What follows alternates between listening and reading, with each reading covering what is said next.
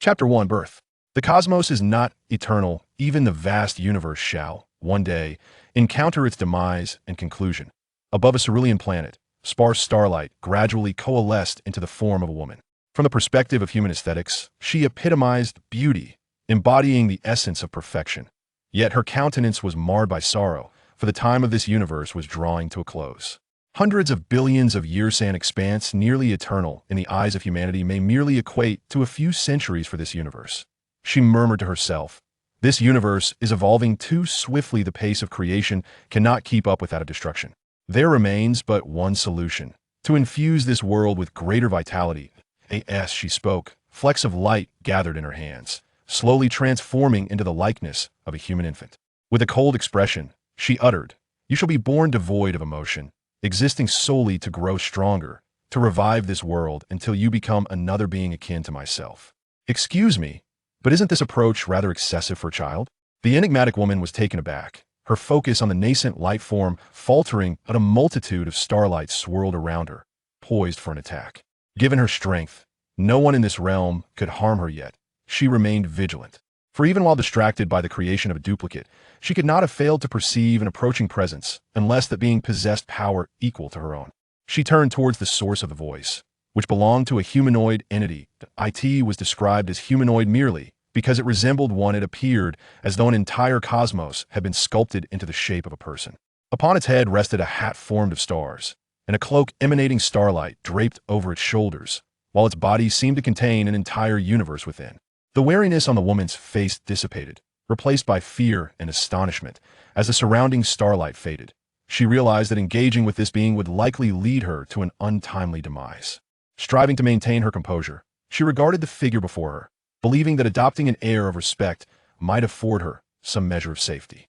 Just as she prepared to speak, the being interjected, "This universe has reached the brink of decay. You are intending to create a promising duplicate, nurturing it to ascend to your own level, thereby granting this universe new opportunities." The woman did not refute, replying, "Indeed, for I possess no surplus power to forge a duplicate of my own caliber. Now, I can only base this creation on the most potent and creative species within the universe, allowing it to evolve into a being akin to myself, thus ushering in new prospects for this cosmos." The mysterious figure remarked, "By the standards of cosmic consciousness, you are indeed competent." Yes, this enigmatic woman was in truth the embodiment of the will of this universe. To declare her the strongest being within it would not be an exaggeration. But from a mother's perspective, it is utterly inadequate, he remarked. "You must understand, if you were to create a being capable of growth, one that inherits a fragment of your power, it would be no different from your own flesh and blood. Erasing its emotions would render it forever incapable of integrating into the realm of humanity, inevitably steering it away from the outcomes you desire."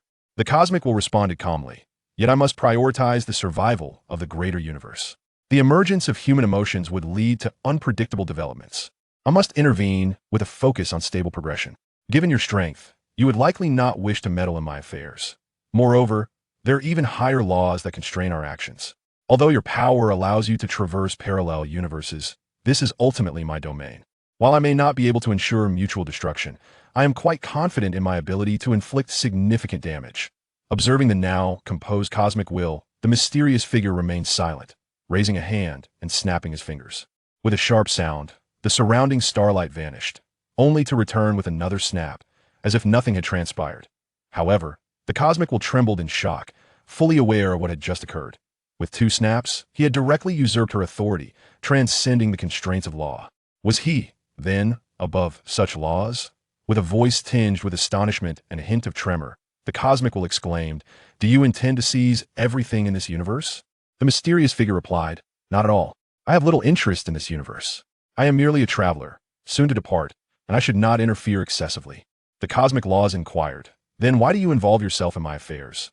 The mysterious figure responded, "If I must confess, I find myself more intrigued by the unborn child. We share many similarities, prompting me to offer some suggestions. Though I realize I shouldn't intervene too much, I cannot resist my penchant for meddling." Ha ha ha! As the laughter faded, the mysterious figure's form gradually diminished, blending into the starlit expanse, leaving only the manifestation of the cosmic while gazing at the luminous sphere yet to be infused with consciousness. Suggestions? Similarities abound. It seems I have underestimated this child. the cosmic will remarked calmly. Suddenly, she broke into laughter, declaring, "This suggestion may indeed hold merit. Let this child retain its humanity and experience the full spectrum of emotions in the world of humans. Before that, I shall bless you in the name of the universe and bestow upon you a name." On the outskirts of a small town, two figures approached, drawn by the sound of weeping, an elderly man and woman. The old man said to the woman, "The cries seem to be coming from here. Do you sense where they originate?" The woman replied with mild irritation, "Look at you, so anxious. You weren't this hurried when our granddaughter was born. I was the one who chose her name." The elderly man hastily changed the subject, saying, "We are in the wilderness, near the soul beast forest, and there's the sound of a child crying. With my cultivation level, I deduce this cannot be a mere imitation by a soul beast. It must be the voice of a human child." The old woman suddenly interjected, "Stop. I have pinpointed the exact location. It's surprisingly distant. That child cries quite loudly." The two of them ventured deeper into the forest and eventually located the source of the cries, a human infant. They hurriedly approached and cradled the baby, who was wrapped in a tattered cloth. The old woman, filled with concern, exclaimed, "Who would abandon an infant in the forest? It's so perilous." The elderly man surveyed the surroundings for any signs of other people, and the old woman suggested, "It is no solution for him to be left here. We should take him back to the village." The elderly man replied, "It seems we have no other choice. Let's take him back to the village for now. Perhaps I should name him. What shall we call him?" The old woman retorted, "Forget it. You have no talent for naming. Besides, this child already has a name. Look." The elderly man glanced over to see a deep blue stone lying nearby, inscribed with the characters Tang Feng. The elderly man chuckled. "It appears that bestowing names is not destined for me after all. Very well." He then smiled at Tang Feng and said, "Welcome to this world, little one." Chapter 2. Yearning for the Sky. 6 years later, in the home of the village chief in Tianhun town. Am I dreaming again? And once more, it is this dream. A boy's voice echoed through the void as he walked into the darkness ahead. Everything around him seemed stagnant, yet this dreaming child understood what he was meant to do. Since the age of 5, he had been experiencing the same dream almost daily. The setting remained unchanged, yet the dream appeared to be evolving. Recently, the boy felt that this interminable dream might finally be reaching its conclusion. In the darkness, he glanced around as if searching for something. Suddenly, a white light appeared before him. The boy dashed towards this light, which had only manifested in recent months. He believed this point was intricately connected to his dream. Previously, whenever he approached the light, he would awaken, but he had also noticed that each time he dreamt, he found himself closer to it. "This time, I shall grasp you firmly," the boy declared with confidence. Just as he was about to seize the light, he heard a familiar voice call out, "Feng Ge, Feng Ge, I'll linger." The momentary pause caused him to miss the chance to capture the light, and the dark world shattered, pulling him back to reality. With a soft poof, Tang Feng awoke amidst his own cries. He grumbled, "Linger, must you wake me in such a way?" Looking down, he found a beautiful and adorable girl resting on his stomach.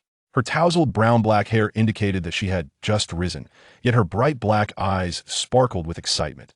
Linger gleefully remarked, "There was no other way, Brother Feng. Your physical constitution is so robust that I could not awaken you by any conventional means. You have no idea that I've been pushing you for several minutes already." Tang Feng replied with a hint of exasperation, "But did you really need to leap up and kick me in the stomach? Ouch, that hurts. By the way, I am astonished that you managed to rise earlier than I did." As he gazed at the sun, just beginning to crest the horizon, he expressed his wonder. Linger, still smiling, responded, "Brother Feng, have you forgotten that we are already 6 years old? It is the day of our soul awakening. How could I not be excited?" Tang Feng suddenly sat upright, exclaiming, "I cannot believe I let such an important matter slip my mind. I must finish my chores first." He swiftly washed, dressed, and dashed out the door. Watching him rush out, Linger sighed. He truly is a workaholic. This planet is known as Douluo Star, and the town where Tang Feng resides is more accurately referred to as Tianhun Village. In the world of Douluo, every individual awakens a power known as a martial soul, which can manifest as any object, animal, or even a part of oneself. However, the martial soul itself is not of primary importance. Rather, it is the soul power that awakens simultaneously with the martial soul that truly matters. Without soul power, even the most extraordinary martial soul is rendered useless. Yet, if one possesses soul power, even a seemingly trivial martial soul, such as a blade of grass, holds the potential for strength. Such individuals are known as soul masters. It remains a mystery why a person's martial soul typically awakens at the age of 6, and no explanation has yet been found. With the advancement of soul-guided technology, the role of soul masters has diminished significantly. Nearly 90,000 years have passed since humanity began using soul-guided devices for interstellar colonization. Today, even an ordinary person can rival a typical soul master through the use of mechas or soul-guided devices. Nonetheless, it is undeniable that soul masters remain unique entities. Powerful soul masters are highly sought after, providing opportunities for those living on the ground too. Ascend to greatness. Grandpa Yi, Grandma Ling, I have arrived. Tang Chunfeng called out as he approached. Grandpa Yi smiled and said, Chunfeng, why are you here so early? The sun has only just begun to rise. Tang Chunfeng replied, Today is the day of our soul awakening, and I expect it to arrive by this afternoon. I want to finish my chores first before attending to the awakening. Grandpa Yi chuckled softly. You really do not need to help us. So much you owe us nothing. How can you say that? If it weren't for the village chief and grandma bringing me back, I might have been devoured by a soul beast. Tang Chunfeng held a natural fondness for these two. It was they who, upon hearing his cries, ventured into the dangerous forest to rescue him, adopting him as their own and recognizing him as their god-grandson. Grandma Ling approached and affectionately ruffled Tang Chunfeng's hair, saying, Little Chunfeng has truly become more handsome I thought so when you were a child, and now it seems my judgment was entirely correct. If you hadn't grown so quickly, I would have eagerly arranged a betrothal between you and Linger. Grandma Ling often expressed such sentiments, especially since they were not biologically related siblings. Tang Chunfeng responded with a wry smile, but I have always regarded Linger as a sister, and it doesn't seem quite fitting for me to stand beside her. Yi Hongling was the beloved granddaughter of village Chief Yi and Grandma Ling ever since they had taken Tang Chunfeng as their god-grandson. The two had grown up together as childhood companions. However, Tang Chunfeng was not like ordinary children. Typically, girls mature faster, yet he had grown at an exceptional rate by the age of 6. He had already reached a height of 1.4 meters, while Yi Hongling, who stood just over a meter tall, appeared to be at least 4 years younger. Grandma Ling, smiling beside him, remarked, as long as you genuinely like her, height is no issue after all. You will both grow. If you don't arrange a betrothal now, you can always do so later. Tell me, how do you truly feel about Linger? Upon hearing this, a faint blush crept across Tang Chunfeng's handsome yet slightly youthful face as he replied, I think Yi Hongling is very beautiful and adorable, especially when she calls me Brother Phone while following behind me, that I really want to hold her close, but I truly see Linger as a sister. That moment, Grandma Ling wore a knowing smile, teasingly saying, I understand. You may not express it now, but there will surely be opportunities in the future, and I will assist you. Tang Chunfeng's blush deepened, and he quickly excused himself, saying, I'll go do some work now.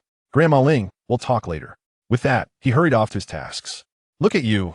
You've frightened the child. Village chief, he remarked with a hint of annoyance. Grandma Ling retorted somewhat crossly, What's wrong? Chunfeng is merely shy. By the way, today is the day for Chunfeng and Linger's martial soul awakening. Given our past strength, Linger will surely do well. But if Chunfeng awakens a powerful martial soul, who knows, they might become an extraordinary pair of masters, perhaps. Fulfilling our wishes, yes, she spoke. Grandma Ling's voice gradually trailed off, seemingly recalling some bittersweet memories. Village chief, he quickly interjected, the youth have their own paths to choose. If the children can indeed become unparalleled talents, I would gladly impart all my knowledge to them. That moment, Tang Chunfeng was laboring away. Since he could remember, he had noticed that he seemed to consume far more than others while a typical lunch sufficed for 3. He needed 3 times that to feel full. Perhaps due to his substantial appetite, he also possessed great strength at the age of 5. He had once lifted a stone mill weighing over 500 kilograms. The villagers remarked that he was both extraordinarily handsome and remarkably strong, undoubtedly a prodigious talent in cultivation. However, at present, he is not engaged in cultivation. Rather, he has devoted all his strength to assisting others.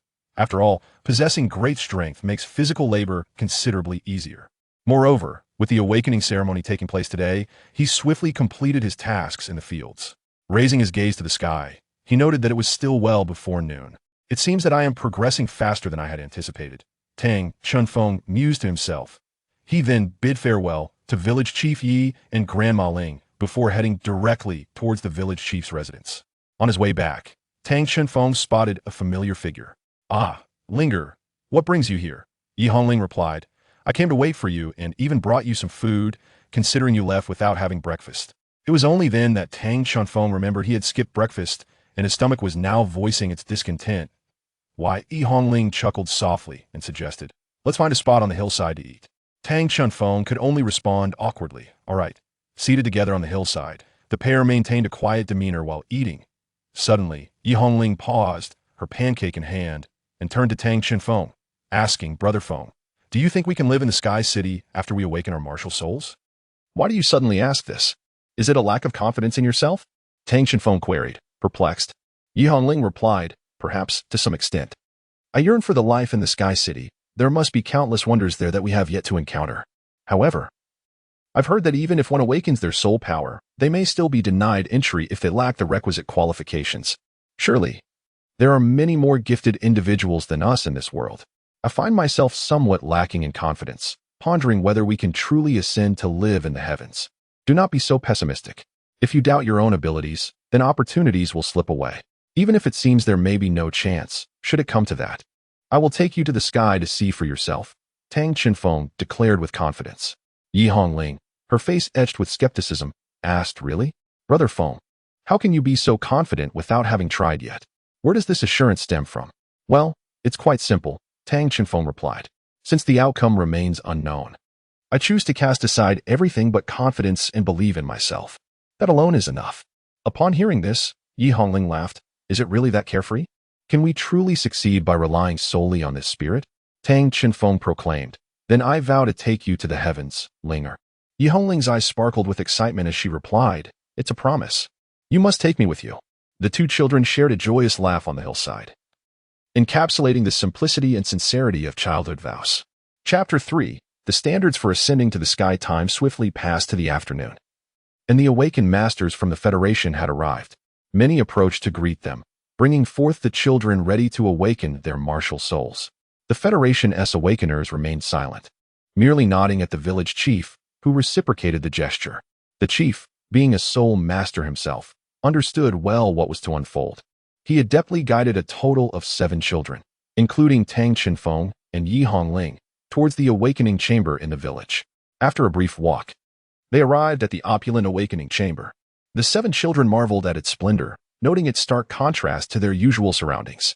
The vicinity of the awakening chamber was strictly regulated. Only those needing to awaken their martial souls and the Federation's professional awakeners were permitted entry. Standing before the grand entrance of the awakening chamber, the awakener halted, removing his mask and hat. Addressing the 7 children, he introduced himself. I am Halfan, a member of the 33 Battle Soul clan. I will oversee your martial soul awakening ceremony. When you enter through the chamber's door, you will encounter various phenomena. Do not panic. Should anything go awry, the repercussions will be yours to bear. As he spoke, he positioned himself before the doorway, raising his hands slowly. 3 soul rings emerged from beneath his feet, 2 yellow 100-year rings and 1 purple 1000-year ring, surrounding him with an air of authority. Subsequently, the 3 rings detached from him and affixed themselves to the grand entrance of the awakening chamber. With a thunderous sound, the engraved spirit guide array on the door glowed, and the entrance swung open. Halfan urged them, quickly, enter. The 7 children rushed inside, and as they did, darkness enveloped them, plunging them into an abyss of shadow. Suddenly, an ancient voice resonated in their ears, proclaiming, Tens of thousands of years ago, our ancestors lived upon the earth, not unlike you who stand here today. Amidst the encroaching darkness, a colossal silhouette emerged, casting the projection of Douluo star. The ancient voice reverberated once more. In time, the population of Douluo star surged, and the expansion of administrative planets came to a standstill. The living space on the surface dwindled, intensifying human conflict. As the world teetered on the brink of irreversible chaos, a prodigy emerged, a brilliant mind who would eventually govern the Douluo Federation. Defying the odds, he demonstrated to the world the feasibility of constructing cities in the skies, based on the unique alloys and the surface of the planet. 2 centuries later, the first piece of the Sky City was completed. As the ages progressed, the Sky City grew immensely, becoming a haven for extraordinary talents. Those born within its realm, if they prove themselves to be geniuses equal to those who grace the skies, shall earn their right to ascend. As the voice and light faded, 7 children found themselves within the awakening chamber. Halfan stood before them and declared, This is the origin of the Sky City in the modern history of the Douluo Federation. You have heard that the Sky City is a world brimming with genius. If you aspire to enter this realm, you must demonstrate that you are talents of equal caliber. Of course, it may still be a touch premature for you to contemplate entering the Sky City. Should you awaken your soul power, and strive to surpass level 20 before adulthood. The possibility of stepping into the Sky City becomes attainable. However, Halfon added suddenly, this is contingent upon whether you truly possess soul power. Now that you have grasped the necessary knowledge, we may commence the awakening ritual. With that, Halfon gestured towards a child to his right and instructed, we shall begin with him, proceeding sequentially. No matter what unimaginable phenomena you may witness, remain calm. It was evident that this warning did little to dampen the children's eager spirits. The first child approached, excitement evident upon his visage. Halfon urged, be sure to fully embrace the transformations within your body. As he spoke, his eyes gleamed, and his form began to expand. Yellow first sprouted from his body, gradually morphing into the silhouette of a colossal bear, accompanied by the emergence of 3 soul rings. 2 spectral animal images gradually materialized upon the soul rings. The 2 yellow 100-year soul rings house the image of a giant tortoise, approximately 1 meter in length, exuding a sense of gentle harmlessness, yet conveying an impression of formidable sturdiness. In stark contrast, the single purple 1,000-year soul ring showcased a robust black bear, standing at an imposing height of around 3 meters. The child who had just approached Halfon visibly trembled in fear. Halfon elucidated, this is a soul spirit. While soul beasts are not entirely absent, most individuals opt to rely on soul spirits to obtain their soul rings. After all, compared to traditional methods of acquiring soul rings, soul spirits offer a far more convenient alternative. Should you become soul masters in the future, I highly recommend this approach. The awakening ceremony now commences. As Halfon spoke, a wisp of white energy emanated from his being. This was his soul power. The soul power coiled around the boy, gradually lifting him off the ground until he hovered in midair. Subsequently, a phantom appeared in the boy's hand, resembling an exceedingly ordinary dagger. A dagger, you say? Halfon remarked. A dagger possesses offensive capabilities, and with soul power, it can certainly be cultivated. Let us ascertain whether you possess soul power. As he spoke, a silver orb floated beside him, its sides illuminated by a halo, cradling the orb as it levitated before the boy. This is a soul power testing device. Simply place your hand upon it, and we shall discover if you possess any soul power, Halfon stated with a calm demeanor. The boy placed his hand on the device, which emitted a bright light before quickly dimming, revealing a display that read 0. Halfon sighed, without soul power? No matter the martial spirit, it amounts to naught. You may descend and wait. With that, the boy hovering in the air was gently returned to his original position. All right. Next, Halfon declared, pulling another child forward. While no one thus far had awakened soul power, Tang Qinfeng and Yi Hongling had observed the diversity of martial spirits. Aside from the boy with the dagger, the other 4 children possessed peculiar martial spirits, including a rake, a stick, a cleaver, and even a spoon. Yet all were devoid of soul power. Halfon's expression grew increasingly grim. If no one awakens soul power, this town, which carries such great expectations, may never see glory again. Next, Halfon said, directing his gaze towards Yi Hongling. Yes, it was finally her turn, followed by Tang Qinfeng. However, at that moment, Yi Hongling appeared hesitant, reluctant to step forward. Tang Qinfeng noticed her trepidation. She feared the possibility of lacking soul power, afraid that she might fail before even beginning the race. Tang Qinfeng gently patted her shoulder and said, do not be afraid, relax. Remember what I told you? Do not overthink it. How can you know the outcome without first trying? Upon hearing these words, Yi Hongling took a deep breath and replied, Brother Feng, you are right. Regardless of the outcome, I will give it my all and strive to get closer. With that, Yi Hongling stepped onto the awakening platform. Chapter 4. A Genius. An oddity if I recall correctly. You are the granddaughter of the village chief, and the only child here whose elder is a soul master. I hold high hopes for you. To my surprise, Halfon, who usually refrained from speaking, took the initiative to address Yi Hongling this time. Yi Hongling responded, I understand. Master, please begin. Halfon did not say more and commenced the awakening ritual. White soul power slowly enveloped Yi Hongling, lifting her gently into the air. At that moment, Yi Hongling felt warmth throughout her body, akin to lying on the grass basking in the sun. Suddenly, Yi Hongling sensed something within her, as if something was about to emerge, drawing forth her soul power. Following this sensation, she slowly raised her hands, forming a heart-cradling gesture. From a third-person perspective, one would observe Yi Hongling's eyes gradually transforming to a vibrant green, even a small tuft of hair on her forehead shifting to the same hue. In her hands, a verdant sapling appeared, growing in tandem with her own transformation. Gradually, the sapling grew into a small tree, reaching Yi Hongling's height. Her eyes and hair had entirely transformed into a deep green. The children watching below felt an invigorating aura emanating from her, one that was immensely comforting. Hao Fan, however, was rendered speechless, astonished by the palpable vitality radiating from this child, not merely a sensation but a tangible presence, exuding a pure life force that was intensifying. While Hao Fan marveled, the small tree in Yi Hongling's hands, rather, her martial spirit, had grown to 3 meters tall, exuding a rich vitality. Everyone present was enraptured, unable to tear themselves away from the spectacle.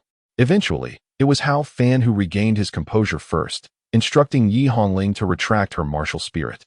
After a moment of silence in the awakening room, Yi Hongling broke the stillness, asking, "Master, what exactly is my martial spirit? From your reactions, it must be extraordinary, right?" Hao Fan replied, astonished, "You possess an ultimate martial spirit. Such an exuberance of vitality is certainly beyond the reach of ordinary martial spirits." Yi Hongling exclaimed, "Really? Is my awakening truly a remarkable martial spirit?" Hao Fan, after calming his emotions, remarked, "Indeed, this is an exceptionally powerful and extraordinary martial soul. I shall reveal the remainder shortly. For now, let us ascertain the extent of your soul power. Possessing such a remarkable martial soul undoubtedly implies the presence of innate soul power." Following this, the previous soul power testing device soared back and hovered before Yi Hongling. She extended her hand and pressed it against the device, which emitted a dazzling radiance. Unlike before, however, this light did not fade immediately but continued to shine brightly. For the first time, the screen displayed a number beyond 0, beginning with a 1, then progressing to 2, 3, 4, and eventually stopping at 10. Hao Fan beamed with satisfaction, exclaiming, "Indeed, it is as I suspected. Not only have you manifested soul power, but you possess innate full soul power." Confused, Yi Hongling inquired, "What does innate full soul power signify?" Hao Fan elaborated, "When an individual generates soul power, it typically ranges from level 1 to 10, with level 10 representing the pinnacle of initial soul power manifestation. To further enhance beyond this point, one must acquire soul rings, indicating that your starting point is significantly elevated compared to the average person. I, for instance, possess only level 2 soul power." "Ah. But we must also assess your mental power. According to regulations, only those with innate soul power are eligible for this test." With that, Hao Fan retrieved a silver spherical testing device that resembled the previous soul power tester, albeit it appeared non-flying. It merely required holding both ends with one's hands.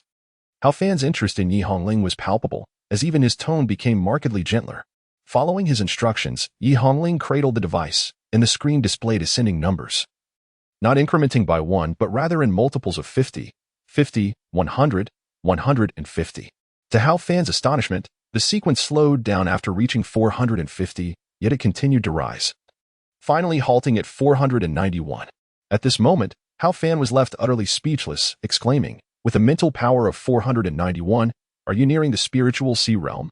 Yi Hongling, puzzled, asked, "Master, what exactly is the function of mental power?" Hao Fan clarified, "Mental power denotes the strength of one's spiritual awareness and can be categorized into realms such as spiritual origin, spiritual communication, spiritual sea, spiritual abyss, spiritual domain, and divine origin. In contemporary times, a higher level of mental power is required to absorb spirit beings.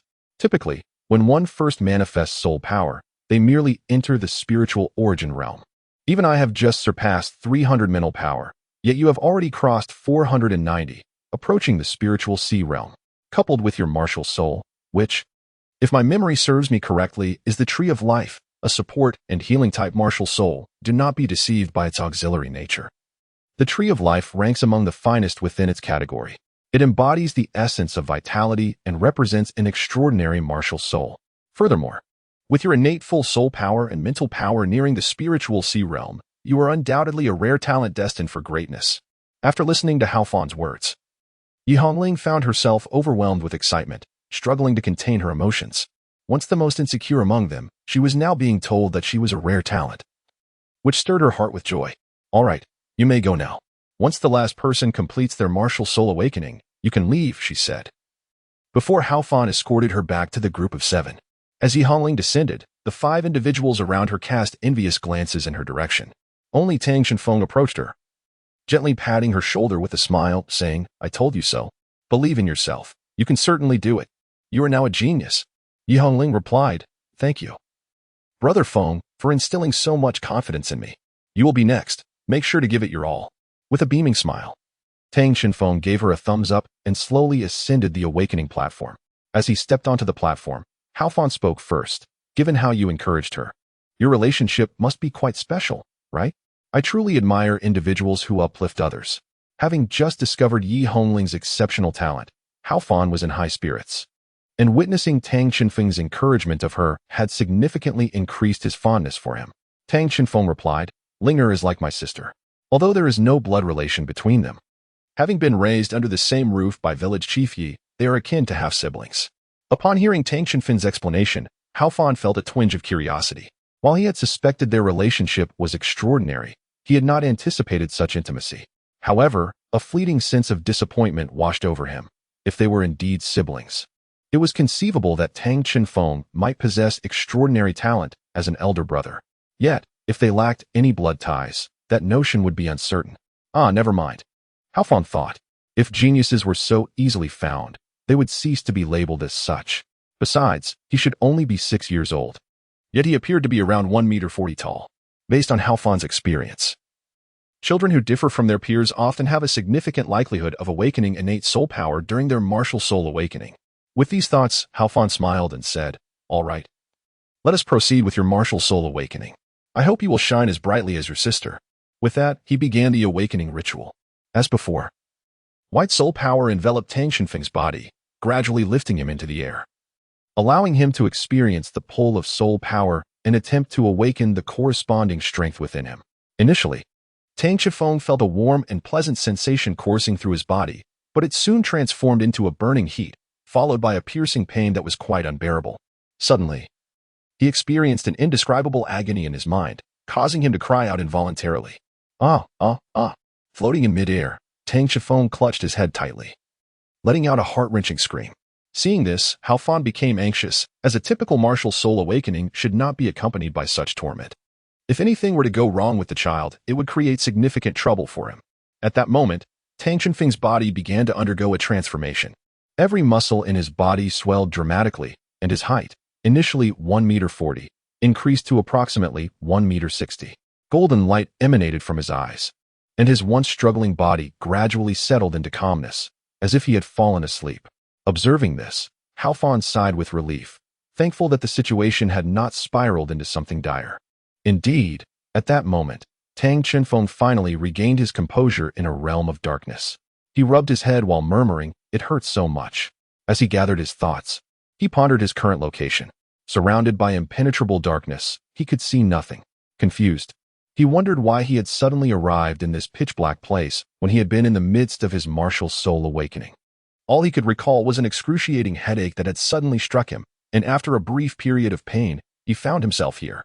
Observing his surroundings, he felt an unsettling familiarity, yet everything remained shrouded in obscurity. Tang Shenfeng tapped his forehead, suddenly recalling that this was precisely the dream he often experienced. How could it manifest here so unexpectedly? Pondering for a while without arriving at a conclusion, he resolved that since he was in that dream, he might as well follow the previous sequence. Perhaps he would uncover some truths. With this thought, Tang Shenfeng set his motion in motion. He adeptly retraced the steps he had taken before and, indeed, beheld the luminous orb that had slipped from his grasp due to Yi Hongling's flying kick. "This time, I shall seize you without fail," he mused, and with a sudden lunge, he captured the orb. Yet, before he could revel in his triumph, a sound reminiscent of shattering reached his ears. "Oh no," Tang Shenfeng thought anxiously. "Could it be that I have crushed it?" Slowly, he opened his palm to reveal the orb, which resembled a stunning crystal ball. Inside, a silvery vortex twirled, exuding an enchanting beauty.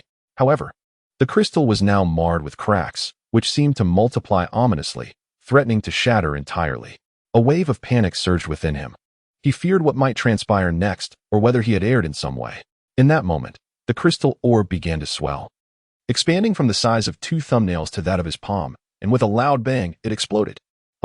Tang Shenfeng gasped, instinctively shutting his eyes. But when he reopened them, he was met with a startling sight, though this time it was one of awe. Following the explosion, the silvery vortex remained, unbound and rapidly expanding, growing larger and brighter. To Tang Shenfeng's astonishment, the vortex transformed, resembling a galaxy. Soon, the radiant light enveloped him, rendering it difficult to keep his eyes open. When he finally managed to open them again, he found himself amidst not only darkness, but a vast expanse of twinkling stars. In that moment, Tang Shifeng felt as though he were adrift in the cosmos, his heart filled with a singular thought: how breathtakingly beautiful this place is. Just as he was lost in admiration, a gentle feminine voice wafted from behind him. Isn't it lovely? Perhaps it will grow even more splendid in time. Startled, he turned to see a hazy figure before him, discernibly that of a woman. She had raised a hand, extending a finger to lightly touch his forehead, and softly said, "Let this be for now.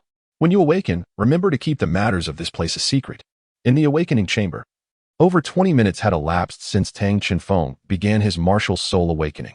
At this moment, Hao Fan continued to sustain the output of soul power.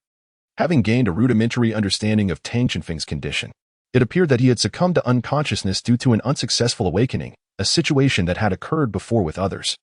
During such instances, it was crucial to maintain the soul power tether until the individual regained consciousness. Yet, over 20 minutes had passed. Hao Fan is now concerned about how much longer he can endure before Tang Chenfeng awakens. Otherwise, his soul power may be completely depleted. At that moment, Tang Chenfeng's body finally began to stir. The brilliance radiating from his eyes was drawn back within, and his movements grew increasingly vigorous until he finally opened his eyes and regained consciousness. Upon witnessing this, Hao Fan let out a sigh of relief and gently set him down. At this juncture, Tang Chenfeng appeared somewhat dazed. The recent events felt like a vivid dream, yet astonishingly real. He had yet to process everything that had transpired, leaving his mind in a state of confusion. Noticing his bewilderment, Hao Fan placed a reassuring hand on his shoulder. Tang Chenfeng rubbed his head and fully awakened, then inquired of Hao Fan, "Master, has my martial soul awakening concluded? What is my martial soul, and do I possess soul power?" With a hint of exasperation, Hao Fan responded, "Yes, it has concluded, although it was somewhat tumultuous. At least you are safe. As for your martial soul, it should be a corporeal martial soul. We will ascertain your soul power shortly." Upon hearing the term corporeal martial soul, Tang Chenfeng's face reflected a look of confusion, indicating his lack of understanding of what it entailed. Hao Fan, perceiving his bewilderment, elaborated. In general, martial souls are broadly categorized into two types. One type is the weapon martial soul, like those of the children accompanying you, all of whom possess weapon martial souls. The other type is the beast martial soul, akin to mine, which embodies an animal. However, there exists a rather unique category known as the corporeal martial soul. As the name suggests, it derives from a part of one's own body, and that portion of the body becomes exceptionally powerful, representing a particularly rare existence. So, it is indeed a formidable martial soul, Tang Chenfeng exclaimed with excitement. Hao Fan replied, "You could say that. If you possess soul power, you may very well become a powerhouse in the future. Now, we are about to begin testing your soul power. Are you prepared?" With that, he produced the soul power testing instrument. Tang Chenfeng, filled with anticipation, placed his hand on the testing device. "Just one more release of your martial soul," Hao Fan instructed. Upon hearing this, Tang Chenfeng unleashed his martial soul, and immediately, his muscles began to swell, followed by a sudden increase in height. Observing this spectacle, Hao Fan was momentarily taken aback. He had surmised that Tang Chenfeng's martial soul was related to his muscles, hence the explosive muscular growth. However, the elongation of his stature suggested an alteration in his skeletal structure as well, which seemed unrelated to mere muscle enhancement. Could it be that his bones were also part of his martial soul? If so, he might possess a dual martial soul. At that moment, Tang Chenfeng placed his hand upon the soul power testing device, which emitted a bright light and promptly displayed a numerical reading. This confirmed that Tang Chenfeng indeed possessed soul power and could aspire to become a soul master. Excellent. It appears we might have 2 soul masters this year. I wonder what his aptitude will be, Hao Fan mused. Upon glancing at the device again, he was astonished to discover the reading was 10. Another innate full soul power has emerged, Hao Fan exclaimed. Having been a soul awakening master for a decade, he had never witnessed 2 innate full soul powers manifest simultaneously. This further solidified his earlier belief. While primary martial souls were indeed uncommon, they were not necessarily of the highest caliber. The occurrence of innate full soul power was still rare, but if it were a dual martial soul, it would certainly provide an explanation. At this moment, not only was Hao Fan amazed, but Tang Chenfeng also noticed the 10-level soul power displayed on the instrument. His heart surged with excitement. for this indicated that he was a genius who could rival Yi Hongling and had the qualifications to become a soul master. Hao Fan then retracted the soul power testing device and produced a spirit power testing device. Only those with soul power can gauge their spirit power. Now that you qualify, give it a try, he encouraged.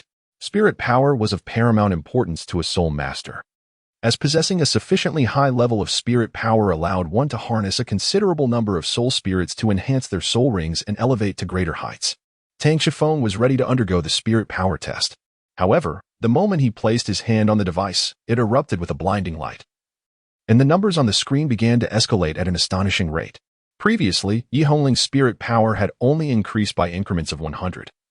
But now the device displayed increments of 500, accelerating at an alarming pace. It swiftly surpassed 3,000, then 4,000, 6,000, and 8,000.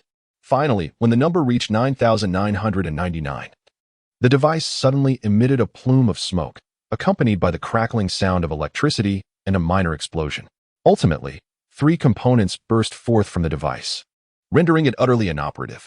Witnessing this outcome, all present were left speechless. The children pondered how the device had so abruptly malfunctioned. Could it have been a fault? Within Hao Fan's heart surged waves of astonishment and disappointment.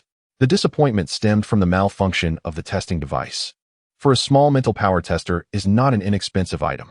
The astonishment, however, arose from the final reading on the device, 9999, a figure that surpassed the realm of Ling Yuan. Many soul masters might spend their entire lives without attaining such a level. And Hao Fan understood that the likelihood of a malfunction was minimal, given that he had only been using the device for less than 3 months. The display of 9,999 indicated that this device could measure no higher, yet it seemed to have exploded due to overexertion. This suggested that Tang Xinfeng's mental power should indeed be even greater. But why such an extraordinary level of mental power? Did his brain possess some unique quality that distinguished him from ordinary individuals? Suddenly, a startling thought pierced through Hao Fan's mind. Though it seemed improbable, it appeared to be the only reasonable explanation in light of the current circumstances. Could the brain also be a martial soul, a Sansheng martial soul? A martial soul of the original body, with innate full soul power and mental strength surpassing the Lingyuan realm. How extraordinary a talent that would be. Truly a prodigy. Chapter 5. The mysterious voice. At present, Hao Fan's mind was a tumult of confusion, yet he endeavored to calm himself and prepared to pose some inquiries to Tang Shifeng. As Hao Fan approached, Tang Shifeng felt a twinge of nervousness, for the device in his hand still emitted wisps of smoke, clearly indicating its expense. Sensing his unease, Hao Fan reassured him, "Do not worry. You shall not be responsible for the cost of the device. What I wish to know now is whether you perceive anything unusual in the world around you." Upon hearing Hao Fan's words, Tang Shifeng exhaled in relief. He glanced around before responding. "It feels as if the world has become remarkably clearer. Whether it be the patterns on the leaves or the textures on the walls of the room, every detail is vividly presented before my eyes. If I look closely, it seems as though there are numerous tiny, colorful specks of light moving through the air. Moreover, Master, there are many yellow light points swirling around you, while around Linger, there are numerous green light points that appear to be rejoicing in our presence. Such keen observation, capable of perceiving even the elemental energies in the air." In Hao Fan's mind, he pondered deeply, convinced that Tang Xinfeng's mental prowess had undoubtedly reached the spirit abyss realm. Otherwise, he would not be able to perceive the elemental energies wielded by himself and others with such clarity. The luminous points surrounding Hao Fan were, in fact, the earth element, an energy his martial soul, the earth demon bear, adeptly controlled. Conversely, the verdant light around Yi Hongling signified the essence of life energy. After a moment of contemplation, Hao Fan addressed Tang Shifeng, stating, "It appears that you, like your sister Shu, are indeed a rare talent, perhaps even more gifted than she. Your martial soul may embody 2 aspects, one being your muscular strength and the other your skeletal integrity. Your physical resilience is exceptionally high, making you well suited for the path of a pure power-type soul master. Furthermore, with such elevated mental capacity, you will encounter no obstacles in absorbing soul spirits, a truly promising prospect." Upon hearing Hao Fan's words, Tang Shifeng felt an overwhelming surge of excitement, for he had never anticipated that he could surpass Linger in innate talent. After addressing his inquiries, Hao Fan led Tang Shifeng down to the awakening platform and announced, "All present have completed their awakening. We shall now close the awakening chamber. Everyone, please exit promptly. The 2 who have awakened their soul power should remain, while the others may return home." As he spoke, He guided everyone out through the chamber's entrance. Once outside, he employed the same method as before to secure the chamber door, locking it with his soul power. As the group emerged, they were approached by village chief Yi, who, with an air of impatience, inquired, "Master, do you foresee any children in the village this year who could become soul masters?" Hao Fan replied with a smile, "Indeed. There are two, both extraordinary talents seldom seen in a century, and they share a significant connection with you, village chief." The chief paused, glancing at the 5 children retracing their steps, and then at the 2 who remained, swiftly understanding the implication. "There are still some matters I cannot yet confirm, village chief. Please, come aside so we may discuss them in detail." With that, Hao Fan and village chief Yi moved to a quieter area to converse. Observing the 2 adults engrossed in discussion, a boy and girl exchanged curious glances, aware that the conversation was not meant for their ears. Yi Hongling whispered, "Brother Feng, what do you think Grandpa and the Master are discussing? They seem increasingly animated." Tang Chenfeng replied, "I am not entirely certain either. It is likely that they are discussing matters concerning us, so we shall wait patiently." Meanwhile, the 2 adults became increasingly animated in their conversation, discussing the innate spirit power of the 2 children, their rare and formidable martial spirits, and their exceptional mental fortitude. Hao Fan's speculations only heightened village chief Yi's excitement. After all, it had been many years since a soul master had emerged from their village. To their astonishment, not only were there 2, but they were both prodigies. "Chief Yi, these children must be nurtured with utmost care. Given their talents, the future holds great promise, and they must eventually be sent to the Soul Master Academy," Hao Fan earnestly stated. However, upon hearing this, a hint of bitterness appeared on the chief's face. "Master, I am well aware of this, but our small town has only one special enrollment slot." Indeed, although Tianhun Town was designated as a town, in reality, it resembled a rather large village. This explained why everyone referred to Yi as the village chief. Furthermore, its remote location, situated near the border between the Sunset Great Forest and the Federation, kept it from garnering much attention. After pondering for a moment, Hao Fan declared, "I will certainly relay this to the higher authorities. With a year remaining before the academy officially opens, I will do everything in my power to ensure these 2 children are sent there, otherwise, it would be an immense loss. By the way, Chief Yi, you are also a soul master, are you not? Before the news arrives, I hope you can teach these 2 children some cultivation methods, allowing them to experience the life of a soul master. Perhaps one day they may soar into the skies." Upon hearing these words, Chief Yi nodded in agreement, and the 2 made their way towards the children. Upon reaching them, Hao Fan said, "Chief Yi, I have other matters to attend to, so I shall take my leave. Please escort the children back." With that, Hao Fan departed. As they watched Hao Fan's figure gradually fade into the distance, the grandfather, grandson, and granddaughter retraced their steps. Along the way, Yi Hongling was the first to inquire, "Grandpa, what were you discussing with the master just now?" The village chief replied, "Naturally, it was about you 2.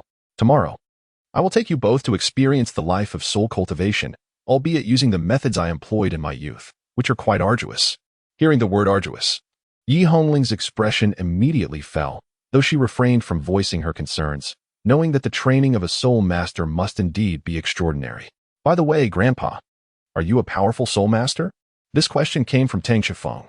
Upon hearing it, a trace of bitterness crossed the village chief's face. "Grandpa is merely an obscure junior. I am not a remarkable figure. Otherwise, I would not be serving as a village chief in such a place." However, a hint of doubt flickered on Tang Chenfeng's face.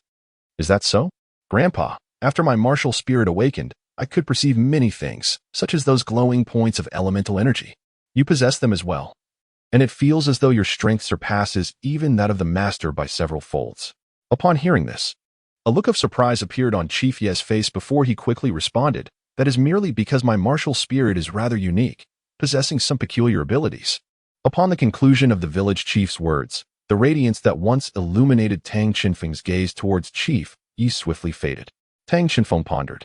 Could it be a rather peculiar martial soul? Indeed, the world is full of wonders. "Oh, by the way, Xiaofeng, there are certain items that should be returned to you after this trip home," the village chief Yi suddenly remarked. Tang Chenfeng, with a bemused expression, inquired, "What is it?" "What are you referring to?" Village chief Yi responded, "It might pertain to the revelations of your lineage. It is a square jade stone, roughly the size of a palm.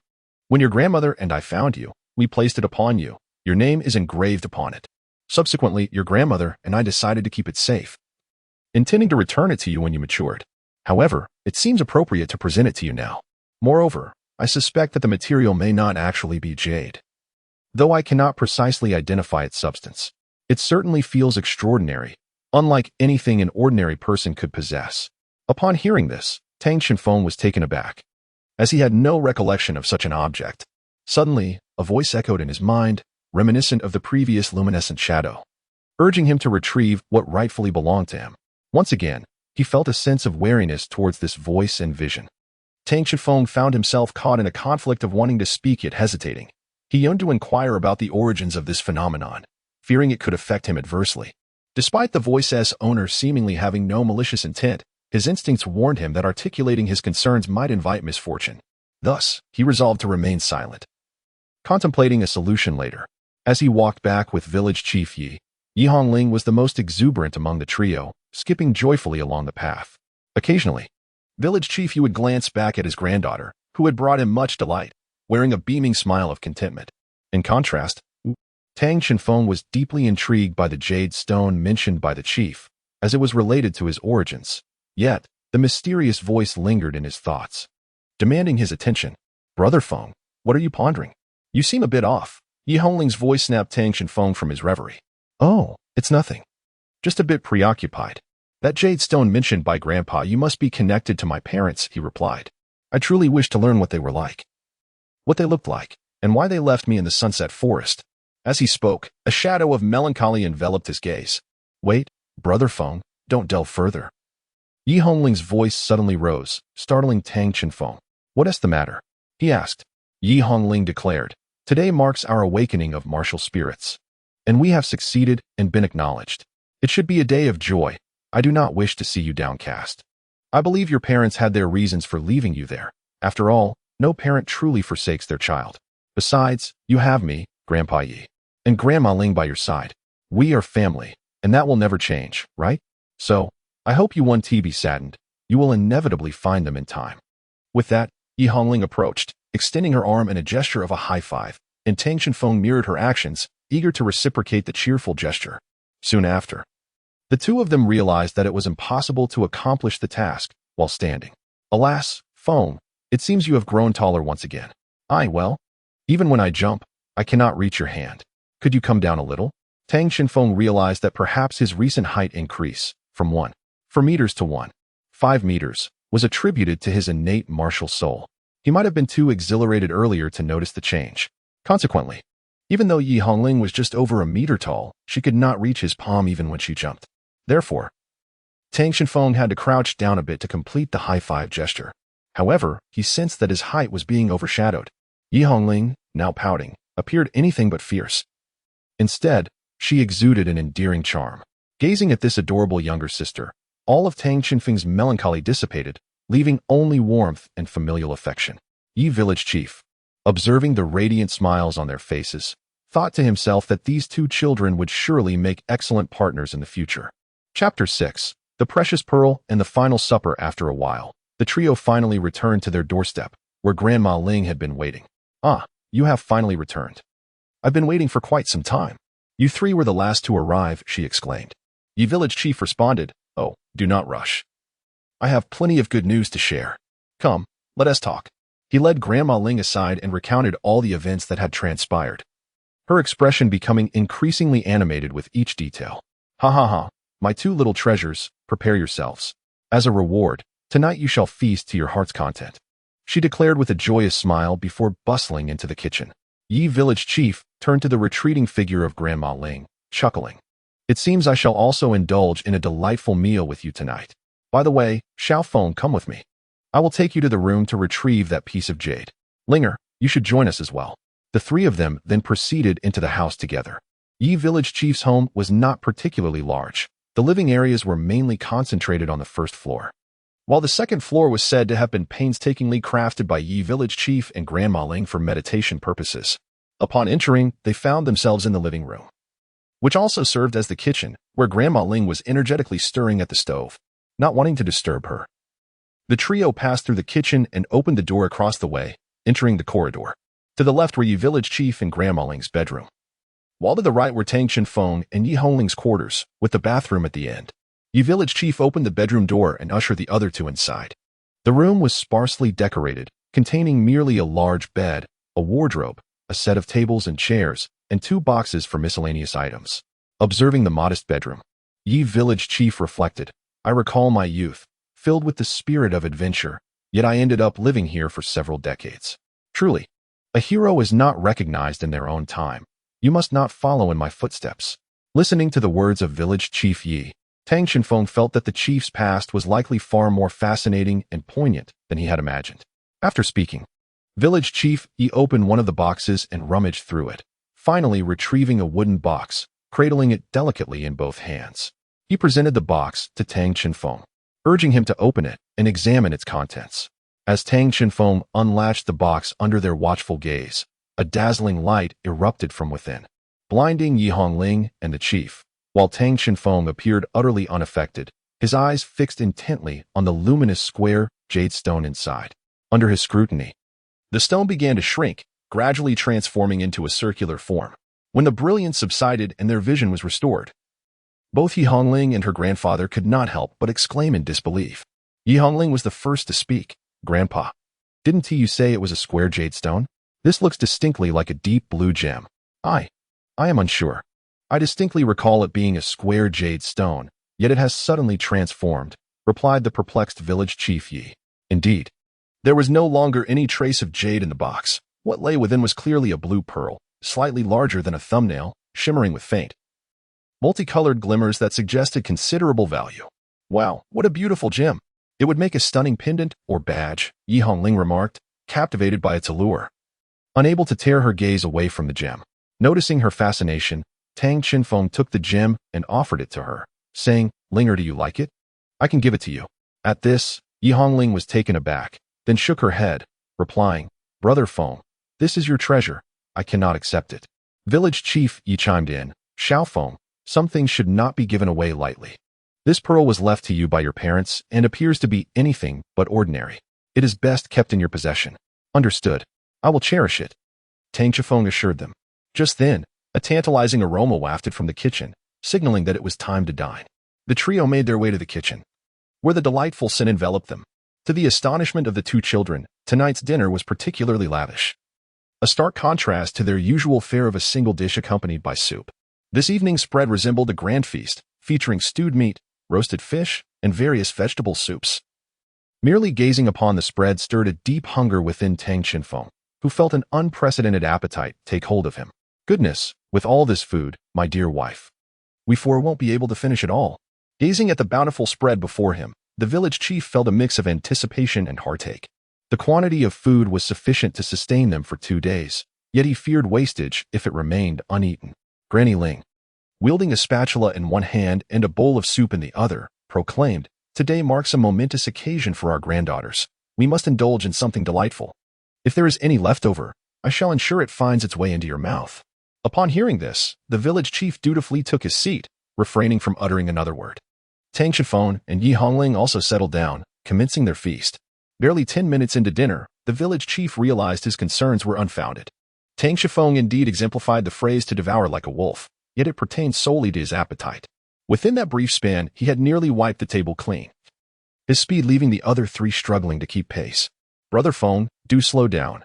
I have yet to satiate my hunger, Yi Hongling exclaimed, still chewing as she reached for more dishes. Otherwise, they would soon be obliterated by Tang Xinfeng. Apologies, Lingo. I don't know why I feel particularly ravenous today. And Granny Ling's cooking is simply irresistible, Tang Xinfeng replied, his hands showing no sign of slowing. That's quite all right. After a sudden growth spurt, you certainly need to replenish your nutrients. However, do ensure to leave some for your sister. Otherwise, her future height may not match yours. Granny Ling chuckled, her eyes twinkling. Meanwhile, the village chief remained quietly absorbed in his meal, seemingly lost in thought. In just over 20 minutes, the bowls on the table appeared as though they had been scrubbed clean, with barely a morsel of bone remaining. Observing the satisfied expressions of the 2, the village chief quipped with a hint of sarcasm, So, is your hunger appeased? If there are any unfulfilled desires, tonight may very well be your last opportunity. Taken aback by his peculiar comment, Tang Xinfeng and Yi Hongling exchanged puzzled glances. What do you mean by last opportunity? They inquired. Granny Ling interjected, Actually, Your grandfather and I have discussed this matter. Given your talents, it is imperative to develop them early. While your starting point is advantageous, complacency is not an option. On the contrary, it is essential for you to commence your journey sooner. Therefore, we have resolved to initiate rigorous training starting tomorrow. At this juncture, Yi Hongling could not suppress her curiosity, asking, Grandpa, Grandma, what does this rigorous training entail? The village chief, with a glint in his eye, responded, to put it simply, while you will continue to have access to nutritious meals for your health, the condition is that you must finish your training and still possess the desire or ability to eat. In essence, this meal you are enjoying is the most accessible feast you will encounter in recent months. Consider it your final supper. Upon hearing this, Tang Shifeng and Yi Hongling simultaneously picked up their bowls and chopsticks, indicating their desire for more. They understood that the elderly couple was not jesting, and thus, they resolved to prolong this final dinner for as long as possible. Chapter 7. So who am I? Tonight is destined to be an interminable night. Following the conclusion of the final supper, both Tang Shifeng and Yi Hongling are enveloped in a palpable sense of anxiety. Although village chief Yi and Grandma Ling typically exhibit kindness and consideration towards others, they are unyielding when the situation demands severity, and they have always upheld their promises. Thus, the dreaded training is undoubtedly imminent. They simply remain unaware of the nature of this looming ordeal. Brother Feng, are you able to sleep? Yi Hongling inquires, her insomnia creeping in. She has already settled into bed yet finds herself restless, her thoughts lingering on the village chief's words and his final expression, which only heightens her alertness.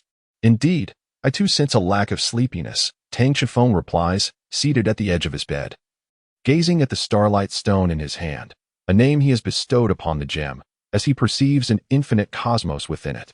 I must endeavor to fall asleep. Otherwise, if I do not rest well, I may not withstand tomorrow's challenges. With a resigned sigh, he extinguishes the light and prepares to lie down. Despite these sentiments, both individuals exhibit no inclination to slumber, and it is only after a considerable period of tossing and turning that they finally drift into sleep. At last, slumber overtakes them. As they gradually sink into the realm of dreams, a soothing sensation envelopes Tang Shifeng. However, he soon senses something awry. Why does he feel so remarkably alert? Slowly opening his eyes, he discovers himself seemingly adrift in a sea of stars, reminiscent of the visions he experienced during his martial soul awakening.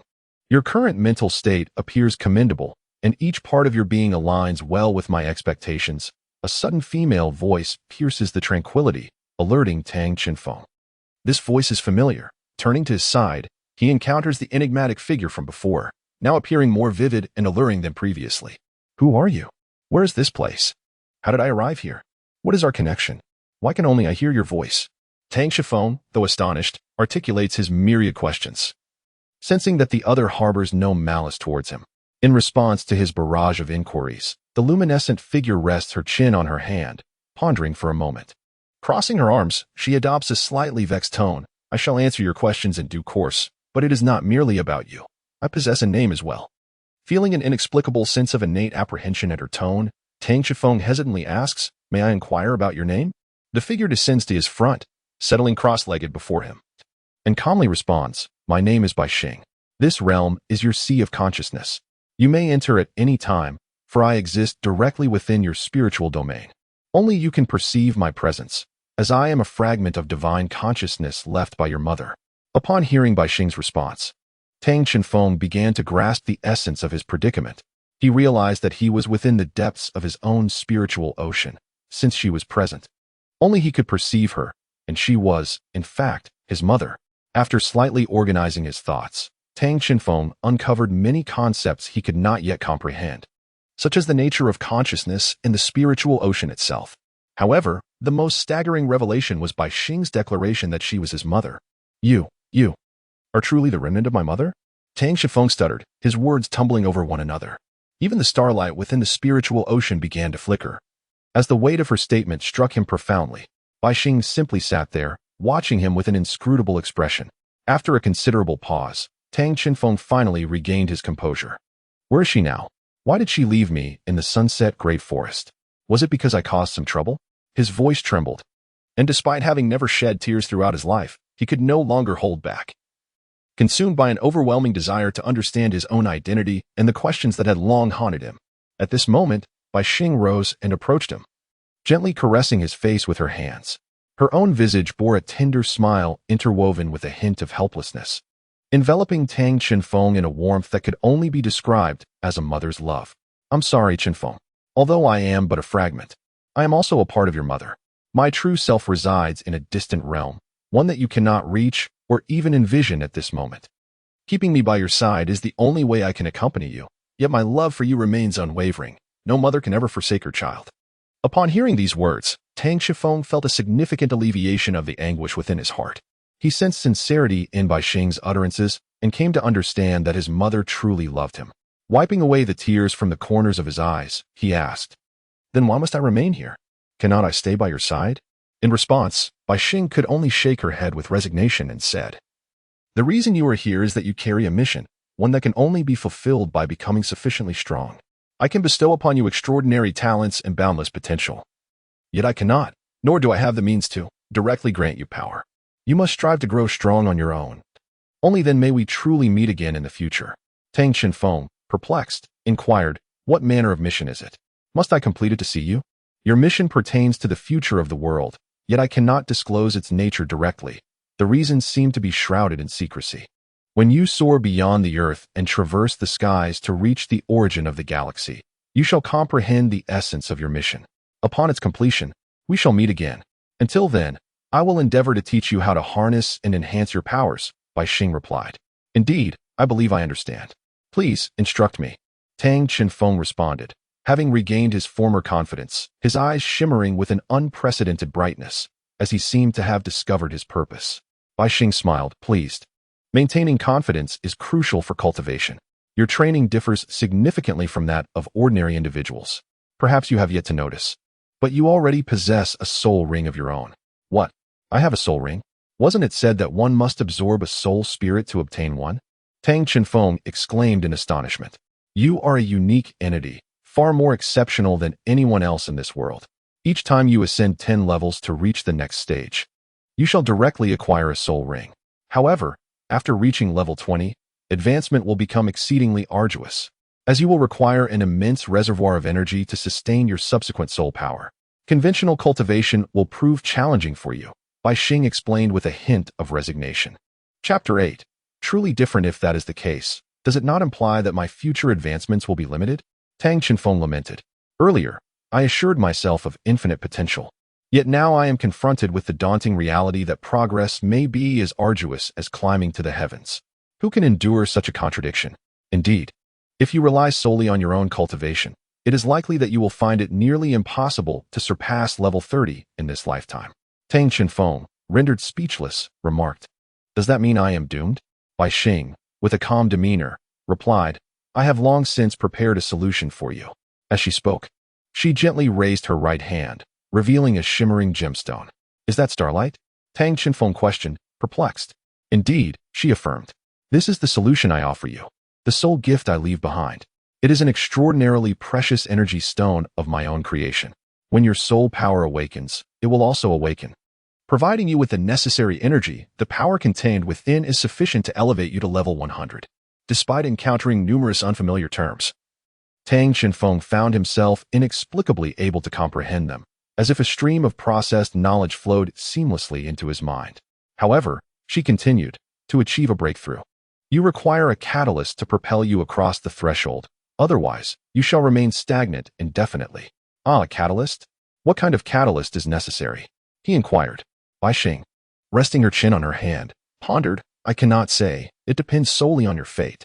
Hearing this, Tang Chenfeng felt dizzy, realizing that the consciousness left by his mother possessed a rather capricious nature. Rest assured, she reassured him, as my child, you are inherently endowed with a domain of fortune. There is no need to fear the absence of opportunity. A domain? What is that? Upon hearing yet another unfamiliar term, Tang Chenfeng was eager to seek enlightenment from Bai Xing, believing it would greatly benefit him. Bai Xing, however, appeared somewhat exasperated as she said, You already possess consciousness, yet you have not grasped these concepts? Allow me to clarify. Tang Chenfeng, obediently nodding, sat attentively, ready to absorb her explanation. First, mental power is categorized into 8 levels: Spirit Origin Realm, Spirit Communication Realm, Spirit Sea Realm, Spirit Abyss Realm, Spirit Domain Realm, and the legendary realms of Divine Origin Realm, Divine King Realm, and Creation Realm. Upon reaching the Spirit Domain Realm, one acquires a domain. However, your domain of fortune is innate. Thus, you should possess a domain skill as well. Currently, you are in the late stage of the Divine Origin Realm, which is uniquely unparalleled throughout the universe. Previously, Tang Xinfeng had heard of mental power from Haofan, and had even speculated that his own mental capacity was astonishingly high. But he was truly astonished to discover just how elevated it was. Tang Xinfeng inquired, "What other domain do I possess?" To which Bai Xing replied, "That is a journey for you to undertake on your own, as I do not possess knowledge of every matter. Furthermore, regarding the domain of fortune, you must maintain utmost confidentiality. It embodies the essence of your auspicious fate, should it linger by your side long enough. It has the potential to transform an ordinary individual into a genius. You should comprehend the adage that a common man is innocent, but bearing treasures can lead to his undoing." Tang Xinfeng suddenly realized that Yi Hongling's extraordinary talent was derived from him. However, at that moment, he was struck by a profound question. Why did he feel so different, as if he no longer belonged to the realm of humanity? "This is because your gift originates from me. My identity may not matter to you, but it is imperative that you keep this a secret. You must not disclose it to anyone, not even to those closest to you or those you trust implicitly. Can you manage that?" Bai Xing's tone shifted from casual to profoundly serious. Tang Xinfeng spoke with unwavering determination. "I swear that everything I hear from now on will remain between us." Upon hearing his resolute vow, Bai Xing's expression softened, and a gentle smile graced her lips as she remarked, "It is divine, indeed. Divine." Observing the astonishment on Tang Xinfeng's face, Bai Xing couldn't help but chuckle. "There's no need to be so anxious. It is just as you imagine. Do not forget the oath you just made." Tang Xinfeng promptly covered his mouth and nodded. "Thus, I am indeed a child of the divine. Which accounts for the mission you speak of." This path is far more extensive than you can imagine." Tang Xinfeng fell into a moment of contemplation before speaking. "To be honest, I have heard too much and still find myself perplexed. However, I remain uncertain about what my true mission is. What I do know is that I must first grow stronger. Therefore, it is best not to dwell on these thoughts for now. I shall focus on becoming formidable before contemplating further. Sister Bai Xing, please guide me on how to cultivate my strength and harness my own abilities." "Indeed," Bai Xing replied, "you have much to ponder, and it is essential for you to absorb this knowledge. Let us begin with the fundamentals of cultivation." "Very well, Sister Bai Xing," he responded. Thus, within the realm of his consciousness, Tang Xinfeng commenced his journey of learning how to cultivate and properly wield his spiritual energy. He also discovered from Bai Xing that his martial spirit was far from ordinary. Typically, a martial spirit embodies a part of one's physical form or a specific organ transformed into a spirit. However, for Tang Xinfeng, every part of his being, every cell, constituted his martial spirit. In essence, his martial spirit was himself. He was, in fact, his own martial spirit. Time slipped away, and before he realized it, he heard a familiar voice calling out to him. Brother Feng, Brother Feng." "Ah, it's Ling he recognized. It seemed that the dreamlike cultivation was drawing to a close. "Do you remember what I have taught you?" Bai Xing inquired. "Rest assured, Sister Bai Xing. I have committed everything to memory." "Await my good news," he assured her. Then, with a sudden jolt, he was met with a familiar sensation. He found himself in the well-known room, on the familiar bed, and faced with Ling and her signature flying kick. Tang Xinfeng felt a profound sense of despair. He truly wished to avoid being awakened in such a manner. Of course, no one would desire to be roused this way. "Linger, how many times must I implore you not to wake me so violently?" he lamented. "It's simply unavoidable if I don't do this. You want to wake up at all, and today you've risen later than usual. Granny Ling is already calling for us," Yi Hongling cheerfully explained. "Oh, I can't believe I overslept. I must hurry." With that, he leapt from the bed and dashed off to wash up. Before long, the two of them had nearly finished their morning routines and entered the kitchen. Today's breakfast was extraordinarily lavish, reminiscent of last night's dinner. Yet they understood that such indulgence was not without consequence. They were aware that this meal would precede a grueling training session. After swiftly consuming their breakfast, they approached the doorway where Yi Village Chief awaited them. Chapter 8.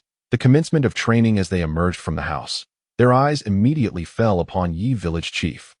However, they could distinctly sense that he bore a different air today. His gaze and demeanor appeared markedly colder and more formidable than they remembered. "Today, you both rose slightly later than usual. which I shall overlook for now," Yi village chief stated. "However, I expect you to awaken earlier tomorrow. Remember, food requires time to digest before engaging in physical activity. In the future, both I and Granny Ling will have your meals prepared before the sun rises. But should you linger beyond half an hour, training will commence without you. Do you understand?" The absence of his usual gentleness in his tone conveyed an unmistakable authority and pressure, making it clear that the figure before them was not merely an elderly man, but rather a battle-hardened master. Perhaps this was the demeanor a village chief exuded while mentoring the younger generation. The palpable intensity in Yi village chief's words rendered the two of them tense, and they responded in unison, "Understood. Excellent. That is the response I find satisfactory. Although we cannot engage in physical training just yet, you may begin practicing meditation. Meditation is fundamental to a soul master's cultivation, serving to enhance both mental and soul power. This practice is as essential for the mightiest of warriors as it is for the most obscure novices. You must meditate continuously for at least 40 minutes. Find a suitable place for your practice. The ability to select an appropriate location is also a skill every soul master should possess. You have 10 minutes to find it, and once you begin meditating, you must not rise until the 40 minutes have elapsed." Faced with this distinctly different tone, the two had no choice but to seek out a fitting place for meditation. "Brother Feng, grandfather seems so fierce today. He has never been this strict with us before," Yi Hongling remarked, her voice tinged with evident discontent. She preferred the gentler side of grandfather Yi. "Perhaps this is his way of looking out for us. He has not achieved greatness as a soul master without reason. His strictness stems from his desire for us to become formidable soul masters ourselves. Let us find a place to cultivate our skills swiftly," Tang Chenfeng replied. Tang Chenfeng, having gained some insight into his lineage, began to contemplate the notion of becoming stronger for the very first time. Yi Hongling puffed her cheeks in slight dissatisfaction and said, "Very well, but where shall we choose to cultivate our abilities?" Tang Chenfeng glanced around, seeking a location rich in spiritual energy. "I recalled an ancient tree nearby that would serve well, so we decided to go there." The two made their way to the tree's base. The exact time of its arrival remains a mystery to most, yet it has stood here for at least a century. With a circumference exceeding 1 meter and a height of approximately 15 meters. Strangely, the vitality surrounding this tree is significantly more potent than in other areas. A fact Tang Chenfeng discerned through his mental acuity, a notable advantage of his heightened spiritual awareness. Upon arriving at the tree, the two settled into a lotus position, ready to begin their meditation. Tang Chenfeng quickly entered a meditative state, while Yi Hongling struggled to achieve the same tranquility. Meditation requires a mind devoid of distractions. Yet Yi Hongling was burdened by a lingering frustration that prevented her from achieving a state of mental clarity. Witnessing Tang Chenfeng's swift immersion only heightened her anxiety, making it even more difficult for her to calm her thoughts. Unbeknownst to her, Tang Chenfeng had acquired several valuable meditation techniques in his dreams the previous night. Just as Yi Hongling began to feel impatient, she noticed the surrounding vitality seemed to intensify, with an abundance of spiritual energy converging towards her, specifically towards Tang Chenfeng. Although the energy was directed at him, it washed over Yi Hongling's body, imparting a profound sense of comfort and ease, allowing her to soon enter a meditative state as well. An entire hour passed, and village chief Yi remained at the original location, his expression growing increasingly grim. From his experience, a novice's meditation rarely exceeded 50 minutes, and with their absence stretching to an hour, he suspected they had wandered off to play. After a moment's thought, he resolved to search for them, determined to teach them a lesson upon their return. As he followed the path where the two had vanished, village chief Yi contemplated how to discipline them. However, as he reminisced about his own past adventures with Shaoling from Tianhun Town, he reflected on how he too had once ventured forth to train, ultimately experiencing failure and losing sight of his dreams, dragging Ling Wei into the fray as well. Now, entrusting his aspirations to the younger generation, he found them to be rather unmindful. At his age, he had already been diligently cultivating. Suddenly, he sensed a significant concentration of spiritual energy gathering nearby. What was happening? As he pondered, he felt drawn toward the source of this energy, which was the location where Tang Chenfeng was meditating. Before long, village chief Yi arrived beneath the ancient tree, only to be astounded by the sight before him. The surrounding spiritual energy was coalescing around the two like water funneling through a drain, forming a zone of approximately 5 meters in diameter, centered on their seated figures. No wonder they had not returned for so long. They had entered a profound meditative state. While astonished, he also felt an overwhelming urge to sit down and meditate himself. Yet he restrained this impulse. After all, no matter how optimal the environment might be for cultivation, it would not enhance his soul power. Moreover, disturbing their meditation would be counterproductive. Village Chief Yi glanced at the two individuals immersed in meditation and then turned his gaze towards the grand tree. Pondering why they had chosen this very spot for their contemplation, it seemed that fate had indeed intertwined our family across generations. I fondly recall planting this tree and bringing her here for cultivation. Standing by their side, the village chief reminisced about the past while vigilantly watching over them. As the sun gradually sank beneath the horizon, the moon ascended, only to descend again. After 2 days, Yi Hongling finally exhibited signs of awakening. A silhouette of a tree began to materialize behind her, revealing her life tree martial spirit. This life tree radiated a verdant glow, absorbing the life energy within the realm of spiritual power to its fullest extent. Taking a slow breath, Yi Hongling opened her eyes. Ah, have I finally awakened? She then noticed village chief Yi seated beside her. Oh, it's you, Grandpa Yi. You startled me. Why is it dark again? Has Feng Ge not awakened yet? Confusion filled her mind as she just roused from her slumber. You have no idea how long you've been sitting here. Let us not disturb Chen Feng's meditation. Let him continue to strive forward and see how far he can go. In response to the village chief's words, Yi Hongling could only offer a symbolic "oh." Unbeknownst to them, Tang Chenfeng was not only meditating, but also cultivating within the spiritual realm. Within this spiritual domain, Tang Chenfeng, under the guidance of Bai Xing, was learning how to enhance and wield his consciousness. Upon opening his eyes, a peculiar light shimmered within them, a manifestation of his spiritual awareness. Sister Bai Xing, have I succeeded? Indeed, quite commendable. You are learning swiftly. Remember, your consciousness will be your most potent weapon before you truly become powerful. However, do not recklessly use it against ordinary people. They would be unable to withstand even a single strike. If you must use it, ensure to diminish its strength, understood? Bai Xing advised earnestly. Yes, I understand, Sister Bai Xing. However, I still struggle with using my consciousness for disguise and concealment. For Tang Chenfeng, controlling his consciousness, even his own, remains somewhat challenging. Chapter 9. Family. Training. I truly cannot make sense of you. Very well, let me demonstrate using your consciousness. Bai Xing raised her hand, manipulating Tang Chenfeng's consciousness to function. Meanwhile, in the outside world, village chief Yi and Ling Er awaited Tang Chenfeng's completion of meditation, with Grandma Ling also present. Grandma, how much longer will Feng Ge be unconscious? We've been waiting all afternoon. It had been 3 days since Yi Hongling awakened. Yet Tang Chenfeng remained motionless in deep meditation. I thought he would finish his meditation within a few hours alongside you. I never anticipated he would still be at it a day later. However, this indirectly affirms his remarkable talent and validates some of my assumptions about him.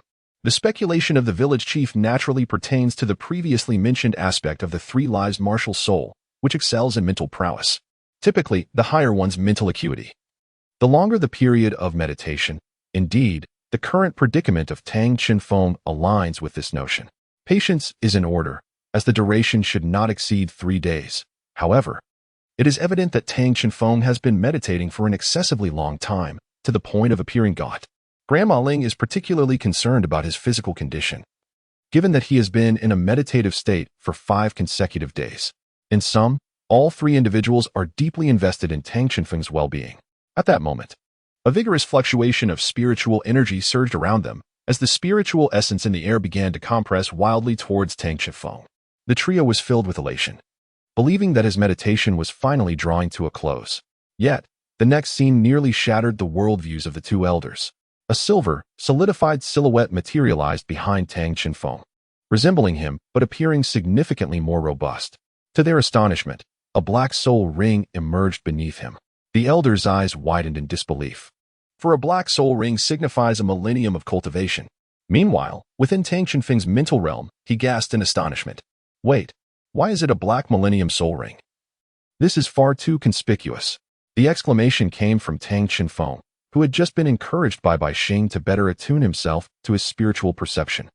Bai Xing had allowed him to witness the external transformations and manipulated the color of the soul ring with his mental prowess. Alas, Tang Chenfeng recalled Bai Xing's previous admonition to maintain a low profile. Wasn't a millennium already discreet enough? If it were any more subdued, it would be virtually invisible. Upon hearing Bai Xing's response, Tang Xinfeng could only lament that there must be some misunderstanding regarding the concept of subtlety. Now that it had been revealed, there was no turning back. His current cultivation was nearing completion, and it was time for him to devise his own solutions. Do not attribute the ensuing chaos to me. Before he could finish his thoughts, darkness enveloped him, and he awakened. Upon awakening, Tang Xinfeng opened his eyes to find two pairs of eyes gazing back at him. He now faced the daunting task of concocting a suitable explanation for the extraordinary events that had just transpired. Did you witness what happened just now? Village Chief Yi and Grandma Ling? Tang Xinfeng hesitated, uncertain of how to articulate the changes he had undergone. He had prepared himself for the worst. Xiaofeng, you have been meditating for 5 days. You should hurry home and freshen up. Additionally, let Grandma Ling prepare something nourishing for you, the village chief advised.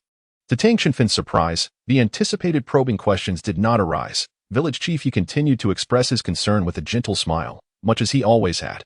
Tang Chan inquired with a hint of perplexity, Village Chief Yi, do you not harbor any doubts about me? To which Village Chief Yi replied, we are family. Why should there be any suspicion among family members? We will always place our trust in you. Tang Xinfeng now felt tears welling in his eyes. Yet he exerted great effort to refrain from letting them fall. Indeed, why should there be doubt among family? It is entirely unnecessary. Yi Hongling approached him, grasping his hand. Brother Feng, let us return together. First, you should take a shower, and then we can share a meal. All right, let us go. Once again, Tang Xinfeng experienced the warmth that only family can provide.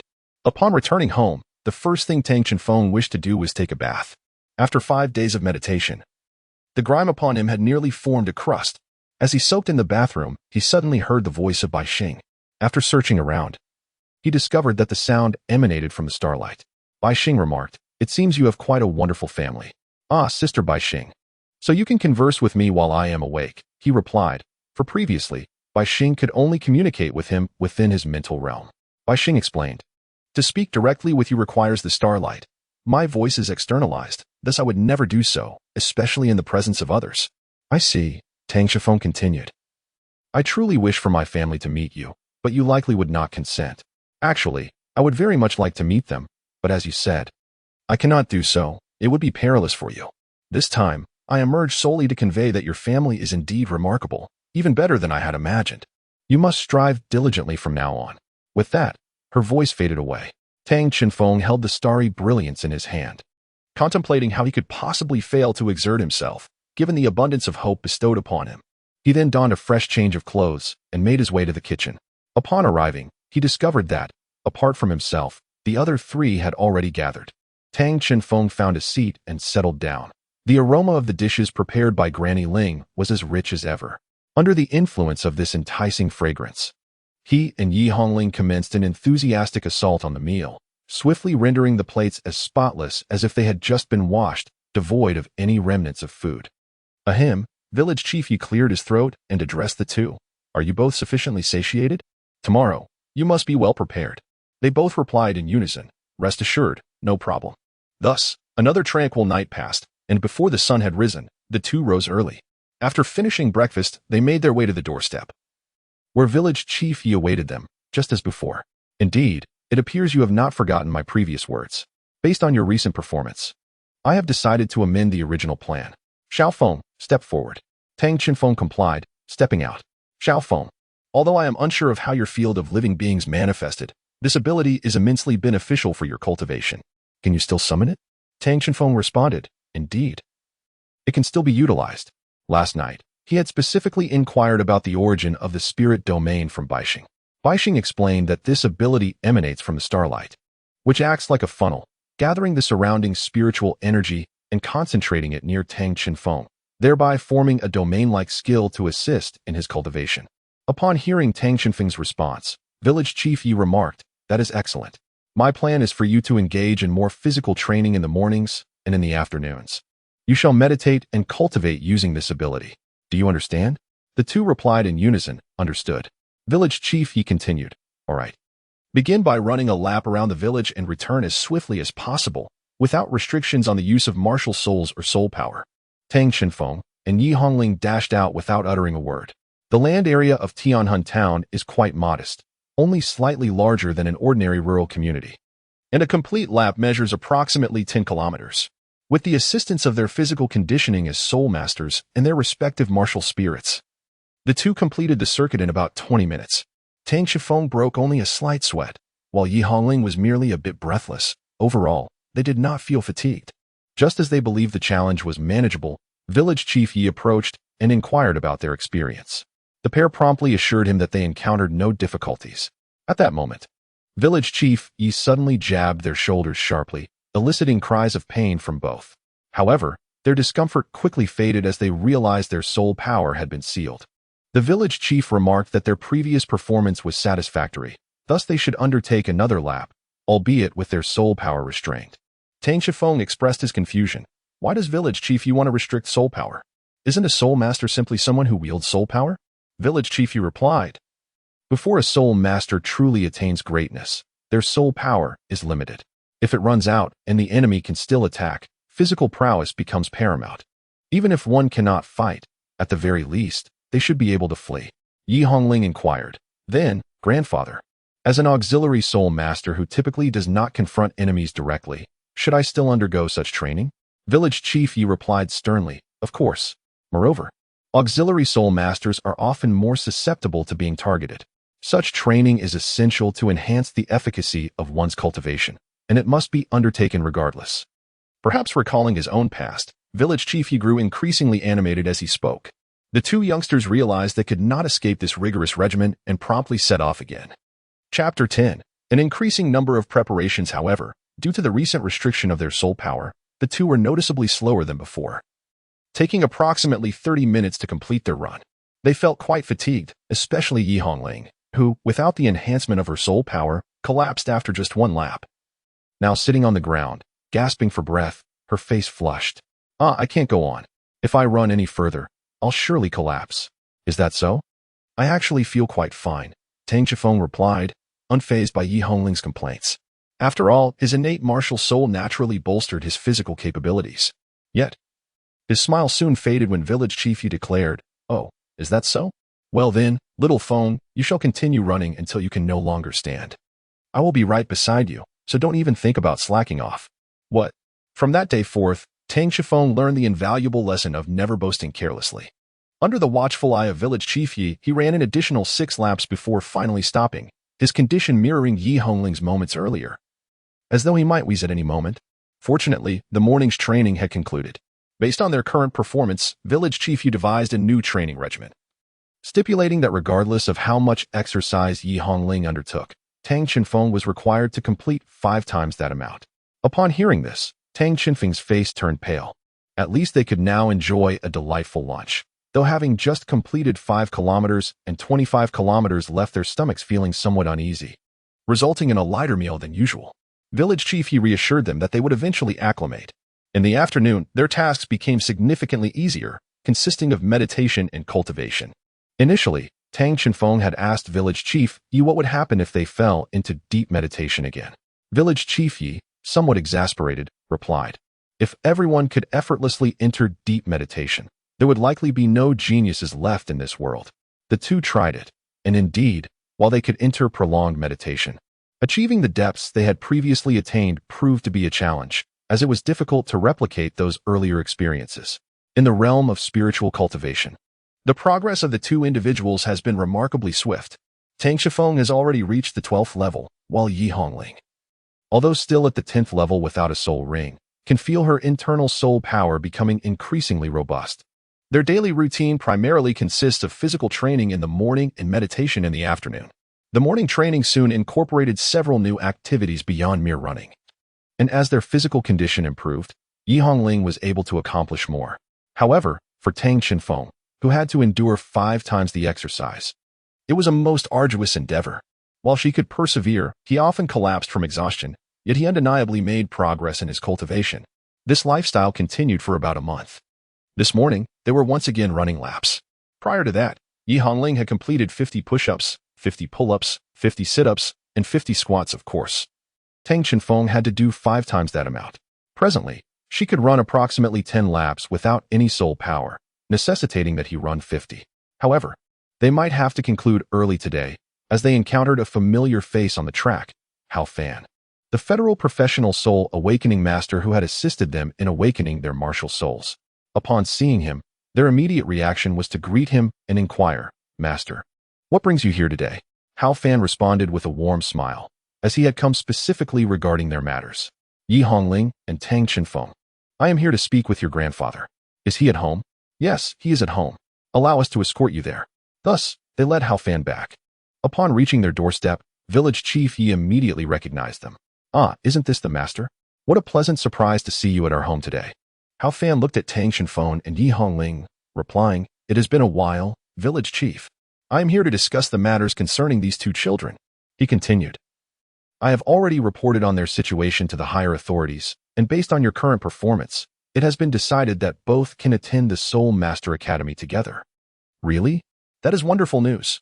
I was concerned that only one of them would be able to go," village chief Yi exclaimed joyfully, genuinely hoping they could both experience the world outside. However, Hao Fan continued, "Nevertheless, it is unlikely that they can share a single special admission spot. It will need to be divided into two work-study positions." "Work-study positions?" It was now the turn of the two to inquire. Hao Fan elucidated, "Generally, for regular students, meals and living arrangements are managed by the academy after tuition is paid. However, work-study students must work within the academy to earn their living expenses. The advantage is that they do not have to pay tuition, yet the academy will still provide instruction." After hearing Hao Fan's explanation, Tang Chenfeng and Yi Hongling felt that even as work-study students, the opportunity to study at the academy was not too shabby, despite the necessity to work. However, village chief Yi was troubled not by their potential attendance, but by the financial implications. It is generally understood that as long as one is a formal student, there is no need to contemplate this matter. However, for work-study students, meals incur expenses.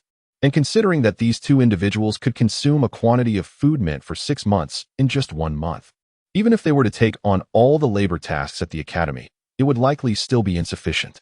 Sighing at the predicament, I pondered that securing the work-study positions was of utmost importance. Thus, the three of them unanimously agreed to accept Hao Fan's suggestion, and after receiving a definitive response, Hao Fan departed. Once Hao Fan had left, Tang Chenfeng and Yi Hongling resumed their earlier training.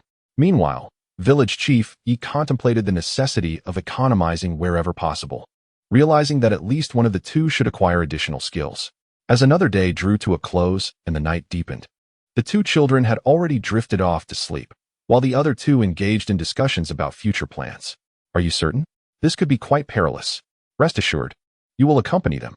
Should danger arise, I will exert my utmost effort without reservation." "Well, I trust your strength implicitly. By the way, have you secured a suitable location for Chenfeng? I will need to call upon an old friend for assistance. Xiao Feng's innate strength makes him an expert in this regard, and he will surely not decline." Another night passed. As dawn broke, the familiar duo, the well-known courtyard, and the ever-familiar village chief Yi greeted the day, albeit with an air of change. Village chief Yi hesitated momentarily before announcing, "Today's training is temporarily halted. Linger, step forward. I am taking you to the Sunset Great Forest to acquire a soul ring. Xiaofeng, you shall remain at home for now." This proclamation stunned the two. As they comprehended its implications, Yi Hongling, in astonishment, queried, "Grandfather, why the sudden need to venture to the Sunset Great Forest for a soul ring? Could we not simply purchase a soul spirit?" "Alas, you must understand that as work-study students, your expenses for sustenance and clothing are considerable. Your grandparents' savings could only afford you a 10-year soul spirit, and pursuing that path would squander your potential. Therefore, we have resolved to take you to the Sunset Great Forest for a first-hand experience." Listening to the resigned tone of Grandfather Yi, Yi Hongling recognized the necessity of this course of action. Otherwise, as Grandfather had pointed out, it would hinder her development. Suddenly, a voice interjected, "Village chief, allow me to join as well. Strength lies in numbers." The voice belonged to none other than Tang Chenfeng. Chapter 11. The first practical training in response to Tang Chenfeng's proposal. Village chief Yi promptly declared it unacceptable, citing 2 reasons. Firstly, while a one-ring soul master possesses some combat capability, it is not substantial. Secondly, the Sunset Great Forest is renowned for its soul beasts, many of which are formidable.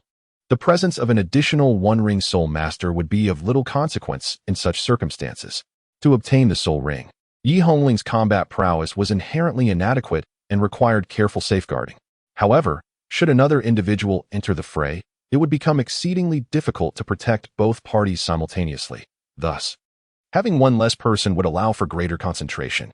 As Yi Hongling listened to her grandfather's explanation, she found herself devoid of any counterarguments. A glance at Tang Chenfeng revealed a furrowed brow, suggesting he was deep in thought. Yet, she surmised even he might struggle to devise a suitable plan to sway her grandfather's decision. Just then, Tang Chenfeng presented an unexpected proposition. Since you say so, village chief, allow me to prove myself through the means of a soul master. The soul master's approach, of course, referred to mutual combat and sparring. Oh, is it the way of the soul masters? Very well, I accept, village chief, you replied, genuinely taken aback by this response. The implication of proving his strength, while somewhat audacious, was indeed commendable. It would serve as his first real battle. Contemplating this, village chief Yi agreed to the challenge. Initially surprised, Yi Hongling soon realized this was simply her ever-confident brother, and she chose to remain silent on the matter. After some mental deliberation, the group ventured out of the backyard in search of a suitable venue, as they could not risk damaging their home. Before long, the trio arrived at an open space designated as a temporary arena. Village Chief Yu surveyed the area to ensure no onlookers were wandering about before stepping forward. To their astonishment, as he stood at the center, the grass within a 10-meter diameter circle receded into the earth, forming a perfect ring, with roots resembling plants sprouting at the edges. The two young ones gasped in awe, while the village chief casually remarked that it was merely a simple application of his martial soul. Once the arena was prepared, village chief Yi outlined the rules of engagement. Within the 10-meter circle, each participant could freely utilize their martial souls and soul techniques. Victory would go to the one who first forced their opponent outside the designated area. Furthermore, as a senior, he would allow them to strike him twice without retaliation, firmly stating he would refrain from moving. Any breach of this rule would result in his immediate defeat. These stipulations undoubtedly eased the challenge for Tang Chenfeng, while simultaneously showcasing village chief Yi's confidence in his own abilities. He did not believe a mere child could best him. Even with only a second-ring soul, he gestured for Tang Chenfeng to enter the circle, ready for the contest to commence. Tang Chenfeng unreservedly entered the circle, adopting a combative stance. The distance between the two was approximately 5 meters. The village chief, Yi, remained still, having previously stated he would allow 2 initial moves. Be cautious, village chief, he declared, as a black soul ring materialized around him. Simultaneously, his height surged to 1.7 meters, his muscles bulging dramatically, resembling a magnificent statue. If one were not informed, they would scarcely believe he was yet to reach the tender age of 10. Yi, witnessing this transformation, displayed a flicker of surprise, but quickly masked it, urging Tang Chenfeng, do not hold back, unleash your full strength. Upon hearing these words, Tang was fully prepared. He had been crouched, gathering energy since the outset, and was now ready to strike. Suddenly, he dashed forward, eliminating the 5-meter gap in an instant, delivering a powerful punch aimed directly at Yi's chest. Before the blow could land, Yi sensed the impending threat and swiftly crossed his arms defensively, managing to block it. Yet he was still pushed back a meter. Tang Chenfeng's onslaught did not relent. After his first attack, he retracted his right fist while simultaneously withdrawing his right foot, forcefully stomping the ground. With the rebound of his momentum, he unleashed another punch, propelling Yi to the edge of the arena. After enduring 2 such strikes, Yi pondered. Is this truly the strength of a first-ring soul master? The combined force of those punches must be at least a ton. Could it be the child's soul skill? Yi contemplated this, yet unbeknownst to him, Tang Chenfeng had not employed any soul skill. It was not due to a lack of desire, but rather because he possessed none. Typically, a soul master's soul ring would be accompanied by a soul skill. However, despite his utmost efforts, Tang could not manifest one. It was only after inquiring with Bai Xing that he discovered the truth. The ring he bore was not a soul ring, but rather what should be termed a star energy ring. This ring resembled an external manifestation of energy upon reaching a certain threshold, lacking the capacity to bestow formidable abilities. Upon hearing Bai Xing's explanation, Tang's face nearly bore the inscription of suffering, his heart heavy with dismay. Yet, Bai Xing continued to elaborate on its attributes. Although it could not provide a soul skill, it would significantly enhance his inherent capabilities, a benefit not to be underestimated. Is that truly so? Tang mused, though it sounded somewhat lackluster. Despite his words, Bai Xing's assurances ignited a glimmer of hope within him. Bai Xing then recounted a tale. In ancient times, a sage granted a king a wish. Elated, the king promised to fulfill a wish of the sage's choosing in return. The sage produced an empty chessboard and placed a single bean on one square, requesting that the king fill each subsequent square with beans, doubling the amount each time. The king agreed, but soon thereafter, he regretted his decision. Can you fathom why? Tang Xinfeng promptly responded. The entire kingdom does not possess sufficient grain to fill this chessboard. Does it? Alas, Sister Baixing, are you suggesting that my abilities will multiply like the beans on the board as I grow? Baixing replied with a faint smile. Do not underestimate your potential. It is not merely a matter of doubling. Let us put it this way. Upon your breakthrough to the second ring, your strength will indeed become twice as formidable. At the third ring, it will triple, and at the fourth ring, it will quadruple, and so forth. In your class, you will undoubtedly be an invincible force.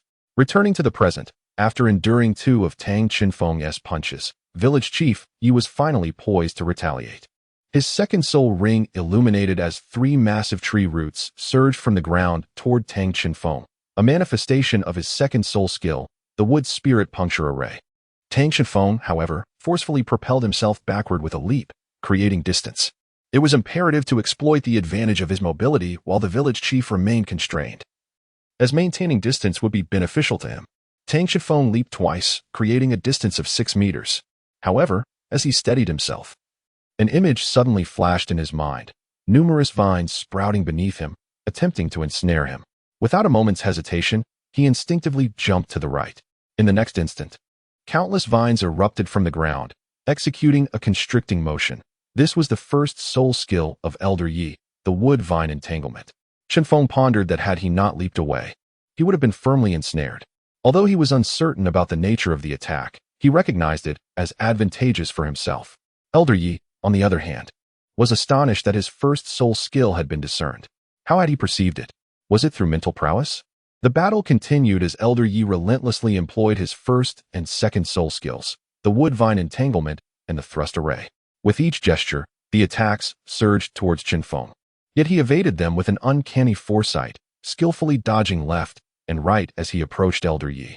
Elder Yi observed carefully and noted that whenever he decided on a point of attack, Xinfeng always anticipated him, reacting a split second faster. It was evident that Xinfeng's eyes were a whirlwind of movement during the combat, focusing intently on the locations of Elder Yi's strikes, allowing him to evade perfectly. Indeed, Xinfeng possesses a 3-life martial soul.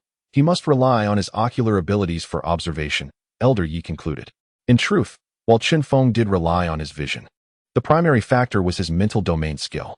Within this realm, he could see clearly what was to transpire in the next moment, and the breadth of what he could observe was gradually expanding. This formidable ability allowed him to predict the future, though he had not yet mastered it and remained unaware that this was his domain capability. Nevertheless, it was sufficient for the time being.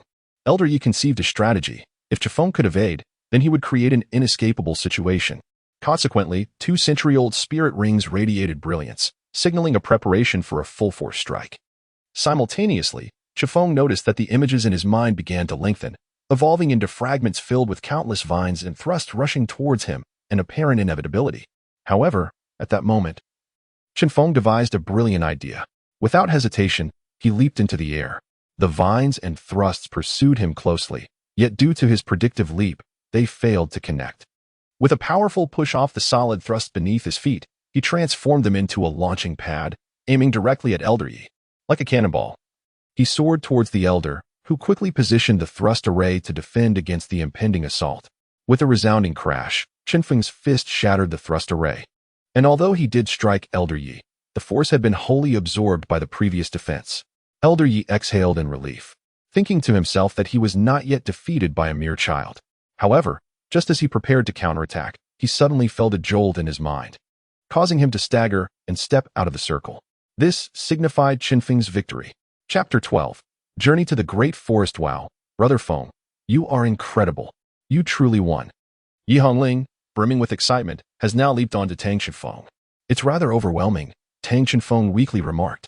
He was somewhat fatigued from the earlier battle. Had it not been for the understated psychic shock that he unleashed at the last moment, striking the village chief Yi, the outcome might have been uncertain. At this moment, Yi village chief finally regained his composure, though he still felt a bit dizzy. The other two quickly steadied him, asking with concern, "Are you all right, Grandpa Yi?" The village chief, ever stubborn, replied, These old bones of mine are not so easily broken. He then turned to Tang Chenfeng, saying, "You have surprised me.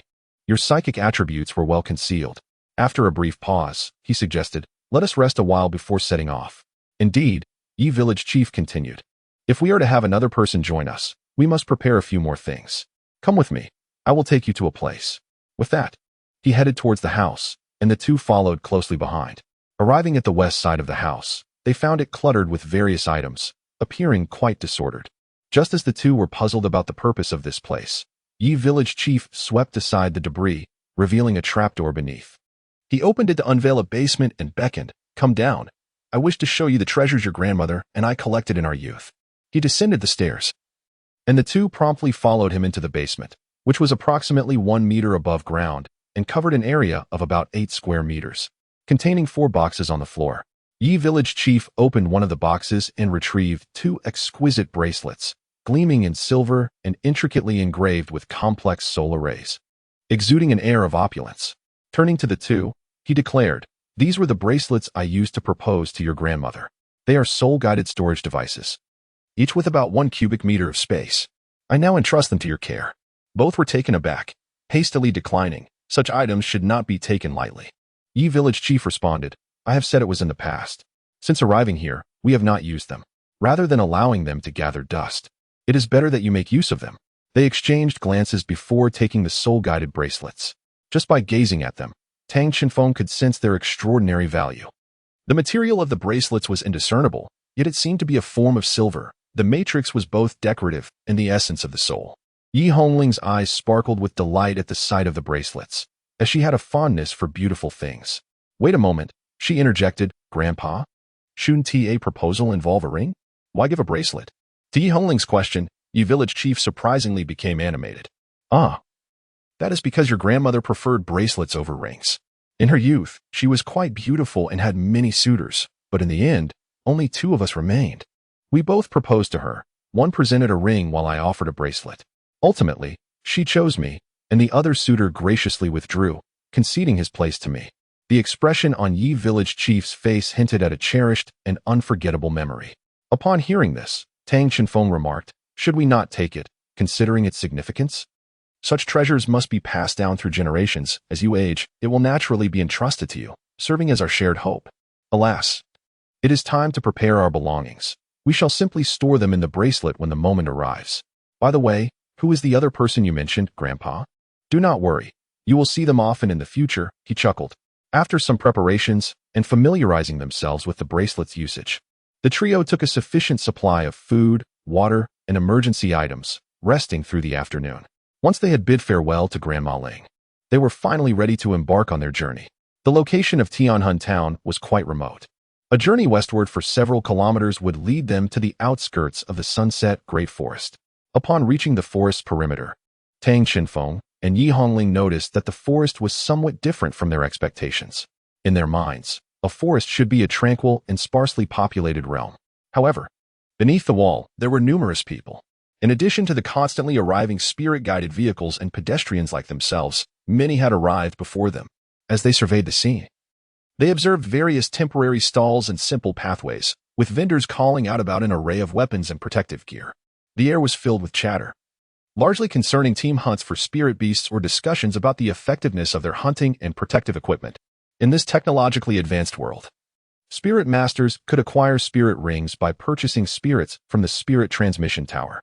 However, the cost of these spirits was exorbitant, making them inaccessible to low-income groups. As a result, many opted to venture into the spirit beast forest, hoping to find a suitable spirit ring, a venture fraught with both opportunity and peril. Additionally, some sought to capitalize on the market by trading hunting and protective equipment. Nonetheless, the trio of grandfather and grandchildren had no intention of exploring these stalls, given their financial constraints, and the prices here appeared to exceed those outside by more than double. "Grandpa, should we consider forming a team to hunt spirit beasts?" Tang Chenfeng inquired. Observing those calling for team formations, village chief Yi displayed a hint of disdain. "No need, even if we formed a team. Should we encounter a formidable foe, such a temporary alliance would collapse instantly." The two inquired, puzzled. "Why is that? The people here seem quite capable." Village chief Yi replied, "This is not about individual strength. A true team must possess mutual trust, understanding, and support, qualities absent in these makeshift groups. If you ever have the opportunity to form your own team in the future, you will come to comprehend this. At this moment, the two did not fully grasp his words, and he offered no further explanation as he led them toward the grand entrance beneath the wall. The closer they approached, the more astonished they became. The wall's average height exceeded 15 meters, topped with electrified barbed wire. Below, a contingent of fully armed soldiers patrolled, each wielding a spirit-guided rifle, accompanied by armored vehicles and mechanized units, exuding an imposing presence. Tang Xinfeng's gaze remained fixed upon the mech, utterly captivated. For a child, such a scene is undoubtedly a visual delight. Xiao Feng, it seems you have a profound admiration for mechs, observed village chief Yi, who could discern the boy's thoughts merely by watching his performance. This is my first encounter with a genuine mech as well. Village chief, I've heard that nearly all soul masters are capable of piloting mechs in battle. I yearn to try it myself. As he beheld the excited Tang Xinfeng, village chief Yi gently patted the boy's shoulder and reassured him, do not worry, opportunities will arise in the future. For now, we must first address Linger's soul ring issue. With that, he strode towards the guarding soldier. At that moment, Yi Hongling approached Tang Xinfeng and inquired, Brother Feng, what is it about mechs that fascinates you so? Tang Xinfeng replied, it is said that formidable soul masters possess a battle mech that can fight alongside them. If one day we encounter danger, I can protect everyone together with my mech. Wow, Brother Feng, your idea is remarkable. How about this? If the opportunity arises in the future, I shall craft your mech, and you can pilot it to safeguard everyone, responded the other child. All right, it's a promise. While the two children were still dreaming of the future, at the entrance, a soldier noticed an elderly man with graying hair approaching and went to inquire. Sir, this is the Soul Beast Forest, which is exceedingly perilous. Please refrain from approaching the gate recklessly. Yi village chief, unfazed, replied, I am well aware of that. There is a reason an old man like me dares to venture into the Soul Beast Forest. As he spoke, he handed the soldier an aged soul communicator, saying, this contains my information. I trust you know how to interpret it. The soldier accepted the communicator and began to examine it. Name, Yi Jiolong. Profession, Soul Master, retired. Current level. Upon seeing the level, the soldier was left dumbfounded. The information on the communicator was official and could not be misleading. Yet it read, you are at the pinnacle. Stammering, the soldier struggled for words as he processed the revelation. Yi village chief calmly interjected, no need for formalities. May I enter now? Yes, of course. I will report this immediately. Please wait a moment, the soldier replied, hurrying back. Watching the soldier depart, Yi village chief sighed. The youth of today have seen so little of the world. Chapter 13. Within the forest after a while, Yi Hongling and Tang Xinfeng gathered around. Shortly thereafter, the soldier returned, accompanied by two others, a tall man and another soldier, presumably the commanding officer of the two soldiers. The officer approached Yi village chief, saluted formally, and spoke with respect. Mr. Yu Jiulong, I am here to inform you that your permit has been approved. You may enter. However, I must outline some regulations. 1. No one other than soul masters is permitted entry. 2. Once inside the forest, all consequences are your own responsibility. 3. Most importantly, hunting soul beasts aged 10,000 years or more is strictly forbidden. Yi village chief promptly articulated the last rule. The officer nodded in acknowledgement, gestured for the three to proceed, and did not question why two children were accompanying him. The children felt a sense of unease, as the entry process was usually more cumbersome, yet they had completed it in under 20 minutes. They could also sense the soldiers' excessive respect for Yi village chief. However, it is difficult to express any opinion, as their objective is to enter the Sunset Great Forest. With the opening and closing of the gate, the sounds from the outside became muffled, and the three of them officially stepped into the realm of soul beasts. They were relatively familiar with the forest, as the town of Tianhun was situated on the very edge of it, where Tang Xinfeng had been found. Nevertheless, this particular area rarely saw the presence of soul beasts. Thus it was merely surrounded by a wall less than 10 meters high. Elder Yi walked ahead, attentively observing the surroundings. From this moment on, we have entered the territory of the soul beasts. You must stay close to me. Do not stray even a step. Understood, Grandpa. At this moment, Elder Yi's posture straightened. No longer relaxed as before, his soul power began to fluctuate noticeably, and the surrounding plants seemed to resonate with his soul energy. Tang Xinfeng and Yi Hongling were not entirely aware of Elder Yi's martial soul, only knowing that it was likely related to plants. Currently, Elder Yi was communicating with the surrounding flora through his martial soul to assess the situation. This proved of little use to Tang Shifeng, as his martial soul was that of a physical body, incapable of resonating with plants. However, for Yi Hongling, it was a different story. Her martial soul, the tree of life, was a pinnacle among plant-based souls. What Elder Yi could achieve, she could attempt as well, which would undoubtedly aid her cultivation. Yi Hongling also released her martial soul, beginning to emanate vitality around her, trying to resonate with the plants in imitation of Elder Yi. However, her attempt led to an unexpected outcome. The previously tranquil plants began to stir restlessly upon sensing her soul energy, as if they were eager to reach her side at any cost. This startled both Tang Qinfeng and Elder Yi, prompting Yi Hongling to quickly retract her martial soul. What just happened? The plants suddenly became agitated. She inquired.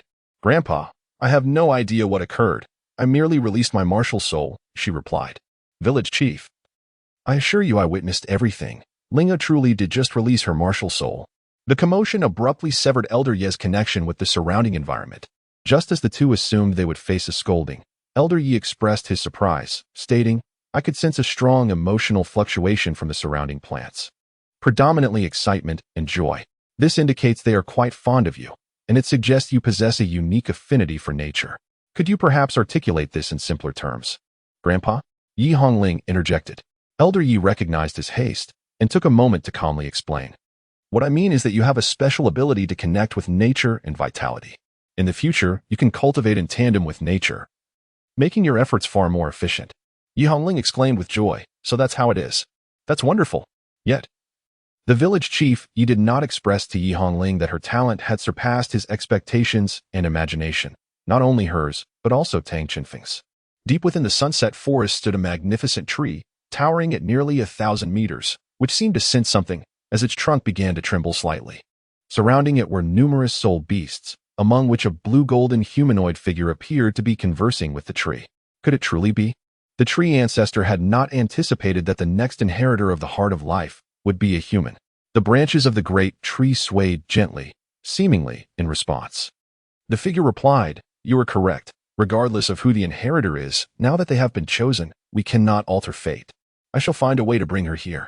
Meanwhile, the trio of grandfather and grandchildren, having confirmed that no danger lurked nearby, began their journey deeper into the forest. As the village chief sensed the surrounding movements, he sought suitable soul beasts, leading them to a particular tree. Why has the village chief suddenly stopped? Yi Hongling wondered.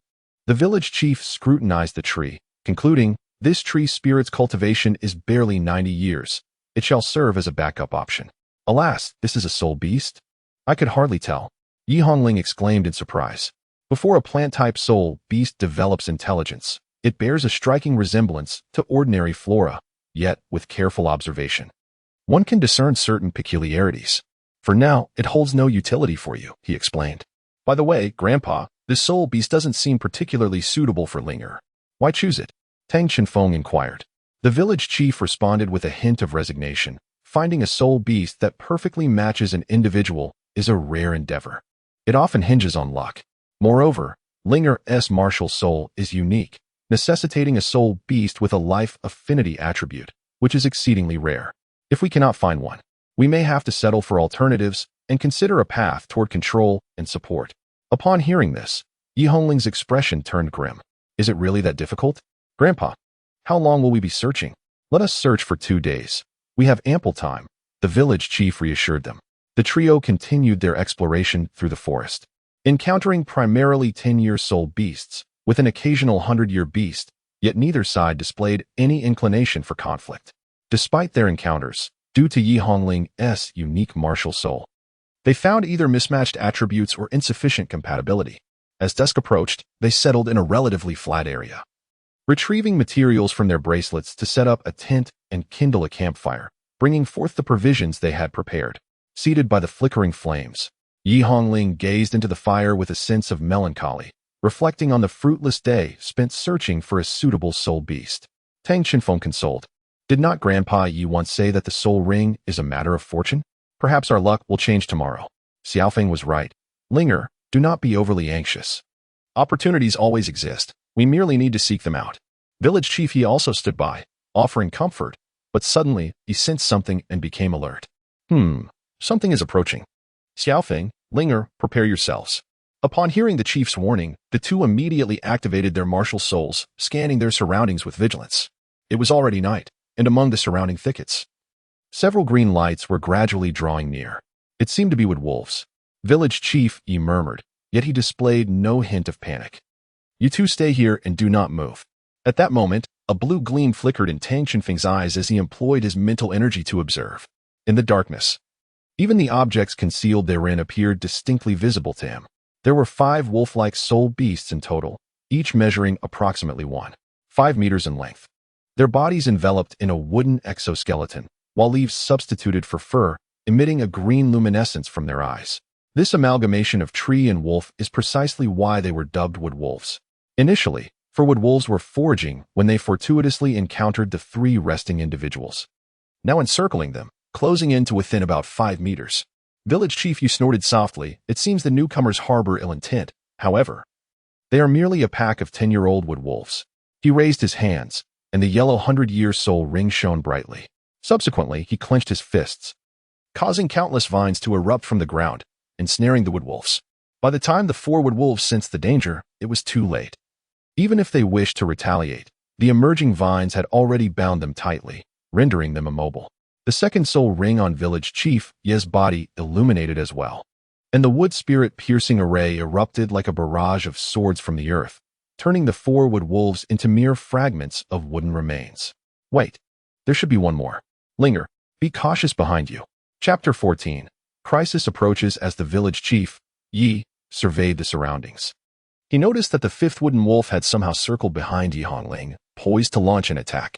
The wooden wolf lunged directly at Yi Hongling, startling her. Lacking any combat prowess, she could only raise her hands defensively in an attempt to ward off the assault. Just as the wooden wolf was about to succeed, another figure intervened, positioning himself in front of Yi Hongling. Tang Chenfeng. The wooden wolf pounced onto Tang Chenfeng, sinking its teeth into his left arm. However, Tang Chenfeng was not easily intimidated. Having activated his martial spirit, he possessed both greater strength and stature than the wooden wolf.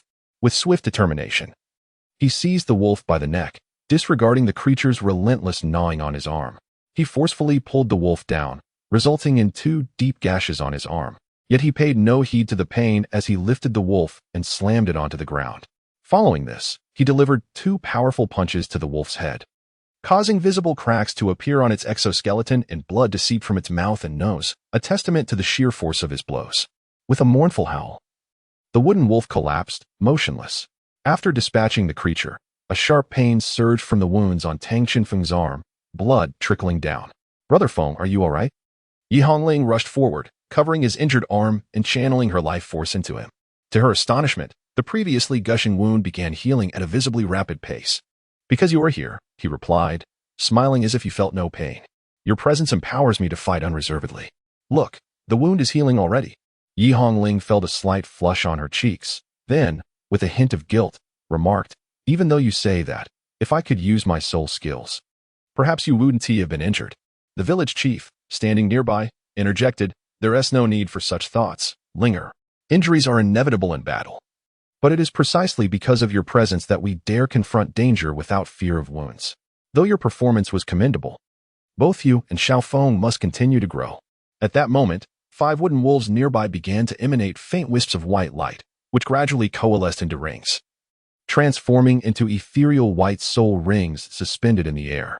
Behold, these are the soul rings produced by the soul beasts, the village chief explained. Following his gaze, both young warriors turned to observe the fragile white rings floating delicately, as if a gentle breeze could disperse them. The soul rings can only be absorbed by the one who delivers the final blow to the soul beast. Therefore, if we encounter a suitable soul beast for Linger, the finishing strike must be entrusted to her, otherwise, she will be unable to absorb it. Chief, what should we do with these soul rings?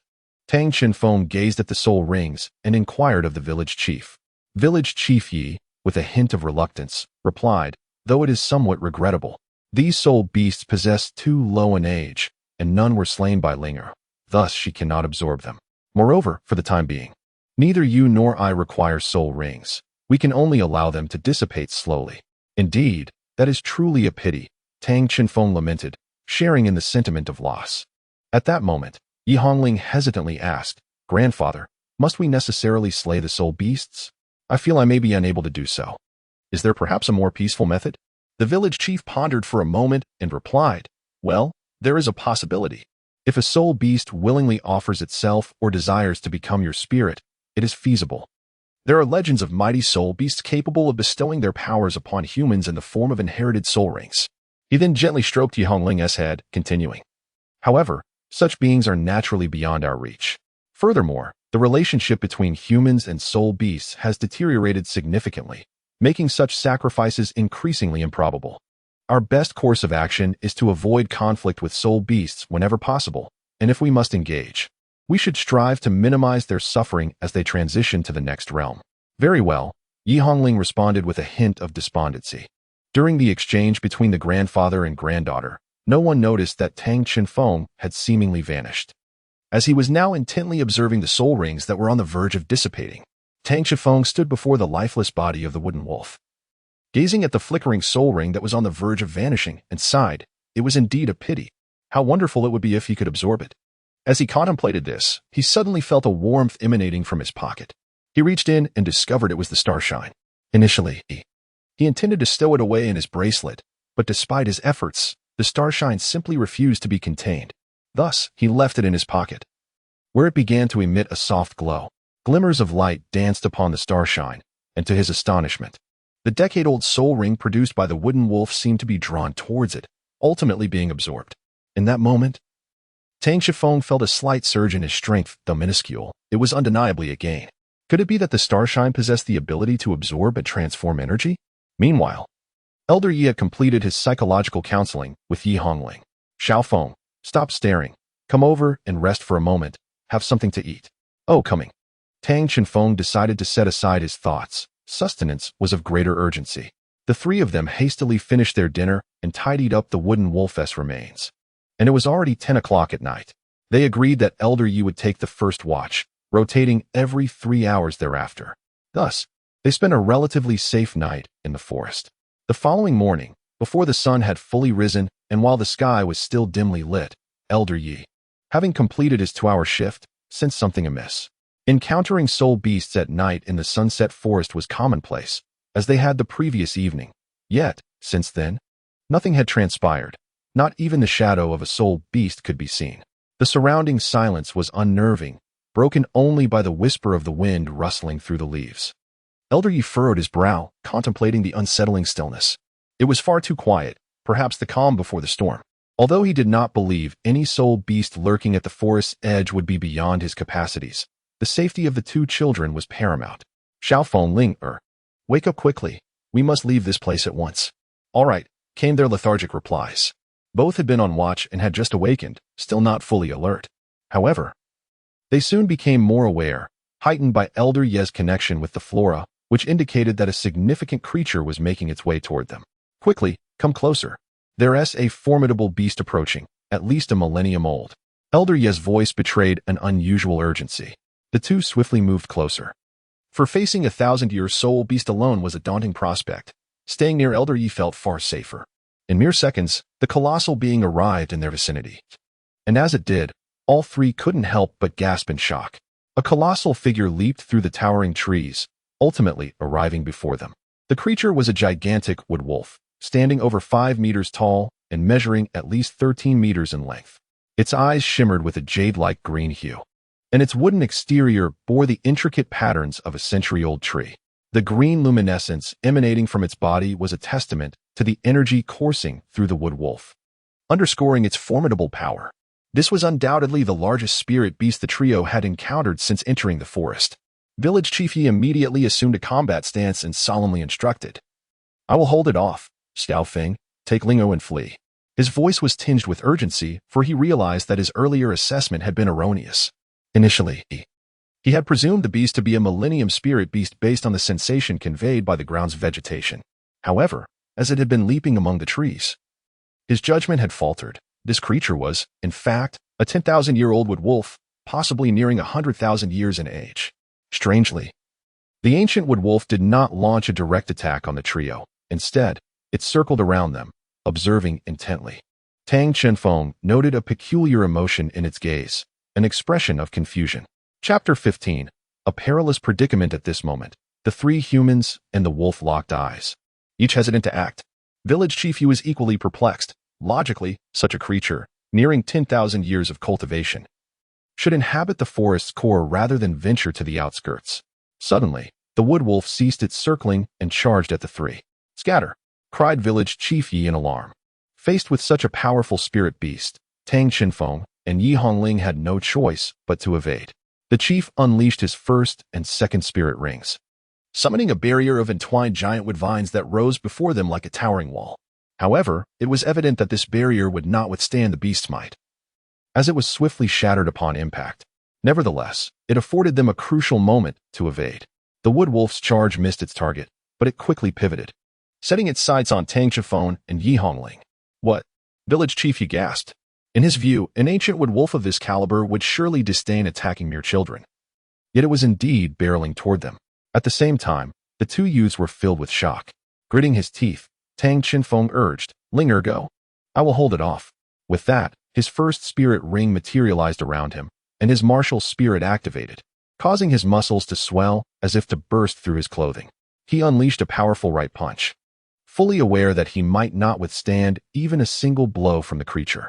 Yet, he was determined that every second he could buy would increase Village Chief Yi's chances of safely escorting Linger away. At that moment, in Yi Hongling's eyes, her brother's figure standing protectively in front of her left an indelible impression of immense strength upon her heart. Suddenly, with a resounding crash, Tang Qifeng and his companion were hurled to the ground, not by the attack of the wooden wolf, but by a massive root that erupted from the earth beneath them. Rather than a root, this emergence from the ground resembled a colossal serpent, or rather, a dragon entwined with wood, its enormous head seizing the wooden wolf's neck and lifting it into the air. "Get up, you two. Run far away," Yi Village Chief shouted, urging them to flee. However, at that moment, Tang Qinfeng's eyes lit up as if he had made a sudden discovery while gazing in the direction of Yi Village Chief. "Grandfather, quickly leave there." "What?" The Yi Village Chief had yet to comprehend the situation when the ground beneath him suddenly collapsed, and numerous wooden vines reached out, dragging him into the depths. Meanwhile, the enormous wooden wolf beside them was thrashing violently, cracks beginning to appear on the body of the wooden dragon that held it. "Grandfather! Grandpa!" Yi Hongling watched in horror as the Yi Village Chief was attacked, her heart shattered, tears streaming down her cheeks. He was one of her few remaining relatives. Desperately, she struggled in Tang Qinfeng's embrace, yearning to rescue the Yi Village Chief, while he held her tightly and ran backward. Just moments ago, Tang Qinfeng had been using his domain ability to survey the scene, and upon activating it, he witnessed the Yi Village Chief being ensnared by the ground. Heartbroken, he realized the Yi Village Chief's fate was uncertain, and his limited abilities rendered him incapable of confronting a 10,000-year soul beast. He could only heed the Yi Village Chief's advice to flee, though it filled him with resentment. It was the only way to preserve their lives. "Brother, put me down. I want to save Grandpa," Yi Hongling cried, tears flowing as she pleaded to return. "No, absolutely not," Tang Qinfeng shouted. Yi Hongling was momentarily taken aback. She had never heard him speak to her with such severity before. "Linger, I understand your thoughts and desires. I wish to return and save the village chief as well. But I cannot take you along to face certain death."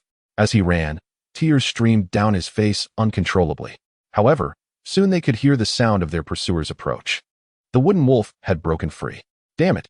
Tang Qinfeng abruptly halted, placing Yi Hongling down. "Linger, you must run. I will hold it off here, though I do not know how long I can manage." "No, absolutely not. Brother, you can't hold it back. I'm staying with you." Before Yi Hongling could finish her protest, the wooden wolf stood before them. There was no other choice left. Tang Qifeng furrowed his brows, unleashing his martial spirit and charging forward. His last trump card was a full-force spiritual attack, which he believed would buy him some time. As he rushed towards him, the wooden wolf assumed an aggressive stance, sprouting wooden spikes the thickness of a thumb that it launched in his direction. Remarkably, despite not dodging, none of the spikes pierced his skin, they merely grazed him, causing only minor injuries. However, Tang Qifeng paid little mind to this, focused solely on attacking to gain precious moments. He was now within striking range. The wooden wolf saw him barreling toward it, and a fierce blue light flashed in Tang Qinfeng's eyes. Suddenly, it felt as if its brain had been struck by a colossal hammer, a searing pain radiating through its head. The immense impact of the spiritual assault caused blood to seep from its mouth, nose, and eyes, prompting a mournful howl as it writhed in agony on the ground. Yet, Tang Shifeng was not unscathed. His control over his spiritual power was not yet refined. That last strike not only failed to unleash his full potential but also inflicted harm upon himself. Blood trickled from his eyes and nostrils, and the wooden wolf's violent thrashing sent him flying back, crashing heavily to the ground. "Are you all right?" Yi Hongling rushed to his side, disregarding the wooden wolf, and began to administer healing. "This is disastrous," he coughed, feeling utterly powerless to retaliate. Pain coursed through his entire body, although Yi Hongling's treatment provided some relief. The true threat loomed still. The wooden wolf, having struggled briefly, rose once more, and the two could distinctly sense its murderous intent. Its once vibrant green eyes had transformed into a menacing red, radiating a palpable aura of malice, accompanied by low, threatening growls. The wooden wolf sprouted 4 additional spikes, each as thick as an arm, preparing to launch an assault on the duo. "This is bad," was the simultaneous thought that crossed their minds. Yet they found themselves with little choice left. Just as despair began to envelop them, a series of thunderous roars erupted from the ground, followed by 2 wooden dragons emerging to strike at the colossal wooden wolf. Startled, the wolf retreated, but it retaliated by launching its spikes indiscriminately. One of them hurtled towards the pair. Chapter 16. The Might of the 9 Dragons. The wooden wolf was ensnared by the enormous wooden dragons, lifted high into the air. Cold sweat dripped from Tang Shenfeng's brow, for a spike lethal enough to claim his life was merely 10 centimeters from his chest. What halted its advance was a young man, appearing to be in his 20s, who stood between Tang Shenfeng and the wooden wolf, gripping the spike aimed at him. "Do you know my brother?" Yi Hongling felt perplexed, for the individual before her was a stranger, yet he could utter the name Tang Shenfeng. Upon hearing this, Tang Shenfeng's eyes brightened. "Grandfather village chief, how splendid! You are unharmed." "Ah?" Yi Hongling exclaimed in astonishment. The man, however, remained composed, remarking, "Oh, I did not expect my transformation to be so pronounced that you could still recognize me." Among the 3, only Yi Hongling remained bewildered. "Wait a moment. Could someone please elucidate the situation for me?" Suddenly, as the trio engaged in discussion, a massive fissure appeared in the ground beside Muang, from which a shadow erupted, shattering the wooden dragon and liberating Muang. "Humph, have they caught up?" Once the shadow came to a halt, the 2 bystanders gasped in disbelief. "No way. There are actually 2 10,000-year soul beasts." Indeed, in the heart of a forest where even a 1,000-year soul beast was a rarity, 2 10,000-year soul beasts were in pursuit of them. The other soul beast was also a wolf-like creature, adorned with a layer of armor resembling stone plating, akin to a moving sculpture of stone. Upon closer inspection, one could discern that the stone armor was riddled with cracks, and some plates were even incomplete. It was likely this beast that had previously ambushed village chief Yi. This is the rock wolf, appearing to possess 10,000-year cultivation. Adept at manipulating earth elements with formidable defensive capabilities, capable of swiftly traversing rocky terrains to ambush its prey. "I was just attacked by it," he explained. Moreover, these 2 are both wolf-type soul beasts, a male and a female, indicating a pair bond. From his style of explanation, the 2 were now entirely convinced that he was indeed village chief Yi. With a howl, the 2 colossal wolves exchanged glances before unleashing a roar. As their cries echoed, their forms began to swell, as if unsealing their latent power, ultimately growing to twice their original size, appearing exceedingly fearsome. "I never anticipated that they had sealed part of their strength to disguise themselves. It seems they are indeed genuine 10,000-year soul beasts," Yi Jiolong remarked with astonishment. "What should we do, grandfather?" "They are about to attack." With Yi Hongling's alarmed cry, the 2 immense wolves launched their assault. The energy beneath the armor of Muang began to concentrate at its head, forming a green energy orb in its mouth, while the rock wolf leaped high and forcefully struck the ground, creating a wall of stone blades aimed at the group. These were 2 high-tier skills. The former was known as the Giant Spirit Roar Bomb, and the latter, the Stone Spirit Stabbing Formation, both exceedingly potent techniques. Any ordinary soul master encountering these moves would likely find themselves facing certain doom. At this moment, Yi Jiolong appeared to adopt a more serious demeanor. Surrounding the trio, 9 colossal wooden dragons emerged, followed by a series of soul rings manifesting upon his form. Simultaneously, a set of heavy armor emanating a metallic green glow materialized. Tang Shifeng and Yi Hongling gaped in astonishment at the sight of the soul rings adorning him, for they beheld 4 purple, 4 black, and 1 red ring, 9 in total. A soul master can be classified into various ranks based on their strength, and prior to transcending to the divine level, one may possess a maximum of 9 soul rings. Nevertheless, even achieving 9 rings is a formidable aspiration for any soul master, with those reaching this pinnacle being referred to as title Douluo. Remarkably, Yi Jiulong, Yi Hongling's grandfather, was also a title Douluo, boasting a red soul ring of 100,000 years, an emblem reserved solely for the truly formidable. Upon witnessing this, the 2 soul beasts immediately unleashed their previously charged skills, launching a massive roar bomb and a terrifying piercing formation towards the trio. Humph, Yi Jiulong scoffed, then brought his hands together. Slow field, explosive field, activate. To their astonishment, Yi Jiulong possessed 2 domain abilities, the slow field, a mental domain skill, and the explosive field, a domain exclusive to 3 character battle armors. Battle armor is custom designed specifically for soul masters, typically crafted by the soul masters themselves or skilled artisans. Each battle armor reflects a strong personal design, resulting in unique appearances and varying effects based on materials, craftsmanship, and individual needs. Battle armor is classified into levels, ranging from the most basic 1-character armor to the theoretically existing 6-character armor, with each additional character vastly enhancing its capabilities. To wield a domain like Yi Jiulong's, one must at least possess a 3-character battle armor, as the skills of the 2 soul beasts enter the domains. The colossal roar bomb gradually dissipated in the air under the influence of the slow field, while the stone spirit's piercing formation was shattered to pieces, leaving the 3 unscathed. Meanwhile, the 2 onlookers remained in shock as a wooden dragon lifted them with its head. Yi Jiulong remarked, "These 9 wooden dragons serve as my avatars. Allow them to escort you to safety." "Grandfather, what will you do?" Yi Hongling inquired with concern.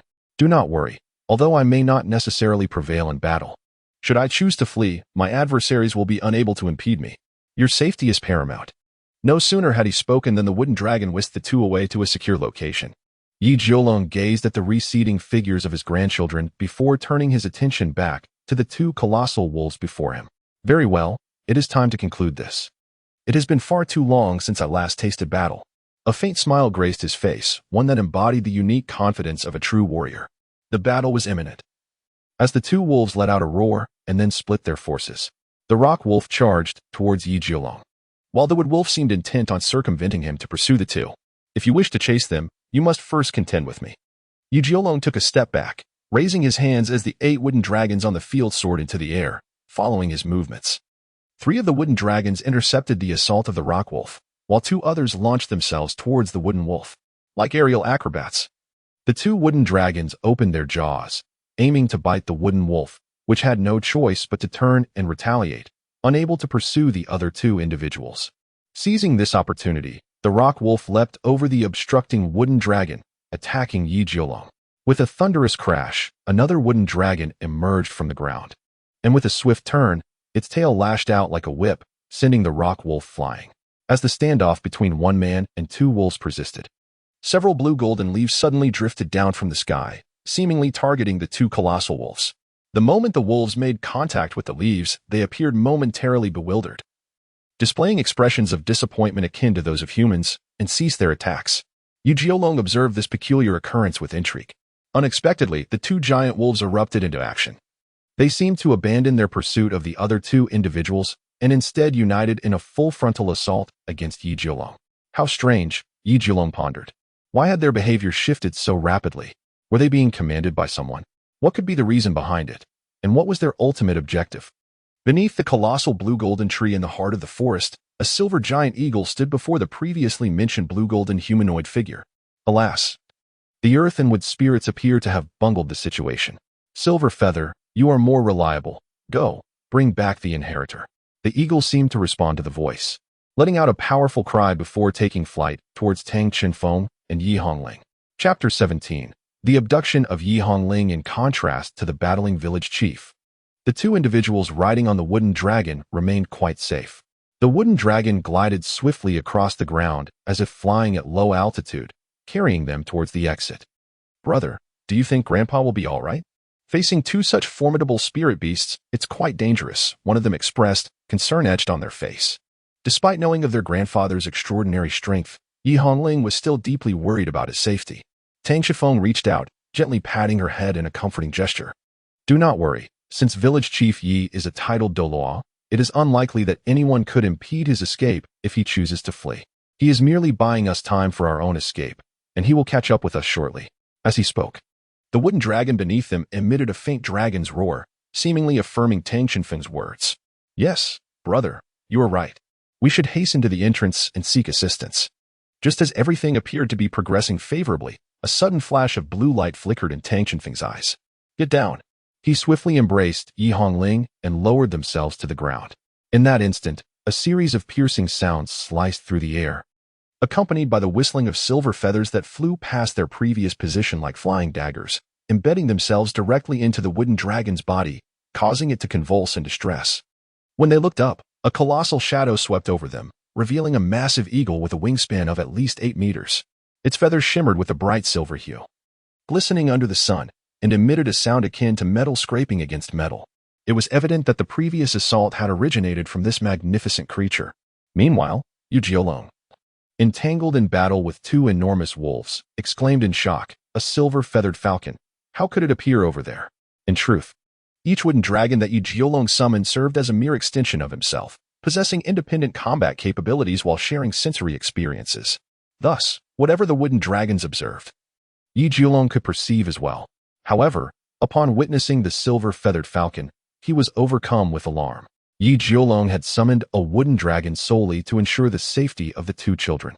Yet he had not anticipated that such a rare soul beast would manifest at the forest's edge. The wooden dragon was least equipped to confront aerial foes, especially one that appeared to possess at least 10,000 years of cultivation. A single wooden dragon would be insufficient to withstand its might. But he found himself unable to disengage as the 2 wolves continued to ensnare him. In the air, the falcon circled, seeking an opportunity to seize its prey, while the wooden dragon shielded the 2 individuals behind it, preventing any direct assault. The falcon spiraled above, relentlessly launching razor-sharp feathers towards the colossal dragon below. However, these attacks proved largely ineffective, as the wooden dragon itself felt no pain. At that moment, the falcon dove down, attempting to penetrate from a blind spot to strike at the duo. Although the wooden dragon lacked aerial capabilities, it reacted swiftly, biting the falcon's wing and flinging it aside, following up with a powerful tail sweep that sent it flying. The silver feathers of the falcon appeared to distort, emitting an unsettling sound akin to metal grinding, before it executed 2 somersaults in the air to regain its balance and ascend once more. However, the recent assault seemed to have incited its wrath. A brilliant silver light radiated from the falcon, and its body began to swell in size. The silver feathers expanded, merging into what resembled a singular piece of armor, and its wingspan grew to approximately 15 meters, transforming the silver-feathered falcon into a silver-armored giant eagle, no longer circling. The giant eagle commenced to orbit around the 2 and the dragon, intermittently emitting silvery glimmers. The wooden dragon remained vigilant, maintaining a defensive stance. Initially, there was little cause for concern, but as the winds intensified, culminating in the formation of a small tornado, the duo realized their predicament was dire. By the time they considered attempting an escape, it was already too late. In the world of Douluo, myriad abilities manifested through various characteristics, including distinct colors such as those representing wind, fire, water, and earth green, red, blue, and yellow respectively. Each element exhibited its own hue, with gold and silver being particularly unique. Gold signified ultimate power and special attributes, while silver indicated an affinity for and control over multiple elements. The silver on the silver-feathered giant eagle symbolized its feathers' resilience and sharpness, allowing it to command them in attack.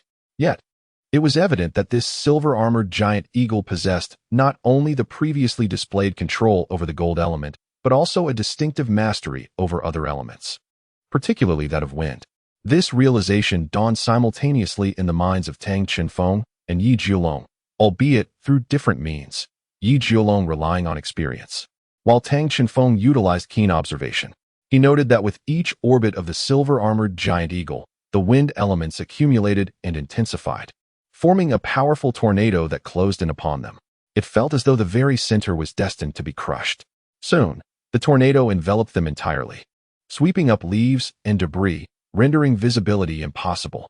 The wooden dragon could only retract its body tightly, shielding the 2 within.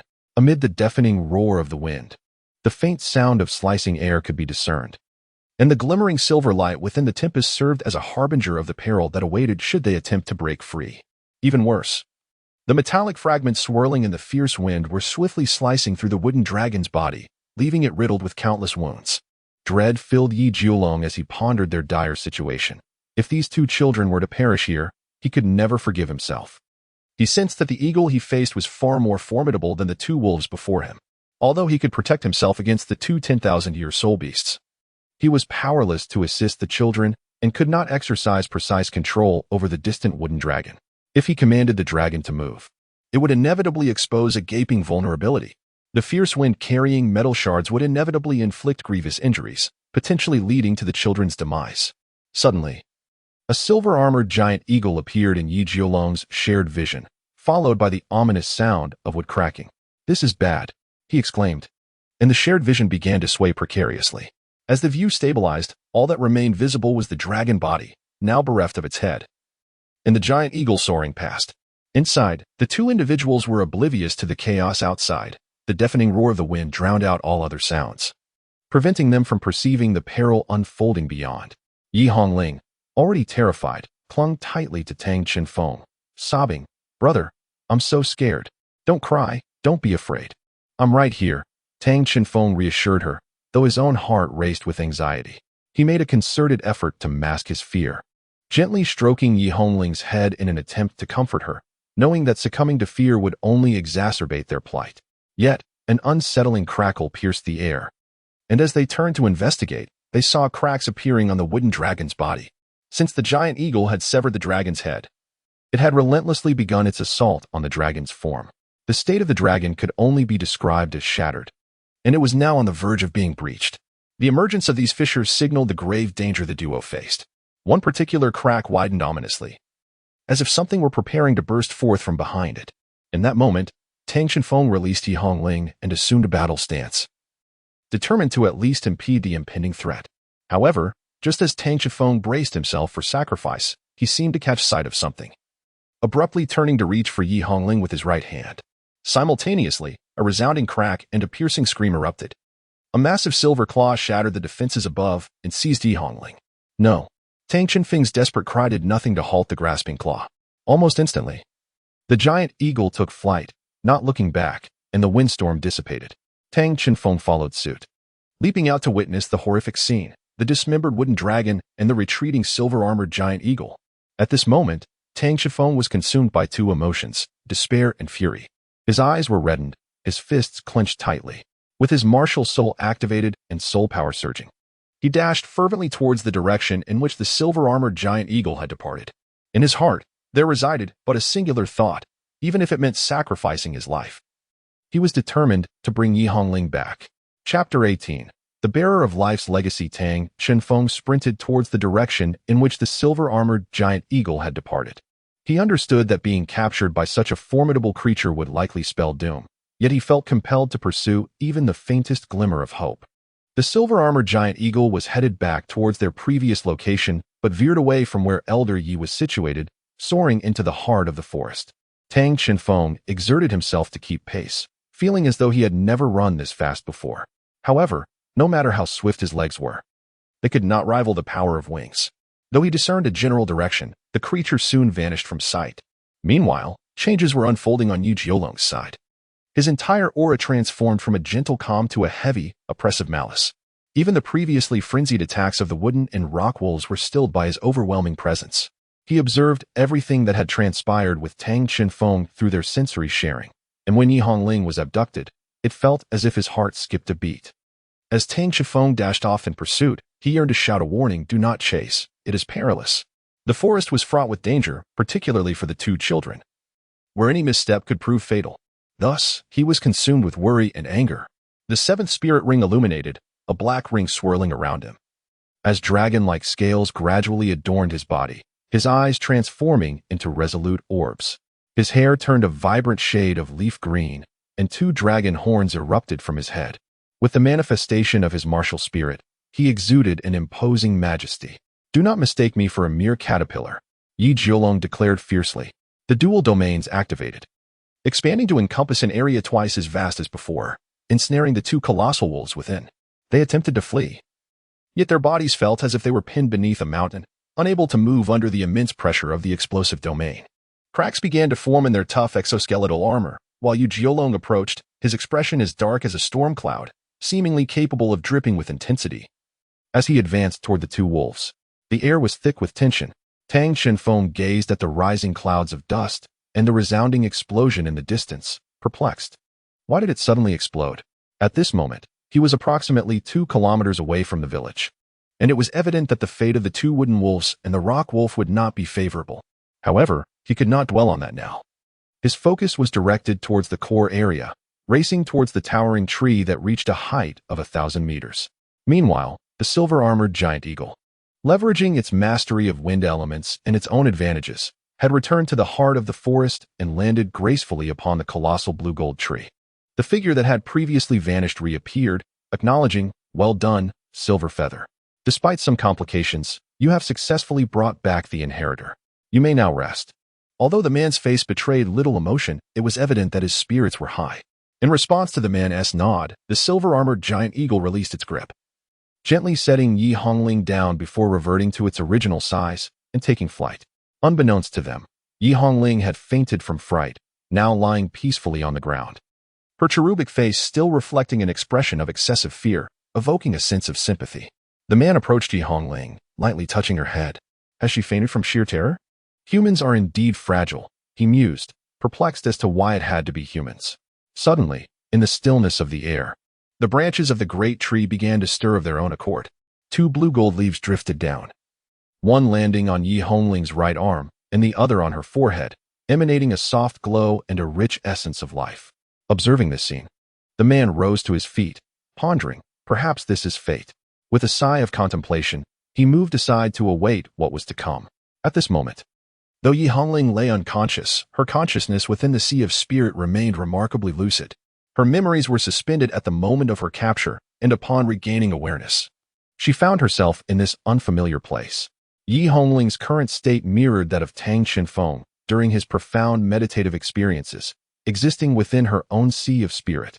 However, she could no longer sense her physical form and was engulfed by fear, for she was but a child of less than 7 years. Once she calmed slightly, she reassured herself that she was not dead. Yet, she remained uncertain of her next steps in this space composed entirely of her consciousness, silently praying for her grandfather or brother to come to her rescue. At that moment, Yi Hongling seemed to hear a voice calling out to her, familiar yet strange. Turning towards the sound, she noticed a flickering point of light. Though it appeared faint, it was strikingly prominent. She felt an inexplicable pull towards it, and as she approached, the light floated into her hand. Upon closer inspection, she realized it was a blue-gold leaf shimmering with a turquoise glow, emanating a life force that was both comforting and profound. The voice seemed to emanate from it, and cradling the leaf in her hands, Yi Hongling pondered, "Who are you?" Today, she was astonished that someone actually responded. The voice was deep, aged, yet exceptionally gentle. "As for me, I am merely an unremarkable old fellow. I brought you here in hopes that you would accept my legacy." Yi Hongling, upon hearing this, exclaimed in surprise, "Wait, are you saying that it was you who summoned the soul beast to attack us?" "To some extent, yes. I am quite helpless in my current state and incapable of moving freely. I could only enlist others to bring you here. Rest assured, child. All your loved ones are safe. I can guarantee this. You must provide some proof," Yi Hongling replied, her skepticism evident. From the leaves, a flicker of light emerged, coalescing into 2 images. In one, she recognized Tang Shenfeng, who was sprinting towards their location. In the other, her grandfather, surrounded by 9 wooden dragons, had encircled 2 wolves, overpowering the 200,000-year-old soul beasts effortlessly. "These images are live," the mysterious voice remarked. "Now do you believe?" Seeing the 2 safe and sound, Yi Hongling breathed a sigh of relief. Although she did not know them personally, she sensed no malice and felt an inexplicable trust in this enigmatic figure. "Very well. I will tentatively place my faith in you. What exactly do you mean by legacy?" For her own sake, as well as for her brother and grandfather, Yi Hongling acquiesced. The response she received was indeed unexpected. "The legacy refers to my power and mission. By the way, you must have come here for the soul ring, correct? Since you have accepted my legacy, allow me to bestow upon you a gift." As he spoke, the leaf melted like water, transforming into a green golden thread that wound around Yi Hongling. A sensation of indescribable warmth and comfort enveloped her. Meanwhile, her physical form, which had been lying on the ground, sat up and assumed a meditative posture. One of the leaves, akin to that in her spiritual realm, morphed into a thread encircling her, gradually thickening into a soul ring. The other leaf on her arm unfurled, thickening as the vein-like pattern spread, taking on a metallic texture that began to merge with her arm, infusing her with increasing vitality. Amidst these transformations, Yi Hongling's own life, tree martial spirit began to manifest. Initially just a shadow, it slowly solidified, becoming more tangible, as if it had always belonged to this place. She sat there throughout the night, large vines emerging from the ground, seemingly intent on enveloping her. Oh, it seems this human possesses a certain intrigue, bearing a resemblance to the tree ancestor. The mysterious figure regarded Yi Hongling's transformation with a glimmer of approval for the first time, though he quickly reverted to his previous icy demeanor. Come forth. You are hiding there, aren't you? Although he did not turn around, it was evident that he had already noticed the person concealed in the grass behind him. As soon as the words left his lips, the figure emerged from the thicket, standing at an impressive height of 6 feet. It was none other than Tang Chenfeng. In truth, he had been eavesdropping from behind for quite some time, yet he was still discovered. Chapter 19. It seems like a fortuitous windfall. Tang Chenfeng stepped forward, realizing that there was no longer anything to conceal. He had previously claimed to be exceptionally fortunate, having traversed the forest throughout the night without encountering any soul beasts, until he finally approached the vicinity just moments ago. Initially, Tang Chenfeng struggled to pinpoint the exact location, but as the legacy of the tree ancestor began to unfold, a rich and familiar life energy began to radiate outward, which his spiritual awareness detected, allowing him to ascertain Yi Hongling's precise position. Upon arrival, Tang Chenfeng enveloped himself completely within his own mental prowess, remaining undetected. He observed the soul ring taking shape and Yi Hongling absorbing it. After a brief analysis of the situation, he concluded that Yi Hongling was likely safe. However, he also sensed that the presence beside her bore a significant distinction from that of a human. It felt decidedly non-human. At that moment, another surge of energy manifested. The starshine stone he had kept in his pocket began to shimmer and emanate an intense energy wave, seemingly urging Tang Chenfeng to approach the blue gold tree. Despite his attempts to suppress it, he regrettably exposed himself. Nonetheless, Tang Chenfeng remained composed, for his earlier observations assured him that the other party harbored no malicious intent. At the very least, there was no inclination to harm him or the other 2 individuals present. Hello, he ventured, uncertain whether it was out of courtesy or a desire to convey goodwill. However, the individual paid little heed to Tang Chenfeng's arrival, merely casting a glance in his direction before disregarding him entirely, let alone responding. Tang Chenfeng found this attitude deeply unsatisfactory. Such an arrogant and dismissive demeanor was the epitome of someone who elicited his utmost disdain. I've been polite. Shouldn't you return the courtesy? He pressed. The response from the other party was curt. No, I do not like humans and have no interest in human etiquette. If you seek to ingratiate yourself with me, I advise you to abandon that notion. Though Tang Chenfeng had surmised the true identity of the individual and recognized that the current circumstances were inevitable, their words nonetheless provoked a flicker of anger within him. While he pondered how to articulate his feelings, the starshine stone in his pocket seemed to sense his agitation and reacted more vigorously than before. To his astonishment, the colossal blue gold tree began to exude a tremendous life force directed towards him, akin to water rushing from a newly unstoppered basin, flowing effortlessly in his direction, absorbed without any resistance. Tang Chenfeng had yet to fully comprehend the unfolding events when the mysterious figure was struck with astonishment. How could this be? Despite not being a conduit, the affinity for life was alarmingly high. One must understand that not everyone possesses the ability to flawlessly absorb life energy. Gazing at the life force converging around him, the mysterious individual was horrified to discover that even the primal energy of the tree ancestor was being drawn in, something that even the tree ancestor itself could not regulate. How could this happen? At that moment, the starshine stone in Tang Chenfeng's pocket unexpectedly floated into view, accompanied by a voice he recognized. It is merely a sapling. What right does it have to exhibit such arrogance before me? The speaker was none other than Bai Xing, though she seemed somewhat irate. Simultaneously, the life energy of the adversary was depleting at an accelerated rate, leading to his growing agitation. To his astonishment, he sensed a wave of fear emanating from the tree ancestor, a fear befitting a subservient entity. What manner of being was the tree ancestor? It could be deemed the very foundation of the planet's ecosystem. As a plant-type soul beast, its cultivation had reached a staggering 98,000 years, with the next step potentially ushering in a cataclysm.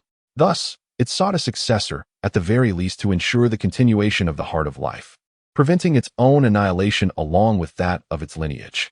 This elucidated the tree ancestor's elevated status. There existed no being of greater significance on the surface. Yet the starshine stone held a position evidently above that of the tree ancestor, even instilling a sense of fear within it. The mysterious figure grew frantic, for the excessive consumption of the tree ancestor's primal energy could jeopardize the planet's ecosystem. Cease at once. If the tree ancestor's energy is overly depleted, it could spell disaster for the planet. Moreover, the transmission of the heart of life is currently underway. If interrupted, that girl may perish. As if to validate his words, Yi Hongling's expression faltered, revealing a hint of fatigue. While Tang Shifeng could overlook the earlier remarks, the moment his adversary hinted that such actions could threaten Yi Hongling's life, it became a different matter. Sister Bai Xing, please stop. This will harm Linger. Bai Xing responded with a calm demeanor. Qinfeng, do you know what this blue gold tree represents? It is, in essence, the source of life for the planet. Although its energy level may not surpass that stored within the starshine, absorbing it would be immensely beneficial for you. Tang Shifeng felt a surge of urgency within him. Yet I cannot allow my actions to lead to Lingo's demise. She holds immense significance in my life. Observing the anxious Tang Qinfeng, Bai Xing's heart softened, and the absorption of energy began to wane. Very well, for your sake, I shall spare her. He cast a glance at the mysterious figure, which stirred an unsettling feeling within him. However, I must also seek some advantage. That entity over there. You must be a transformed, 200,000-year-old blue gold tree, correct? I require life fruits of the 10,000-year variety. I shall not be greedy. Merely 5 will suffice. Although this request seemed modest, it provoked an almost visceral reaction from the other party, as the life fruits referred to the rare and precious fruits of the advanced blue gold tree, which took nearly a decade to yield a single fruit, only to mature for another 10,000 years before being deemed of the 10,000-year grade. Even a towering ancestor tree reaching a kilometer in height would possess fewer than 1,000 of these fruits. The blue gold tree is a species characterized by its peaceful nature, lacking in aggressive tendencies. Thus, it had shown no inclination towards hostility until now, when the advertisement of my demands ignited a lethal resolve within the other, albeit accompanied by a palpable fear of my energy absorption ability. At that moment, the ancestor tree responded, its leaves gently rustling and occasionally emitting a faint glow. The figure turned, seemingly attuned to the whispers of the ancestor tree, his face oscillating between shock, sorrow, and fear, revealing an intricate tapestry of emotions after a moment of contemplation. After a brief pause, he faced Tang Qinfeng with a tone of respect and said, I apologize for my earlier impertinence. My name is Blue Gold. Please wait here while I retrieve the life fruits. With that, Blue Gold hurriedly departed. Tang Qinfeng was, of course, unaware of the conversation between the tree ancestor and Lan Jing. His immediate concern lay with Yi Hongling's condition. Approaching her, he observed her closely for a while. Fortunately, she bore no visible injuries, and her expression had returned to a state of calm following the successful transmission of her legacy. However, her martial spirit, the Tree of Life, remained in an activated state, and the emerald golden soul ring continued to be absorbed. Through his spiritual perception, Tang Qinfeng noted that Yi Hongling resembled a reservoir of vitality, her entire being infused with the essence of life, as if she were harmoniously intertwined with nature itself. Before long, Lan Jing returned, bearing 5 fruits of life, each roughly the size of a palm, semi-transparent and vibrant green, emitting a faint luminescence. From these fruits, Tang Qinfeng could sense an overwhelming vitality. Lan Jing glanced at the 5 fruits in his arms, feeling a pang of reluctance, yet he ultimately surrendered them to Tang Qinfeng. Remembering the tree ancestor's counsel to avoid provoking the others and to meet their needs as much as possible. Upon receiving the life fruits, Tang Qinfeng suddenly recalled his initial purpose for entering the Sunset Forest to find a suitable soul ring for Yi Hongling. Although numerous events had transpired, Yi Hongling was now safe and had acquired a perfectly compatible soul ring, while he had obtained 5 life fruits and absorbed some advanced life energy. Despite facing 200,000-year soul beasts, village chief Yi had navigated the situation with remarkable ease. In summary, this adventure had proven not only safe, but also immensely beneficial for all involved. Chapter 20. A fortunate escape having reaped the rewards. Tang Chenfeng chose to linger rather than depart. The area where Yi Hongling had meditated was now adorned with various plants, and she was gently enveloped by the massive vines that had sprouted from the ground, resembling a colossal flower bud. Green light emanated from the crevices, a testament to the vibrant life energy that thrived within.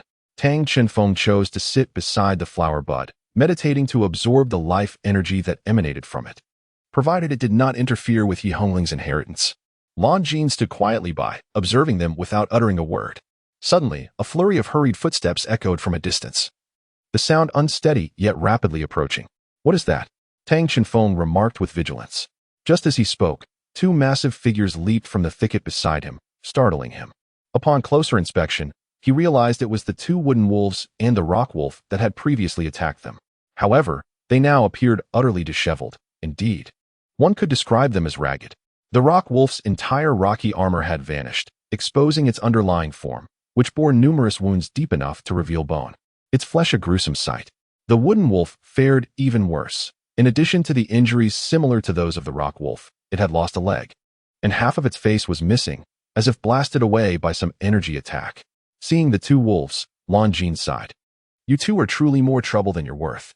Having just entered the 10,000-year tier, you thought you could swagger through the forest? This is the consequence." The two wolves did not protest. Instead, they lowered their heads like two children who had misbehaved. Lan Jin then produced two blue golden fruits, placing them into the mouths of the wolves. As the fruits were consumed, the wounds on the wolves began to heal at a visibly rapid pace, their vitality slowly returning. "That should suffice. Each of you has consumed a century-old life fruit. Your wounds will stabilize soon, and with some rest, you shall recover," Lan Jin remarked. After speaking, he turned and waved his hand, and the two massive wolves seemed to exchange a few words before departing. "Those two are indeed summoned by you," Tang Chenfeng said, indignation evident in his tone. Lan Jin wore a look of resignation as he replied, "I had not intended to employ such a forceful method to summon you. But your grandfather is exceedingly formidable. The wood spirit and earth spirit, having just entered the 10,000-year soul beast rank, became rather complacent and attempted to forcibly bring you here. The result was that while you managed to escape, they became ensnared. I had Silver Feather bring you back, but regrettably, after being provoked, its methods became rather harsh." Lan Jin's words were a blend of truth and fabrication. While he indeed wished to safely return the two, he had not considered whether his approach was too harsh. He primarily aimed to prevent Tang Chenfeng from becoming overly agitated, lest even the tree ancestor be unable to protect him. Being still quite young and possessing a rather naive disposition, Tang Chenfeng believed him. "Very well, you must keep a close watch on them from now on." It seems others are approaching as well. Judging by their aura, it should be another person from your side." Grandpa is coming," Tang Chenfeng exclaimed with delight. "Indeed. By the way, since we are soul beasts, it would be prudent not to reveal ourselves in front of your grandfather. I shall take my leave now." "Wait. How am I to explain this?" Tang Chenfeng suddenly pondered, glancing at Yi Hongling, now transformed into a flower bud. "Well, I cannot assist you with that. He is nearing, so you must devise your own solution." Upon finishing, Lan Jin's figure vanished entirely into the natural surroundings. Tang Chenfeng felt speechless, pondering why it was always like this. He was the only one tasked with weaving tales to navigate through the situation. Tang Chenfeng was lost in thought when a series of hurried footsteps approached from behind. And then Yi Jiolong appeared alongside the sound. "Chenfeng, thank goodness you are unharmed." At that moment, Yi Jiolong appeared utterly disheveled, his body smeared with blood, a mixture of his own and that of his enemies. His clothing was tattered, with several large holes, the edges frayed to the point where they seemed ready to disintegrate at the slightest touch. Moreover, blood continued to trickle from the corner of his mouth. Yet despite his dire condition, he let out a sigh of relief. Tang Chenfeng noticed that Yi Jiolong appeared more anxious than himself. "Grandpa Village Chief, your injury is quite severe. You should seek treatment promptly." "It's nothing serious," Yi Jiolong reassured as he patted Tang Chenfeng's shoulder. "I am fine. As long as you are all safe, it is well. What about Yi Hongling? She should be unharmed, right?" The sudden arrival of the village chief caught Tang Chenfeng off guard, leaving him uncertain about how to respond. Observing Tang Chenfeng's silence, Yi Jiolong's expression grew increasingly pale. Could it be that something had happened to her? Tang Chenfeng hurriedly exclaimed, "No, Linga is fine. It's just that her martial spirit seems to have changed somewhat from its original form." Look over there. As he spoke, he gestured towards a nearby flower bud. After much contemplation, Tang Chenfeng resolved to disclose part of the truth, albeit with some modifications, as there were certain matters that simply could not be articulated. Yi Jiolong approached the flower bud, extending his hand to rest upon it, beginning to sense the internal circumstances with his soul and mental energy. After a while, he withdrew his hand, letting out a sigh of relief. It's all right. This appears to be akin to a martial spirit evolution, which may actually benefit Linger. At that moment, Yi Jiolong suddenly collapsed to the ground, his face as pale as a sheet. One hand pressed against his abdomen, he appeared to be in excruciating pain. And then he coughed up a mouthful of black blood before losing consciousness. Grandfather Yi, what has happened to you? Tang Chenfeng was taken aback by Yi Jiolong's sudden collapse and rushed over to assess the situation. Although Yi Jiolong lay unconscious, his expression was one of anguish. Blood continuously flowing from his mouth, and he emitted groans of suffering as if he were in imminent danger. Tang Chenfeng, though anxious, felt powerless to assist him. It was then that he remembered the life fruit from earlier, which contained a wealth of life energy known to heal wounds effectively. Without hesitation, he produced a life fruit and placed it at Yi Jiolong's lips, applying pressure to extract its contents. Given Yi Jiolong's unconscious state, he could not chew. So this was the only option. The emerald green juice, teeming with life energy, flowed into Yi Jiolong's mouth, and the effects were immediate. His complexion visibly improved, and the groans of pain subsided. The life energy coursed through his body, gradually circulating through his meridians. Tang Chenfeng let out a sigh of relief. But just as he did, he noticed that the life energy entering Yi Jiolong's body came to a halt upon reaching his abdomen, as if obstructed by some unseen force. As Tang Chenfeng continued to observe, a voice suddenly emerged from nearby. I see now. No wonder he struggles so during battle as a limit Douluo. Clearly lacking strength and stability. It turns out he bears such serious old injuries. The speaker was none other than the previously vanished Lan Jin. Tang Chenfeng was startled, exclaiming, "Could you please refrain from appearing so suddenly? It is quite terrifying. Additionally, what do you mean by old wounds?" Lan Jin replied, "Generally speaking, when a human cultivates to the level of a title Douluo and continues to refine their skills to the utmost limit, they may attain the pinnacle known as the extreme Douluo, a being who stands at the zenith of the human realm. Your grandfather was such an individual. However, this represents the limit of humanity, not the limit of the world. An extreme Douluo, if they persist in their cultivation, may eventually trigger a tribulation. The methods of transcending this tribulation are myriad and varied, yet they share a singular purpose, to shed their mortal form and enter the realm of the divine. The most common tribulation encountered is the lightning tribulation. Successfully overcoming this challenge allows one to transcend human limitations and ascend to godhood. Conversely, failure results in becoming mere dust in the air. Your grandfather belongs to the latter category. However, for reasons unknown, he did not perish but instead sustained grave injuries. The mere fact that he survived is nothing short of miraculous. After listening to his explanation, Tang Chenfeng hurriedly inquired, "Is there any way to save Grandpa Yi?"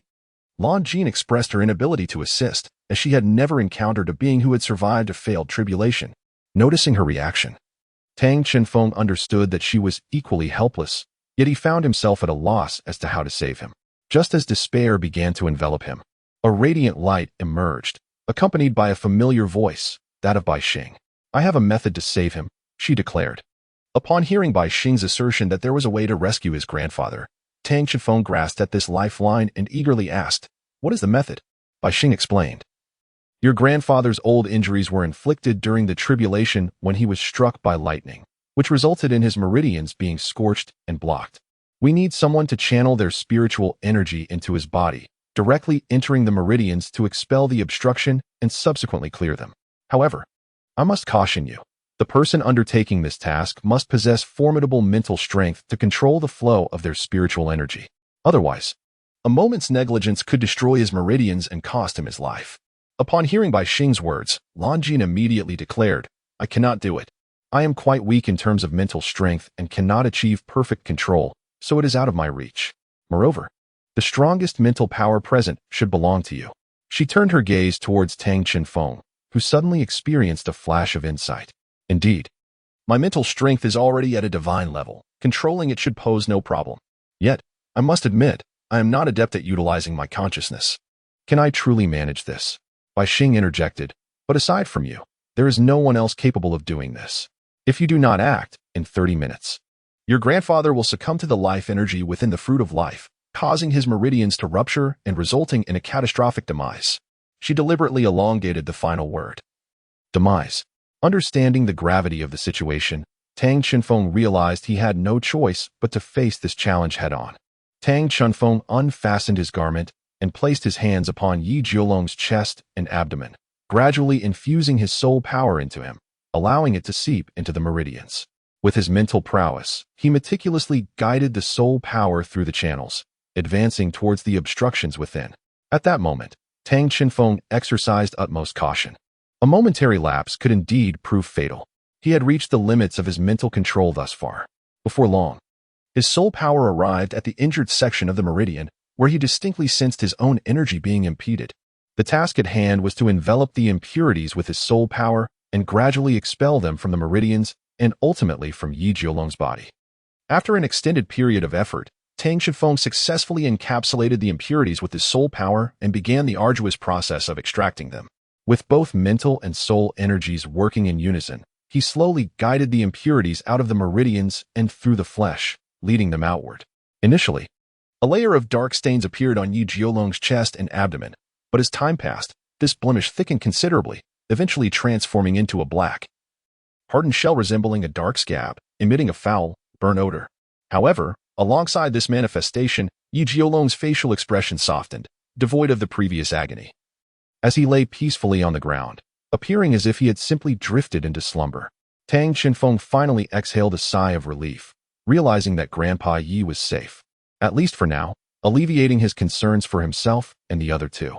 At that moment, he suddenly felt an overwhelming fatigue, a consequence of his mental strain. His eyelids grew heavy, and he succumbed to slumber. It was unclear how much time had passed when he awoke. Lan Jin was already gone. Yi Jiolong still lay in slumber, while Yi Hongling remained in her transformed state, resembling a flower bud that appeared increasingly ripe and ready to bloom. At this juncture, a muffled sound indicated that Yi Jiolong had awakened. Chapter 21.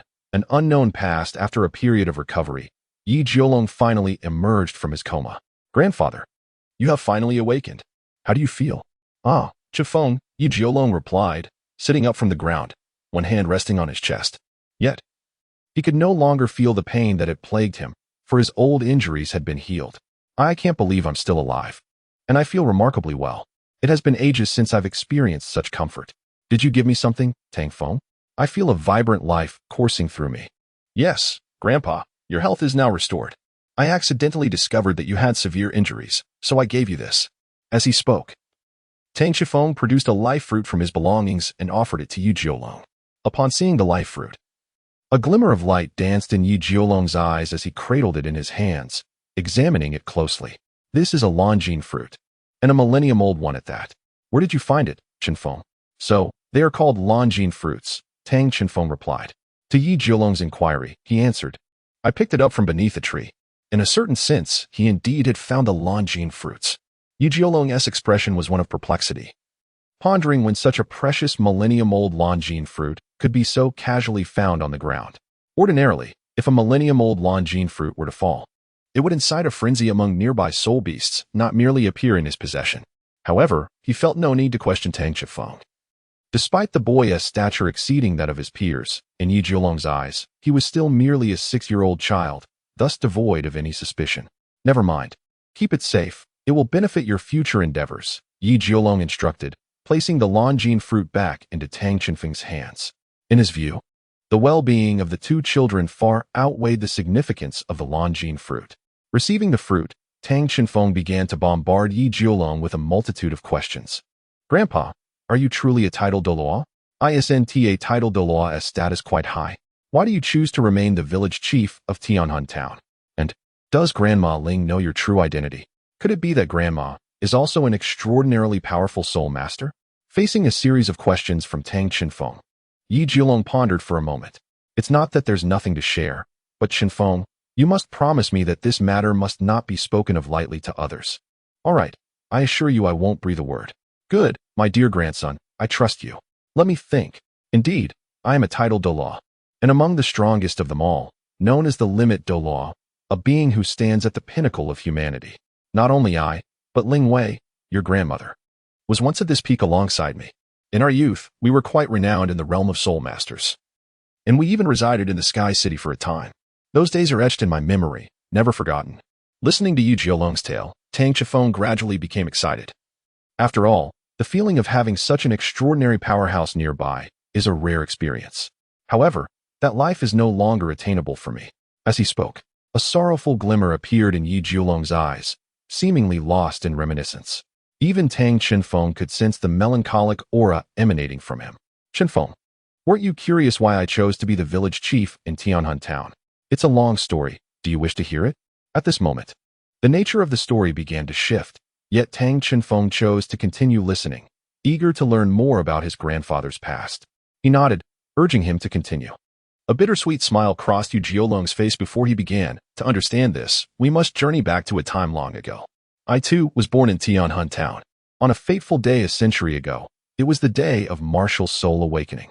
Back then, I was merely a 6-year-old child, like all others, eagerly anticipating my martial soul awakening, hoping for a chance to rise above the ordinary. With such aspirations, I entered the awakening chamber with a group of others. Commencing the ceremony, out of 12 children, the first 10 failed to awaken their soul power. As the second to last, perhaps fortune favored me. Or perhaps my previous prayers yielded blessings, for I became the first among them to awaken my soul power, a mutated dragon type with dragon martial soul. With innate 8th level soul power and considerable mental strength. The awakening master proclaimed me a rare talent, and in that moment, I was elated. For I was no longer an ordinary person, but a soul master. However, just as I reveled in my newfound status, the last girl brought forth an astonishing surprise. Her martial soul was the Holy Spirit angel, possessing full innate soul power, and her mental strength far exceeded mine. She was hailed as a genius among geniuses. Yi Jiolong chuckled ruefully. Thus, my title of genius was swiftly overshadowed. That person must be incredibly strong. Where is she now? Inquired Tang Chifeng. Well, aren't you able to see her every day? Every day, I find myself pondering, could that person be Grandma Ling? Yi Jiolong replied, indeed. That individual is Ling Wei, your Grandma Ling. I recall a time when I was filled with an indomitable spirit upon witnessing my own surpassing. I resolved not to be outdone. During that period, she became my unwavering target, and I dedicated myself to relentless training in pursuit of surpassing her. However, Ling Wei's innate talent was nothing short of astonishing. Just when I believed I was closing the gap, I would discover, to my dismay, that a greater distance had emerged between us once more. Thus, we engaged in a continual rivalry, constantly comparing ourselves to one another. I even followed her to the same school, and as we progressed, the gap between us and our peers widened. We became the prodigies spoken of among our contemporaries. And gradually, our bond deepened. I no longer viewed her solely as a rival. We became each other's closest friends, striving together, sharing insights from our training. Ultimately, we both earned the privilege to ascend to the Sky City together. Tang Chifeng listened intently, captivated by the tales, which not only enchanted him, but also deepened his understanding of his grandparents. Grandpa Yu was surprised to learn that he had known Grandma Ling since childhood and that she was a prodigy back then. By the way, Grandpa, how was your experience after entering the Sky City with Grandma Ling? Let me think, he replied. Once we arrived in the Sky City, we quickly realized that while we were indeed prodigies on the ground, the reality here was quite different. Everyone who comes here is a genius in their own right, with some even surpassing us. We enrolled in the Advanced Soul Master Academy, embarking on a more rigorous path of cultivation. By the way, that was when my rate of advancement was at its peak. Can you guess why? Tang Chifeng pondered for a moment, attributing it to Grandma Ling, for otherwise, he could hardly fathom the reason behind it. Yi Jiolong's eyes brightened with realization. Indeed, it was due to your Grandma Ling, for her beauty was simply unparalleled. At that age, one often experiences a surge of emotions, especially towards those close at hand. It is unimaginable how stunning your Grandma Ling was in her youth, a beauty that would make men turn their heads and incite jealousy among women. I, too, was not immune. To prevent her from being taken away, I engaged in numerous brawls. However, the allure of Ling Wei attracted many suitors, and my constant skirmishes only honed my skills further. I recall a particular fellow who sought to challenge me to the death, but instead, we forged a bond of brotherhood through that encounter. Suddenly recalling something, Tang Chifeng glanced at the soul-guided storage bracelet on his wrist. Could that person be the one you mentioned to us earlier? Indeed, it was he, Yi Jiolong affirmed. Subsequently, we resolved to engage in fair competition. Whoever could win Ling Wei's heart would emerge victorious. As fate would have it, we both confessed our feelings simultaneously, yet I triumphed. And he graciously withdrew from the contest, becoming my good brother. In the following years, we graduated with exceptional results at the age of 22. We returned to our hometown, determined to be together, and the witnesses to our union, besides our family and friends, were a sapling we had planted together at the village entrance. This revelation astonished Tang Chenfeng. He had known that the grand tree at the village entrance had stood there for at least a century. Yet he could never have imagined that the person who planted it was his own grandfather. Yi Jiulong chuckled. You might not have guessed that the tree you often meditate under was planted by your grandmother and me. Perhaps this is a form of fate. Yi Jiulong continued later. We ventured into the world of soul masters, our prowess growing rapidly as our partnership gained renown. By the time we reached our 50s, we both attained the esteemed rank of title Douluo at level 90. After another 20 years, we ascended to the pinnacle of level 99, the ultimate Douluo. Many sought to challenge us, but we had grown accustomed to our freedom and declined all offers. Those were undoubtedly the brightest moments of our lives. As he spoke, Yi Jiulong's eyes sparkled, seemingly lost in the splendid memories of his remarkable journey. Yet, the reminiscence abruptly halted, and a look of despondency and sorrow clouded his face. However, I later made a decision that I would regret for the rest of my life. Was that fateful decision related to your injury? Tang Chenfeng inquired softly from the sidelines. Indeed, it was, Yi Jiulong replied. The choice I lamented was that I recklessly attempted to transcend without being adequately prepared. At this moment, Yi Jiulong was etched with anguish. In my earlier years, I was filled with fervor and a competitive spirit. Upon learning that humanity could transcend the limits of Douluo and enter the realm known as divinity, my ambition surged. I believed I possessed the potential for such a breakthrough and subsequently embarked on a relentless quest for further advancement and the means to summon the tribulation of thunder. Ultimately, I succeeded, yet I also faced profound failure, a failure that was utterly disastrous. The formidable thunderstorm nearly obliterated my essence, but I clung to life until the storm subsided. Were it not for Ling Wei, who possessed a soul skill capable of forcibly transferring injuries to herself, I would surely have perished. In the end, not only did I fail, but I also jeopardized her future. She had the potential to reach that pinnacle as well, but now listening to Yi Jiulong's tale, Tang Chenfeng felt a wave of sorrow. If he were the protagonist of this story, he would undoubtedly be disheartened after enduring such tribulations. Alas, it all stemmed from my impulsiveness. Yi Jiulong continued. Since that time, both your grandmother and I experienced a significant decline in our strength, only able to exert about 60% of our former prowess, and we would never advance further. My life began to plummet, yet thankfully, your grandmother did not sever ties with me over this ordeal, though her temperament seemed to become more irritable. Despite our losses, we still had each other's love. From that point onward, my character began to transform. I became less impetuous, adopting a more tranquil and diplomatic demeanor. We concealed our identities and settled into a modest existence. In our 70s, we welcomed our child, Yi Hongling's father. Grandfather, you had Ling's father when you were over 70. Tang Chun was astonished. Yi Jiulong smiled and replied, do not be so surprised. At my level, living for over 300 years is no issue. 70 years is merely a quarter of my life. Having a child at that age is not too late. Reflecting on that time brings me joy. Yi Hongling's father inherited my nine-headed with dragon martial spirit, exhibiting remarkable talent as a soul master. In him, I saw a reflection of my younger self, gifted and spirited. Crucially, he also inherited your grandmother's meticulousness and composure. He became our spiritual solace, and we projected our past dreams onto him, which he never failed to fulfill. He rose to become a senior police officer, addressing various soul master crimes. One day, he introduced a young girl to us, declaring her to be my future daughter-in-law. Our happiness was boundless. A year later, he informed us that your grandmother and I might soon become grandparents. In that moment, we felt life was truly worthwhile. Our spirits lifted, and we suddenly longed to revisit our hometown. Upon returning to Tianhun town, we were struck by how swiftly time had passed. The sapling we once knew had matured into a grand tree, and many familiar faces and places had vanished. As we wandered, we unknowingly found ourselves at the edge of the town, adjacent to the forest. Suddenly, a faint sound reached our ears, reminiscent of a baby's cry. We followed the sound, and soon discovered an infant wrapped in a bundle. We decided to take him with us, perhaps influenced by the nostalgia of returning to Tianhun Town. I remarked, "Welcome to the family of Tianhun Town." Wait a moment. Was it true that when you and Grandpa found me, Yi Hongling had not yet been born? Indeed. Otherwise, you would have referred to her as your elder sister, not your younger sister. But Yi Jiolong seemed to be lost in a particularly distressing memory.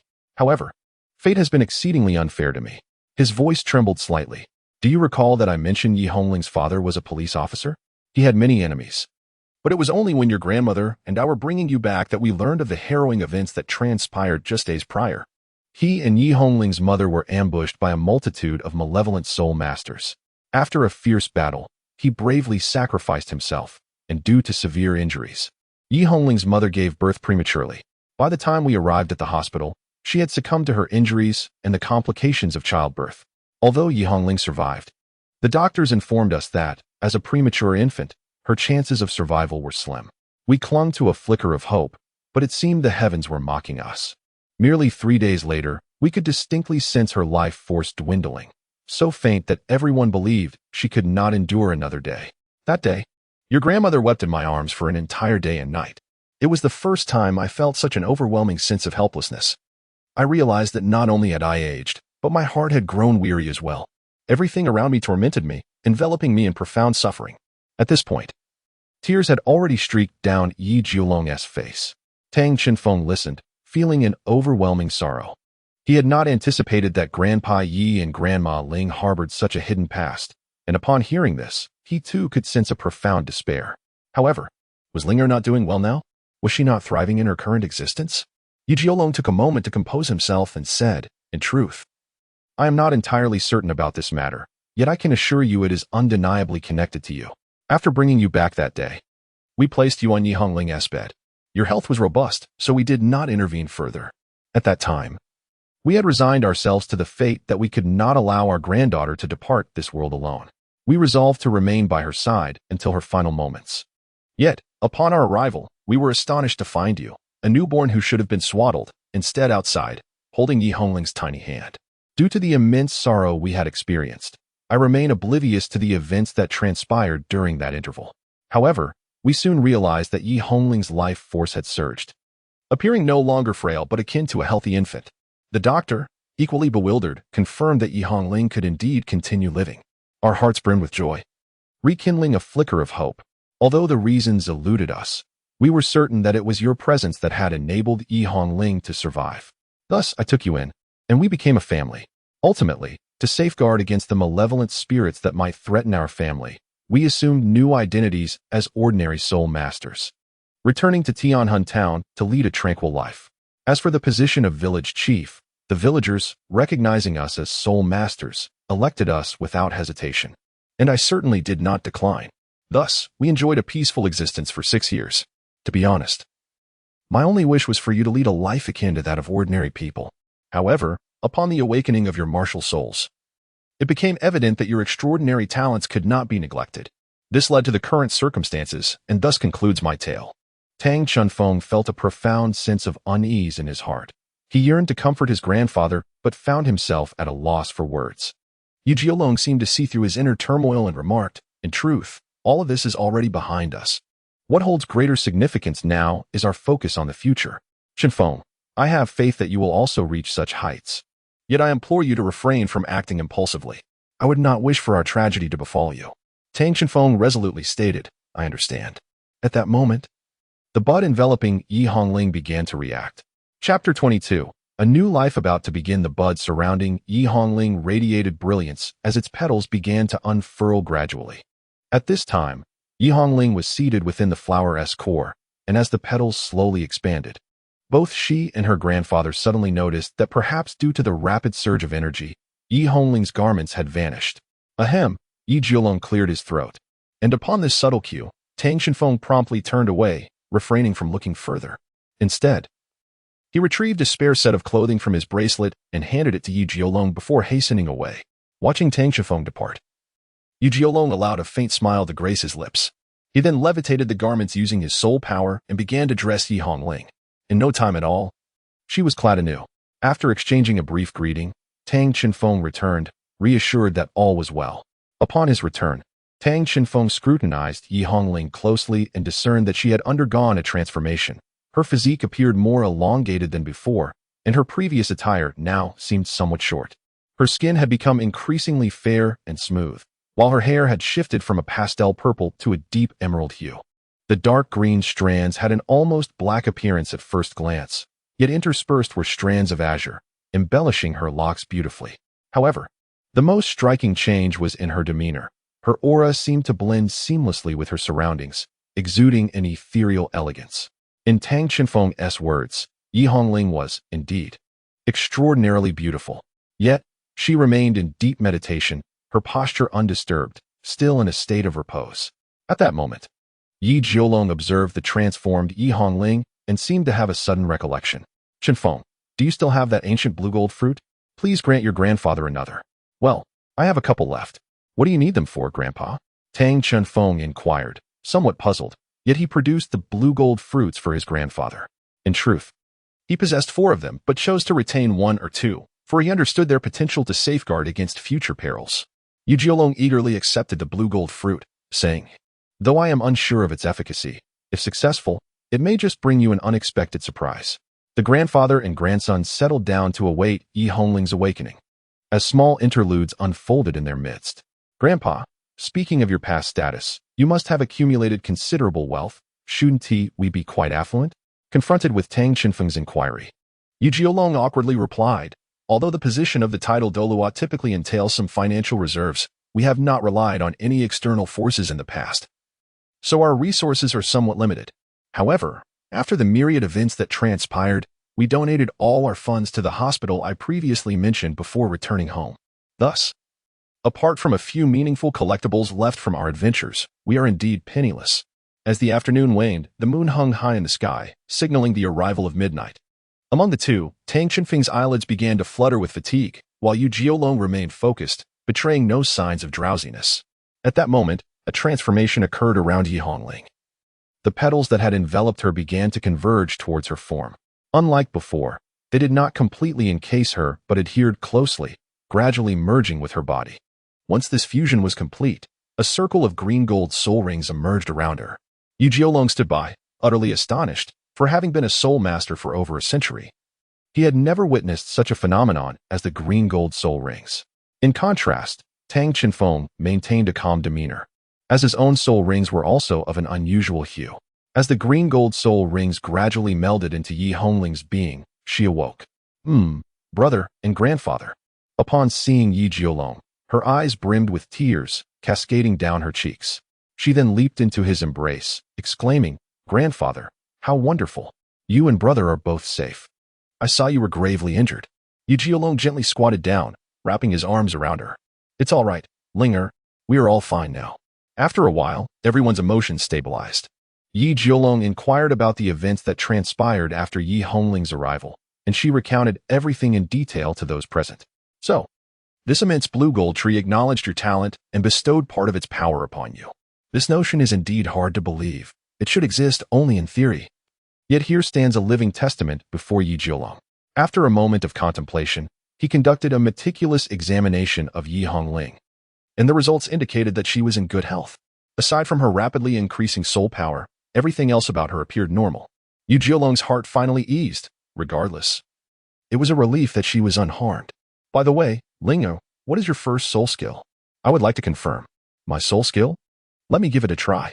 Yi Hongling has acquired her own soul ring, and with it, she has also gained soul skills. Typically, the abilities of a soul master are kept secret, disclosed only to those they deeply trust. Yi Hongling rose to her feet, summoning her martial soul, the ethereal silhouette of the tree of life manifesting behind her. One could distinctly perceive that this apparition had become increasingly corporeal, exuding an aura of authenticity. The verdant leaves now bore intricate golden-green patterns that had never before adorned them. As her martial soul was unleashed, Yi Hongling's hair and eyes transformed into a vibrant emerald hue, accompanied by the radiant glow of her golden-green soul ring. The elderly duo nearby suddenly felt an invigorating vitality coursing through them, a life energy that not only rejuvenated their bodies, but also seemed to heal their spirits, instilling an indescribable sense of joy. "A domain skill as your first soul ability is truly remarkable," exclaimed Yi Jiolong with delight. My first soul skill is called the Domain of Life, and its power encompasses extensive healing and restoration of mental energy, Yi Hongling replied with a playful smile. Indeed, that is a splendid skill that suits you perfectly, Yi Jiulong responded, his mood exceptionally buoyant. Although they had encountered numerous perils upon entering the forest, the outcome thus far suggested they were returning with bountiful rewards. Congratulations, Linger, you now possess your own soul skill, Tang Chifeng chimed in, equally pleased for her. Yi Hongling playfully stuck out her tongue and flashed him a smile. It's getting late. We've found everything we came for. It's time to depart from this sunset forest. All right, let us go. Grandmother must be anxious, they agreed, and the trio hastened towards the exit. After they had departed, the previously unseen blue-gold figure emerged. Elder Tree, is it truly all right to let them leave unimpeded? The rustling of the tree elder's leaves responded to his inquiry. Let us hope so.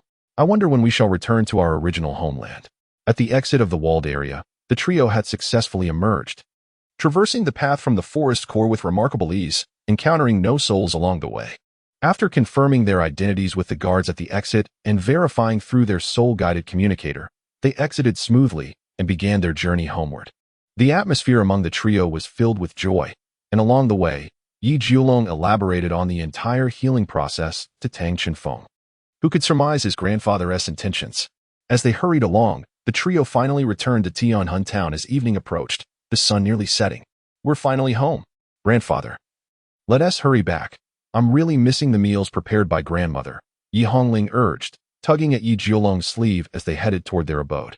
All right, Linger, there's no rush now. And look, we are already at the doorstep, he replied. Arriving at the familiar little house, Yi Jiulong gently knocked on the door. Ling, we are back. Please open the door. After a short while, the sound of a lock being turned echoed from within. As the door swung open, the voice of Grandma Ling greeted them. You have finally returned.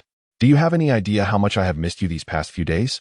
However, her words faltered as she beheld the youthful visage of Grandpa Yi, and a look of astonishment spread across her face. Grandpa Yi chuckled.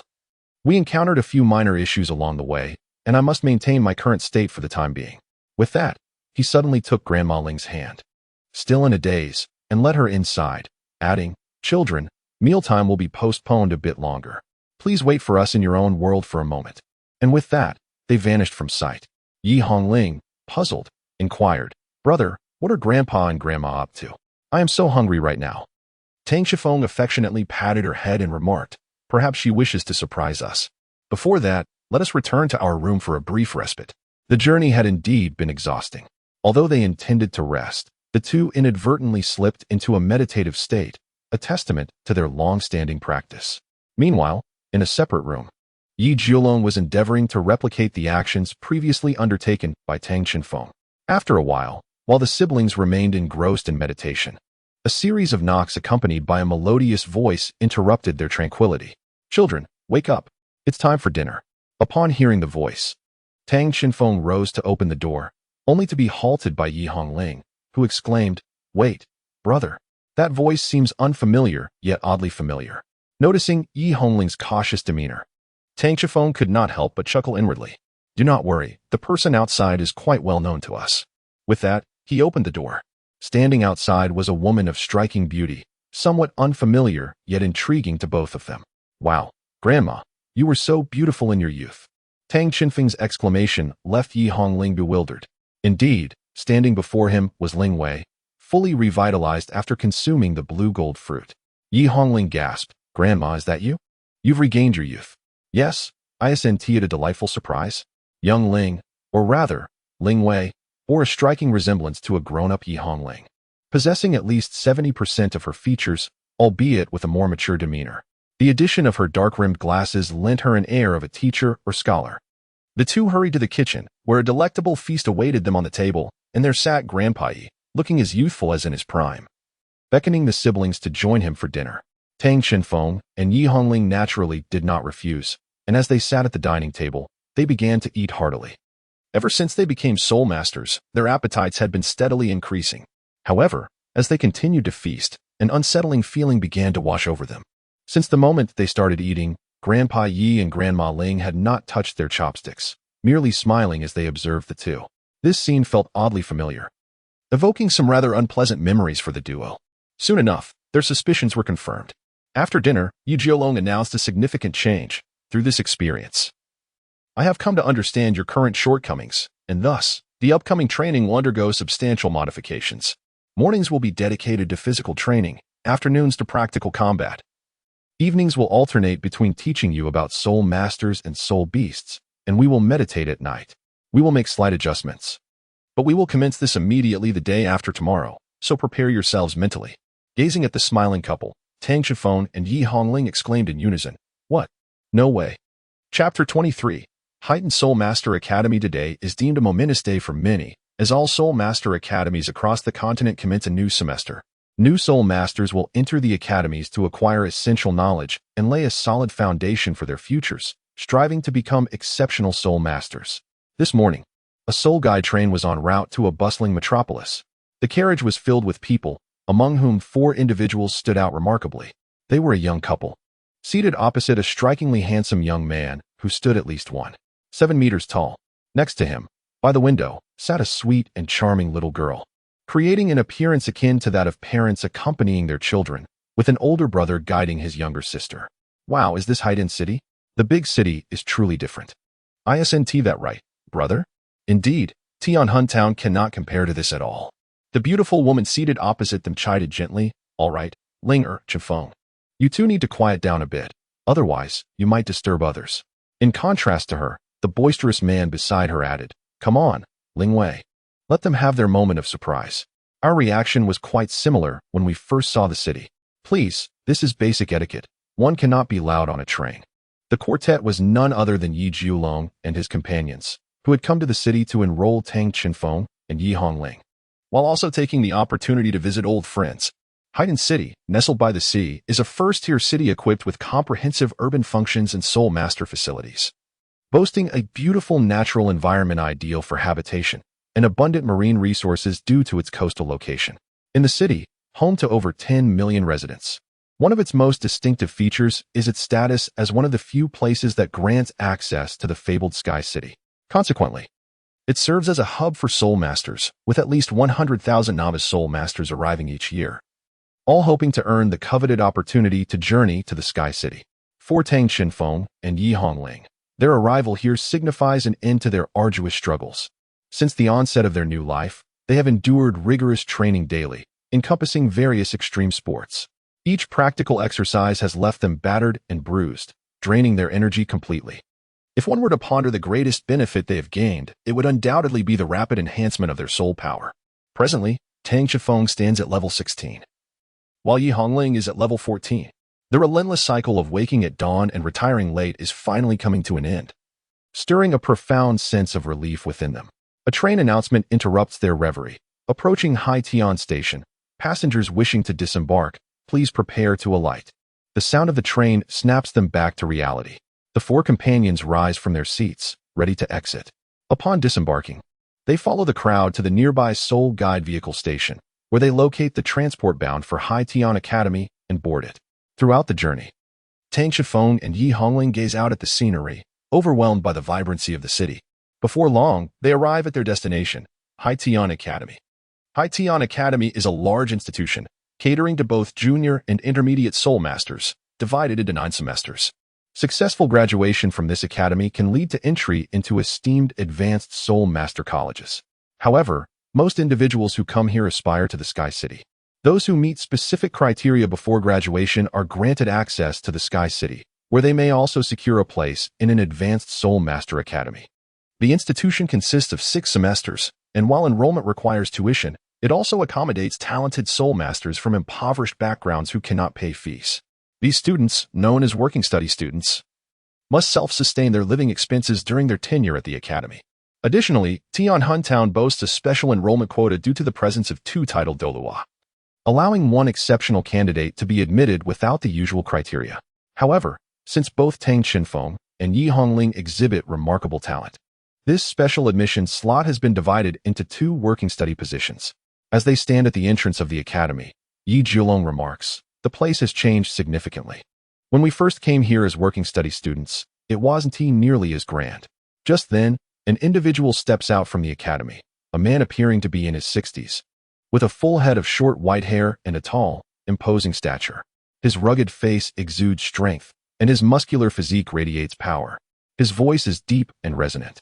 It's no wonder the Academy's reputation has soared since the emergence of two prodigies like you. Naturally, the funding has flourished. Upon seeing him, Yi Jiulong approached without reservation, exclaiming, "Indeed, we are both prodigies rarely encountered in a century. Speaking of which, it has been over 50 years since we last met." "Old gal," the man responded with a hearty laugh. "Ha ha ha. Indeed, it has been a long time, old Jiulong." Yi Jiulong then turned to Tang Shifeng and the others, saying, "Allow me to introduce this gentleman. He is Zhao Gabwa, my former classmate and now the vice president of the academy." Tang Shifeng and the other replied in unison, "Hello, Vice Dean." Zhao Gabwa said, "There is no need for such formality here. You may simply address me as Teacher Zhao. Do not follow in the footsteps of certain individuals who delight in bestowing unflattering nicknames behind others' backs." Yi Jiulong retorted, "Is that so? I find it quite fitting for you." Zhao Gaobua, unyielding, replied, "Indeed, however, I believe that nickname suits you quite well as well." At this point, both of them burst into laughter. Ling Wei, who was nearby, could not help but chuckle. "All right, you two, we can reminisce about the past later. Let us first address the matter at hand." The two immediately composed themselves, and Zhao Gaobua produced two metallic badges, handing them to Tang Qinfeng and his companion. "I have already submitted your documents. Here, take this. It is the emblem of the academy. Once you don it, you shall be regarded as members of the institution. The work-study student dormitory is located at the last building on the back mountain. You may head over there first. We need to catch up with old friends." The two nodded, picked up the school emblem and their luggage, and made their way toward the back mountain. "By the way, your senior classmates may not be so easy to get along with, so do exercise caution." "Understood," they replied, watching the two depart. A hint of envy flickered in Zhao Gaobua's eyes, and he said to Yi Jiulong, "I truly envy you for having two precious grandchildren." Yi Jiulong responded, "You clearly have the opportunity as well. It's just that you have persisted for so long. Need I say more? My heart belongs solely to Ling Wei. I have no interest in anyone else." Ling Wei interjected, all right, let us not stand here reminiscing. Let's find a place to sit and chat." Zhao Gaobo quickly added, "Perfect. I know a tavern where the food and drink are quite delightful." At that moment, a sly smile appeared on Yi Jiulong's face. "Very well, let us go. I shall treat." Zhao Gaobo rolled his eyes. "Oh really? You treat, and I are the one who pays?" Yi Jiulong playfully rested his hand on Zhao Gaobo's shoulder, saying, "Indeed, my brother understands me well." Zhao Gaobo resignedly replied, Fine. You may treat. I will lead the way. Let us go." "Oh, by the way, old Gaobo, regarding the matter I previously entrusted to you, I must trouble you with it. Rest assured, I had already intended to take on a disciple. Now, it seems the opportunity has presented itself. However, it will ultimately depend on his own efforts. You need not worry. These two children bring me surprises every day." Meanwhile, at the academy's back mountain, Tang Shifeng and his companion had located their dormitory building. The academy comprises 7 buildings, with the work-study students' dormitory separated from the others, making it easy to find. The dormitory building consists of 5 floors, with each floor containing a shared room for multiple occupants. Naturally, due to its nature as a work-study facility, the living conditions are not as favorable as those of regular students, presenting a rather mixed environment. The two found their assigned room, number 6, according to the number beneath the school emblem. Tang Qinfeng stepped ahead and opened the door, peering inside to reveal a space exceeding 100 square meters. The dormitory was furnished with over 20 beds, though most were merely bed frames devoid of bedding, and it appeared that quite a number of individuals occupied the area. As Tang Qinfeng crossed the threshold, a fist suddenly hurtled toward him, aiming for his face. With effortless grace, he raised his left arm to intercept the blow, subsequently casting the assailant aside. The individual who had been flung away executed a backflip mid-air before landing smoothly, though the expression on his face betrayed a hint of astonishment. Tang Qinfeng coldly remarked, "This senior, is it not rather inappropriate to bully someone upon first meeting?" The individual rose and, casting a puzzled glance at Tang Qinfeng, inquired, "Senior, are you a new work-study student?" At this moment, Tang Qinfeng took a clearer look at the person's appearance. The individual stood at approximately 1.50 meters, which was quite tall among peers, yet in the presence of Tang Qinfeng, it seemed rather inadequate. He sported a head of short silver hair, and his elongated face bore a somewhat sharp demeanor. Tang Qinfeng spoke, "Indeed, I am the new work-study student. My name is Tang Qinfeng, and this is my sister." Yi Hongling. At that moment, Yi Hongling stood behind Tang Chenfeng, her hand raised in greeting. The other person quickly responded, "Ah, so you are the newcomer. I apologize for my earlier assumptions. My name is Zepping, I am 9 years old, and my martial soul is the Steel Claw Tiger. When I saw a figure at the entrance, I thought it was one of those bullies coming to stir trouble again. By the way, you seem remarkably tall. At least around 1.7 meters. Are you transferring here?" "Not quite," Tang Chenfeng replied. "I am only 6 years old, but due to my innate martial soul, I have grown much faster than the average person." "Oh, so you possess an innate martial soul. I have only heard of such a thing before." Zepping continued. "By the way, now that you are here, you must adhere to our rules. I am the leader of the 6th dormitory and the work-study students. Newcomers have the opportunity to challenge me. If one of you wins, you will become our new leader. Come on then." As he spoke, Zepping assumed a combat stance. This time, it was Tang Chenfeng who appeared perplexed.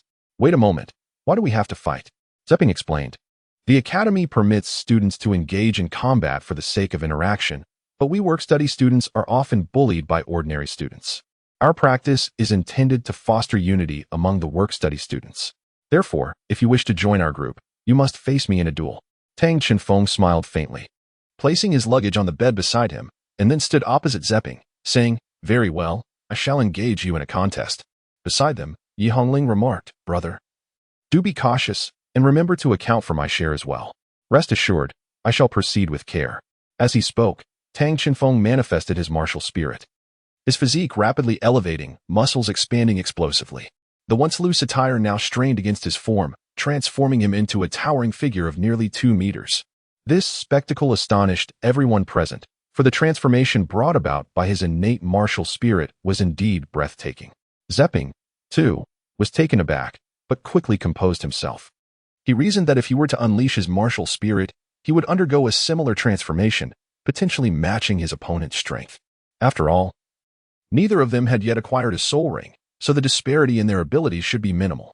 Yet, unbeknownst to Zepping, Tang Chenfeng was already a one-ring soul master. The striking black 10,000-year soul ring he displayed, along with Yi Hongling's extraordinary emerald golden soul ring, were far too conspicuous. As someone who had navigated the martial world for a lifetime, Yi Jiolong understood that drawing too much attention while lacking sufficient strength could lead to unfavorable circumstances. He also recognized the duo's exceptional mental fortitude and sought to teach Yi Hongling the art of concealing their soul rings through mental prowess, such as masking the original hues of their rings. However, despite Yi Hongling's formidable mental strength, she found herself somewhat inadequate in this regard. Consequently, they settled for learning subtle techniques to obscure their soul rings while utilizing their martial spirits. Although this skill seemed somewhat superfluous to Tang Chenfeng, he preferred not to overly reveal his capabilities. Thus he acquiesced and learned it as well. At that moment, Zepping's body also underwent a transformation. His physique began to shift, particularly his arms, which grew robust and sprouted tiger-like fur. His hands morphed into formidable tiger claws, his martial spirit, the Steel Claw Tiger, a creature of immense power. It was evident that this would be a clash of strength. Zepping initiated the confrontation, channeling power through his legs, and with a single fist aimed at Tang Chenfeng's face. Yet, as he prepared to strike, Tang Chenfeng's left hand had already risen, intercepting Zepping's anticipated attack. Though his punch was blocked, Zepping did not relent. He swung his left arm, targeting Tang Chenfeng's neck, only to find it effortlessly thwarted once more. As Zepping continued his relentless assault, Tang Chenfeng adopted a defensive stance, revealing no vulnerabilities, while Zepping's strikes failed to inflict any harm. Is he consistently predicting my movements? Zepping could only ponder, unaware that his opponent was employing domain skills. Tang Chenfeng possesses the extraordinary ability of precognition, allowing him to foresee and sense all surrounding phenomena with increasing clarity as they draw nearer. Utilizing this domain, he can glimpse the fleeting future just seconds ahead, perceiving all of Zepping's attacks before they even materialize. He refers to this realm as the domain of future perception. When Zepping temporarily ceased his assault and took a step back, he became acutely aware of the disparity between himself and his opponent. No matter how he attacked, his adversary remained utterly immovable. Zepping felt as though he were striking not a person, but rather an impenetrable fortress. Nonetheless, he was reluctant to concede, determined to at least land a frontal blow. With this resolve in mind, Zepping lunged forward once more, delivering a punch. However, in response, Tang Shifeng extended his left leg, anticipating the maneuver. Zepping's punch, it turned out, was merely a feint. He quickly retracted his fist and executed a sweeping kick with the momentum. Unfortunately, his little ruse proved ineffective as Zepping's leg collided with Tang Shifeng's defensive left calf, resulting in a painful jolt for himself. In that moment of discomfort, Tang Shifeng finally struck. With seemingly unremarkable force, he unleashed a punch that sent Zepping hurtling through the air, tracing a perfect parabolic arc before landing solidly on a bed. Fortunately, the impact was softened by the bedding, leaving him with no serious injuries. Tang Shifeng approached and extended a hand to Zepping, gently pulling him back to his feet. "So, do you think my sister and I have truly integrated into this place?" Zepping did not dispute this. Indeed, he acknowledged, "You are undeniably impressive, and I concede my defeat with respect. Ah, by the way, since you have triumphed over me, the position of leader among the work-study students is now yours. You must take on this responsibility and ensure the well-being of all the work-study students." To Zepping, Tang Shifeng did not seem like a mere 6-year-old. Both in intellect and appearance, he exuded a maturity that was hard to define, yet for some reason, Zepping felt an inexplicable sense of trust towards him. Tang Shifeng did not evade the responsibility, but instead asserted his commitment to safeguard everyone. Meanwhile, Yi Hongling suddenly interjected, "Now that you have assumed the role of leader, does it mean I can also secure the position of the eldest sister?" Naturally, Tang Shifeng had no objections to this proposal and readily acquiesced. Zepping and the other work-study students appeared somewhat discontented, yet upon witnessing their new leader's evident affection towards her, they chose to remain silent. Chapter 24. Let us become blacksmiths. Tang Shifeng has assumed the role of the new leader of the 6th dormitory, which simultaneously places upon him the weighty responsibility of safeguarding his roommates and other working students. The siblings tidied their beds, arranging blankets and quilts, and established their sleeping quarters. After all, they are now in an academy, and it is certainly inappropriate to share the same bed as they would at home. Upon glancing at the clock, they realized that lunchtime was nearly upon them. Zepping approached and said, "Boss, shall we go together for a meal?" Tang Shifeng replied, "Sure, since neither of us is familiar with the routes here." Zepping, "Would you kindly lead the way?" Yi Hongling chimed in with a smile that would be quite troublesome. Thus, under Zepping's guidance, the group of 8 made their way towards the dining hall. Along the journey, Yi Hongling inquired, "What delightful dishes can we expect at the dining hall?" Zepping responded, "The meals served here are indeed plentiful, yet the work-study students are generally quite impoverished and can only afford the more economical options. The upscale dishes are beyond our reach." "Ah, this simply won't do," Tang Shifeng interjected. "For us spirit masters, the energy derived from food is vital." Zepping, "You aren't solely relying on cheap meals, are you?" Upon hearing this, Zepping sighed, "Boss, I wish it weren't so, but my family isn't affluent. As a work-study student, a day's labor barely covers my basic needs. I've reached the 8th level of cultivation and need to save money for soul spirits. Every penny counts. You are making a grave mistake. Without sufficient energy replenishment, your cultivation speed will significantly slow down. How about I treat you to a meal today? After all, we are all in the same dormitory. We should support each other." Zepping exclaimed in astonishment, "Boss, you are treating me? Then I shall graciously accept." The group traversed the playground and arrived at the dining hall, which was already bustling with students. Aside from newcomers like Tang Shifeng, the majority were wearing the academy's uniforms. The dining hall, situated above the ordinary students' dormitory, spanned only one floor but covered a vast area of approximately 1,000 square meters, filled with tables and chairs. "Isn't this the pickled vegetable boy, Zepping? Here to enjoy your pickled vegetables again?" A rather irritating voice rang out as they entered. Following the sound, they spotted a group of boys who appeared to be around 10 years old. Among them was one who, despite his decent looks, wore a disdainful expression that incited an inexplicable urge to punch him. Zepping retorted angrily, "Humph, what's so impressive about you? Just because you have money?" A nearby work-study student quietly informed Tang Shifeng. "That individual is named Ning Tong, a child from a wealthy family. He often bullies work-study students, whether through fighting or by provocatively confronting us." Ning Tong disdainfully remarked, "Bully you? Please, wasn't it us who pinned you to the ground last time? I concede the wealth aspect, but I'm off to eat now. I have no time for you. Enjoy your pickled vegetables." With that, he waved his hand dismissively and turned away. "You." Zepping was about to erupt when Tang Shifeng pulled him back. "Boss, what are you doing?" I must teach him a lesson today. Calm down. You can't match his strength right now. Focus on your meal and regain your energy. Later, I will help you increase your strength, and then you can confront him properly. Zepping was momentarily taken aback, pondering aloud, how could this be? He decided to indulge in a meal first. Ultimately, with a perplexed expression, he acquiesced and joined Tang Chinfeng and Yi Hongling at a nearby table. Without hesitation, Zepping helped himself to an abundance of dishes he usually would not dare to touch. As he gazed at the lavish spread before him, he mused whether he might have overdone it. Just as he returned to his seat, he was astounded to find the table brimming with an array of dishes, some stacked atop others due to the limited space available. Meanwhile, Tang Chinfeng and Yi Hongling sat together, busily savoring their meals. Boss, hold on a moment. If you take too much food and leave it uneaten, it will be noted as a waste of resources. Tang Chinfeng replied nonchalantly, rest assured, we siblings never waste anything. Moments later, under the astonished gazes of Zepping and the other students, the two siblings devoured the entire feast with the ferocity of a tornado, leaving the plates as pristine as if they had just been washed, with not a crumb remaining. What astonished Zepping the most was that after finishing that lavish spread, they proceeded to order another table of dishes to consume. It was said that subsequent students, regardless of their wealth, were unable to procure any food afterward.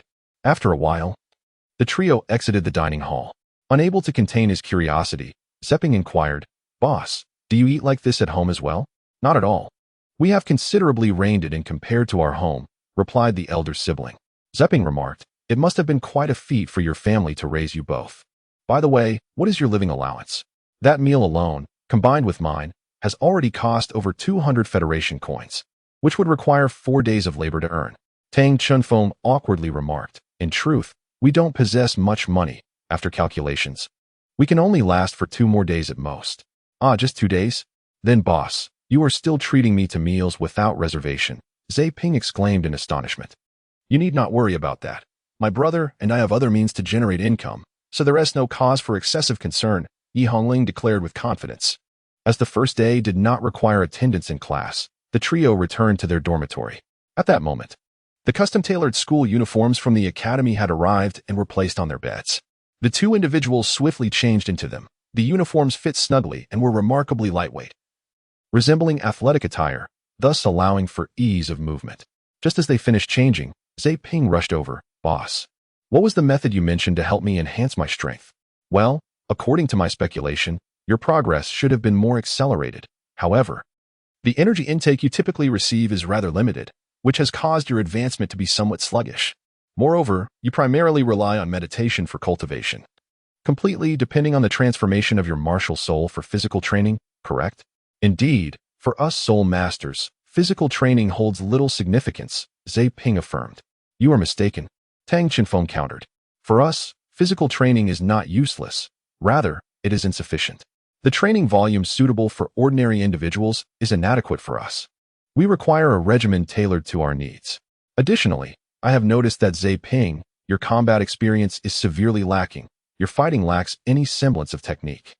What you need most at present is practical combat training combined with substantial physical conditioning. Is that so? Zhe Ping seemed to have an epiphany. Then, boss, how do you intend to train me? Well, it might be somewhat arduous, Tang Chinfeng said earnestly. I have no objections, boss. As long as it makes Ning Tong look bad, I'm all in, Zhe Ping declared resolutely. Suddenly, Yi Hongling interjected, Brother, you aren't planning to train Zhe Ping using grandfather's methods, are you? Indeed, while it may be a bit grueling, it is undeniably beneficial. Besides, isn't Zhe Ping willing? Yi Hongling cast a sympathetic glance at Zhe Ping and said, Zhe Ping, you must take good care of yourself. The look she gave him sent shivers down his spine, as an inexplicable chill coursed through him.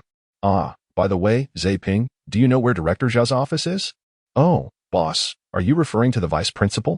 The teacher's offices are all centralized in one building. The vice principal's office should be located on the far right side of the first floor. I understand now. I must take my leave. Zhe Ping, your training will commence the day after tomorrow. I need to plan thoroughly beforehand.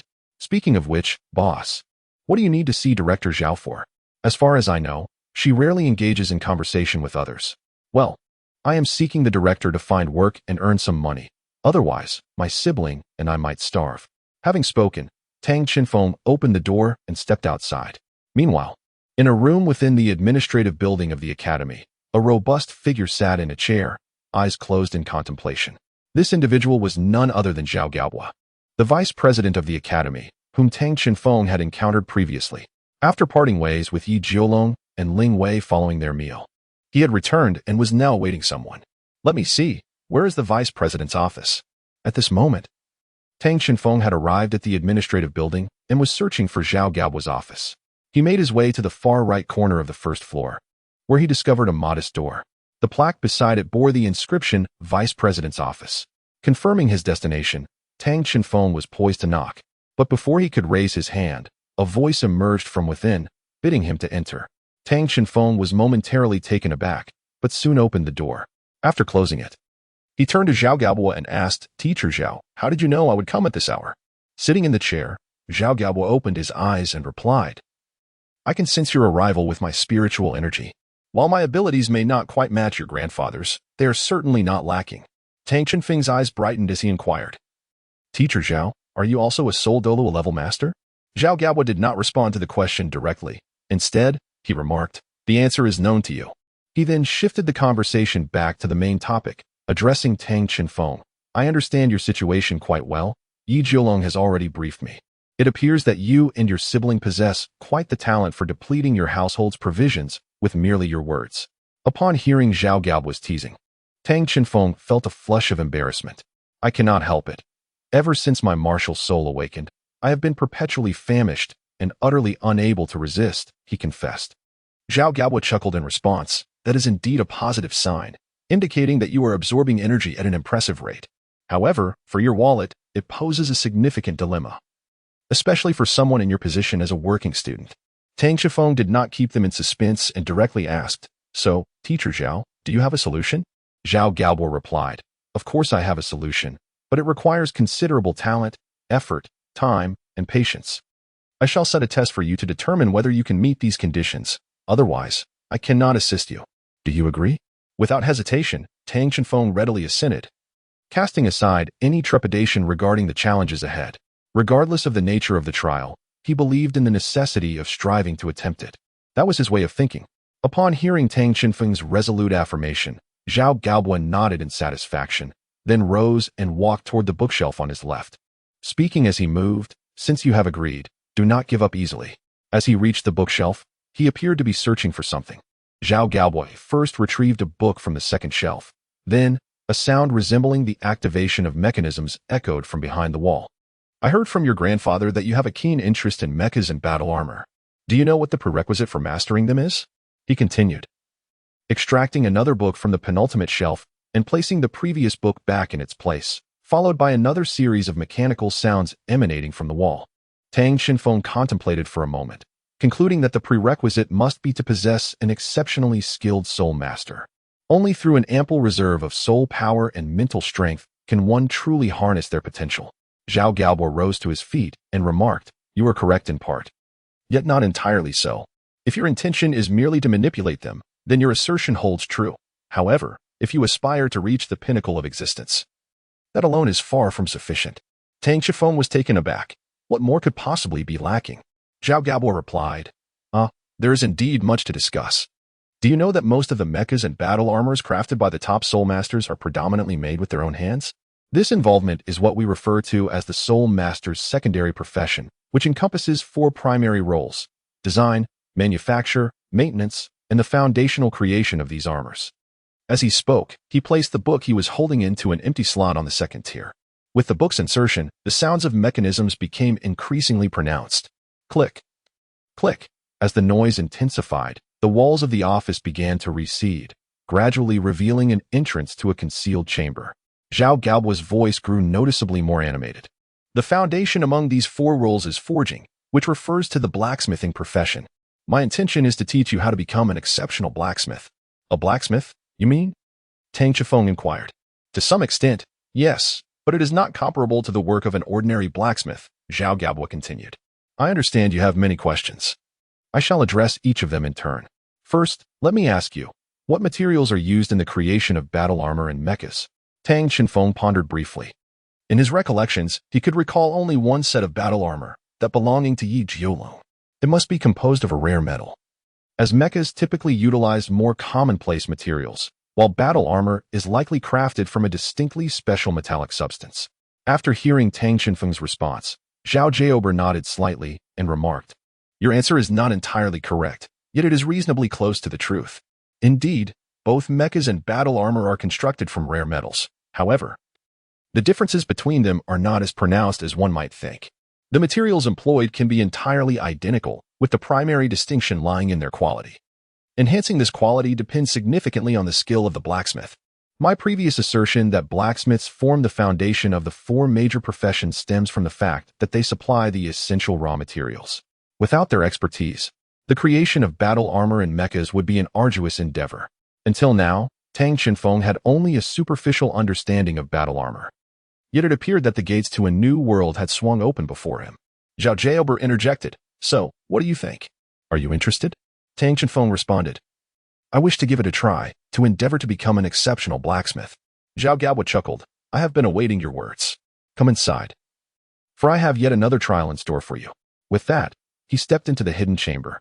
Tang Qinfeng stepped inside, and as they entered, the door to the secret chamber gradually reverted to its original state, as if it had never been there. Chapter 25. The celestial materials of forging. The walls of the chamber were extraordinarily thick, adorned with soul-guiding lamps that provided illumination. Venturing further in, the true nature of the space became obscured. Before Tang Qinfeng lay a forge, a vast room dominated by a forge platform entirely crafted from metal. 3 walls of the room were lined with towering shelves that reached the ceiling. The shelf on the right was laden with hammers of various sizes. The left bore an assortment of rare metals, while the front shelf displayed an array of metallic components. These items rendered the otherwise spacious room somewhat cramped. Zhao Gaobo remarked, "This is my forge, completely soundproof. I can sense your thoughts. It feels chaotic, doesn't it? Humph. Had the academy offered a forging specialty, I would have relocated long ago." Tang Qinfeng inquired, "Does the academy not offer any specialized courses? After all, forging is the foundation of battle armor." Zhao Gaobo replied with a sense of resignation, "No, those individuals often proclaim that forging is not a pursuit suitable for your age. They fail to comprehend that without a solid foundation, there will be no opportunity to reach the pinnacle in the future. To create top-tier battle armor, one must possess the skills of a master forger." As he spoke, Zhao Gaobo turned to Tang Qinfeng and said, "For ordinary people, forging is arduous and tedious. I have traversed this path, and it is far from easy. However, if you aspire to become the person you envision, you must persist. Tell me once more that you will never abandon this journey halfway." Tang Qinfeng resolutely declared, "Teacher, I shall never abandon my pursuit. I am determined to persevere." Zhao Gaobo smiled with satisfaction, responding, "Very well, let us commence our discussion on the art of forging. It is imperative to understand that forging and casting are fundamentally distinct. Casting requires merely a mold, wherein machinery compresses metal into the desired shape. In contrast, forging demands the skilled hands of a blacksmith, who meticulously hammers the metal into form. While machines can indeed perform the hammering, they lack the intrinsic understanding of the metal's grain, as metal possesses a certain vitality. Hence, the finest mecha components are invariably handcrafted by master blacksmiths. A true blacksmith embodies the essence of craftsmanship, holding a status comparable to that of a spirit master." This particular segment captivated Tang Qinfeng, prompting him to inquire, "Teacher, do you imply that metal possesses life?" Zhao Gaobo replied, "To be more precise, we are the ones who imbue metal with life." He continued, "Allow me to demonstrate." Approaching a nearby rack, Zhao Gaobo selected a piece of rare metal and placed it upon the forging table, activating the apparatus. Suddenly, the upper segment of the forging table opened, engulfing the rare metal in a fiery furnace. He then retrieved a hammer from his storage soul guide. "That must be the forging hammer," Tang Qinfeng mused. Though he had never before encountered such a tool, he could distinctly sense that this hammer was unlike an ordinary one. It felt as though it possessed a life of its own. After a brief interval, the upper section of the forging table opened once more, and the previously rare metal emerged, now glowing a fiery red. Zhao Gaobo explained, "We must first soften the metal. This will enhance the efficacy of the forging process." With that, he extended one leg backward into a stance, raising the hammer high, poised to strike down upon the metal. With a resounding strike, sparks flew as the metal visibly flattened slightly. Yet, Master Zhao Gaobo did not cease his relentless hammering. Each blow was both precise and powerful.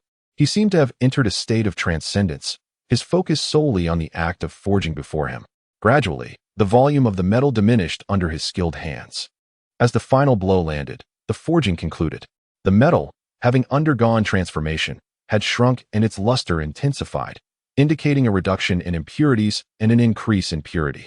Gazing upon his creation, Zhao Gabwa remarked, "Forging itself is stratified by levels. What I have produced is termed 100 Forge first grade, suitable for crafting basic combat armor or ordinary mechs. Of course, there are higher tiers. It is worth noting that forged rare metals have always been invaluable commodities, though such aspirations may still be distant for you. For now, focus on establishing a solid foundation, though you must first pass my test." He gestured towards the rack containing rare metals, and then towards the rack holding the forging hammers. Select a piece of rare metal based on your intuition for forging. You may choose any hammer, but it is advisable to find one that suits your grip. I shall not interfere with your forging process. Ultimately, I will assess whether you are worthy of my full mentorship based on your inaugural creation. Now, I have said all that needs to be said. Go forth and show me your prowess." With that, he stepped aside. Tang Shifeng did not hesitate and swiftly approached the shelf where the rare metals were displayed. The shelf was adorned with an array of metals, each meticulously fashioned into cubes the size of a fist, perfectly proportioned. The different metals radiated a kaleidoscope of metallic lusters, dazzling to the eyes and leaving him momentarily at a loss. Among the dozens of distinct metals, each varied in hue and texture, there were golden, silver, black, and light blue specimens, some embellished with peculiar patterns, while others sparkled with tiny glimmers of light. After surveying the collection, Tang Qinfeng's gaze settled upon a deep blue metal. This particular metal, dark yet exhibiting a semi-transparent crystalline quality, flickered with a hint of light, reminiscent of a lower-grade version of his starshine stone. Instinctively, he felt as though this metal was calling to him, and without conscious thought, he picked it up. The metal was not overly heavy, but its texture was reminiscent of a gemstone, rather than that of a typical metal. Upon witnessing Tang Qinfeng's choice, Zhao Gabwa could not help but furrow his brow. The metal he had selected was known as dark star crystal, a rare substance that could only be mined from asteroids.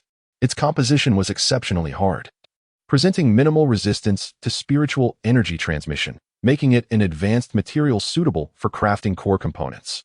However, the dark star crystal's extreme hardness and poor malleability rendered it exceedingly challenging to forge. At that moment, Tang Qinfeng had already placed the dark star crystal onto the forging table and pressed the button to commence the heating process. He then turned his attention to the rack housing the forging hammers. After a brief survey, he selected a hammer that was nearly identical in size to the one Zhao Gaobo had previously used. Observing this, a faint smile crept onto Zhao Gaobo's lips, thinking, "Is he attempting to replicate my earlier selection? Alas, I have been mastering forging for nearly a century, and the hammer I wield weighs a staggering 500 pounds, not something just anyone can handle." Before long, Tang Qifeng set down the hammer he had chosen. Zhao Gaobo thought to himself, "Not bad. The young man knows to assess his capabilities." However, the next scene left him utterly astonished. Tang Qinfeng relinquished the previous hammer and picked up an even larger forging hammer, a long-handled one measuring approximately 150 centimeters in total length and weighing around 550 pounds. The long-handled hammer offered better leverage and striking power than a standard hammer, yet wielding it required significantly more effort and control. Zhao Gaobo sighed quietly.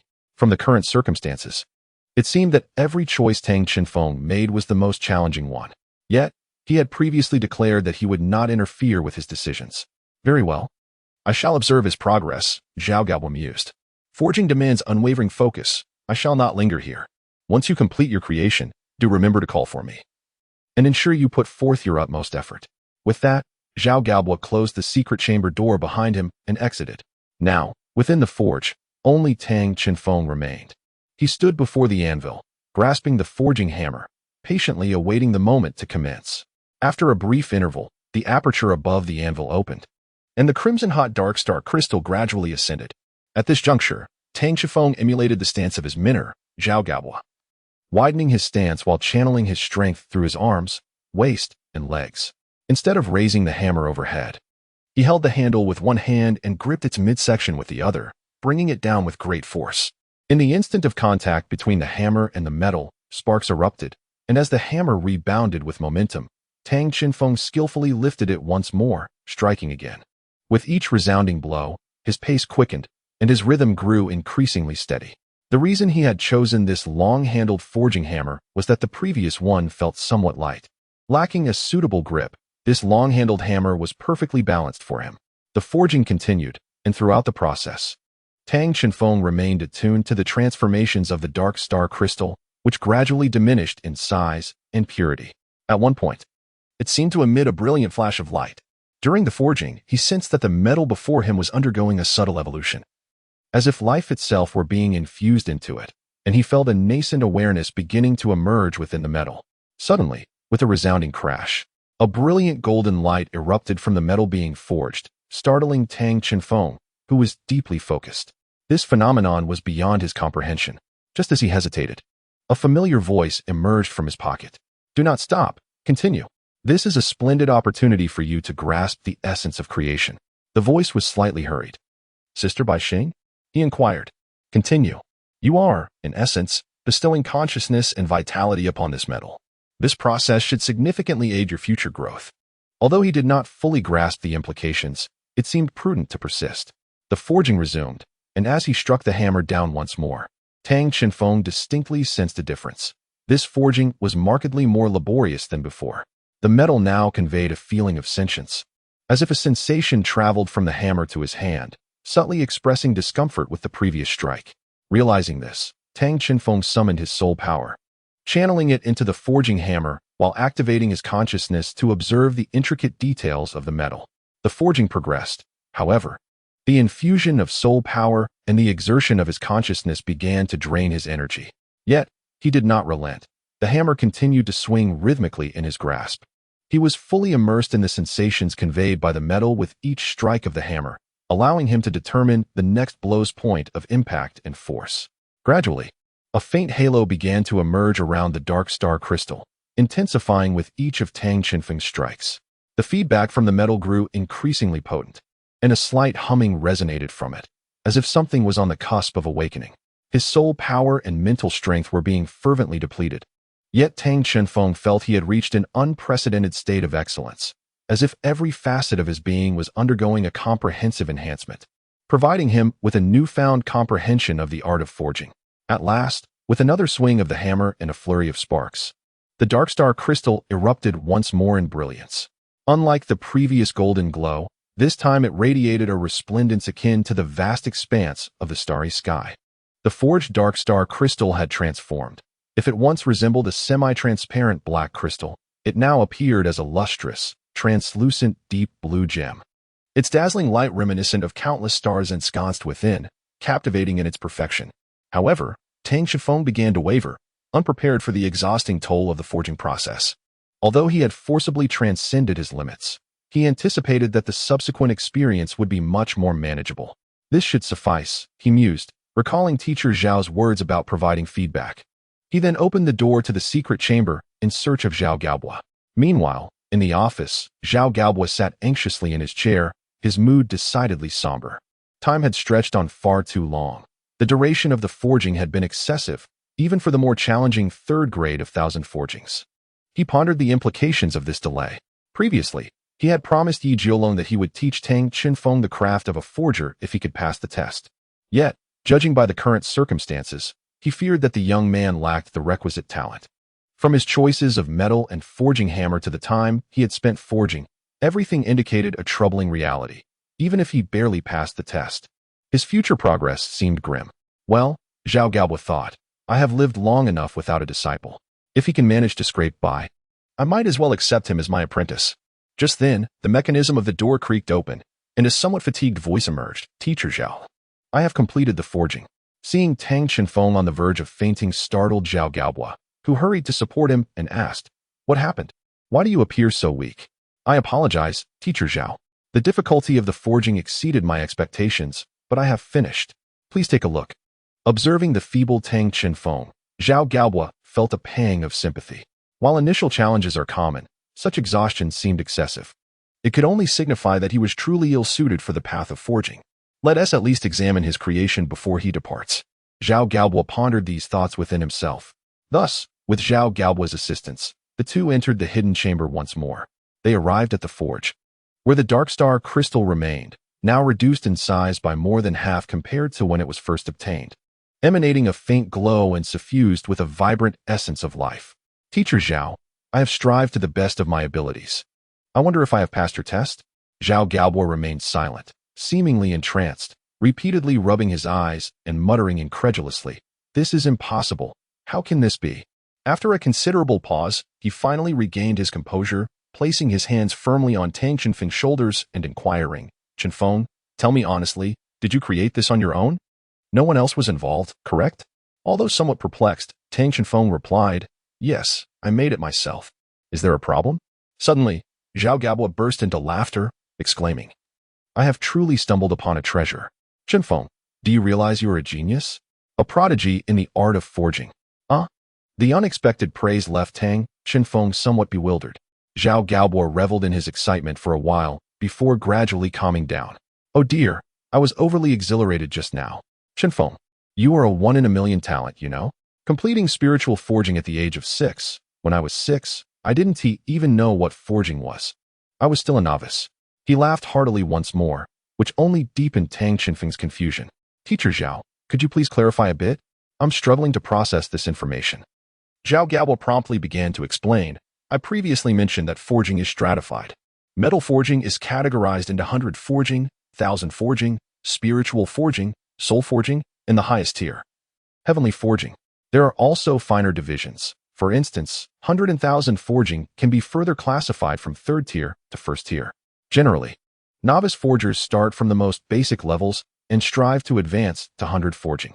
However, you have remarkably leaped over the initial stages directly into the realm of spiritual forging. By the way, spiritual forging represents a qualitative leap. It is an excellent material for crafting battle armor. This piece of spiritual dark star crystal can be directly utilized to forge the core of battle armor. Of course, you may also choose to sell it. Spiritual forging metals are far more valuable than ordinary 1000 forging metals, commanding exorbitant prices and are treasures without a fixed market value. Nevertheless, the choice is yours. Its purpose lies in your hands." Tang Chenfeng pondered for a moment before asking, "Teacher Zhao, how much do you think this piece of metal is worth?" Zhao Gaobo considered briefly before replying, "The dark star crystal is a relatively rare metallic ore, and its normal market value is approximately 10,000 Federation coins. If it is of the spirit forging level, the price could soar to 10 times that amount, exceeding 100,000. Upon hearing this figure, Tang Chenfeng's pupils widened in astonishment. 100,000 Federation coins. As someone hailing from the rather underdeveloped Tianhun town, he had never even dared to dream of possessing such a sum. Gazing at the spirit forging dark star crystal, he realized that selling it would alleviate all concerns regarding tuition and living expenses for both himself and Linger in the future. After a period of internal struggle, Tang Chenfeng resolved, "Teacher Zhao, I think I will keep it for now. For some reason, I feel compelled to hold on to it. I believe it will be of use to me later." "Very well," Zhao Gaobo replied. "I respect your decision. However, there is still a matter of great importance." "Oh, is there something else?" Tang Chenfeng inquired, his face filled with confusion. Zhao Gaobo responded, "Of course, it is the matter of apprenticeship. Having passed my test, I must take you as my disciple." Tang Chenfeng immediately comprehended the situation and was about to kneel in reverence to his master, but was abruptly stopped by Zhao Gaobo, who said, "Such formalities are unnecessary with me. Simply address me as Teacher Zhao, as you usually do. Do you understand?" Tang Chenfeng promptly affirmed his understanding. "Very well. You may return now. The process of spiritual forging is still too demanding for you at this stage. It would be best to solidify your foundational skills before attempting it again. By the way, take this." Zhao Gaobo extracted a card from his pocket and continued, "This is my funding card. Utilize it until you are able to forge and earn on your own. I have learned from your grandfather that you and your sibling have quite the appetite. Do not hesitate to use it. However, bear in mind that this is a loan, and you will need to repay it. As the saying goes, when a senior offers a gift, one should not decline." Thus, after expressing his gratitude, Tang Chenfeng accepted the card and exited the office. Unbeknownst to him, Zhao Gaobo had ulterior motives in giving him the card. He hoped to keep Tang Chenfeng close, as a talent like him was likely unparalleled in the world, and he was determined to nurture him to the fullest. However, Tang Chenfeng was oblivious to Zhao Gaobo's thoughts. Upon leaving the office, he noticed that the sun had nearly set behind the mountains, and with classes commencing the following day, he hastily returned to his dormitory, weary from the day's events. Upon reaching the dorm entrance and pushing the door open, he was immediately greeted by two figures, Yi Hongling and Zepping. "Big brother, you're back," they exclaimed. "Brother, you're home." Yi Hongling remarked, "Hey, you seem rather weak." Tang Chenfeng remarked, "Well, it's a long story." He then recounted all the events that had transpired previously. However, he refrained from disclosing details regarding the spiritual forging, as it was a matter entrusted to him by Zhao Gaobo before his departure. After all, an innocent person may suffer due to the possession of something precious. Thus, the situation is approximately as follows. "I can now consider myself a blacksmith." Beside him, Zepping commented, "Boss, you truly are remarkable. 100 forges, even among us third-year students. I have yet to encounter anyone who has achieved that. I have heard there might be one in the 9th grade, but they are likely nearing graduation." Tang Chifeng inquired, "Is there anyone else in our school studying forging?" Zepping replied, "Indeed, for us, secondary professions hold great significance. The sooner one learns, the better. As far as I know, new students are required to promptly select their secondary profession upon entering the academy. Otherwise, they may fall behind their peers." At that moment, Yi Hongling interjected, "So, Zepping, which profession have you chosen? With your strength, have you also opted for a blacksmith?" However, this time Zepping did not respond immediately. After a moment of slight embarrassment, he confessed, "I have chosen mecha maintenance." This answer took both of them by surprise.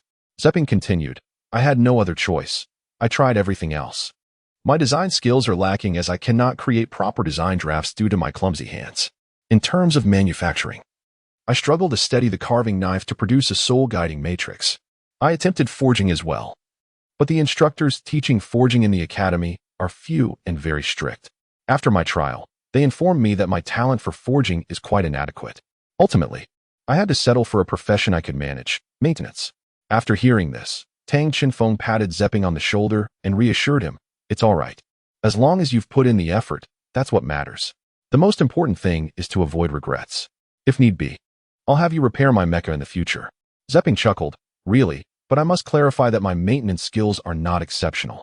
If I happen to cause a significant issue while repairing, you mustn't blame me." "No worries, I'll just give it a couple of punches," Tang Chenfeng jested. "Hold on. If that's the case, I shall refrain from being your mechanic. I have yet to exhaust my days." Thus, the first night at the academy passed amidst laughter and merriment. Ding, ding, ding. The wake-up bell rang around 7 in the morning, heralding the dawn of a new day and marking the official commencement of academy life. "Zepping, Zepping, it's time to rise. The bell has rung." It was Tang Chenfeng calling him. Typically, soul masters do not sleep at night, but instead engage in meditation. However, perhaps due to the previous day's exertion, they opted for sleep to alleviate their mental fatigue. "Boss, let me sleep a bit longer. Classes don't start until 8:30. Zepping muttered as he turned over, drifting back into slumber. That won't do. As the saying goes, the plan for the day is made in the morning. Rise early to exercise. Don't forget the training I mentioned that will make you stronger." Finally, Zepping stirred, rubbing his eyes and exclaiming, "Isn't it a bit too early? Look, everyone else is still asleep," pointing to his dormitory mates who were still in slumber. Yi Hongling couldn't help but chime in, "You are the one who wants to grow stronger, yet you also wish to be lazy. Don't you want to teach that Ningtong a lesson?" The mention of Ningtong instantly invigorated Zepping. He leaped out of bed, declaring, "Of course. I cannot let this opportunity pass. What training shall we undertake?" "I'm ready," Tang Chenfeng calmly stated. "Let us proceed to the playground." Before arriving, Zepping merely perceived this as a routine physical training session. However, upon entering the field, he was utterly astounded by the extraordinary physical prowess of the two individuals. While Tang Chenfeng was impressive, it was Yu Hongling who effortlessly surpassed him. In his own words, the duo completed in an hour what would have taken him 2 days. And they mentioned that this was after reducing the time required for acclimatization, which would subsequently increase. Zepping felt overwhelmed, yet he understood that there was no turning back. He had to persevere. During breakfast, Zepping found himself nearly devoid of appetite, observing the two, who continued to indulge heartily. He couldn't help but remark, "What kind of life have you two led?"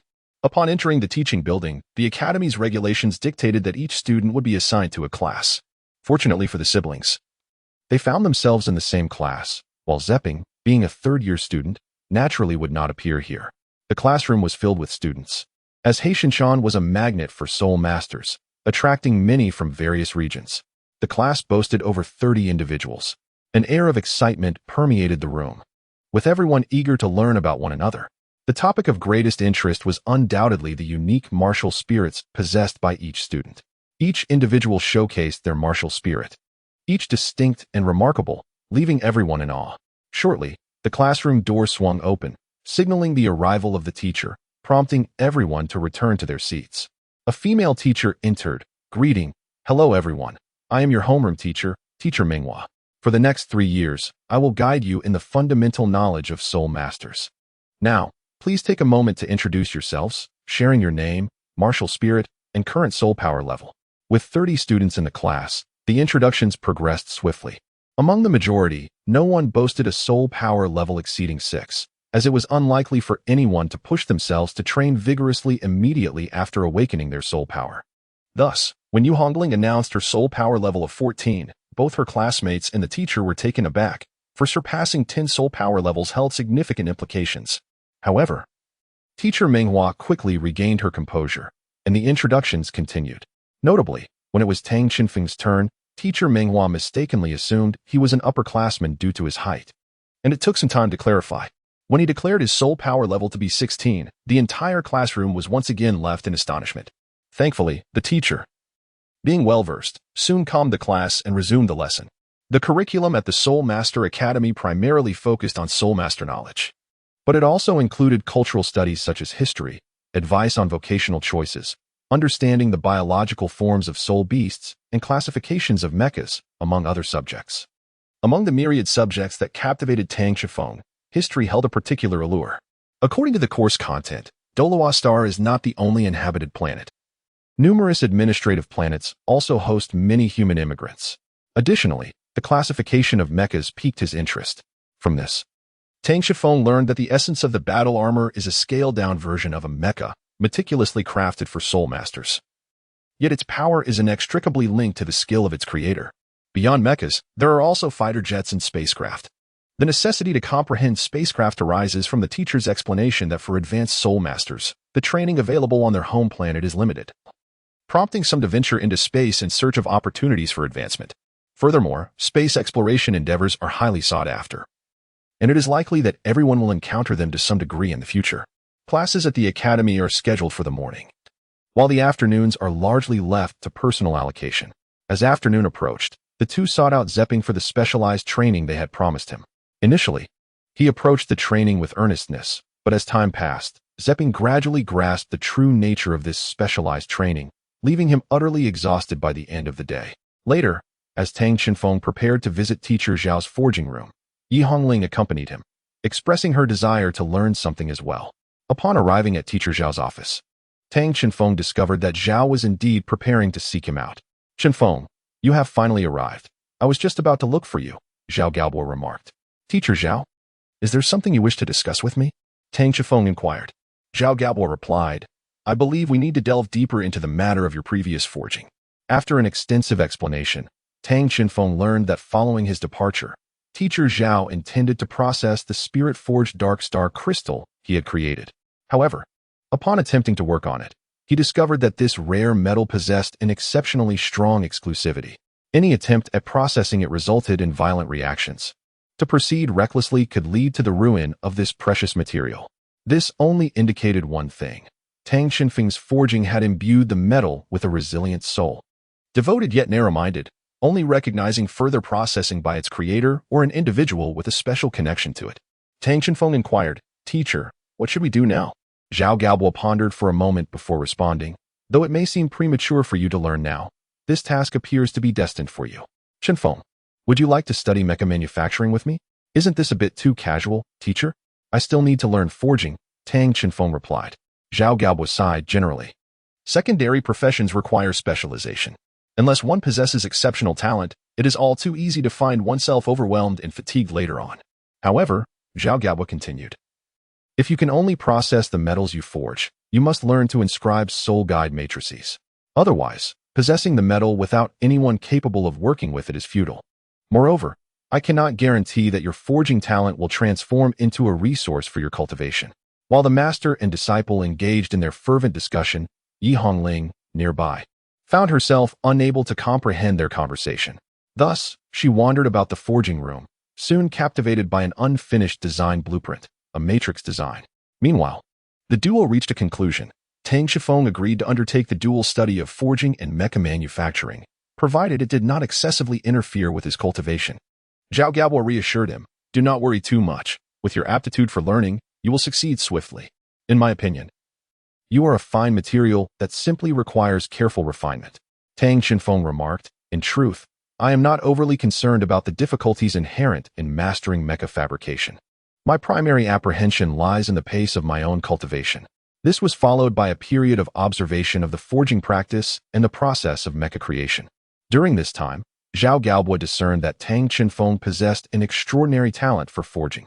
Despite the low success rate of spiritual forging, the success rate and quality of his repeated attempts were remarkably high, sufficient for him to seek employment directly. After a busy afternoon, the forging practice concluded for the day. Before departing, Zhao Gaobo advised Tang Qifeng, "You exhibit great aptitude in both forging and mecha fabrication.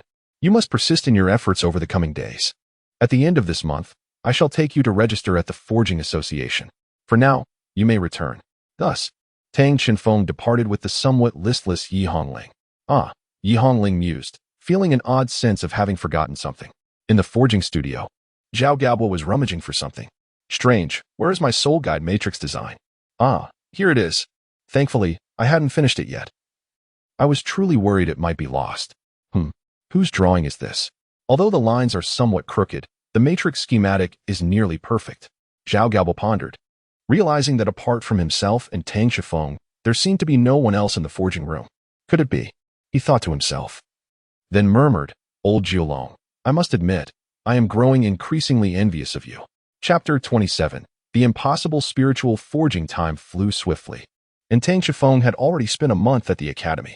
During this period, he gained greater insight into the academy's dynamics. For instance, although the academy was divided into numerous grades, grade was not the sole measure of strength. Age did not equate to everything. Even lower grades could harbor exceptionally skilled and gifted students, and Tang Qinfeng was indeed among the elite, at least within the first and second years. No one had managed to best him. A significant factor in this was his younger sister, Yi Hongling. Though still quite young, she was undeniably charming and beautiful, widely recognized as the belle of the lower grades. Many sought to approach her, but all were rebuffed by Tang Qinfeng. Nonetheless, some attempted to force their way through, making confrontations unavoidable. Initially, a considerable number of individuals began to arrive, until one fateful day, a second-year student, whom he had previously expelled, summoned his sixth-grade brother, a soul master possessing a decade of soul rings, to seek retribution. However, upon confronting Tang Qinfeng, who had awakened his martial soul, he was dispatched with a single punch, sending both him and the door flying. Following this incident, no one dared approach the siblings with ill intentions, and Tang Qinfeng's reputation began to spread. During this time, the siblings remained industrious. While Tang Qinfeng's forging skills were commendable, he had yet to attain formal certification as a master blacksmith, which necessitated that he assist Zhao Gaobo in the forge, contributing as an apprentice. He engaged in the production of simple components and the engraving of basic soul guide matrices to earn additional living expenses, supplementing his income as a student worker. Moreover, the forge now had an additional occupant, Yi Hongling. Recently, she had completed a soul guide matrix design for Zhao Gaobo, which had posed a significant challenge to him for some time. The design was replete with innovative experimental concepts, devoid of any precedents for reference. Zhao Gaobo had encountered a bottleneck after completing half of the work. The remaining portion had continued to perplex him until Yi Hongling astonishingly finished it, thereby showcasing her remarkable design talent. Following Zhao Gaobo's counsel, Yi Hongling opted for a secondary profession as a mech designer. Her designs, combined with Tang Qinfeng's forging and manufacturing, resulted in impeccably crafted components of superior quality, to the extent that even Zhao Gaobo could find no fault. This success allowed them to earn a substantial income, though their appetites meant that the cash only sufficed for their basic sustenance. Previously, the card lent to them by Zhao Gaobo had been returned. Yet he was astonished to find that over 100,000 federal coins had vanished from it in merely a month, an expenditure that consumed nearly 3 months of his salary. However, this was inevitable, as the siblings' increasing prowess correspondingly inflated their appetites to remarkable extremes. Yi Hongling appeared to release life energy involuntarily due to her martial soul, necessitating a considerable energy intake, while Tang Qinfeng simply had an insatiable appetite. Nonetheless, Bai Xing explained that his growth demanded an unimaginable amount of energy, and the food he consumed was but a trivial fraction of what he required for his development. Their daily routine comprised attending classes, cultivating their skills, earning a living through their secondary profession, and training in practical combat with Zeiping. Zeiping proved to be more resilient than Tang Shenfeng had anticipated, enduring all training sessions with determination. Although his strength seemed somewhat lackluster in comparison to Tang Shenfeng, he had made significant progress, to the point of surprising even himself. This newfound motivation drove Zeiping to strive even harder, particularly in terms of perseverance, in which Yi Hongling felt somewhat inferior. As the weekend approached, they were on the verge of taking the blacksmithing proficiency test at the Blacksmith Association. However, before that, Zhao Gaobo expressed his intention to conduct a forging assessment for Tang Shenfeng to further enhance his forging abilities. Tang Shenfeng inquired with confusion, "Teacher, had I not already passed her test before? Why must there be another assessment?" Zhao Jiaober replied, "It is different this time. Previously, I aimed to gauge your innate talent, while now I aspire to elevate your forging skills. Tell me, Shenfeng, what is your opinion on the forging hammer you currently utilize?" Tang Shenfeng is currently utilizing the long-handled forging hammer that he had previously assessed. In terms of quality, it is a commonplace forging hammer made of 100-forged tungsten steel. Tang Shenfeng replied, "It's rather mediocre, I suppose. It serves its purpose, yet I feel it lacks something essential. Forging rare metals with it feels somewhat disjointed." Zhao Gaobo remarked, "Indeed. Primarily, the quality of this forging hammer is somewhat inadequate for you, and since it does not belong to you, it ultimately feels like an external object. You require a hammer that is truly yours to forge your unique path. Thus, my assessment for you is to select rare metals and create a hammer that exclusively belongs to you. And you must exert your utmost effort until you reach your current pinnacle. Do you understand?" "Yes, teacher, I comprehend," Tang Shenfeng responded. Upon finishing his words, he promptly seated himself to restore his physical and mental state. For Tang Shenfeng at this moment, both the 1,000 and 100 forges posed no challenge. With unwavering determination, he might even reach the realm of spiritual forging. However, thus far, he had only accomplished spiritual forging once, during that initial intense effort, which had indeed been quite burdensome. This was also the reason Zhao Gaobo had advised against further attempts at spiritual forging. Yet, as time passed, he noticed Tang Shenfeng's learning pace was indeed astonishing. Not to mention the 100 forges, even the 1,000 forges were consistently reaching the first tier. His previous studies in mecha manufacturing had begun to yield results, rendering him a true polymath. Concerning the exclusivity of his forged creations, Zhao Gaobo had already devised a method, which merely required an attempt to validate its feasibility. At that moment, as Tang Shenfeng meditated, he suddenly opened his eyes, rose from the ground, and walked directly to the shelf where the rare metals were stored. Beginning to select the metal he wished to forge, he first cast a cursory glance over the glimmering array of rare metals, and then his eyes brightened. He picked up a piece of silver-gray rare metal from an inconspicuous shelf nearby. Its surface appeared quite rough, resembling a pile of sand, with seemingly unremarkable dark blue cross-sections running through it, giving it the appearance of a dim and coarse ordinary ore. Observing Tang Shenfeng's choice, Zhao Gaobo could not help but furrow his brow. This action did not go unnoticed by Yi Hongling, who stood beside him. She inquired, "Teacher Zhao, your expression seems rather disconcerted. Did my brother choose something subpar?" Zhao Gaobo replied, "I am uncertain whether to commend his discernment or criticize it. The rare metal he selected is known as nebula iron, or star iron, which possesses a very loose structure. Though it is termed iron, it resembles a clump of iron sand. Like dark star crystal, it is a metal found only in meteorites, and it is exceedingly rare, even among rare metals, thus commanding a high price. Moreover, he has chosen the largest piece. I had placed it in that corner precisely to avoid detection, and yet it has been unearthed so swiftly." At this moment, a faint bitter smile appeared on Zhao Jiaober's face. Observing the pained expression on his visage, Yi Hongling could not help but chuckle. "So, Teacher Zhao, are you lamenting over that piece of star iron? Fear not, as long as it belongs to your own disciple, it is as good as yours." With a wry smile, Zhao Jiaober retorted, "Ha, what do you take me for? Am I truly so miserly? My concerns lie with your brother's spirit forging. Due to its inherent structure, star iron is exceedingly difficult to forge. A mere slip could ruin its internal composition, resulting in a futile endeavor. Moreover, because of its very nature, star iron cannot be spiritually forged." "What?" Yi Hongling exclaimed in shock. "Should we inform brother?" Yao Jiaober replied, "No, His current state is perfect. Let him proceed and see how far he can go. Meanwhile, Tang Chenfeng had placed the piece of star iron onto the forging platform. Upon pressing the button, the star iron gradually entered the furnace, beginning its heating process. Tang Chenfeng stood before the platform, closing his eyes to attune himself to the surroundings. He had long experienced the sensation of spirit forging. Ever since the success of his first full-force endeavor, that feeling had remained indelibly etched in his memory. The process of forging metal is about development and quantitative change, whereas spirit forging entails a qualitative transformation, birthing life, a process of creation that still resonates within him. Suddenly, Tang Chenfeng opened his eyes with a start, pressing the button again.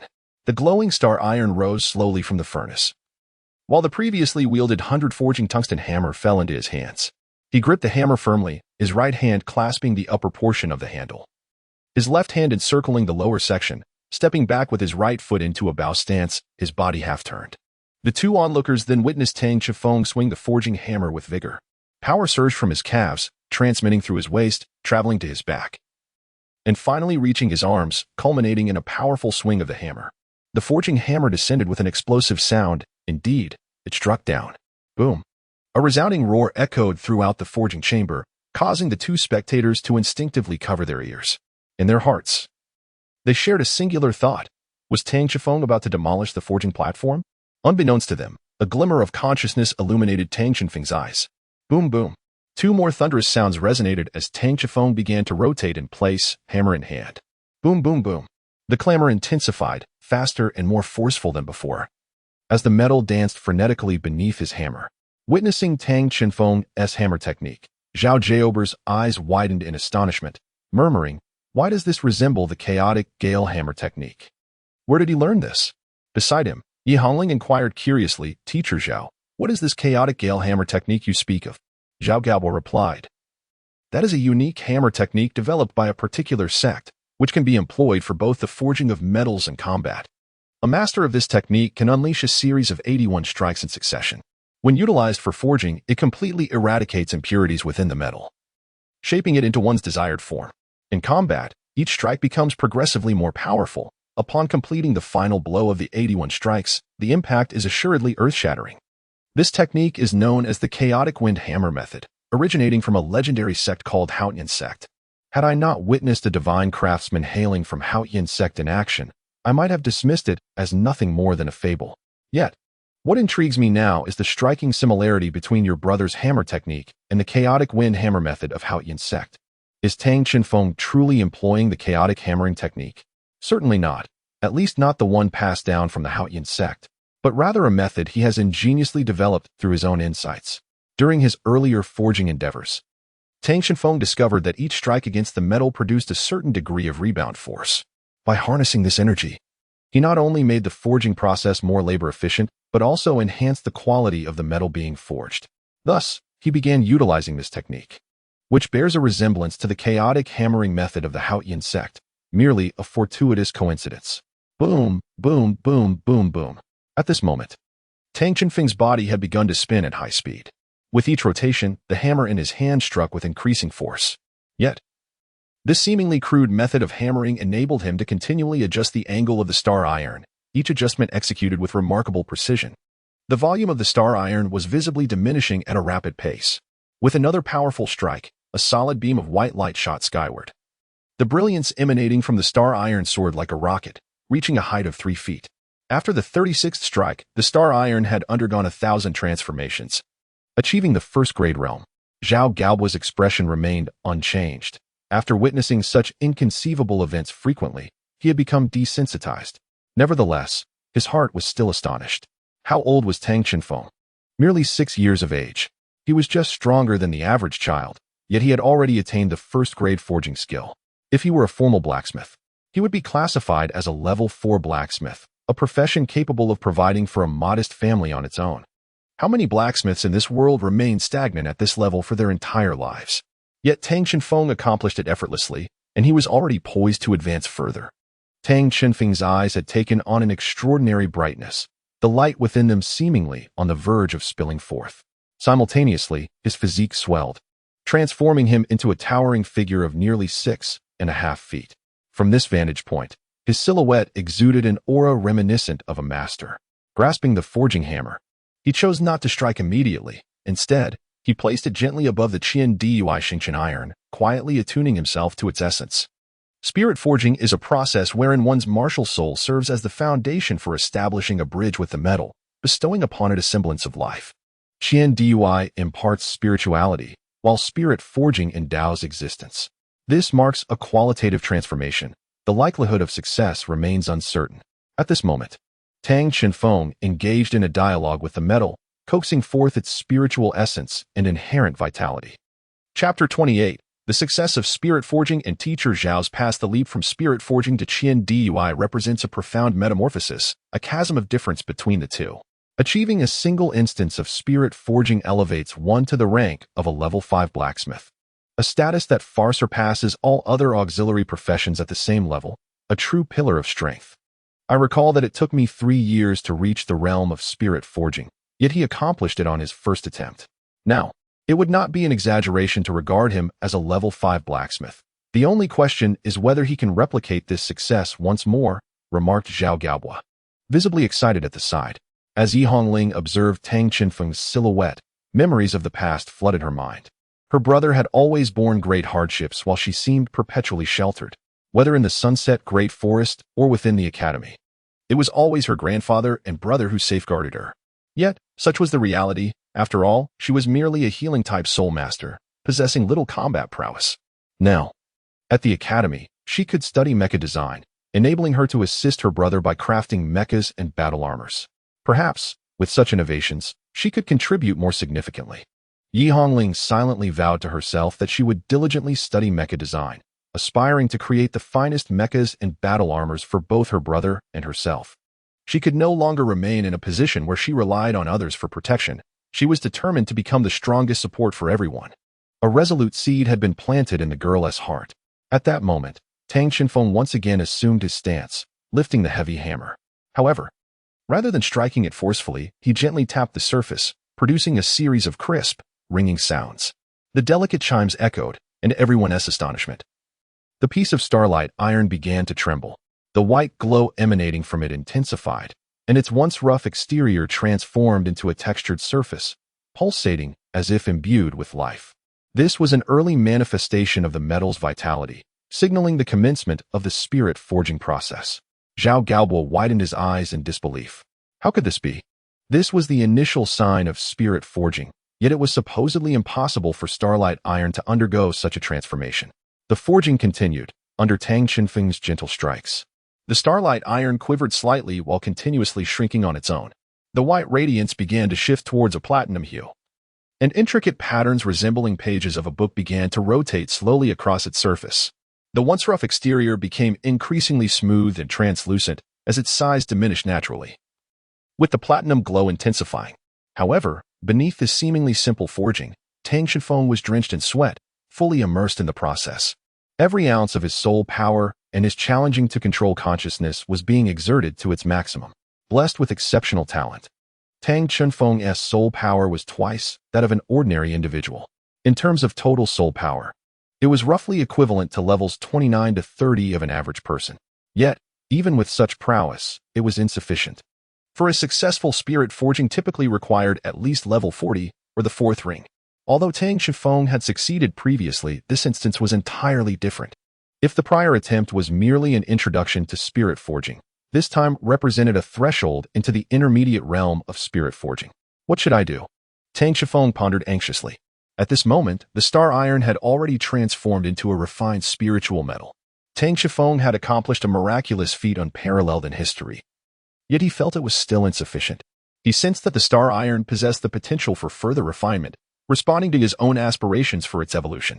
At that instant, a profound connection seemed to blossom between Tang Qinfeng and the star iron. The onlookers were intently observing his forging process, unaware that on a nearby workbench, the previously refined dark star crystal was pulsating in rhythm, closely mirroring the cadence of Tang Qinfeng's hammer strikes. Taking a deep breath, Tang Qinfeng's forging hammer descended with a thunderous crash, a stark contrast to his previous gentle taps. Zhao Jiaober's expression grew solemn as he thought to himself that Tang Qinfeng was preparing for a swift resolution. Indeed, with his soul energy dwindling. He realized that if he continued, he would be the first to falter.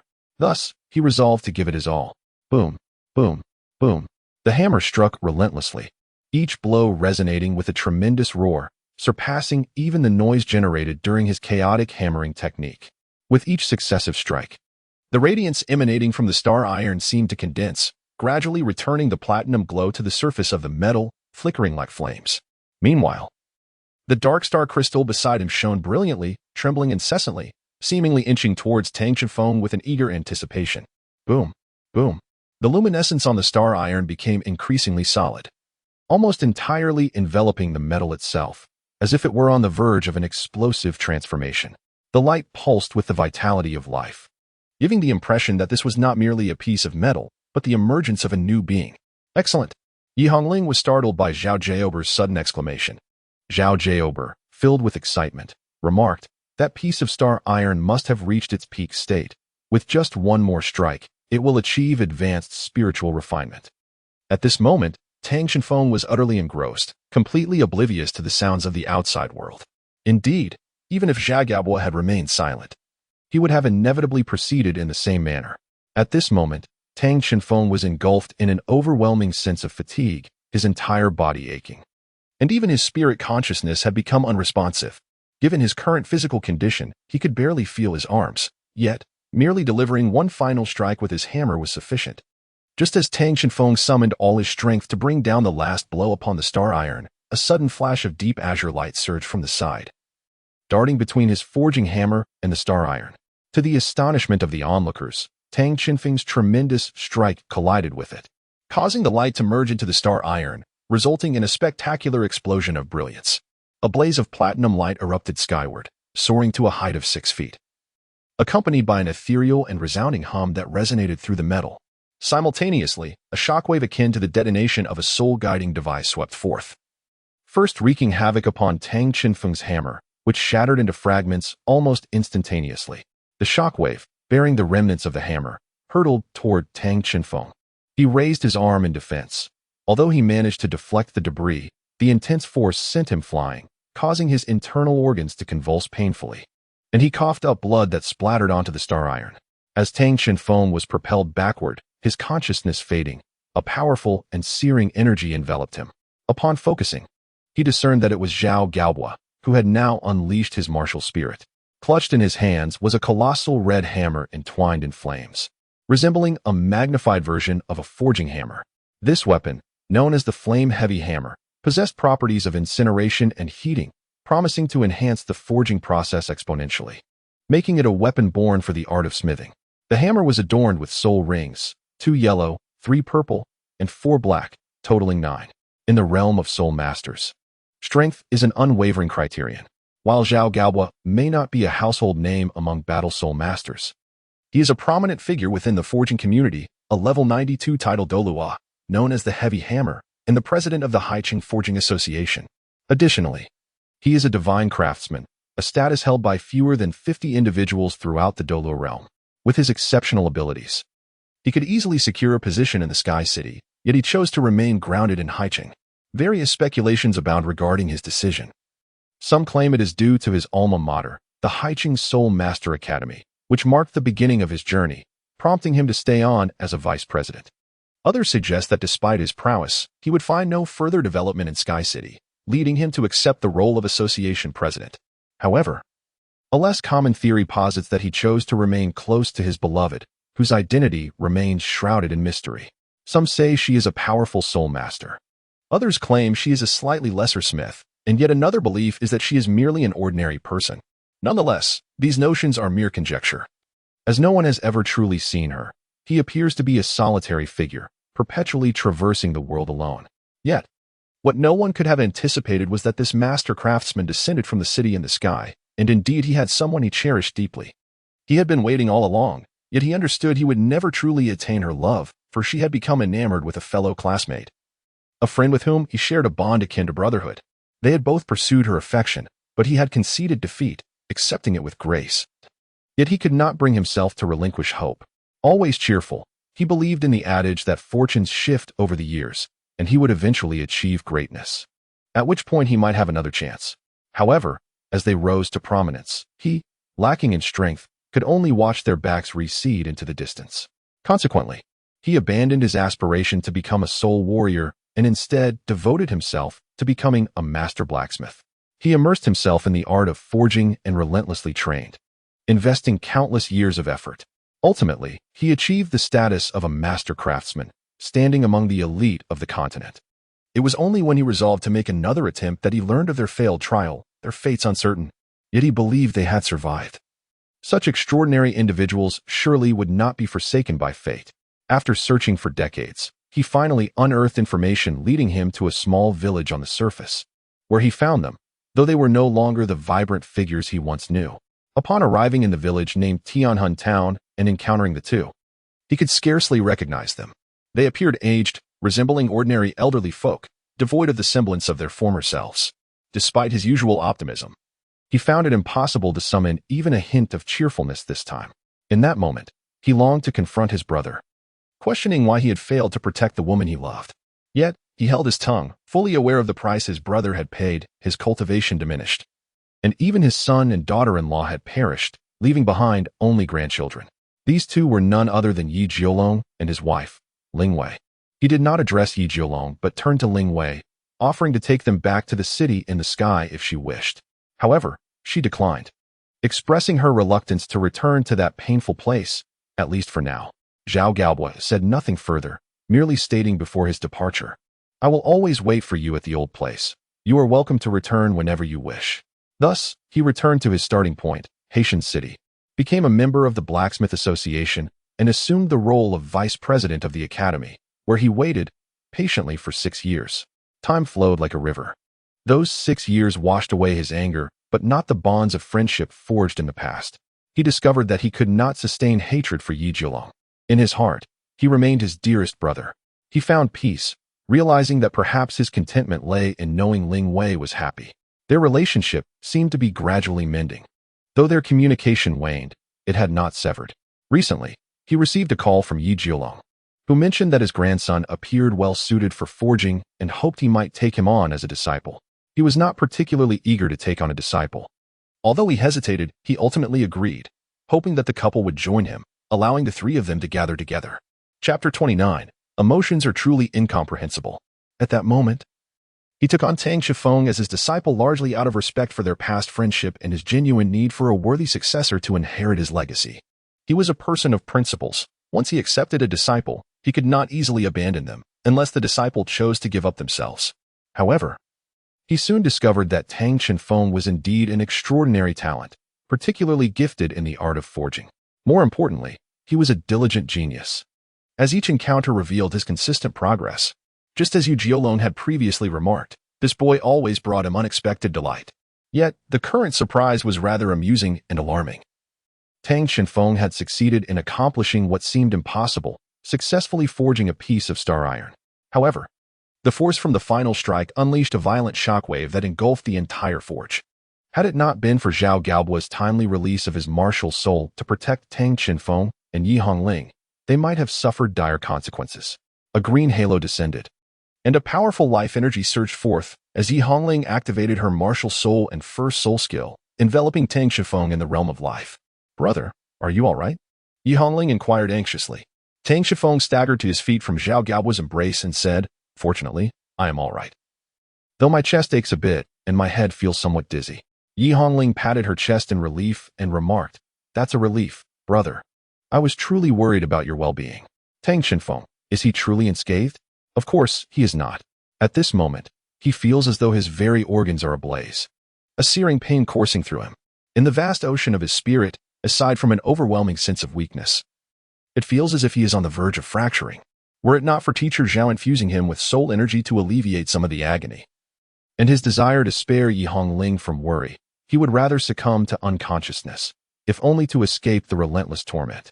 "Enough of this pretense, you must rest now," came the mildly exhilarated voice of Zhao Gaobo from behind him. Tang Shifeng revealed a bittersweet smile. It seemed that no matter how nonchalant one attempted to appear before a titled Douluo, such a fade could hardly be sustained.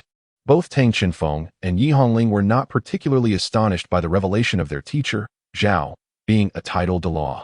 After all, Zhao was a close friend of Tang Qinfeng's grandfather, and it was hardly surprising that a companion of a titled Douluo would also hold such a distinguished title. Given that his grandfather had already achieved such remarkable heights, it stood to reason that a friend once renowned alongside him would not be lacking in prowess. Tang Qinfeng inquired, "Teacher Zhao, what do you think of my assessment?" Before he could finish, Zhao Gaobo immediately interjected, "Rest assured, you have passed with flying colors.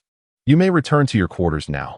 I need to examine the piece of star iron you forged before making further plans. It seems the evaluation at the Blacksmiths Association will have to be postponed." Ultimately, Tang Qinfeng was assisted back by Yi Hongling, as he truly lacked the strength to walk.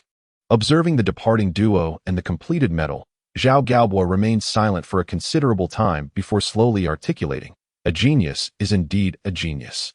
Fortunately, I heeded the advice of old Jiu Long and took him as my apprentice. This investment is bound to pay off. Once he inherits my legacy, I can retire with peace of mind." He then approached the forging table, lamenting, "What a pity, such a fine piece of rare metal seems destined for failure." Moving closer to inspect the star iron crafted by Tang Qinfeng, he murmured in surprise, "Ah, it appears this has not failed after all. Not only has it succeeded, but it also seems to possess an extraordinary quality." Meanwhile, the siblings returned to their dormitory. As soon as they arrived, Tang Qinfeng collapsed onto his bed, too fatigued to even contemplate training, yearning only for a moment of restful reprieve. Although it was the weekend, the dormitory was still sparsely populated. It seemed the diligent efforts of the siblings and Zhe Ping had influenced their fellow students, who were now all diligently practicing under their leadership. Zhe Ping was likely still outside training everyone. "Brother, how are you feeling now?" Yi Hongling asked with concern. "I should be fine, but I really want to rest." Tang Qinfeng replied, his voice noticeably weak, and soon he closed his eyes. Before long, his breathing became steady, and he drifted into a deep slumber. After an indeterminate time, Tang Qinfeng felt as though he was awakening, yet it seemed he was not fully conscious. Was he dreaming? Suddenly, a round of applause resonated in his ears, accompanied by a melodious voice. "Well done. Your training progress has significantly improved, nearly 2 levels. You have truly lived up to your mother's expectations." The voice belonged to his mother, Bai Xing. Upon hearing this, Tang Qinfeng was initially taken aback. Then he promptly sat up in the realm of his consciousness, astonished. "Really? Sister Bai Xing, my soul power has increased by 2 levels.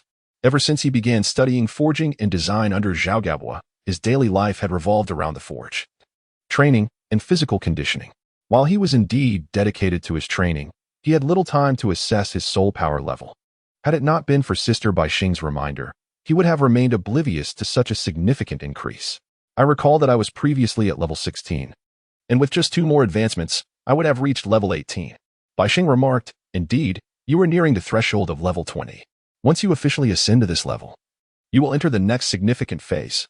"Qinfeng, do you possess the Starlight Stone?" Tang Qinfeng replied, "Indeed, I have always kept it close to me." For Tang Qinfeng, this Starlight Stone held immense significance. It was a cherished keepsake from his mother, and, as Bai Xing had indicated, it was also a vital key to his future. Tang Qinfeng inquired, "Sister Bai Xing, what is the matter? And what do you mean by the next significant phase?" Bai Xing merely smiled softly and replied, "It's a secret. I won't divulge it just yet.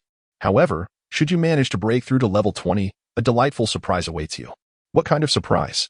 Tang Qinfeng's curiosity was piqued, and he eagerly pressed on. Bai Xing crossed her arms thoughtfully and remarked, "A surprise, in human terms, is truly delightful only when bestowed upon you without your foreknowledge. Therefore, I shall remain silent. It is up to you to strive diligently and uncover the surprise I have prepared for you." A faint sense of helplessness washed over Tang Qinfeng's face. It seemed he needed to exert himself even more. "Oh, by the way, I must remind you of 2 more things," Bai Xing continued. "While forging can enhance your perception of the world and even expedite your cultivation speed, your physical well-being remains paramount. Do not overexert yourself." For some reason, this seemingly ordinary expression of concern warmed Tang Qinfeng's heart, reminiscent of a mother's care. Though it was merely a fragment of her consciousness, he could still sense her tenderness and affection.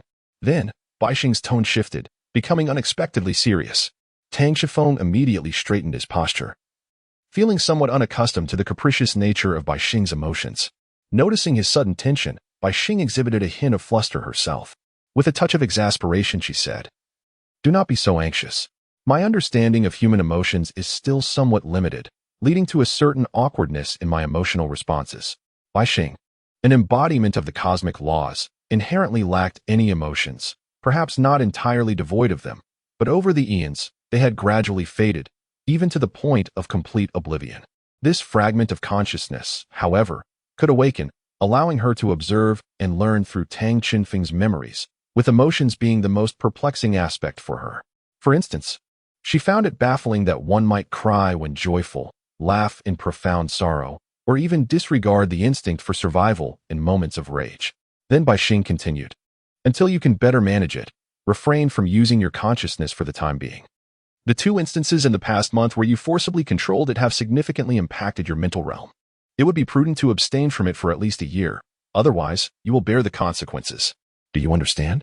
Her words carried a hint of authority, to which Tang Qinfeng obediently nodded, saying, "Yes, Sister Bai Xing, I will be cautious." Bai Xing smiled radiantly. "That is good to hear. The 2 individuals outside have been calling for you. Let me escort you back." "Ah, outside. Who?" Before Tang Qinfeng could finish his sentence, a flash of white light enveloped him, followed by darkness. Upon opening his eyes, he found himself facing 2 familiar figures, Zhe Ping and Yi Hongling. "Boss, you finally awakened," exclaimed Zhe Ping. "Brother, you're finally awake," echoed Yi Hongling. Tang Qinfeng discerned a palpable note of anxiety in their voices as he inquired, "How long have I been asleep?" Zepping, standing nearby, responded, "It has been a full day and night. It is now already the afternoon of the 2nd day. Boss, don't you feel that you have been growing increasingly frail lately? You were once the strongest among us." Upon hearing this, Tang Qinfeng smiled broadly and remarked, "It seems I have been a bit negligent lately. In that case, Zepping, how about I accompany you for some practical training over the next few days?" Zepping, though 2 years Tang Qinfen's senior, felt utterly unconfident when it came to practical exercises. He had never bested Tang Qinfeng in their encounters, and each time he faced a particularly harsh defeat. He quickly waved his hand and replied, "No need, boss. I train quite well with the others. You needn't worry about me. Oh, by the way, the vice president came looking for you not long ago. He mentioned he would see you again once you woke up, seemingly regarding some important matter." Upon hearing this, Tang Qinfeng pondered that it must pertain to discussions about his potential membership in the Blacksmith Association. He promptly swung his legs over the side of the bed. "Very well, I shall go now. Linger, let us venture forth together. Zepping, would you care to join us?" he inquired. Zepping responded, "I think I shall pass. There is still quite a while until dinner. I'll head to the playground and practice with the others a bit longer. Besides, it's on your way. Would you like to see how everyone is progressing?" Having spent a month at Heighton Academy, the Tang siblings had become quite familiar with the students residing in the work-study dormitory. Tang Qinfeng noticed that although most of the work-study students lacked innate talent, they compensated with unwavering diligence and camaraderie. They had often trained together in the past, but due to his recent busyness, he had not joined them. Naturally, he agreed to Zepping's proposal. The 3 of them exited the dormitory and made their way to the playground as they usually did. The academy's playground was expansive, covering over 3,000 square meters, ample enough to accommodate all the faculty and students. The outer perimeter featured a circular track, while the side nearest the dormitory boasted numerous exercise equipment, where most of the students gathered. The trio navigated their way to the playground with ease and soon spotted a sizable group gathered at one end. However, it appeared the crowd was divided into 2 factions. On one side were the familiar students from their dormitory, while on the other stood a dozen or so individuals whom Tang Qinfeng recognized, though he could not claim to have a favorable impression of them. Yi Hongling squinted and remarked, "Isn't that Ning Tong at the forefront of that group?" Indeed, it was, and judging by the situation, it was clear they were likely to cause trouble for the work-study students once again. Zepping, with his hands clasped in front of him, turned to Tang Qinfeng and asked, "What do you think, boss?" Tang Qinfeng remarked, "These rascals are far too audacious. They need to be taught a lesson, to understand that the working students are not to be trifled with. In Chapter 30, if a fight is what they want, we shall accompany them." 2 groups stood face to face on the playground. Although the working students outnumbered the opposition, their spirit was markedly diminished. At the forefront of the opposing group stood Ning Tong, a boy of considerable height for his age.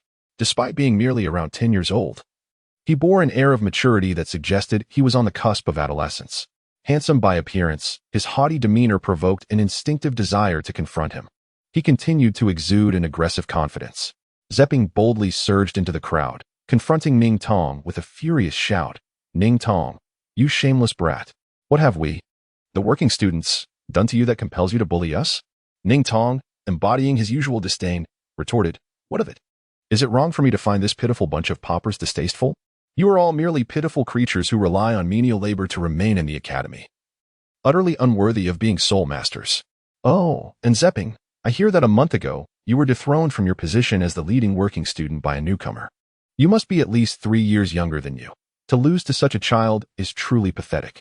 Zepping, incensed by Ning Tong's biting mockery, clenched his fists tightly, producing a cracking sound.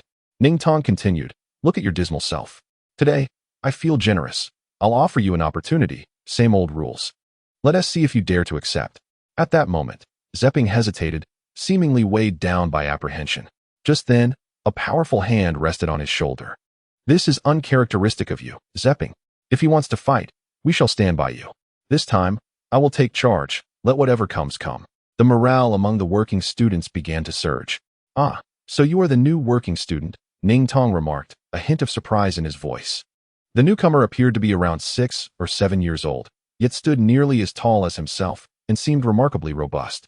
However, Ning Tong quickly regained his arrogant composure, asserting, Zepping, it seems you are not as foolish as I presumed. You found yourself a protector. Yet, I wonder if he is merely a fade. Ning Tong's demeanor was unmistakable.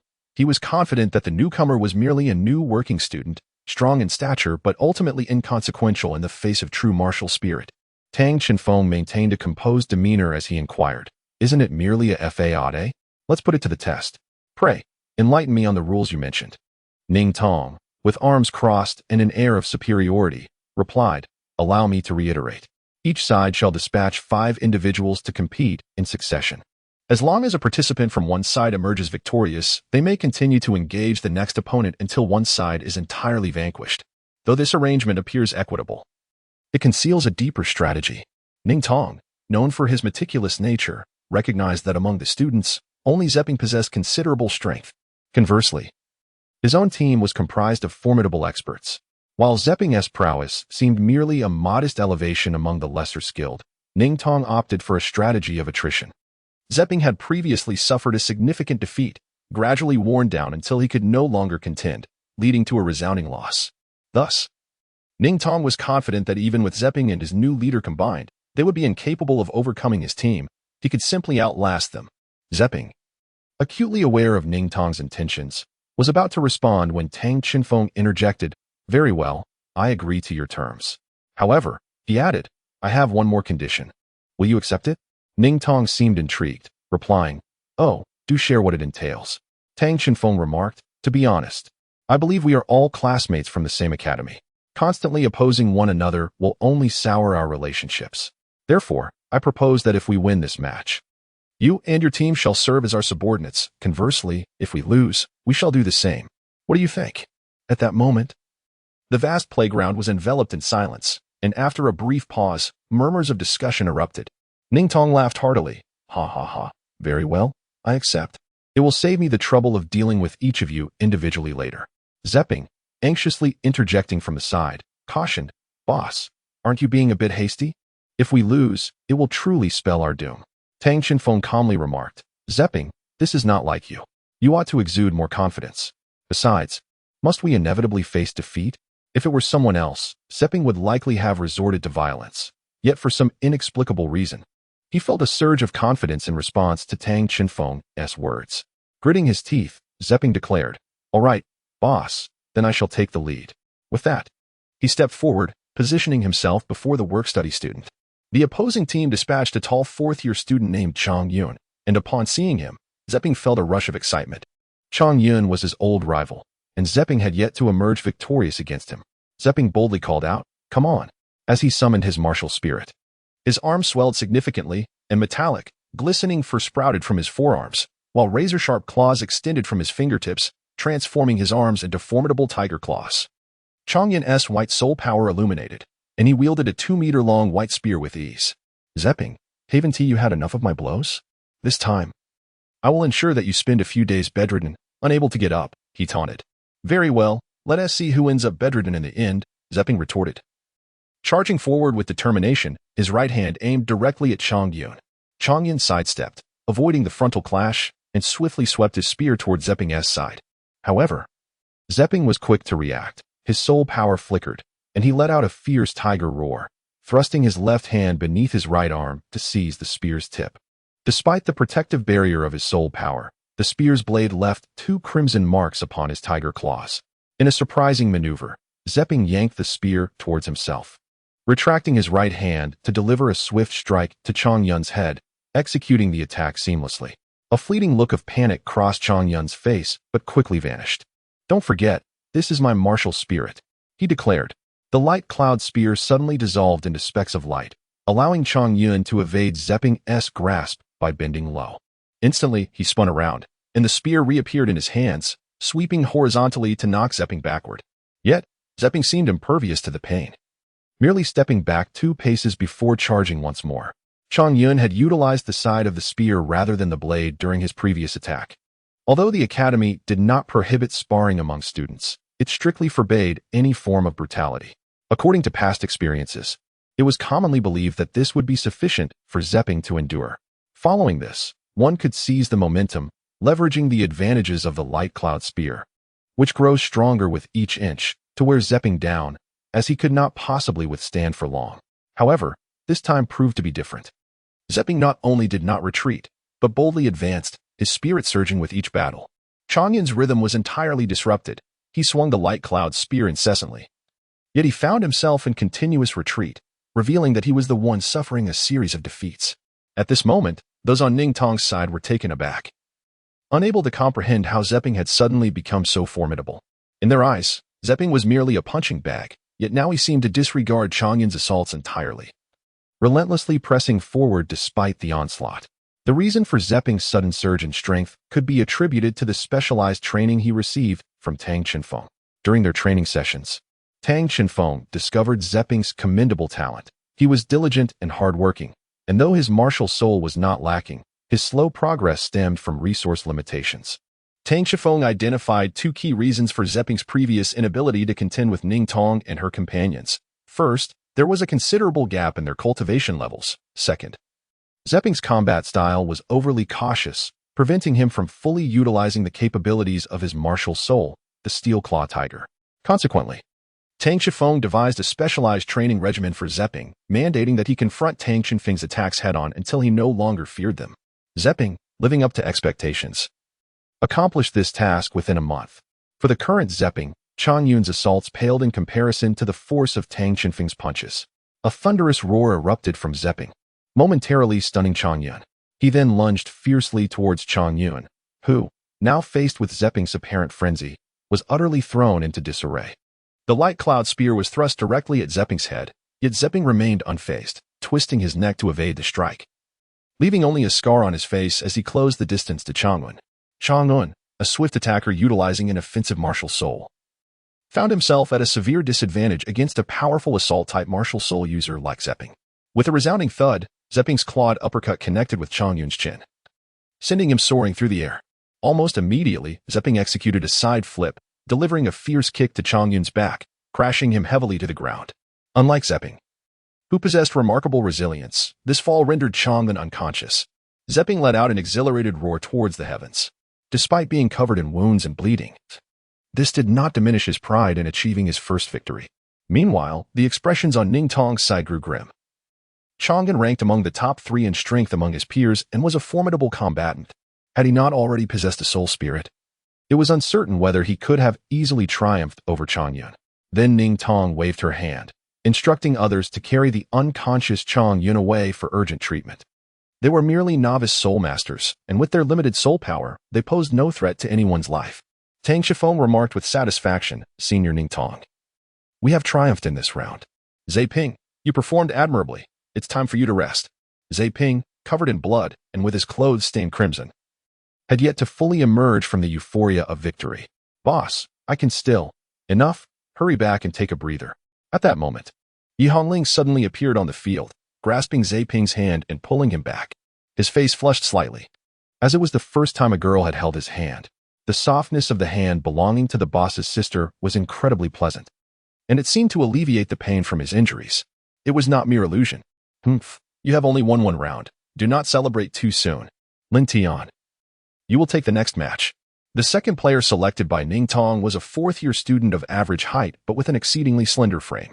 Appearing almost frail as if suffering from severe malnutrition, yet his gaze was sharp and discerning.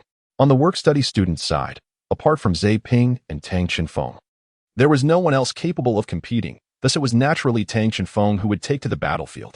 Tang Chenfeng is approximately 4 years younger than Lin Feng. Yet when it comes to appearances, he seems to possess a remarkable robustness that surpasses his counterpart even standing significantly taller. Are you a work-study student? You appear more robust than some 8th grade seniors, Lin Feng observed, his gaze towards Tang Chenfeng revealing a hint of jealousy and skepticism. Tang Chenfeng nodded at him, acknowledging his status as merely a work-study student and requested guidance moving forward. This was a pivotal confrontation determining who would ascend to the position of chief among the junior students. Lin Feng, undeterred, executed a swift leap into the air, conjuring a small white bird accompanied by a halo of white spirit rings. Remarkably, Lin Feng's arms transformed into a pair of wings, enabling him to soar towards Tang Chenfeng with remarkable speed, a beast soul that allowed for flight, and a first-ring soul master at that. From Lin Feng's martial spirit, Tang Chenfeng deduced that it resembled some avian creature. Judging by its appearance, it was likely not a fierce raptor like an eagle, but rather a swallow or a seagull, indicative of a swift attack-type battle soul master.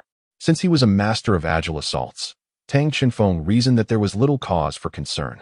As Lin Feng hurtled toward him, Tang Chenfeng feigned ignorance of the impending attack, displaying no anxiety whatsoever.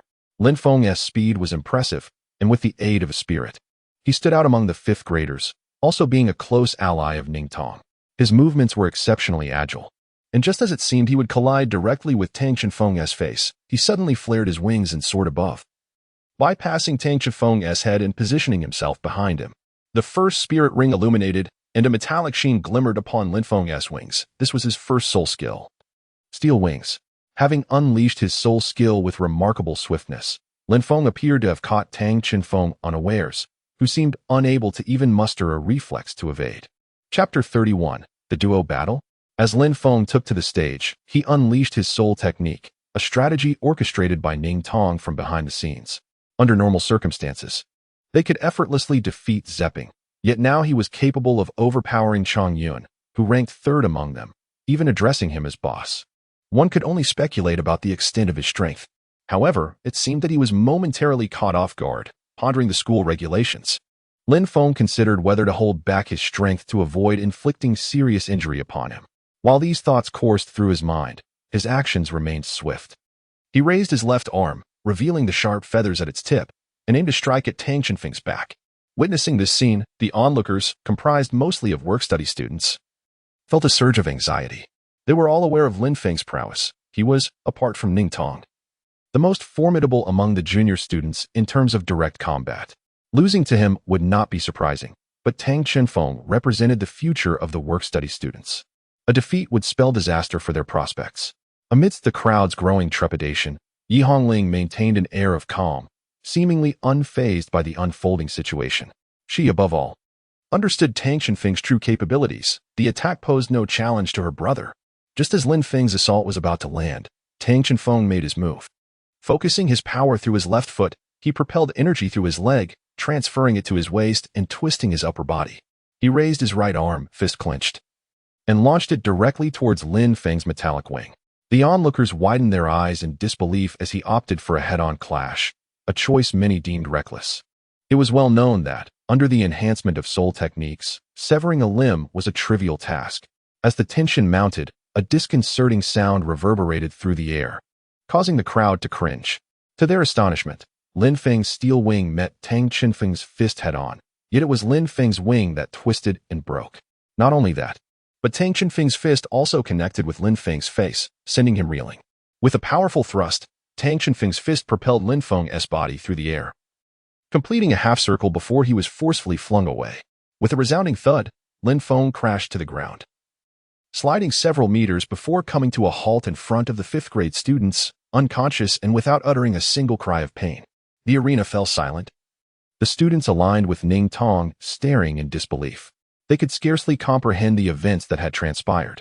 Lin Feng possessed a soul spirit, ranking second only to Ning Tong in individual strength. Yet, Despite having unleashed his soul technique, it was Tang Shenfeng's fist that triumphed, and astonishingly, he had not even released his martial soul. This individual was undeniably formidable. Ning Tong couldn't help but ponder what would happen if he did unleash his martial soul. Tang Shenfeng shook his head, the recent strike having left his fist slightly numb and his fingers grazed. Yet, it was nothing more than a trivial inconvenience. He then nonchalantly inquired, who was next? The ordinary students were taken aback, as were the work-study students. In their minds, Tang Shenfeng had always been a person of little ambition, possessing a notably calm demeanor and a friendly disposition. He seemed perpetually engaged in tasks or on his way to them, exuding an air of sincerity. However, when provoked, he delivered strikes that were nothing short of lethal. Showing no mercy, Zepping, observing from behind, erupted into gleeful laughter as he witnessed Lin Feng being sent flying by Tang Shenfeng's punch. What do you say, Ning Tong? I must ask if you're convinced.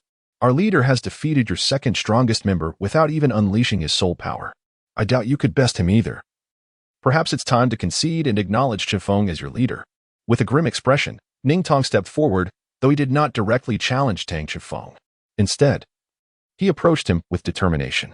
Zepping, witnessing this scene, mused to himself, could it be that Ning Tong is genuinely considering surrender? Standing before Tang Shenfeng, Ning Tong was significantly shorter, but his gaze was serious. You are the leader of the work-study students, I presume.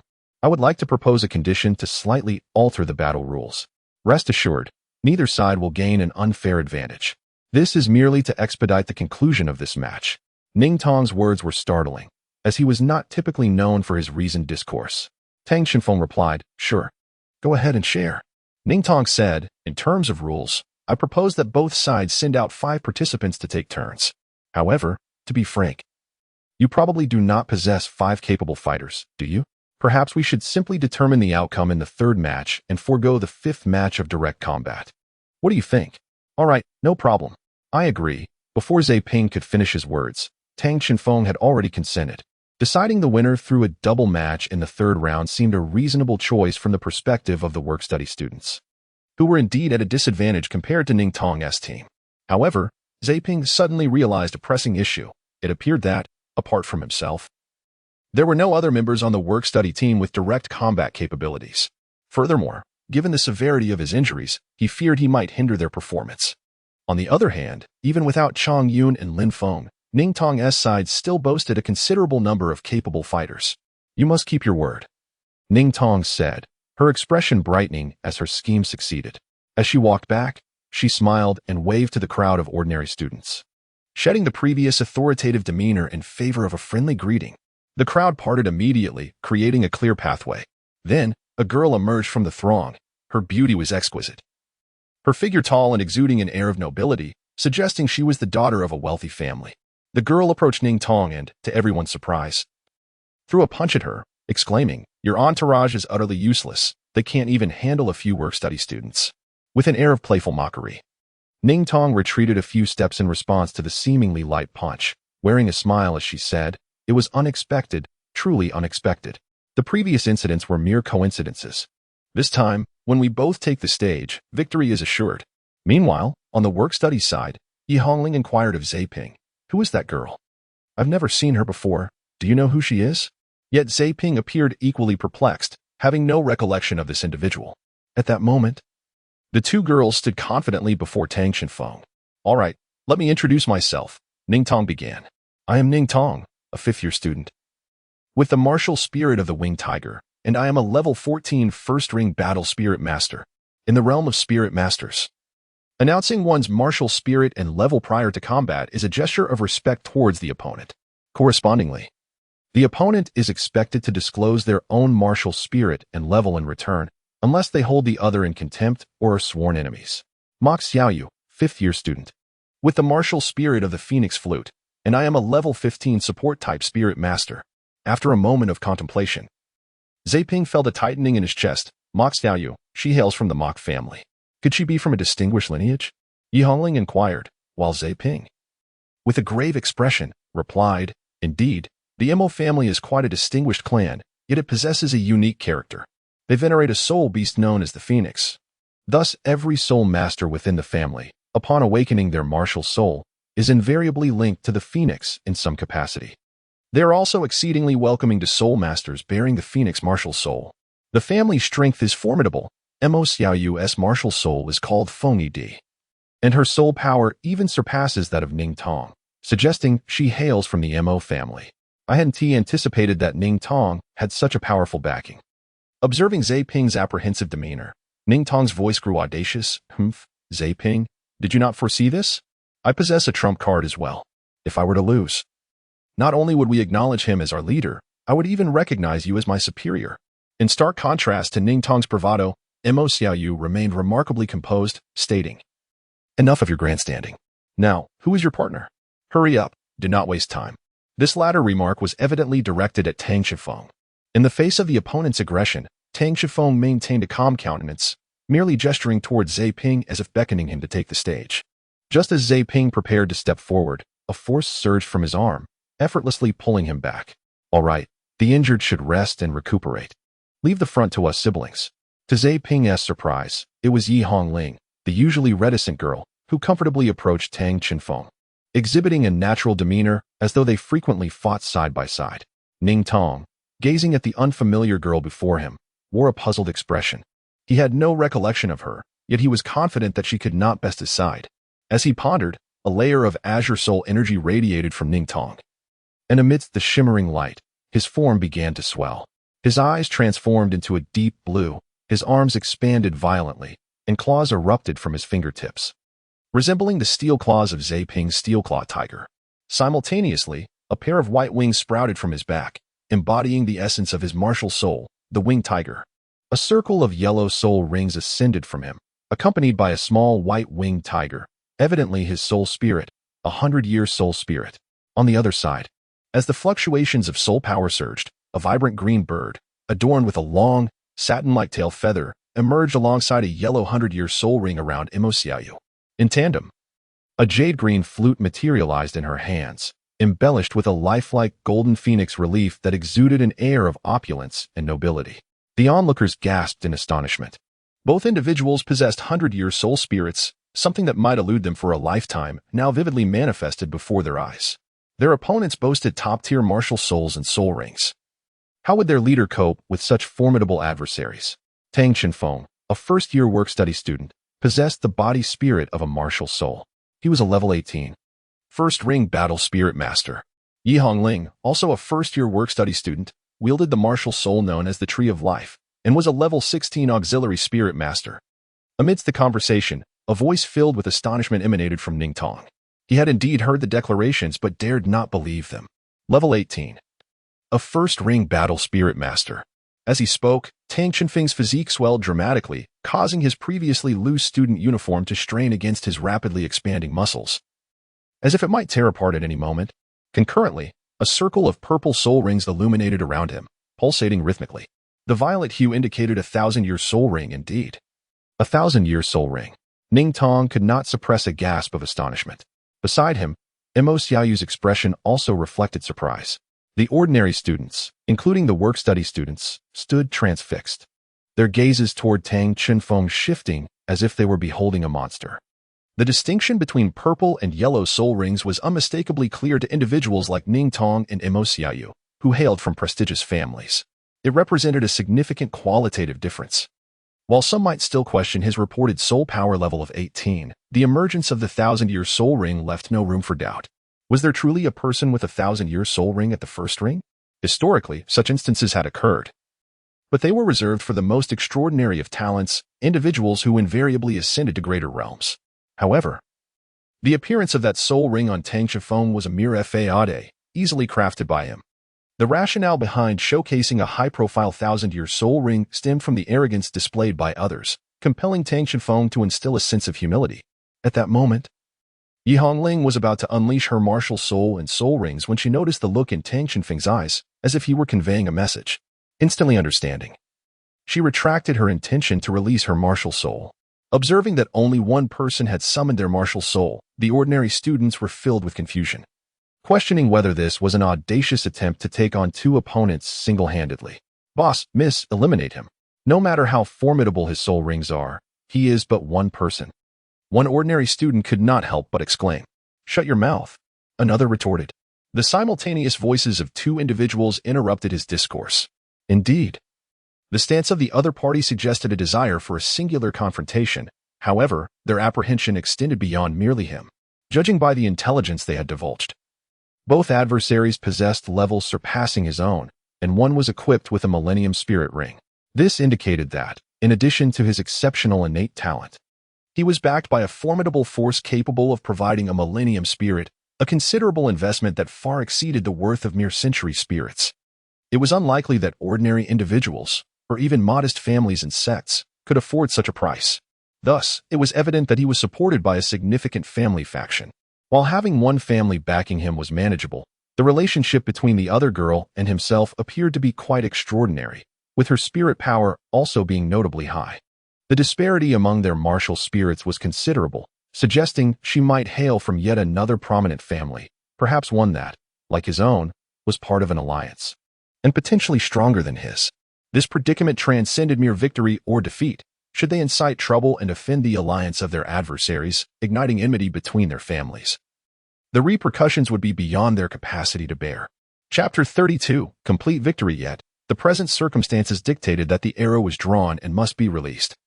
They had initiated a challenge, and for the honor of their family, they had no choice but to face it resolutely. Are you truly a work-study student? Ning Tong could not help but inquire. Tang Shenfeng said lightly, Indeed, I am merely an ordinary work-study student. Let us proceed. Ning Tong could not help but silently scoff at the notion that an ordinary work-study student would possess a 1,000-year spirit ring. Surely, he must be a wealthy heir merely experiencing life.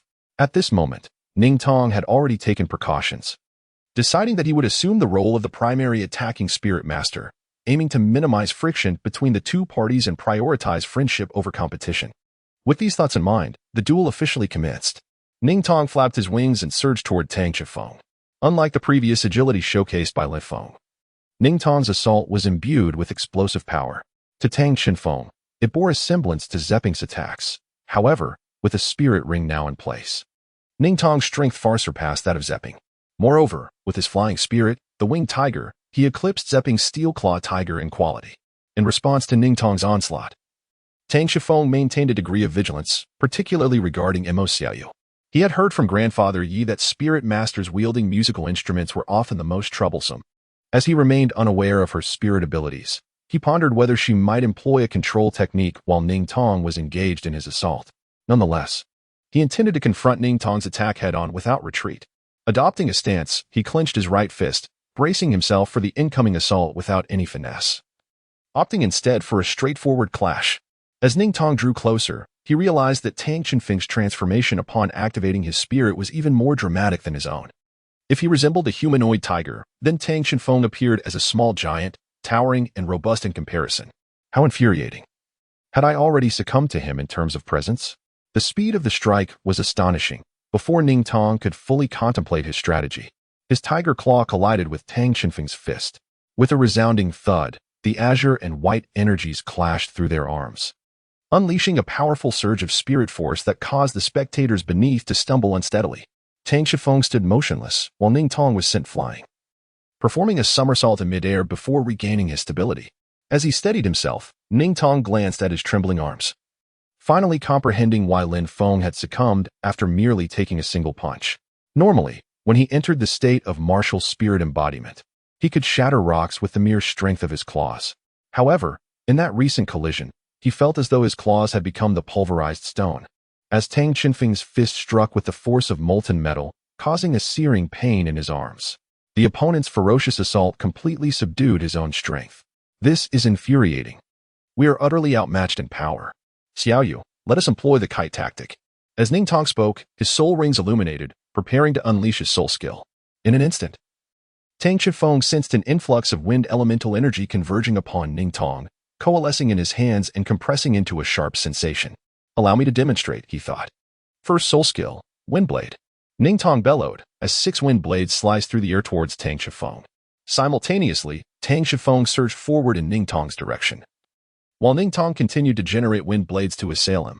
Yet, perplexingly, no matter how densely Ning Tong unleashed his wind blades, Tang Shenfeng evaded them with apparent ease, sidestepping multiple attacks with minimal movement. Ning Tong attempted to increase the distance between them, but Tang Chenfeng's speed was too formidable, rapidly closing the gap. Just then, a melodious flute sound resonated, and the moment Tang Chenfeng heard it, he felt an undeniable deceleration in his speed.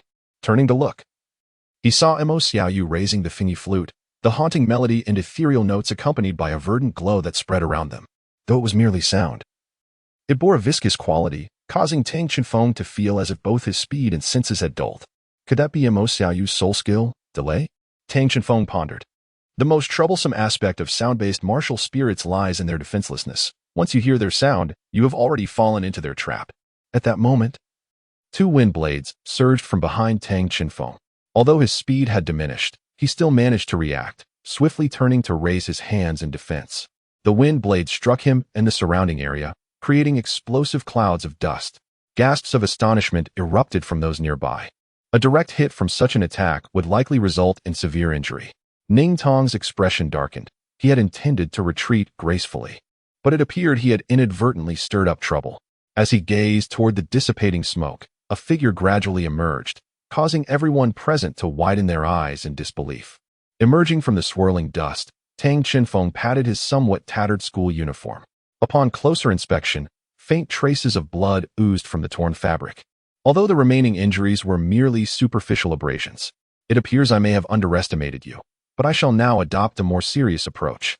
As he spoke, Tang Chenfeng crouched down, assuming a sprinter's starting position, and his already exaggerated physique swelled further, the sound of fabric straining against muscle echoing through the air. Was this a manifestation of soul skills? Ning Tong pondered inwardly. In truth, this was not a soul skill, but rather an expression of his martial spirit. The innate advantage of a primary martial spirit lies in its integral connection to the soul master, allowing for superior control. Yi Jiolong had taught Tang Chenfeng to typically release only a fraction of his power, reserving the remainder for when it was most needed. At that moment, Mo Xiaoyu's Fingy Di once again resonated, prepared to counter Tang Chenfeng's impending assault. But would this truly be effective? With a thunderous boom, Tang Chenfeng launched forth like a cannonball, his target set squarely on Ning Tong. The previously effective soul skill, which had slowed him down, now seemed utterly impotent. Failing to exert any influence whatsoever, Mo Xiaoyu's heart raced in alarm. Her soul skill was designed to diminish an opponent's speed by 40%. Yet it was rendered entirely ineffective, indicating that the amplification of his soul skill had surpassed the debilitating effects of hers. In the blink of an eye, Tang Chenfeng leaped before Ning Tong, who could only see an ever-enlarging fist descending upon him from below. With a resounding thud, Tang Chenfeng delivered an uppercut that struck Ning Tong's chin, propelling him several meters upwards. Seizing the momentum, he followed up with a powerful punch to Ning Tong's chest. Another deafening crash ensued as Ning Tong crashed heavily into the ground, creating a human-shaped crater, blood spilling from his mouth as he fell unconscious. Stop. Stop. We concede. Someone. Please help. Mo Xiaoyu cried out in a panic. The families of Mo Xiaoyu and Ning Tong had enjoyed a cooperative and mutually beneficial relationship for ages. Their familial ties were extensive and deeply intertwined, and Mo Xiaoyu and Ning Tong, having grown up together as childhood friends, shared a profound bond. Given Ning Tong's precarious condition, she could hardly contain her distress. Tang Chenfeng, upon hearing this, immediately dispelled his martial spirit and advanced to assess Ning Tong's condition. Accompanying him was Yi Hongling, who had been observing the scene from the sidelines. At this moment, Mo Xiaoyu had already knelt beside Ning Tong, her face streaked with tears. Upon their arrival, she shouted furiously, "If anything were to happen to him, our family would never forgive you." Tang Chenfeng approached Ning Tong and reassured her, "Rest assured, he will be fine. I shall attend to his injuries with Linger's assistance." With that, Tang Chenfeng began to assess Ning Tong's wounds. Upon examination, he discovered that 2 of her bones were likely fractured, even with his restrained force. Under the gaze of the onlookers, after a moment of careful exploration, Tang Chenfeng realigned her broken bones, applying the urgent treatment he had learned from Grandma Ling. "It's done. Linger, the next steps are yours." "Understood," Yi Hongling replied, joining her hands in prayer, her fingers interlocking. A surge of vibrant life energy emanated from her, causing her hair to gradually transform from black to a lush green, teeming with vitality. Almost immediately, a circle of purple spirit rings, accompanied by the ethereal silhouette of a blue-golden tree, materialized behind her. Strikingly, it was another Millennium Spirit Ring. Perhaps due to her studies in mecha design, Yi Hongling's mental prowess had finally experienced a breakthrough. She had entered the spirit sea realm and could now disguise her spirit rings. As the life energy surged, everyone present felt an unparalleled sense of comfort, particularly the injured, who were astonished to find their wounds completely healed within mere seconds. After a meticulous observation of Yi Hongling's life domain, Ling Wei, a fellow healing soul master, concluded that merely standing within this realm would likely make it nearly impossible to succumb to death. The most astonished were the work-study students. Previously, they had viewed Tang Xinfeng as a formidable soul master and a commendable leader, while Yi Hongling seemed merely ornamental, perceived as beautiful yet ineffectual. Due to Tang Xinfeng's influence, they had refrained from voicing any dissent regarding her status as the young lady among them. However, it now appeared that this young lady was far more than just a pretty face. Under the influence of Yi Hongling's life domain, all injuries in the vicinity had vanished, and Ning Tong had regained consciousness, appearing entirely well.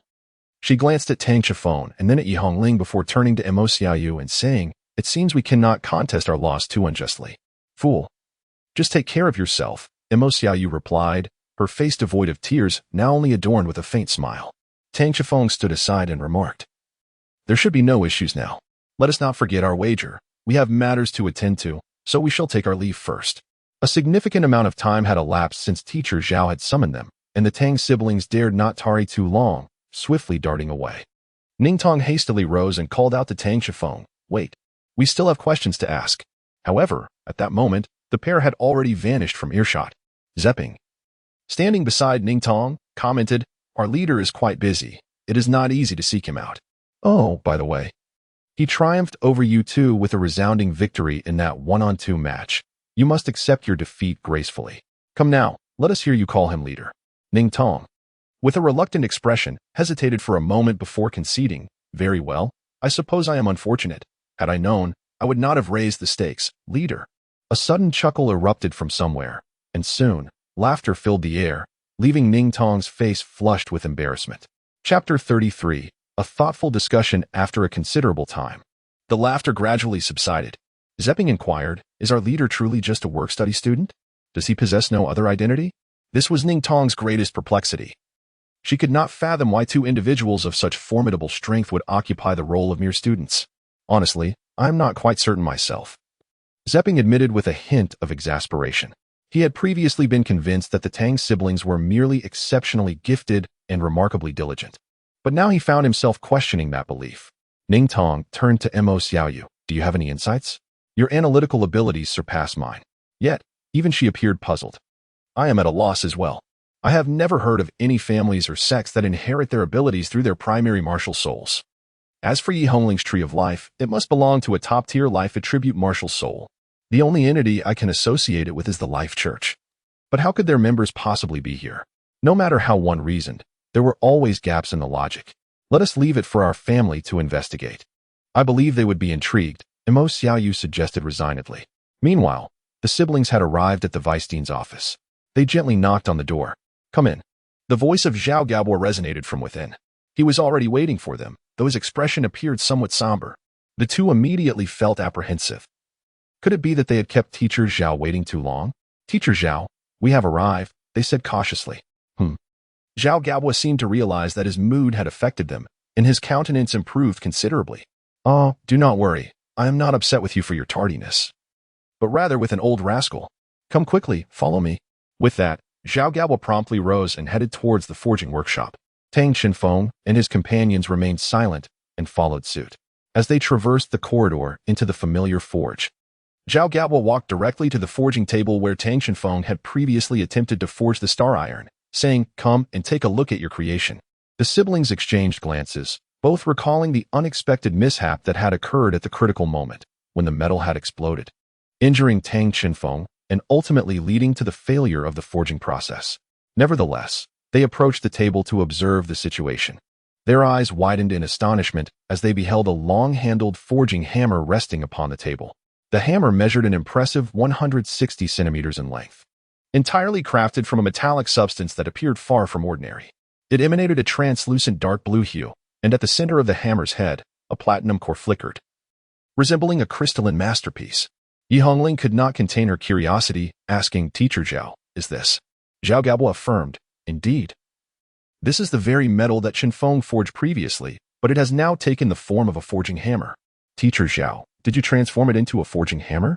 Tang Qinfeng inquired. Zhao Gaobo replied, No, it was not I who fashioned it. In truth, I did not intervene at all.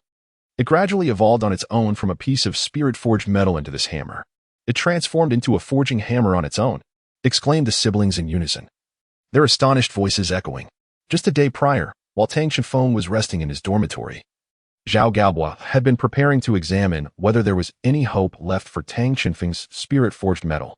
To his surprise, he discovered that the metal had not only avoided failure, but had seamlessly merged into a large chunk of dark blue metal resembling crystal.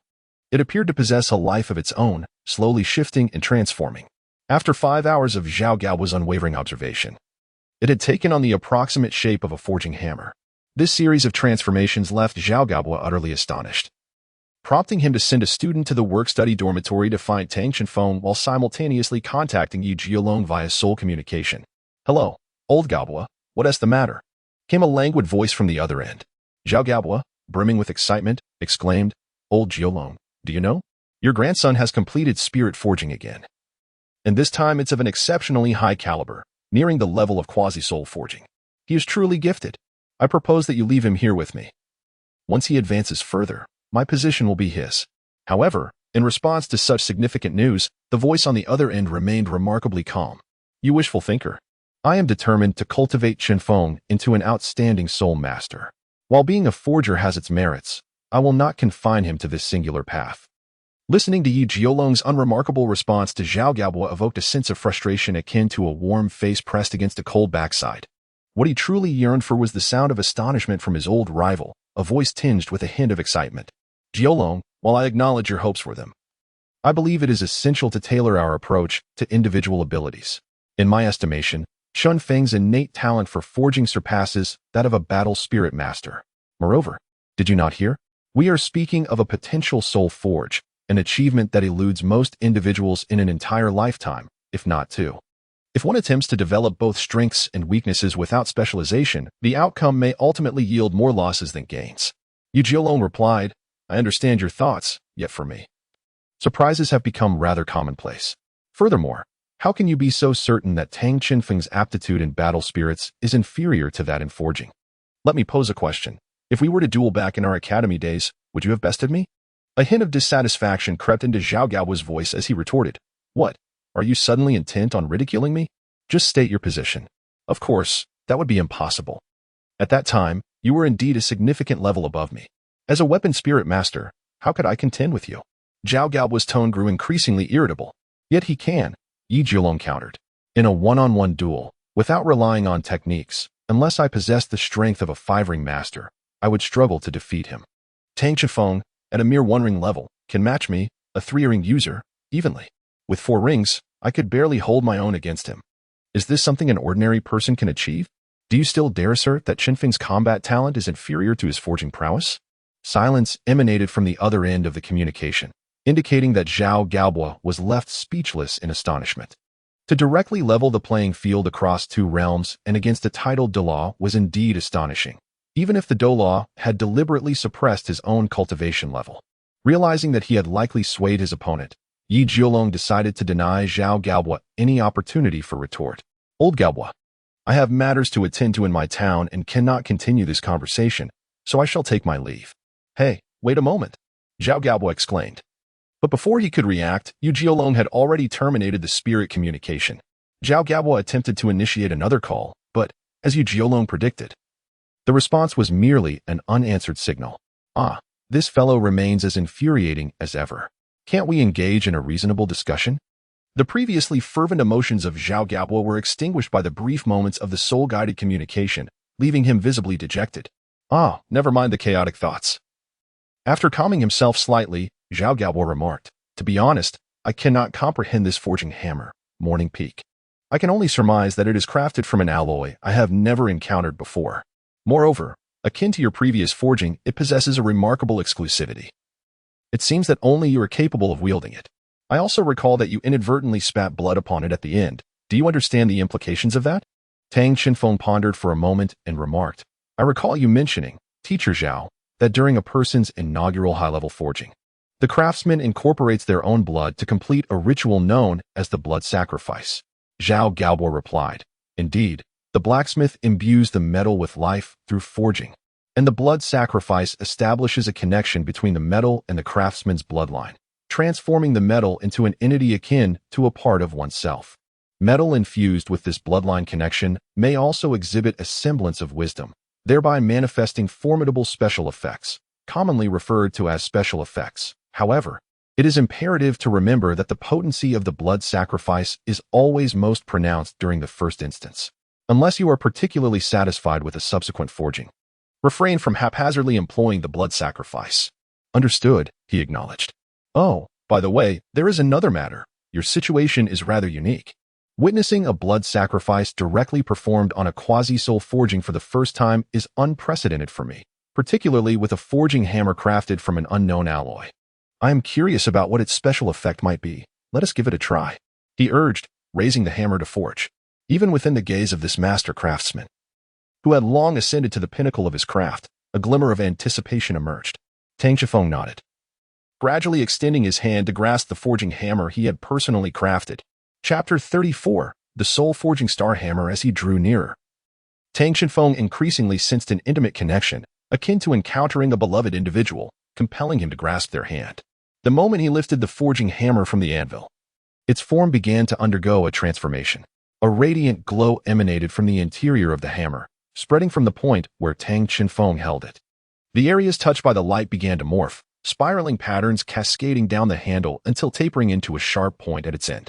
The portion extending toward the hammerhead contracted inward, reshaping into a slightly elongated octahedron, while the ends expanded to form a perfectly symmetrical structure. The platinum core radiated with an intensified brilliance, transforming the hammer from its previous dark blue hue to a luminous blue sparkling with flecks of light. The hammer itself had evolved from a mere forging tool into a form reminiscent of a war hammer, bearing a striking resemblance to Zhao Gaobo's flame hammer, yet appearing considerably larger. Yi Hongling, astonished, inquired, "Teacher Zhao, is it common for a new forging hammer to undergo such significant changes?" Zhao Gaobo's astonishment matched Yi Hongling's. "No. Typically such transformations do not occur. Unless one truly transcends into the realm of soul forging or encounters an extraordinary special effect, this would not be the case." At that moment, Tang Shifeng experienced a peculiar sensation. The forging hammer, measuring 160 centimeters in length and weighing no less than 600 pounds, was undeniably a colossal tool. Yet, in his grasp, it felt remarkably light, even lighter than the tungsten steel hammer he had previously wielded. Tang Shifeng grasped the spiral-patterned hammer handle and instantly felt a profound connection with the forged hammer, as if their souls were intertwined by a shared bloodline. Strangely, he sensed an almost palpable urge emanating from the hammer, as if it yearned to burrow into the palm of his hand. This enchanting sensation felt eerily familiar, as if he had experienced it before. "How does the new forging hammer feel?" Zhao Jiaober inquired, after regaining his composure. "There is an undeniable sense of kinship, as though it were an intrinsic part of my being," Tang Shifeng replied. At that moment, he recalled that this feeling of a bloodline connection, as if merging, had indeed surfaced when he had encountered the Starshine Stone. "Yes, precisely," Zhao Jiaober affirmed. "Now, let us explore the special effects of this forging hammer." "Very well," Tang Shifeng responded. "Oh, wait a moment, let me choose this time." Just as he was about to select the rare metals for forging, Zhao Jiaober raised his hand to halt him. Tang Shifeng and his companions naturally refrained from questioning him, merely observing what metal teacher Zhao intended to utilize. After a brief interlude, Zhao Gaobo approached with a piece of dull gray metal and placed it into the forge. "I recall that it is, isn't it?" Yi Hongling remarked. "Indeed, it is," Zhao Gaobo affirmed, stating that it is the most suitable rare metal for practice, perfect for testing the effects of the special forging hammer crafted by your brother. He then turned towards Tang Shifeng, declaring, "Shifeng, you shall now ascertain the effects of this forging hammer. Shortly, you are to forge this piece into a component for a mech, if you adhere to the standards. You may use your sister's design as a reference. This will provide insight into the current proficiency of both you and your sister." "Ah!" A simultaneous exclamation escaped the lips of the siblings as they grasped the implications. They surmised that perhaps the stimulation had incited a slight loss of control in Zhao's typically exuberant demeanor. However, they recognized that this new challenge might expedite their growth. Thus they found no reason to decline. The two hastened to Yi Hongling's usual drafting and design table. The surface of the table, utilized for training, was impeccably tidy, with tools arranged in meticulous order. Yet, aside from the completed design plans and unfinished drafts, there appeared to be several schematics set aside separately. Let me ponder which drawing would be most suitable, Yi Hongling murmured to herself as she sifted through the papers. The completed designs on the table were numerous. Tang Shifeng glanced over them, noting that most represented relatively simple component designs, although a few were more intricate, resembling mech joints. However, what piqued Tang Xinfeng's interest were the schematics set apart from the others. They seemed to be haphazardly placed, yet he discerned that this arrangement was intentional, presumably to avoid drawing too much attention. Driven by curiosity, Tang Shifeng picked up one of the drawings. As anticipated, it bore a design, though not for a mech component, but rather, a slightly bashful exclamation interrupted Tang Xinfeng's focus, and he turned to find Yi Hongling gazing at him. Brother, that was merely a casual sketch of mine. Please do not look. Yi Hongling's face flushed, as if her secret had been inadvertently unveiled. Is that so? I find this forearm armor quite well drawn, Tang Xinfeng awkwardly replied, extending the design towards her. Humph. Yi Hongling huffed, snatching the design from his hands, ready to retort when another voice interjected from behind. Oh, this hardly appears to be a mere doodle, if I am not mistaken. These designs depict the dual arms of a battle armor. The details are commendable, though the completeness may be lacking. It is evident that considerable thought has been invested in the design. Looking back, Teacher Zhao was meticulously examining 3 additional design sketches in his hands. Yi Hongling's petite face instantly flushed a deeper shade of crimson, tinged with a hint of grievance. Bowing her head, she murmured, I apologize, teacher. During our usual training sessions, I tend to contemplate peculiar thoughts. For us, the battle armor seems still a distant dream. Upon hearing Yi Hongling's words, Zhao Gabwa gently set down the blueprints, a smile of genuine satisfaction gracing his face as he replied, No, rather, I must say you are doing exceptionally well, without a hint of ambition for the future. That future indeed appears the most remote and least worthy of anticipation. Moreover, your designs are quite commendable. With a bit of refinement, they may very well be realized. Tang Shifeng gently patted Yi Hongling's head and remarked, Since Teacher Zhao has said so, it must mean that what you have accomplished is truly remarkable. Yi Hongling merely nodded, yet her heart brimmed with warmth. This design is quite good. Shifeng, proceed by forging the general outline of the metal based on this. With that, Zhao Gabwa unveiled another blueprint, depicting a geared joint used for the mecha stride. Creating the rough outline was not particularly challenging. Having selected the design, the group returned to the forging station. The smelted silver began to rise from the anvil, and Tang Xinfeng's gaze sharpened, as if he sought to see through the very essence of the silver. He raised his enormous hammer, positioning it with intent, and struck the silver with the customary 3/10 of his strength. The sound of a resounding clang echoed in the air. Tang Shifeng and Zhao Gabwa were both taken aback. The sound of the forging this time seemed more melodious than any previous occasion. Yet, apart from this, nothing appeared different. There were no special effects, merely the most ordinary initiation of forging. Yi Hongling teased, Teacher Zhao, is there any distinction in this forging compared to usual? I can't discern any. Zhao Gabwa replied. This is peculiar. There should be a reaction. Shifeng, continue forging. Perhaps there will be a difference. All right. Tang Shifeng assented, and the forging hammer came crashing down. Boom. This time it was no gentle tap, but a resounding blow, causing the metal on the anvil to bounce. A sound of confusion and astonishment escaped Zhao Gabwa's lips. Generally, during forging, metal does not easily bounce. Such an occurrence is typically a mistake made by novices still mastering their strength. However, Zhao Gabwa was confident that Tang Xinfeng would not commit such a fundamental error, especially as he was currently engrossed in his work without pause. Thus, there must be another reason. Meanwhile, Tang Xinfeng felt an uncanny familiarity, as if he had heard a faint metallic voice during his previous forging, as if the metals were whispering how best to strike them for comfort. Now, he was once again attuned to this sound, clearer and more detailed than ever before. He seemed to hear the piece of dark silver instructing him, with each strike, on how to forge it in a manner that would minimize loss while maximizing its transformation. All of this unfolded seamlessly in Tang Xinfeng's mind. As Tang Xinfeng forged, Zhao Gabwa observed the changes around him. He noted that Tang Xinfeng's forging technique appeared somewhat more simplistic than before. This was not a favorable sign. For a blacksmith, it indicated regression. Without adept techniques, one cannot forge quality components. Zhao Gabwa pondered, could it be that he is still unaccustomed to this forging hammer? Boom, boom, boom. The thunderous sounds jolted Zhao Gaobo from his reverie. Whenever Tang Shifeng entered the zone, the volume of his forging would escalate, a signature trait of his unique style. Though only someone with his innate strength could achieve such a feat. Wait a moment, this is... Suddenly, Zhao Gaobo realized that although Tang Qinfeng's striking technique remained simplistic, the piece of dark silver had already begun to take on the form of a gear component, becoming increasingly refined under Tang Qinfeng's hammering. With a resounding boom, a radiant glow surged 3 feet high from above the dark silver. The tempered silver had been completed, and the component below transformed in the light as if by magic, morphing from a mere piece of metal into a gear component. Even the red-hot hue of the metal had yet to fade. The forging concluded. Ah, I see now. I understand the special effect of this forging hammer. It is shaping. Quite an impressive effect indeed. Zhao Gaobo exclaimed with great enthusiasm. Yi Hongling inquired, is it possible for the forging hammer to shape so intricately?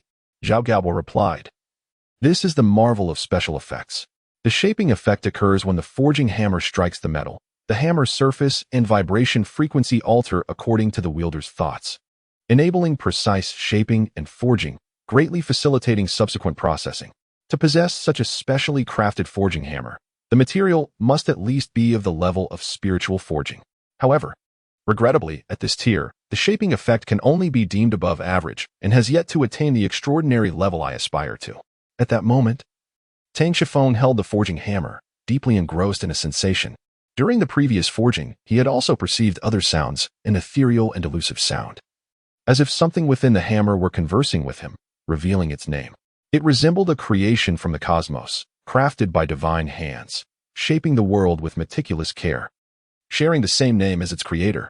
Tang Shifeng murmured softly, your name is the Star God Hammer, the Soul-Forged Star God Hammer. As soon as he finished speaking, the Soul-Forged Star God Hammer suddenly transformed, resembling a liquid that began to dissolve, swiftly enveloping Tang Qinfeng's entire left arm. Subsequently, it gradually coalesced into a crystalline, translucent, bright blue armor. Remarkably, this armor for the left arm bore an exact resemblance to the design of the battle armor left arm that he had previously seen in Yi Hongling's schematics, without the slightest variation. Chapter 35. The solution of forging the crystalline blue armor radiated a dazzling light, swiftly capturing the attention of everyone present. Gazing at the resplendent armor, Yi Hongling could not help but inquire, Teacher Zhao, is this also a result of the shaping effect of the forging hammer? Not only Yi Hongling, but even Zhao Gaobo found himself utterly bewildered. This was an occurrence he had never witnessed before. Simultaneously, Zhao Gaobo realized that the forging hammer had indeed transformed into the battle armor design conceived by Yi Hongling. But how could this be? He had never heard of a forging hammer capable of transforming into battle armor. Amidst the astonishment of the crowd, the armor that resembled the battle armor had already morphed into a beam of light that fused seamlessly into his left arm. This was the blood sacrifice spirit forging, a connection forged through life. Once one reaches the realm of spirit forging or beyond, metals attain a semblance of life, allowing them to merge with the entity that bestowed them with existence, thereby rendering metals of spirit forging and beyond exceptionally precious. Unbelievable, utterly astonishing, Zhao Gaobo exclaimed. In his recollection, while soul-forged tools could alter their appearance to enhance their utility, their essence remained unchanged. Just as a forging hammer, regardless of its transformations, would ultimately revert to its original form, he had never before encountered one that directly transformed into battle armor. Shifeng, how do you feel now? In the face of such an extraordinary phenomenon, even someone as well-versed as Zhao Gaobo felt a surge of curiosity. It was curious indeed that, despite witnessing such an incredible event, he managed to maintain a relative composure. Even Zhao Gaobo himself found this remarkable, perhaps, as Yi Jiolong had suggested. The multitude of surprises and miracles he had observed in this child had made him somewhat accustomed to the extraordinary. Tang Qinfeng remarked, it feels as though I have completely merged with my body. The forging hammer seems to possess a soul of its own, conversing with me.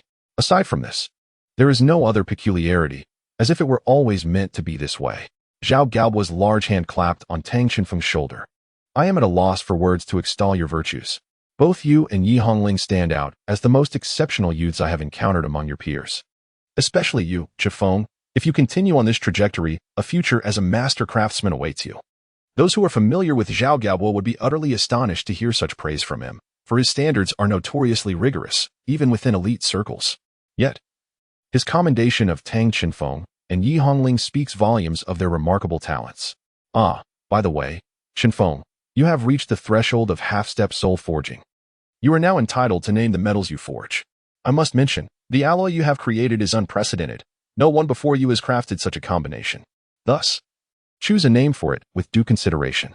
Tang Shenfeng felt a stir in his heart and remarked, when it comes to naming, I am not particularly adept. How about you, Linger? Help me come up with one. Yi Hongling smiled and replied, I shall ponder for a moment to conjure a melodious name. Zhao Gabwa beamed as he observed the two children, reminiscing fondly about the moments they had shared together. I propose the name Starry Crystal. It is forged from minerals of the stars. Yet it resembles exquisite gem-like crystals, and it harmonizes with your brother's name, containing the same phonetic element of morning. What do you think? Zhao Gaobo interjected. It sounds promising, though it seems to lack a certain essence.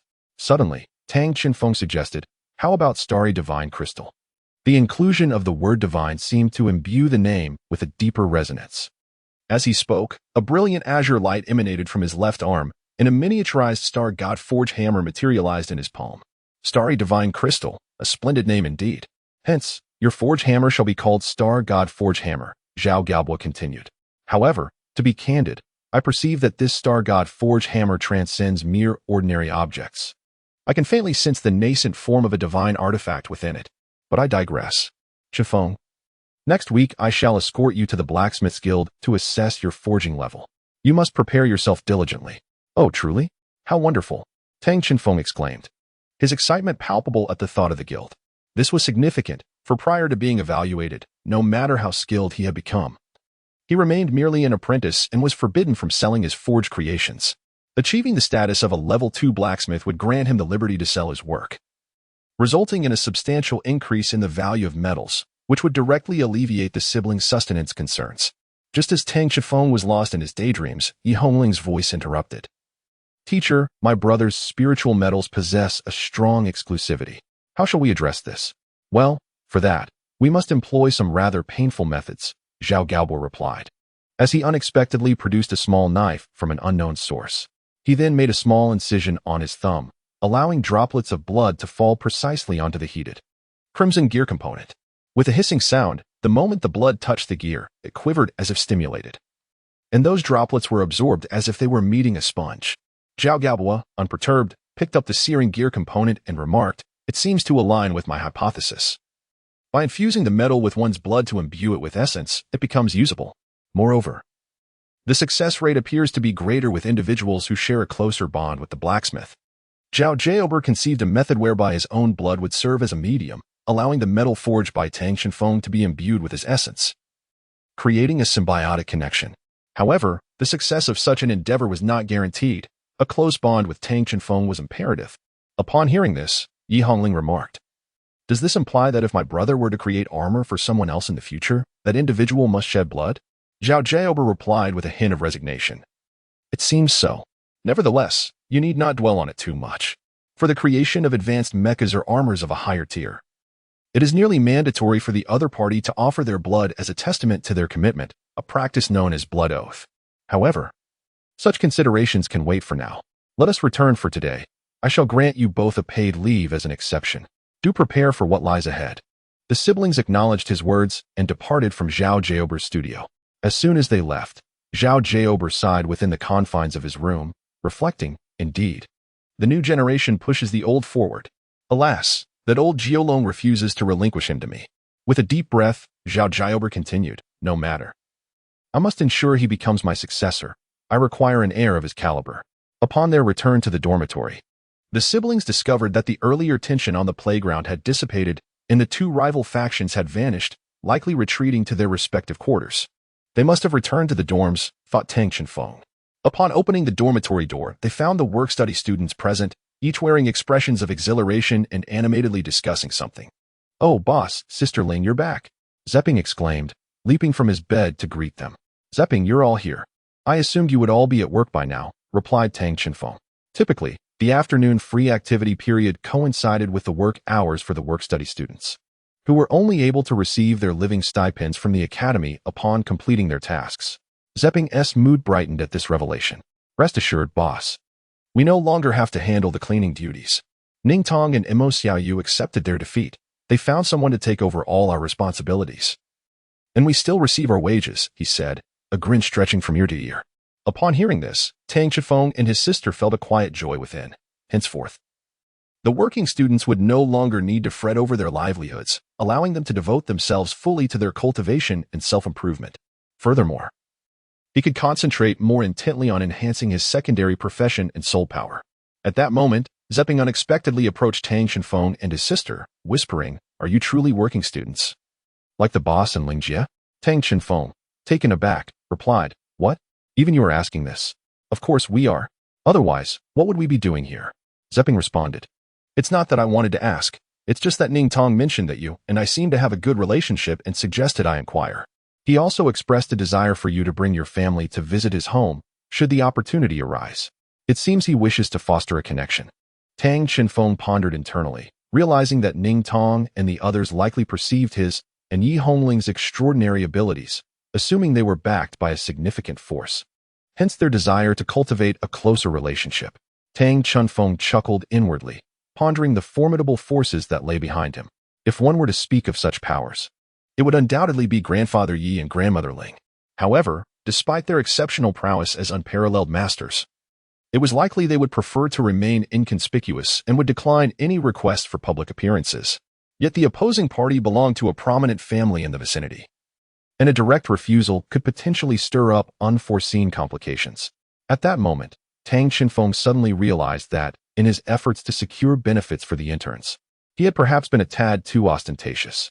After a brief contemplation, he suggested, "If he inquires again, simply say that I will consider it and consult with my family regarding a meeting." The aim was to paint a grand vision for Ning Tong and the others while postponing any direct encounters. If all else failed, he would have no choice but to enlist the help of his grandparents. "All right, understood," Zepping replied. Observing Zepping's demeanor, Tang Shifeng surmised that both Zepping and the interns must harbor their own suspicions. It seemed prudent for him to adopt an even more discreet approach going forward. Chapter 36. The Association of Forgers. Since the celestial forging hammer came into Tang Shifeng's possession, a week had swiftly elapsed, marking the time to visit the Association of Forgers. Throughout this week, Tang Shifeng maintained a notably low profile. Mornings were spent attending lectures indoors, while afternoons were dedicated either to practicing forging and crafting alongside Yi Hongling in the forge or to cultivating within his dormitory.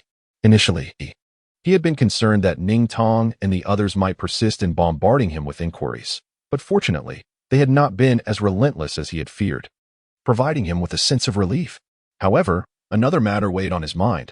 It seemed that Zepping had been overly enthusiastic towards Yi Hongling, often lingering closely by her side, bordering on clinginess. Had it been anyone else, Tang Shifeng might have delivered a swift reprimand.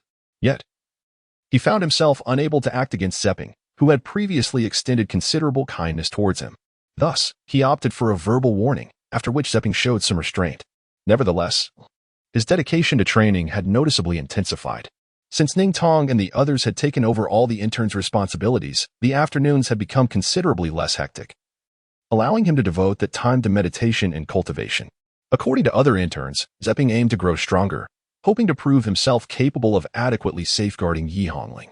Tang Shifeng was uncertain whether to regard the situation as fortunate or unfortunate. As the weekend arrived, students at the academy were granted the freedom to venture outside, provided they returned at a reasonable hour. At this moment, two individuals emerged from the academy gates, Tang Shifeng and Yi Hongling, both of whom were en route to the Forge Master Association. Tang Shifeng was preparing for assessments in both the Forge Master and Mecha Manufacturer categories, while Yi Hongling aimed to participate in the Designer assessment. Zhao Gaobo, the vice president of the academy, evidently had limited time to accompany them to the association. Yet he had taken the initiative to write them a recommendation letter, indicating that presenting it to the staff upon arrival would suffice. Once outside the confines of the academy, the siblings were enveloped by an overwhelming sense of unfamiliarity. For them, Heighten City was far less familiar than Heighten Academy. The towering concrete structures appeared magnificent from a distance. Yet upon entering this steel jungle, they were met with an atmosphere of busyness and a hint of oppression. Zhao Gaobo had informed them of the general location of the Forge Master Association, assuring them that it would be easily recognizable upon nearing. Wasting no time, the siblings boarded a spirit-guided bus, heading directly towards their destination. Although there was a slight distance between the Forge Master Association and Heighten Academy, it was not excessively far. The spirit-guided bus reached their destination in approximately 10 minutes. Upon arrival, they disembarked, and as Zhao Gaobo had mentioned, the Forge Master Association was indeed conspicuous, a gray edifice towering around 30 stories high, with a 10-meter-long black hammer relief adorning the main entrance. The rare metals sold by the Forge Master Association were coveted commodities, as the creation of top-tier mechas necessitated premier materials, which in turn required the expertise of master forge masters. In the eyes of both the Federation and any influential factions, the association was an indispensable entity. Due to the high demand for materials, the association had become quite prosperous. In addition to forge masters, it also welcomed designers, manufacturers, and repairers, with only the Mecha Masters Association and the Spirit Tower being comparable organizations. The expansive lobby on the first floor was notably spacious, with only a single young woman in a white professional outfit at the reception desk. "Hello, young sir and young lady, whom are you seeking?" she inquired, as the siblings approached her, her tall stature and gentle demeanor making her seem welcoming. Tang Xinfeng courteously responded, "Hello, elder sister. I am here to undergo the assessment for the blacksmith and craftsman qualifications." Tang Xinfeng's companion, Yi Hongling, spoke up, "Hello, big sister. I am here with my brother for the designer assessment." The older girl responded, "Oh, little sister, you are quite young to be participating in a designer evaluation. And you must be her brother? Aren't your parents or guardians accompanying you?" It was evident that the young girl was more intrigued by Yi Hongling, who, despite her tender age, exuded a remarkable charm that prompted one to ponder how someone so young could engage in such an assessment. In contrast, Tang Xinfeng's stature and physique gave him the appearance of a child well into his teenage years, which is generally the appropriate age for a blacksmith assessment. It is likely that at first glance, no one would suspect that they were, in fact, siblings of nearly the same age.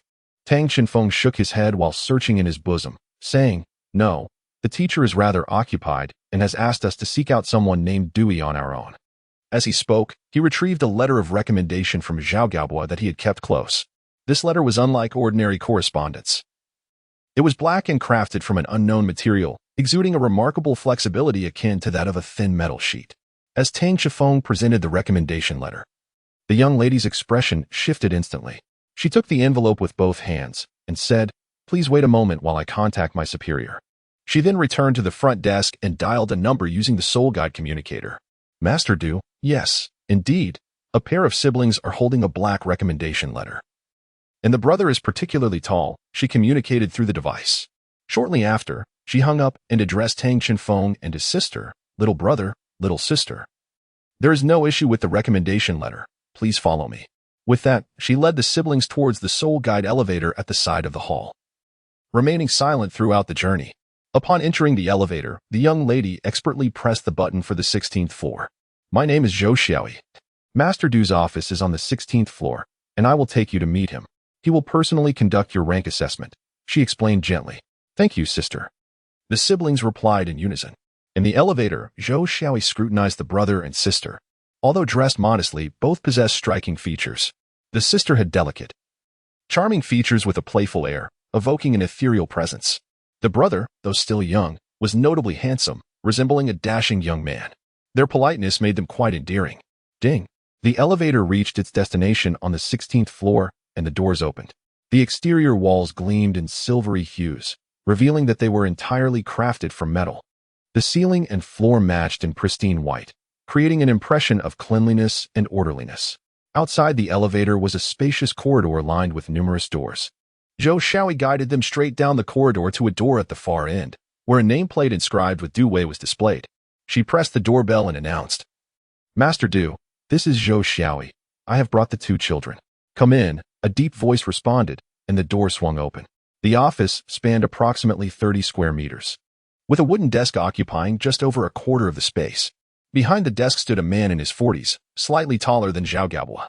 Though not as imposing as Zhao, he was evidently robust, with broad shoulders accentuated by well-defined deltoids, a physique characteristic of a forger.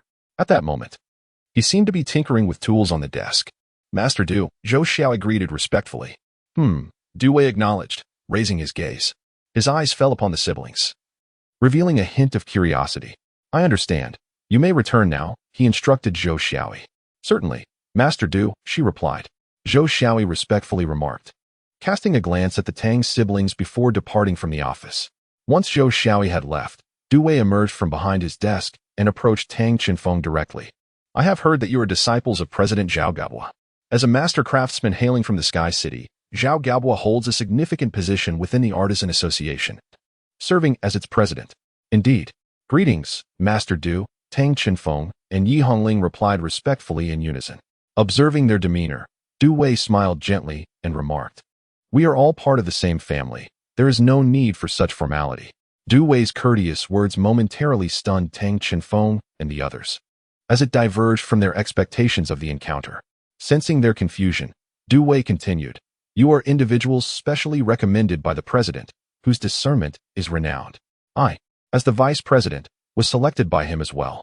Since he has chosen you, I have every reason to unconditionally believe that you will succeed in the forthcoming assessment. Come, I shall escort you to the examination room.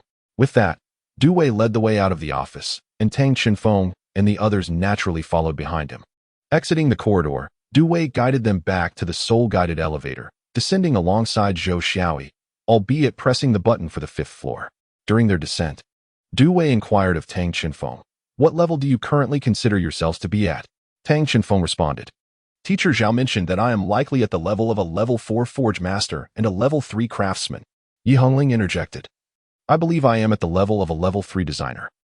Prior to today, Zhao Gabua had already sent a letter praising the exceptional talents of these two disciples. Du Wei reflected upon his own high assessment of these children.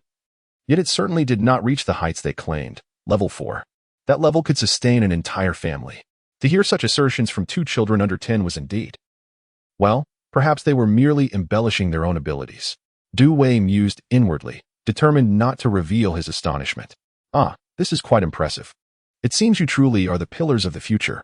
You must be among the most promising of the younger generation destined for Yunzhong City. Yunzhong City? Is that? Interjected Zhou Xiaoyi, it appears you all are more accustomed to calling it Sky City, yet those familiar with it know its true name is Yunzhong City. Du Wei smiled. Indeed, that is close to the truth. We are nearing the assessment venue. With a chime, the elevator arrived at its destination. Zhou Xiaoyi needed to return downstairs to attend to the front desk, thus bidding farewell to them there. Upon exiting the elevator, the atmosphere was markedly more chaotic than the serene 16th floor, filled with the clatter of various activities. It was evident that many professional forge masters were at work alongside the assessments. Du Wei led the two to the front desk and addressed the staff. Please prepare a testing room for me and summon an evaluator. The staff, intrigued, glanced at Tang Qinfeng and Yi Hongling, exclaiming, Master Du, are they your disciples? They appear quite young. Du Wei accepted the two forms handed to him by the staff and presented them to the siblings. Please fill out these forms before proceeding with the assessment. All right, replied Tang Qinfeng and Yi Hongling as they diligently began to complete the documents. Du Wei observed, reading aloud. Tang Qinfeng, Yi Hongling, both hailing from Tianhan Town, first-year students at Haitian Soul Master Academy at the age of 6. You are only 6. Both Du Wei and the attending staff were taken aback. Conventionally, individuals would commence their secondary occupation assessments around the age of 12, with the youngest evaluator in history being 9 years and 5 months old. That individual is now employed at the headquarters of the Forge Master Association in Yunzhong City, a testament to their merit. Now, these two children, merely 6 years old, what could that signify if they were to pass the vocational assessment? You are only 6? Du Wei's voice trembled slightly, overwhelmed by disbelief. Initially, he had perceived Tang Qinfeng's stature and demeanor to be at least that of a 12-year-old. It was astonishing to realize he was half that age. Tang Qinfeng, with a look of helplessness, remarked that he has grown rather quickly. Tang Qinfeng mused to himself, sighing that he had already grown accustomed to it. Yi Hongling, meanwhile, was quietly chuckling to the side. Master Du, the testing room number 6 is ready. One of the staff members reminded. Gradually recovering from his astonishment, Du Wei replied, All right, let us proceed to the testing room. He murmured to himself as he walked, pondering that if what these two children claimed were true, they might very well shatter records. Chairman Zhao certainly bestowed upon us a grand surprise. Chapter 37. The level assessment of the two. Du Wei's expression was imbued with rare excitement as he picked up the forms of Tang Qinfeng and the others, saying, Follow me. He was genuinely curious about the extent of what these two children, recommended by the chairman, could achieve. The so-called testing room was, in fact, a multifunctional forging chamber equipped with a forging table, design blueprints, and a sole guiding array engraving station, among other apparatuses. Upon entering, Tang Shifeng felt a wave of relaxation wash over him. For him, the forging environment was far more familiar than the steel forest outside. At that moment, the assessor, a middle-aged man who was evidently acquainted with Douluo, took his place. I didn't expect Master Du himself to bring someone for testing. I just heard that these two children are only 6 years old.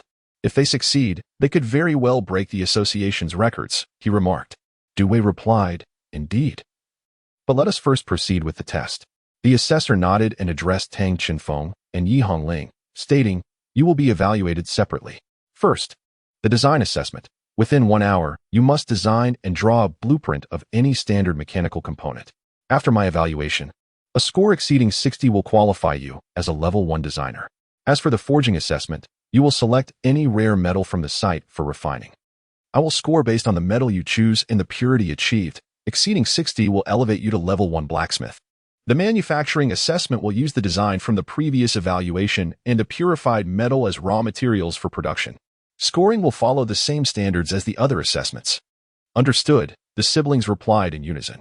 At the same time, Yi Hongling approached the design table, while Tang Qifeng made his way to the shelf displaying rare metals.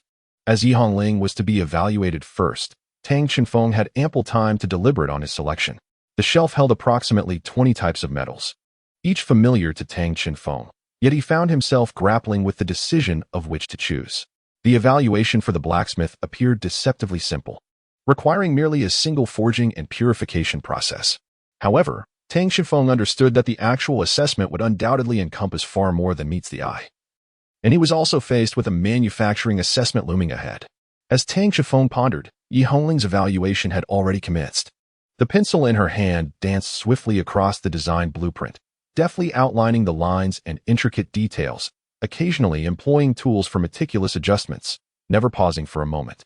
The evaluator stood in awe, having witnessed countless candidates over the years, yet this young girl was truly remarkable.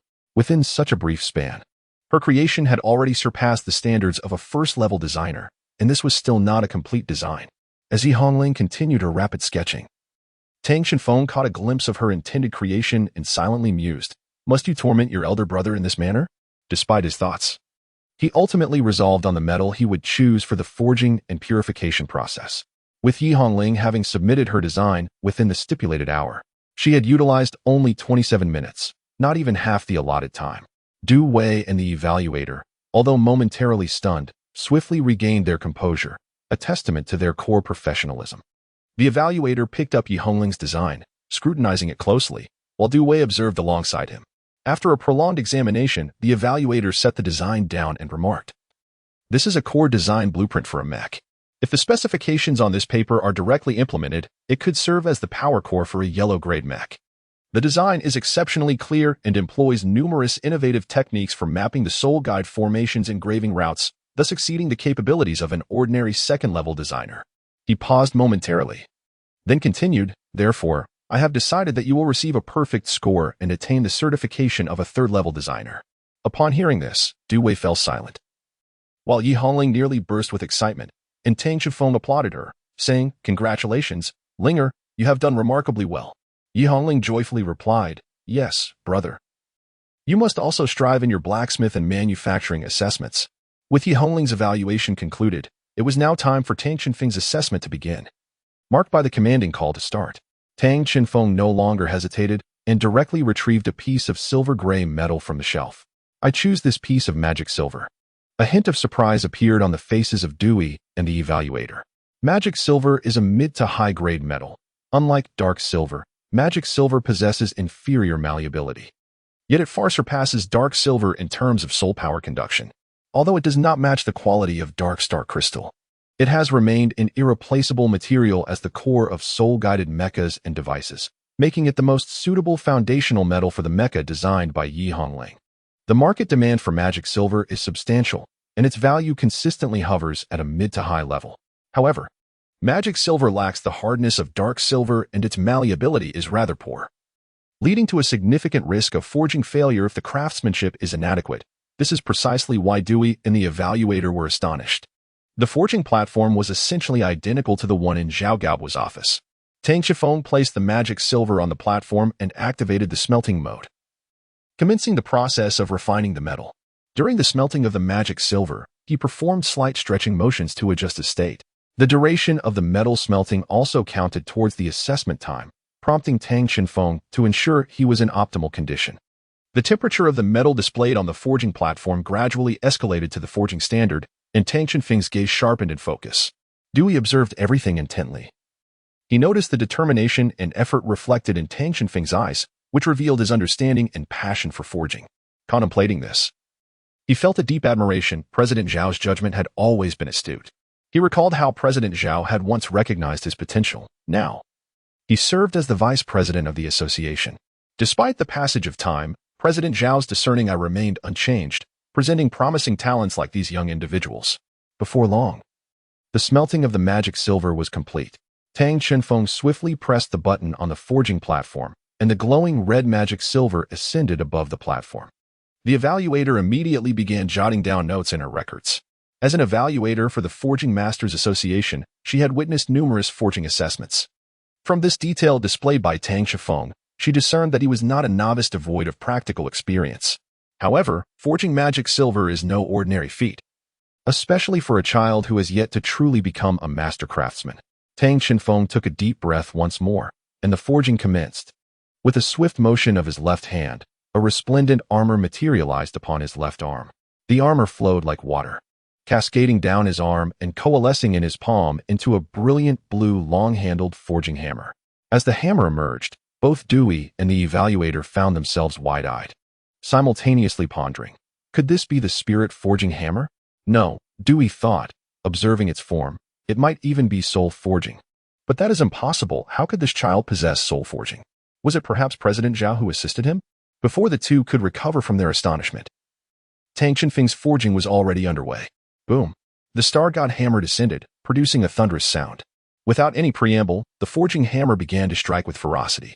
Bang, bang, bang. The sound of Tang Shifeng's forging resonated like thunder, jolting Dewey and the evaluator from their stupor. They beheld the hammer's every strike causing the magic silver to leap, transforming with each bounce like a malleable clay, gradually shaping itself into the desired form. Furthermore, the original silvery hue of the magic silver was becoming increasingly radiant, evolving into a brilliant silver color, indicating the success of its refinement, at least at the level of 100 forges. Yet, Tang Shifeng did not relent. His forging accelerated, to the point where he seemed to whirl in motion, the hammer raining down upon the magic silver like a tempest, akin to a blue top spinning wildly. Dewey was utterly astounded. If this child continued, the magic silver on the forging platform would undoubtedly reach the level of 1,000 forges. Alas, what a pity! On the first floor of the Forging Master Association, at the main entrance, an imposing elder with a full head of white hair and a muscular physique strode purposefully towards the front desk. Upon his arrival, Zhou Xiaoyi's expression shifted to one of utmost reverence, even more so than when she had encountered Dewey earlier. President Zhao, what brings you to the association today? The newcomer was none other than Zhao Gaobo, who had suddenly recalled something. Xiaoyi, have two children come to seek Dewey for an assessment? There was a hint of urgency in Zhao Gaobo's tone. Yes, they are on the 5th floor, in forging room number 6, conducting their assessment. Thank you. With that, Zhao Gaobo promptly made his way there. Damn it, I've never made such a blunder in my life. I hope it is not too late. Chapter 38, Proving the Future on the 5th floor, in room 6, Tang Shifeng's forging was nearing its conclusion. Boom. With the final strike of the forging hammer, a beam of silver light erupted from the magic silver, instantly filling the entire forging room with a luminous silver glow, rendering everything in sight a shimmering silver hue. The magic silver had reached the level of 1,000 forges, complete. The celestial forging hammer in Tang Shifeng's hand naturally descended, a flicker of azure light illuminating the scene. As it seamlessly reintegrated into his arm, Tang Shifeng gazed at his creation, a sense of satisfaction washing over him. For him, the process of forging had become remarkably effortless. This particular piece, however, filled him with a sense of accomplishment. Now, all that remained was to await the evaluator's score. Yet, an unsettling silence permeated the forging chamber. Both Dewey and the evaluator bore expressions that hinted at an unusual tension. Amidst this strange atmosphere, Dewey finally spoke. I regret to inform you, Shifeng, that your forging is unexpectedly exquisite, truly a paragon of craftsmanship. However, due to your use of deceit, I am compelled to award you a score of 0. Upon hearing this, Tang Xinfeng was taken aback and exclaimed, "What? Cheating? Master Du, I did not cheat." Du Wei's expression darkened as he responded. The regulations of the Forging Chamber Association stipulate that all individuals undergoing the blacksmith assessment must utilize their own forging hammers. However, the hammer you employed is evidently not one that someone of your age could possess. From the sound produced during your forging, I could discern that you were using a soul forging hammer, which is a tool only accessible to those who have attained at least the rank of a 5th-level blacksmith. Tang Shifeng understood that the Star God forging hammer was indeed his own. However, it was a soul forging hammer, and from a rational standpoint, it was certainly not an instrument suitable for a child. Du Wei continued, "I am unaware of the origin of your forging hammer, but cheating is unacceptable. Xinfeng, I can extend to you another opportunity. Use your own forging hammer to undergo the assessment once more. If you succeed, I shall not pursue this matter further." The evaluator beside them furrowed his brow upon hearing this, but chose to remain silent. Initially, Yi Hongling felt a twinge of anxiety, but upon hearing Du Wei mention another chance, she sighed in relief. Unexpectedly, Tang Xinfeng replied, "I'm sorry, master, but I declined the retest." The atmosphere, which had just begun to settle, immediately became tense once again. Du Wei's expression darkened further than before. "Xinfeng, you must understand that offering you a retest is already an extraordinary act of leniency. Ordinarily, one would be stripped of their qualification for assessment. Why do you refuse?"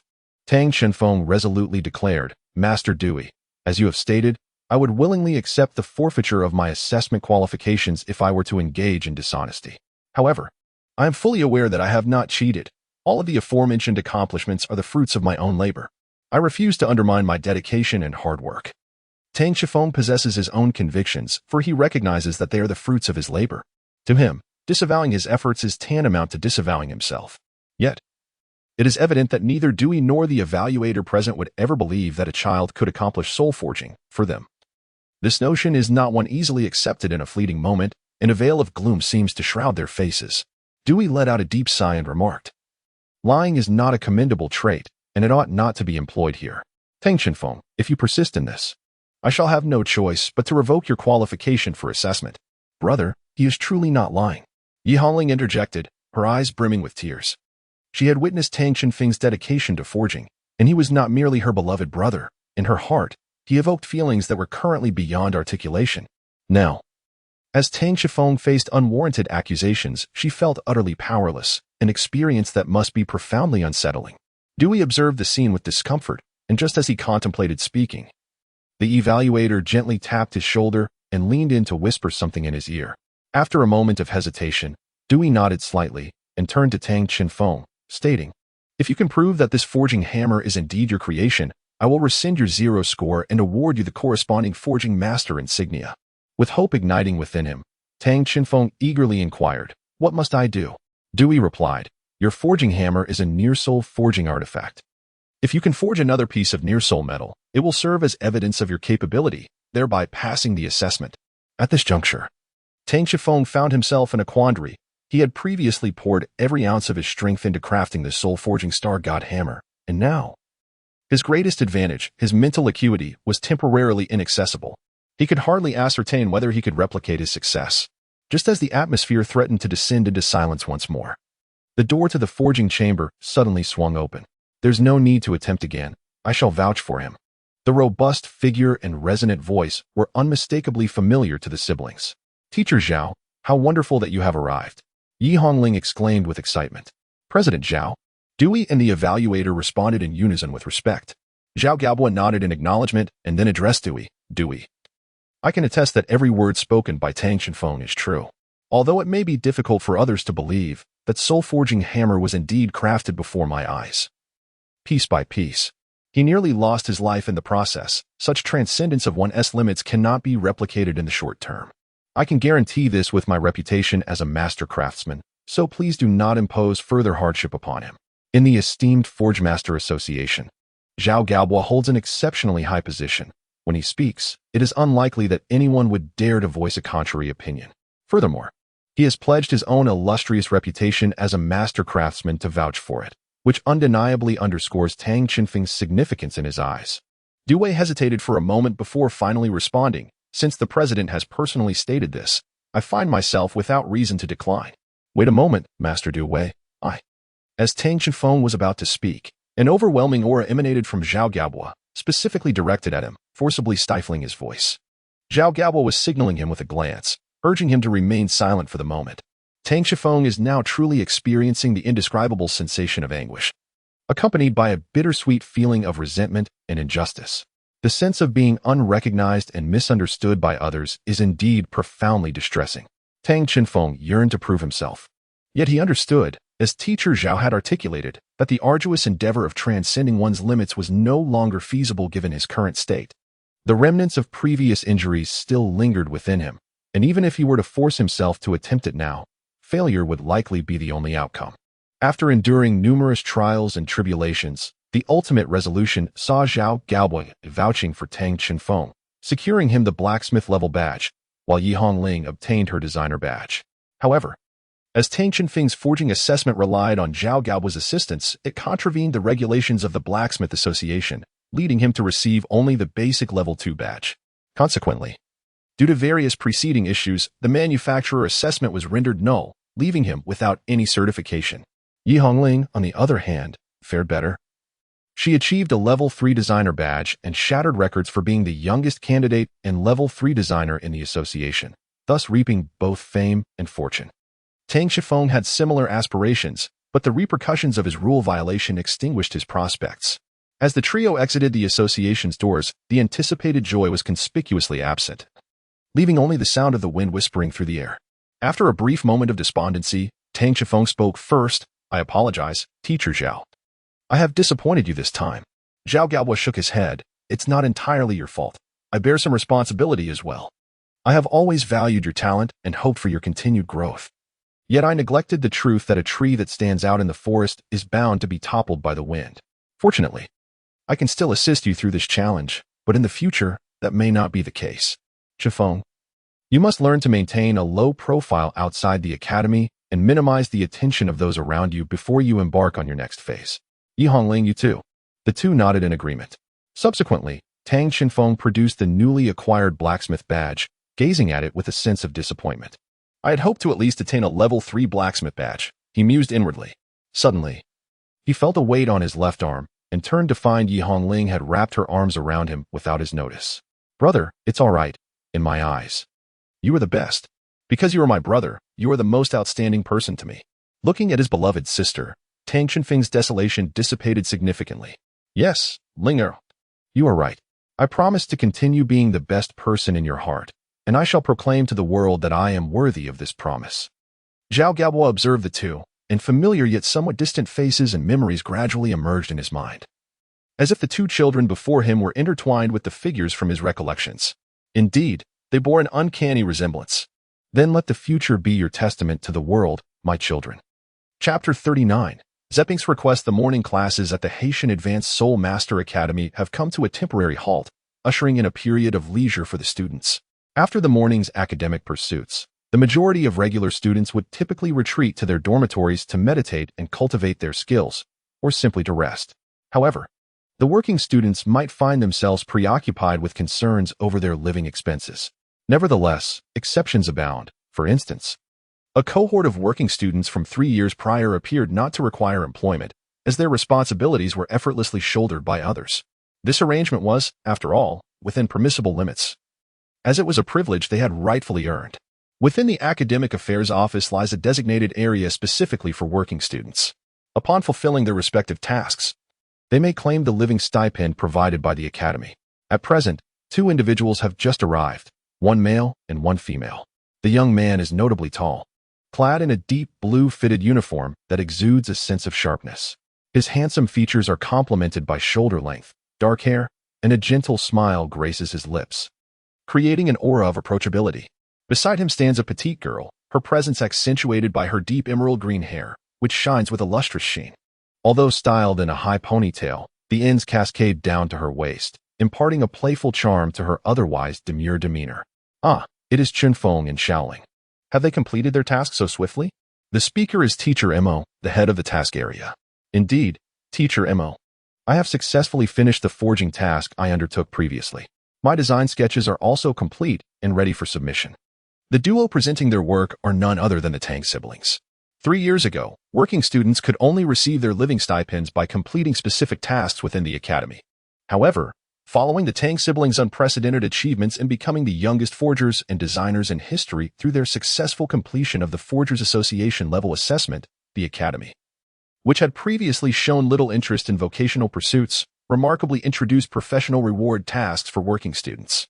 These vocational task rewards are notably generous, attracting numerous students, particularly those in the working student category. Among them, the Tang siblings stand out, as few can rival their prowess within the academy. Moreover, coupled with the federal economic subsidies for soul masters, they now possess a modest treasury, free from worries about sustenance. After receiving the siblings' creations, teacher Mo remarked, "Time flies. It has been 3 years since I first encountered you. By the way, are you prepared for the summer break?" At the end of each semester, Haitian Academy welcomes a 2-month vacation, allowing students ample time for rest and rejuvenation. This period holds particular significance for some students, as it presents an opportunity for the lower classes to ascend to the Cloud City. Tang Chinfeng remarked, "Naturally, I must strive diligently. I do not wish to let this opportunity slip by. For those grounded in the mundane world who aspire to ascend to the City of Clouds, several prerequisites must be met. Firstly, one must be a soul master, and secondly, their soul power must reach at least level 20 to become a great soul master." Mr. Mo interjected, "Then you must seize the time and exert yourself, for I recall that Xiao Ling has already attained level 20, has she not? Truly, she is a rare talent that our academy encounters only once in a century." As he spoke, Mr. Mo's gaze shifted to Yi Hongling. Over the past 3 years, Yi Hongling's soul power has surged remarkably. She broke through to level 20 a year ago, and now she stands at approximately level 23. "Oh, teacher, I merely possess a bit of talent. I am not as formidable as you claim." Yi Hongling waved her hand dismissively. Mr. Mo chuckled softly, "Very well. If you do not consider this impressive, then it seems there are no geniuses left in this world." He then turned his attention to Tang Chinfeng. "Chinfeng must also put forth great effort. I recall you reached level 19 some time ago, merely a step away from that tier. Do seize this opportunity." "Teacher, I understand. I will strive to improve," Tang Chinfeng replied. Meanwhile, in the office of Zhao Gaobo, apart from Zhao Gaobo himself, another individual was seated on the sofa conversing with him. Upon closer inspection, it was revealed to be Ling Wei, the grandmother of Yi Hongling and Tang Chinfeng. At this moment, Zhao Gaobo had poured tea for her and himself. "Ling Wei, why have you come alone this time? Where has old Julong gone?" Ling Wei responded, "There are matters in the town that require his attention. As the village chief, he must remain to address them. Thus, I have come to fetch Chinfeng and the others." Zhao Gaobo took a sip of his tea, visibly irked. "That fellow does not truly intend for you all to reside in the countryside for a lifetime, does he?" Ling Wei merely smiled. "If it were in the past, I would not mind, but now even my precious grandchildren are set to ascend to the skies. Perhaps we should contemplate our future." Upon hearing this, a glimmer of light seemed to flicker in Zhao Gaobo's eyes, though it quickly returned to normal. Sighing, he remarked, "Alas, it seems that only one of the siblings can ascend at this moment. You must have already noticed Tang Chinfeng's situation." At these words, Ling Wei's brow furrowed slightly. "I am indeed aware, but to be frank, I have never encountered a situation quite like Tang Chinfeng's. In truth, Tang Chinfeng had reached the 19th level long before Yi Hongling, yet for reasons unknown, his soul power seemed to be ensnared at this level, yielding no progress despite his diligent cultivation. Ling Wei, who had conducted a thorough examination of Tang Chinfeng's physique, discovered that his soul power resembled that confined within a sealed vessel, requiring immense pressure to potentially break through. As for the magnitude of this pressure, Ling Wei was still in the process of observation. Typically, such a situation indicates that a soul master possesses considerable potential, and a successful breakthrough could propel them to great heights. However, Ling Wei also noted that the concentration of Tang Chinfeng's soul power was already sufficient to condense into liquid form, a phenomenon typically observed only at the third ring. The occurrence within Tang Chinfeng was thus a blend of both joy and sorrow. The joy stemmed from the prospect that, should he successfully transcend this bottleneck, his future would be extraordinarily bright. Conversely, the sorrow lay in the possibility that if he failed to overcome this hurdle, his level might forever remain stagnant at the 20th. A fate that has not been unheard of in history.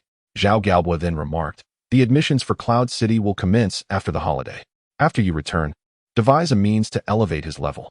If all else fails, consider utilizing rare materials to forcibly enhance his abilities. Ling Wei sighed, stating, if it comes to that, I and Yi Jiolong will deliberate on the matter. As time was drawing near, she prepared to collect the children.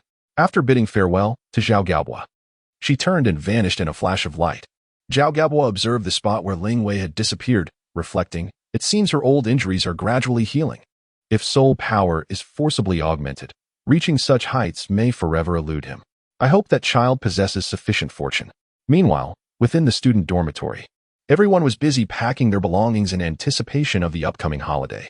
Tang Shifeng and his sister had finished packing their belongings and, after bidding farewell to the work-study students, they proceeded towards the entrance of the academy. At that moment, someone suddenly rushed up from behind them. Boss, are you free today? Oh, Zepping, what is it? 3 years had passed, and both Zepping, Ning Tong, and Mo Xiaoyu had now become intermediate-level students.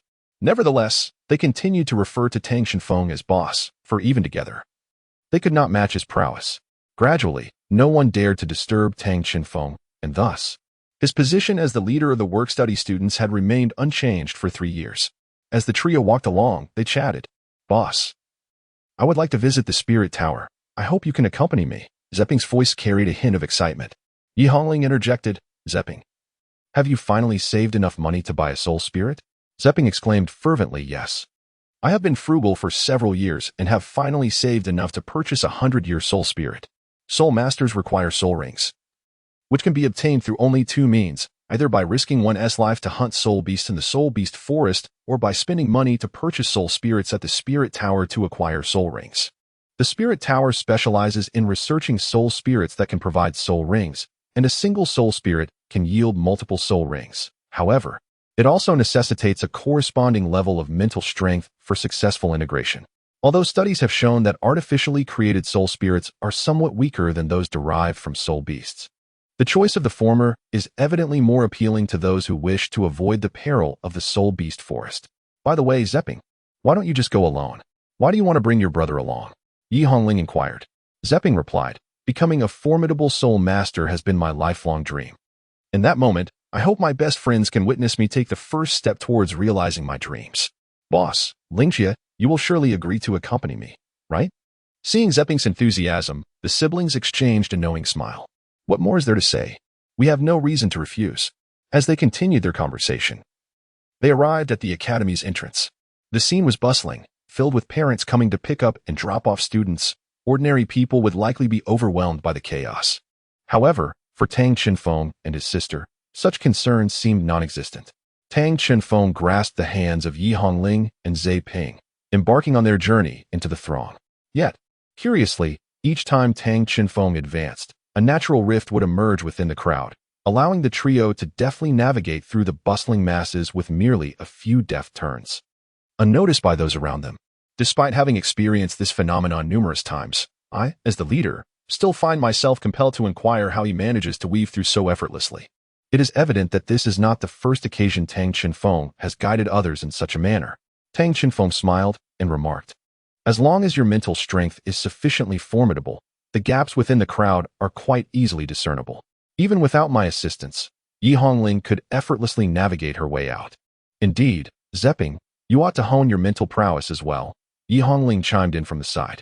Zepping's expression instantly transformed into one of despair. I am not a prodigy like you two. Mastering mental strength is not as simple as you suggest.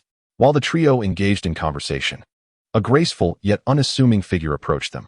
Shifeng, Linger, you have emerged so swiftly. Upon seeing this person, Yi Hongling wasted no time and leaped into her embrace. Mother, what brings you here? I have missed you dearly. Is it so surprising that I would come? Ling Wei replied with a touch of indulgence. Turning her gaze towards Tang Shifeng, she affectionately ruffled his hair, saying, each time I see you, it feels as though you have grown a little taller. Soon, I shall no longer be able to reach your head. Tang Shifeng couldn't help but smile wryly, for he had surpassed this mother in height. Ever since Yu Jiolong and Ling Wei's old injuries began to heal, their youthful vitality had been sustained for increasingly longer periods. In their own words, if one could remain young forever, who would willingly choose to grow old? Thus, while they still referred to them as grandfather and grandmother in private, they addressed them as father and mother in the presence of others. This transition was not difficult for them to accept. as it was these two elderly figures who had nurtured them into adulthood. Tang Shenfeng said, "That's right, Mom. This is Zepping, the friend we've often talked about." Previously, it was usually Yi Jiolong who would pick them up, or the siblings would return home by themselves. This was Zepping's first encounter with Ling Wei. Zepping quickly interjected, "Hello, Auntie. I am Zepping." Ling Wei responded with a warm smile. "There's no need to be so nervous. I am delighted that they can befriend someone as caring as you." "Zepping, you emerged so swiftly." A feminine voice chimed in from the side. The speaker was an ordinary woman in her 30s, and her words revealed her identity as Zepping's mother. "Mom, it's not the first time I've come out this quickly," he replied. "Oh, by the way, this is my friend's mother." Zepping gestured towards Tang Shenfeng. Zepping's mother glanced at him before shifting her gaze to Ling Wei, respectfully stating, "Hello, I am Zepping's mother. You may call me Zaya." Zepping often tells me how much care he receives from his friends at the academy. "These two children of yours, I assume?" It's quite embarrassing that he, being older, often relies on his junior. Ling Wei reassured her, "It's quite all right. Regardless of age, helping one another is essential, and there's no need for embarrassment." Zepping silently thought, "Mom, could you not say something nice about your son?" Zaya continued, "I heard from Zepping that both your children are already soul masters. You must be an exceptional soul master yourself. Even in this era, where soul guiding devices exist, the profession of a soul master remains the most esteemed. Although soul guiding devices have narrowed the gap between ordinary people and soul masters, anyone with discernment understands the insurmountable difference between a top-tier soul guiding device and a top-tier soul master. For ordinary people, a soul master is akin to a divine being. Yet, this person before her was so approachable. Not at all. I have merely achieved a small success." Ling Wei replied calmly. "A modest achievement at the 99th level. Then you are indeed a genuine soul master. I've heard that soul masters live longer than ordinary people. Seeing is believing. You truly appear very youthful," Zaya said with a hint of envy. All right. Mom, let's head to the spirit transmission tower to acquire a soul spirit." "My friends will join us as well," Zepping interjected, eager to embrace his identity as a soul master. "Oh, right. There is something important we must attend to today." "Let us go now," Zaya remarked. Ling Wei said, "A soul spirit?" "I still vividly remember the moment I first visited the spirit transmission tower to obtain my first soul spirit. It is a nostalgic memory." Ling Wei's eyes sparkled with reminiscence, cherishing that time as a treasure for a lifetime. Ling Wei then inquired of Zepping, "What kind of soul spirit do you wish to acquire? I can assist you in finding one. Rest assured, it's complimentary. The varieties of spirits are incredibly diverse. And for soul masters of ordinary backgrounds, it is crucial to seek out a suitable spirit within an appropriate price range. This necessity has even given rise to a profession dedicated to assisting novice soul masters in selecting their spirits, albeit at a rather steep cost. Fortunately, an experienced elder is willing to help navigate these pitfalls." "Really? Thank you, Aunt Ling. I have prepared over 200,000 federal coins. And with what my family has set aside, I should be able to gather around 400,000. I intend to purchase a century-old spirit. As for the specific type, I have shared many of my thoughts with Ling Wei and the others, and we are now heading towards the Spirit Transmission Tower." Chapter 40, The Life Church. The command of the Master, the Spirit Transmission Tower organization, is spread across every planet within the Federation. But only in large cities like Haitian City does a tower exist. The history of the Spirit Transmission Tower is profoundly ancient, predating that of the federal government. And due to the significance of the tower to soul masters, its status is exalted, nearly equal to that of the Federation itself. It is said that the founder of the tower, the first tower master, emerged in ancient times as a soul master who transcended human limitations. And the true name of that individual has long been forgotten. The history preceding the Federation's establishment remains hazy, likely due to its great antiquity. In Haitian City, the Spirit Transmission Tower serves as a branch tower, situated in the city center, close to the academy. Tang Shenfeng and his companions frequently see it. The branch tower is a 20-story structure, the tallest building they have encountered. The main tower, however, resides in the city of clouds above, boasting an impressive height of 150 stories, recognized as one of humanity's 3 grandest architectural feats, with the city of clouds naturally supporting the main tower. As for the identity of the first, we shall keep that a mystery for now. Upon their arrival at the tower, everyone, except Ling Wei, was awestruck by its grandeur. If the City of Clouds is the paramount sacred ground for soul masters, then the Spirit Transmission Tower undoubtedly ranks as a close second. There is no building larger than this tower in Haitian City. Everyone acknowledges its presence, yet not all can freely enter its confines. Surprisingly, the area surrounding the Spirit Transmission Tower is sparsely populated, as it is a place frequented solely by soul masters. Even in a metropolis like Haitian City, with a population of over 1 million, the number of soul masters does not exceed 20,000. Under Ling Wei's guidance, the four entered the Spirit Transmission Tower. Their curiosity piqued as they observed their surroundings. The tower is octagonal in design, with spacious interiors completely adorned with marble flooring. And the grand hall is both expansive and luminous. Each wall features doors leading to unknown destinations, while at the center of the hall stands a circular counter. Seated at the side facing the doors is a figure clad in a gray robe, a soul master, also known as a spirit transmitter. Upon noticing them, the spirit transmitter rose, his gaze fixed upon the leading Ling Wei. "Greetings, how may I assist you?" Zaya hurriedly approached Ling Wei, respectfully stating, "Greetings, esteemed spirit master. I have brought my child to purchase a soul spirit. He has already reached level 10. As she spoke, she summoned Zepping over. The warmth on the spirit master's face noticeably diminished, as it was evident that Zaya was not a soul master.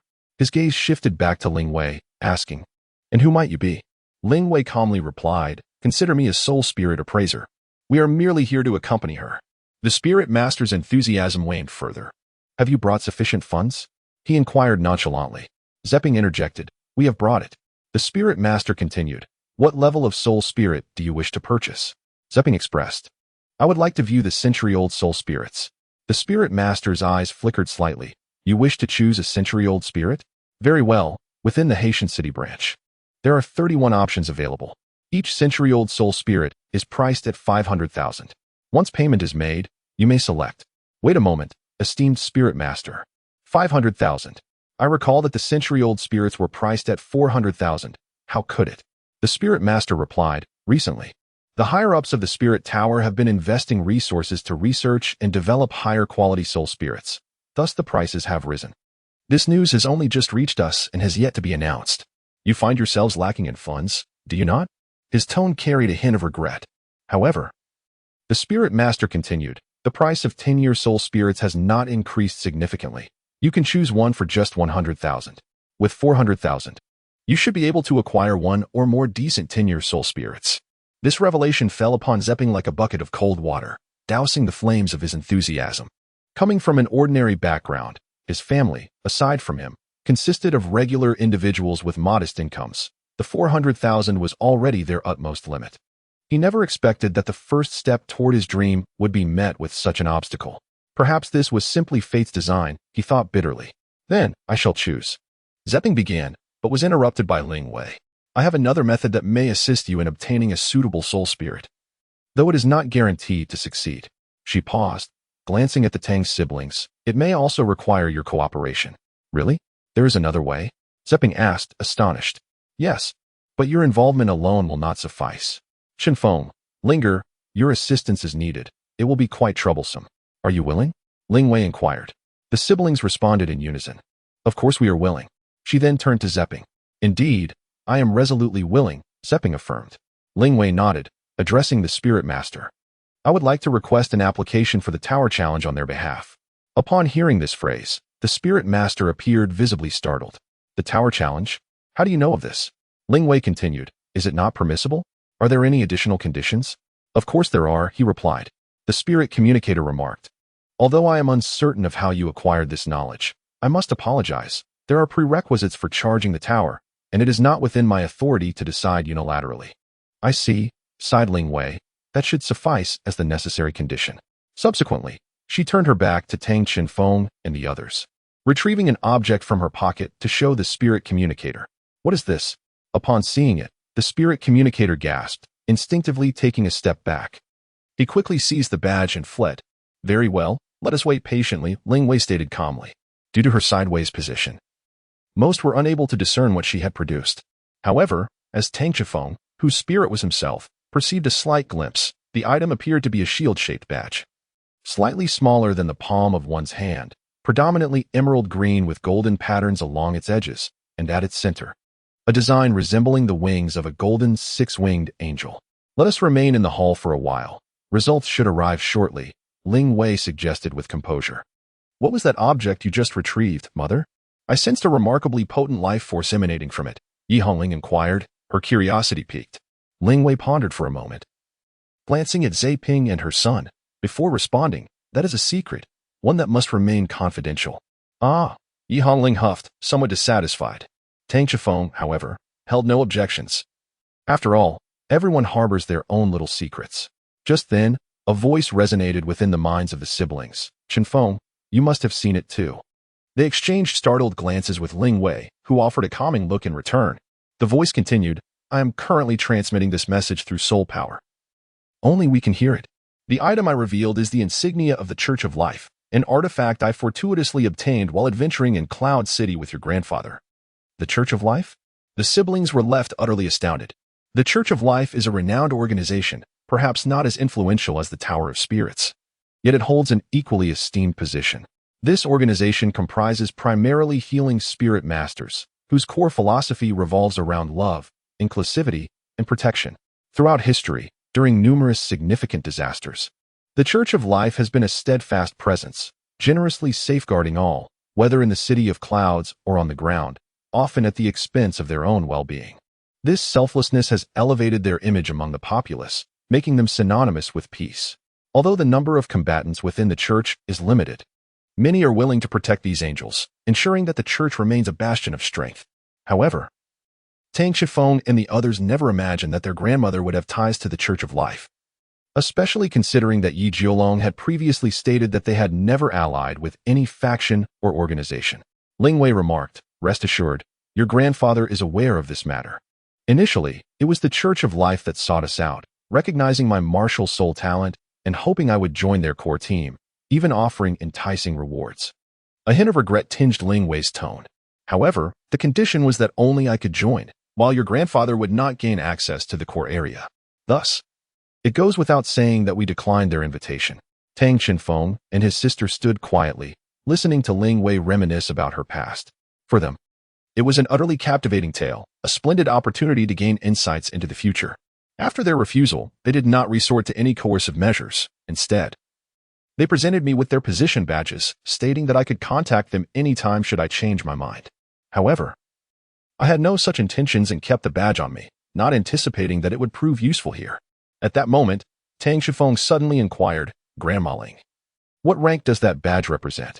Ling Wei was momentarily taken aback and replied, hearing you say that, I actually do not know. But it should not be of low rank. Meanwhile, in a conference room within the transmission tower, the transmission master who had been stationed at the entrance was already inside, accompanied by another individual who appeared quite elderly. This person wore a gray robe of the same style, but adorned with silver patterns along the edges, lending him an air of nobility. Is he from the Life Church? The elder inquired, his voice somewhat hoarse. This man was the vice master of the transmission tower in Haitian City, a venerable figure nearing a century in age, possessing formidable strength, albeit slightly inferior to that of the master. His temperament was notably calm, which is why he managed the majority of affairs within the tower. Yes, Vice Master. But I find their attire rather ordinary, and the leading figure does not emanate any soul power, so I would like you to take a look, the transmission master explained, recounting the events that had transpired. The Vice Master, somewhat skeptical, replied, show me that badge. The transmission master handed over the badge that Ling Wei had previously given him. As the Vice Master grasped the badge, a look of uncertainty crossed his face. Where are those people? Where are they now? I instructed them to wait in the hall. The transmission master stammered, feeling flustered by the Vice Master's sudden outburst, which was uncharacteristic of his normally composed demeanor. What is wrong, Vice Master? The transmission master asked, puzzled. At that moment, the Vice Master clutched the badge tightly in his hand. Do you know what this is? This is a decree from the Master. A holy order that only the Master, second in rank only to the Pope in the Life Church, can possess. The Master is typically the heir to the Pope. If something were to happen, your life would not suffice as a bargaining chip, the Vice Master said, his tone laced with irritation.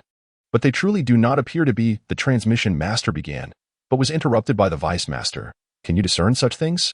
Furthermore, if I am not mistaken, this badge must be crafted from a whole piece of soul crystal. Is it possible to forge such a thing? As the Vice Master's words sank in, the transmission master felt a cold sweat breaking out. Vice Master, we The Vice Master interrupted him once more. Hurry, let us depart together. Chapter 41 Ascension Platform. The crowd in the hall continued to await the unfolding of events. After a considerable amount of time, Zepping could no longer contain his curiosity and inquired, Boss, do you think the individuals from the Spirit Tower might have forgotten about us? If they merely went to seek guidance from their superiors, it certainly seems to be taking an inordinately long time. Tang Chenfeng replied, It is unlikely, after all. The status of the life teaching is well established. They would not turn a blind eye to this. Just then, a door in the hall swung open, revealing two figures. One was the messenger previously seen, and the other appeared to be an elderly gentleman, whose attire suggested a rank significantly higher than that of the messenger. He exuded an aura of formidable strength.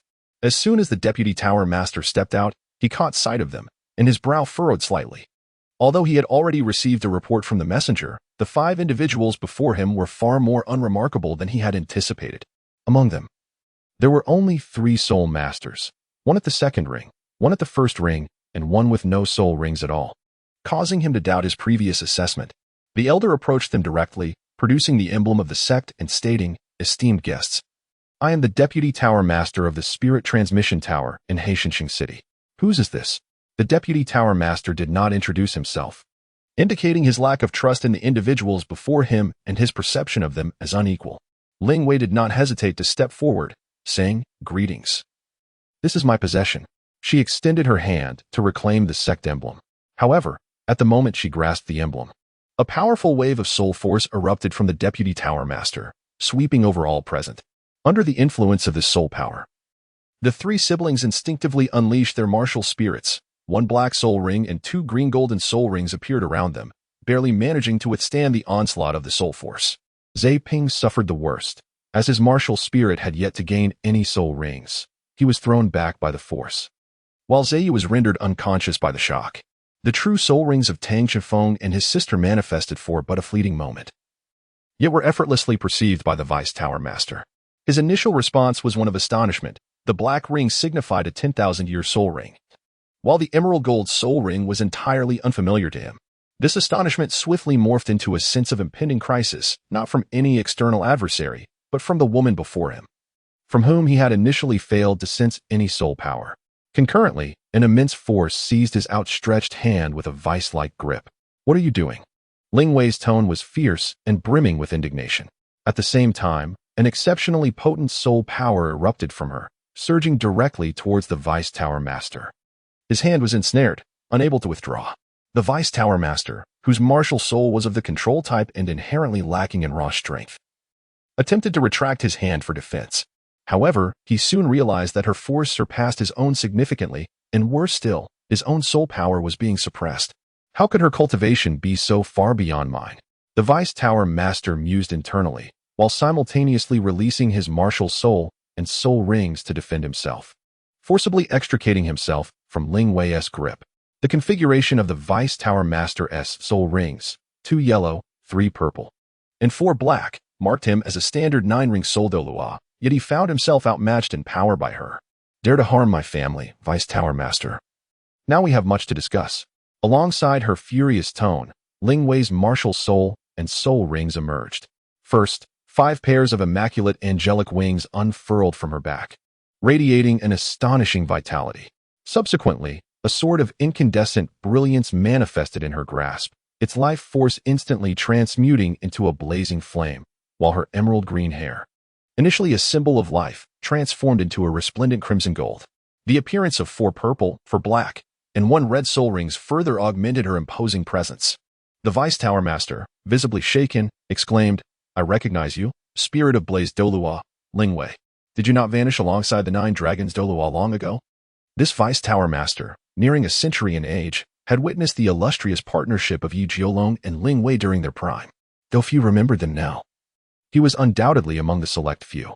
Since you are aware, there is no need for further words, Ling Wei declared, leveling her sword at the Vice Tower Master. However, in response to her blade, the Vice Tower Master respectfully retracted his martial soul and said, I am Zhou Laihong, and I apologize for my rudeness. My earlier actions were merely a test, devoid of any ulterior motives. I implore you, Spirit of Blaze Douluo, to forgive me. After all, storming the tower is not an endeavor one undertakes lightly. I beseech you to retract your powers. Tang Shifeng and Yi Hongling have slowly regained their composure. Aside from the unconscious mother and son, Zhe Ping, no one else seems to have encountered any issues. After much contemplation, Ling Wei decided to withdraw her martial soul and soul rings. At this moment, the most astonished individuals were undoubtedly the siblings, Tang Shifeng and Yi Hongling. Their grandfather had always warned them to never provoke their grandmother's anger, and now they understood the gravity of that advice. It was indeed quite terrifying. Thus, within the hall of the transmission tower, still resonating with a faint warmth of residual flames, the siblings silently prioritized the imperative of not inciting Granny Ling's wrath. Big brother, how did I lose consciousness? I have no recollection at all, Zhe Ping inquired with a puzzled expression. Tang Qinfeng jested, perhaps it is better for you not to know. After resolving matters in the hall, the trio promptly awakened Zhe Ping and his mother. Fortunately, they appeared to be physically unharmed, albeit experiencing a brief episode of amnesia due to the sudden events. Naturally, Tang Shifeng and the others deemed it prudent not to disclose the specifics of what transpired. And Zhe Ping, for his part, refrained from inquiring further. At present, the 5 individuals were descending in an elevator, seemingly heading towards the depths of the spirit tower. The elevator had been descending for 2 minutes, and the faint sensation of weightlessness indicated that it was still in rapid descent, the destination unknown. After a 4-minute ride, they finally sensed that the elevator had come to a halt. Upon exiting the elevator, they were greeted by a vast passageway constructed of metal, with numerous staff members awaiting them. One of the individuals approached silently, gesturing for them to proceed deeper into the corridor. The passage was lengthy, entirely composed of metal. A rather unappealing sight. Mom, where are we headed next? Yi Hongling inquired. Ling Wei replied, we should first go to the ascension platform, and then proceed to the spirit tower. At this moment, Zhe Ping, who had been pondering since earlier, asked, I've been meaning to ask. What is this charging the tower that Aunt Ling Wei mentioned? And what exactly is this ascension platform? Ling Wei explained, let us start with the ascension platform. It is a venue crafted by the spirit tower, designed for the training of soul masters. It serves as a place to enhance the individual strength of soul masters. Entering the ascension platform is akin to stepping into another realm, where one is safeguarded by the platform itself, minimizing danger. Inside, one can engage in battles with spirit beasts transformed from souls, thereby augmenting their practical experience. Some exceptionally fortunate soul masters may even refine their spirits within the ascension platform, enhancing the years of their spirit rings, achieving what is known as spirit elevation. Furthermore, under the research of soul masters at the spirit tower, the ascension platform has developed various additional functionalities. Among these is a unique area known as the spirit tower. Initially established to provide souls and trials for the personnel of the spirit tower and certain special groups. Ascending to the next level, one encounters spirit beasts transformed from souls. Defeating them allows the option to absorb the spirit. Although it eventually opened to the public, access remains limited to certain influential factions, with the Life Church being one of them. The spirit towers operate independently, configured according to the scale of the local spirit tower. The one in Haitian City likely has no more than 36 levels. The higher the tower level, the greater the quality of the spirits encountered. The higher you ascend, the greater the chances of encountering rare spirits. The primary advantage of ascending the tower is the discounts available for spirits. The higher you ascend, the more substantial the discount. And with a stroke of luck, one could even acquire spirits of 100 or 1,000 years. Ah, I see now. Yi Hongling suddenly realized. In other words, as long as we charge the soul tower together, challenging the spirits within while ascending as high as possible, we can find a suitable spirit for Zhe Ping while securing an appropriate price for him. Ling Wei affirmed, exactly, that's it. Boss. You have all been too kind to me. This gratitude is beyond my ability to repay. Zhe Ping, overwhelmed with emotion, rushed straight towards Tang Shifeng, tears streaming down his face. Tang Shifeng pushed Zhe Ping aside with one hand, urging him to remain calm. Celebrations could wait until after the tower climb. Amidst a chorus of laughter and cheer, they approached the end of the passageway, entering a circular room. The walls of the chamber were adorned with vast screens, displaying a sprawling expanse of green, reminiscent of a primeval forest. The staff turned to them and stated, the tower climb provides you with 3 slots. According to the regulations of the spirit tower, the level difference among team members cannot exceed 30 levels. Therefore, please wait outside. This remark was clearly directed at Ling Wei. It was evident that if a single member possessed strength far surpassing that of the others, leading the climb could undermine the market value of the soul spirits, potentially leading to significant losses for the spirit tower. The staff then produced 3 wristbands, each featuring a conspicuous red transparent component. This is a distress signal device. Should you encounter any insurmountable danger on the spirit platform, pressing it will forcibly extract you back to reality. Chapter 42. The tower climb begins. A distress signal device? Could we possibly face peril within? The staff elaborated. The spirit platform can be regarded as another realm, employing a multitude of spatial technologies. Hence, the spirit platform is not a wholly virtual world. It is a blend of the virtual and the real. Many virtual data points rely on tangible feedback. While the spirit platform is indeed virtual, it retains elements of reality. All sensations experienced within are indistinguishable from those in the real world. Consequently, when harm is inflicted, the sensations will be equally profound. Thus, although you will not sustain real injuries, the feedback from combat will be felt acutely. The more intense the feedback, the greater the potential impact on your mental state. Therefore, should you sense dangers beyond your tolerance, you may utilize the distress signal device within the spirit platform to synchronize with external stimuli and promptly exit. Do you understand? Understood, replied Tang Shifeng and the others promptly. The staff nodded, adding, beyond this, you will discover the rest for yourselves. This is your inaugural experience on the spirit platform, and I wish you the best of luck. Now, prepare yourselves. After hearing the staff's introduction, the 3 youngsters felt a surge of anticipation. This promised to be an extraordinarily novel experience for them. Entering the spirit platform would necessitate a consciousness interface. What might that sensation entail? The staff pressed a button on the control panel, and 3 capsule pods slowly emerged from the wall. The pods were horizontal, featuring a recess designed for an individual to lie within. All right, please lie down inside. The 3 individuals, adhering to the instructions, sequentially reclined within the chamber, the unfamiliar environment instilling a sense of tension. Various suction devices swiftly emerged from the interior, promptly adhering to their bodies, and the life pod began its operation. The staff outside addressed them, stating, "We are about to commence. Please prepare yourselves. You may experience some physical discomfort during your initial entry, but it will soon pass. Bear with it." Once the staff finished speaking, the life pod retracted into the wall, plunging Tang Shifeng and the others into darkness.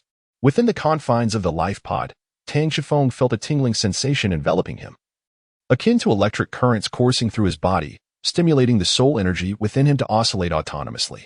This sensation intensified, rendering him nearly immobile.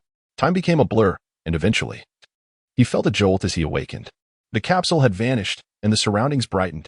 The earlier tingling sensation had dissipated. Yet the distress signal device on his wrist had transformed from a simple band into a metallic instrument, featuring a conspicuous red button. At this moment, he realized he stood within a vast hall, adorned with colossal stone pillars that seemed to support the entire space. The expanse was immense, spanning several thousand square meters, with ancient grayish-blue stone tiles laid upon the floor, evoking the ambience of an ancient sanctuary. Before him loomed a grand golden door, above which gleamed the 3 resplendent characters spelling Soul Tower. Concurrently, Yi Hongling and Zai Ping materialized beside him from an unknown origin. It appeared that entering this door would initiate their ascent up the tower. Zai Ping, we are both offense-oriented. You and I will take the front, while Linger provides support from the rear. Tang Shifeng promptly devised a strategy along with contingency measures. The trio then approached the grand door. Upon merely grazing its surface, they were suddenly enveloped in a blinding flash of light, and moments later found themselves within an octagonal hall. The hall was exceedingly vast, with a diameter exceeding 300 meters. Surrounding it were 8 imposing metallic doors, each towering at least 10 meters high and 5 meters wide, exuding an aura of grandeur. "Everyone, prepare yourselves," Tang Shifeng declared as he unleashed his soul rings. A purple soul ring ascended from beneath his feet, and simultaneously, his stature surged to over 2 meters tall. His once loose garments stretched taut over his muscles, appearing as though they might burst. On the other side, 2 purple soul rings materialized beneath Yi Hongling, and her beautiful black hair rapidly transformed into a vibrant emerald green, her eyes reflecting the same vitality. An aura of life emanated from her, instilling a profound sense of comfort. Wow, the boss has indeed made remarkable progress. Zai Ping pondered within himself. He had never relinquished his dream of becoming a formidable soul master, yet since meeting Tang Shifeng and his companions, he realized that surpassing them was an unachievable aspiration. Nevertheless, he yearned to ardently pursue their shadows. At that moment, one of the grand metallic doors creaked open, and the roar of a beast gradually echoed from within. The trio first beheld a slender shadow, not particularly large, yet undeniably elongated. The spotted patterns and agile form unmistakably revealed its identity. It resembled a leopard beast. Renowned for its swiftness, and judging by its size, it was likely a century-old soul beast. "This is it," Tang Chenfeng exclaimed. In that instant, the second soul ring of Yi Hongling shimmered. Two slender, ethereal vines entwined around the waists of Tang Chenfeng and Zhe Ping, merging with them. This was Yi Hongling's second soul skill, Lifelink. Centered on Yi Hongling herself, it connected her allies in proximity, providing continuous healing effects while allowing the sharing of soul power and the distribution of damage taken, a truly invaluable soul skill. The leopard beast drew closer, halting 5 meters away from Tang Chenfeng and his companions. Suddenly, with lightning speed, the leopard beast lunged towards them, its sights set directly on Tang Chenfeng and Zhe Ping. In response to this frontal assault, Tang Chenfeng and Zhe Ping immediately prepared to counter with their fists, with Zhe Ping leading the charge.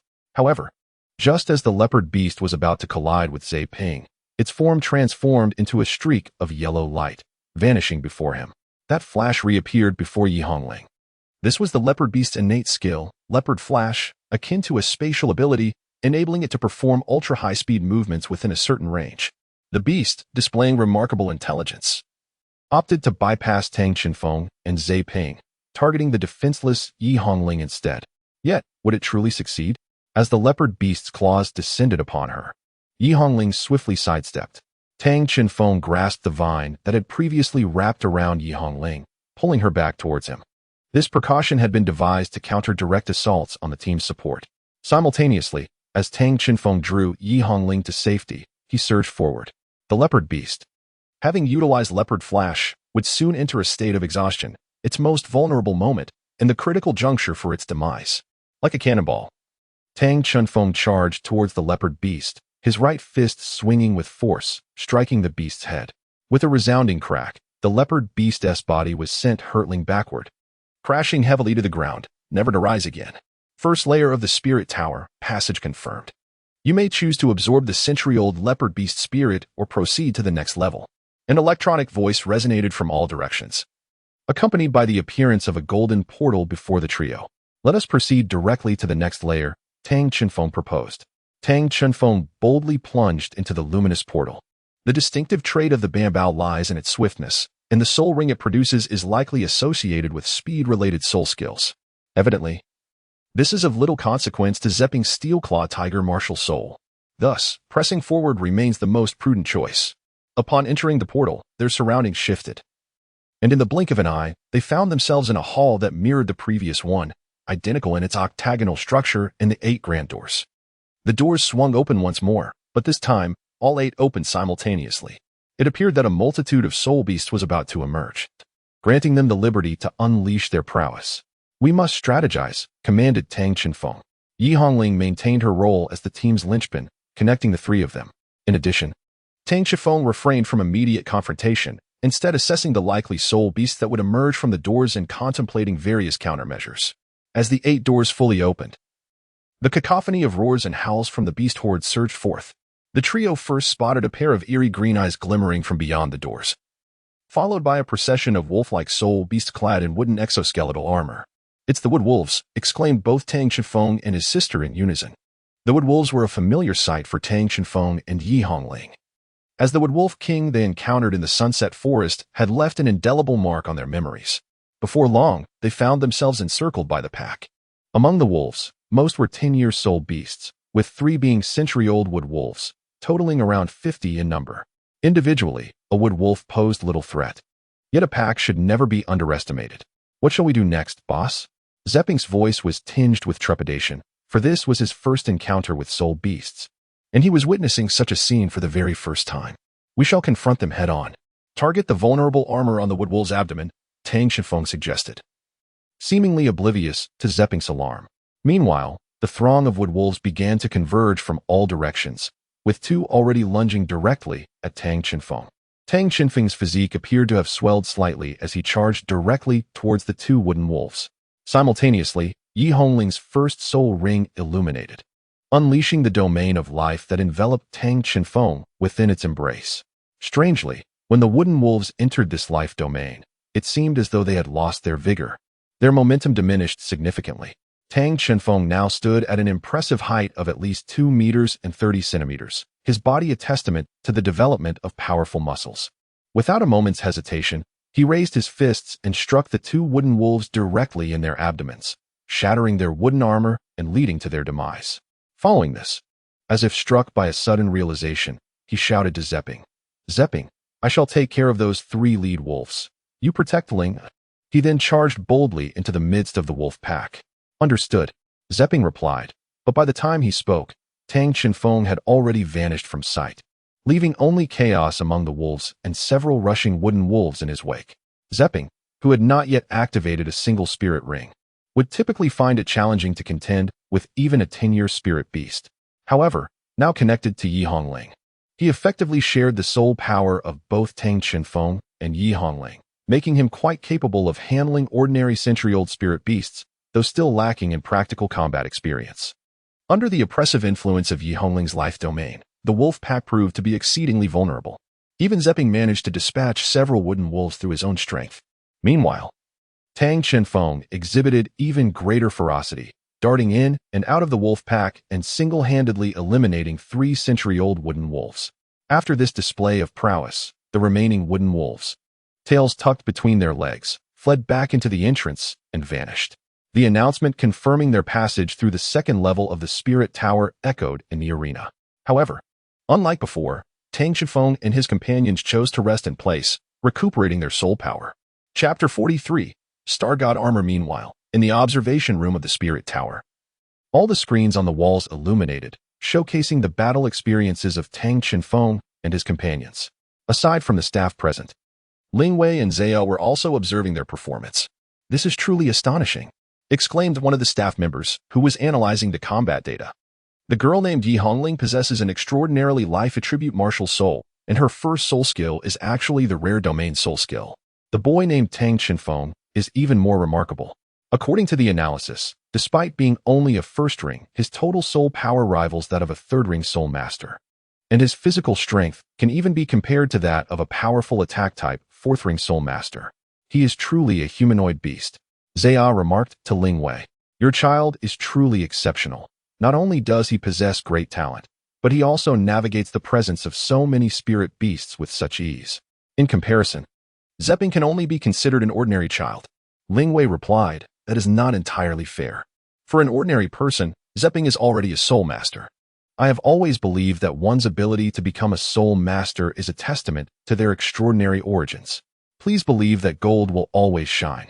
Within the Spirit Tower, Tang Chenfeng and his companions had already stepped through the light portal into the next level.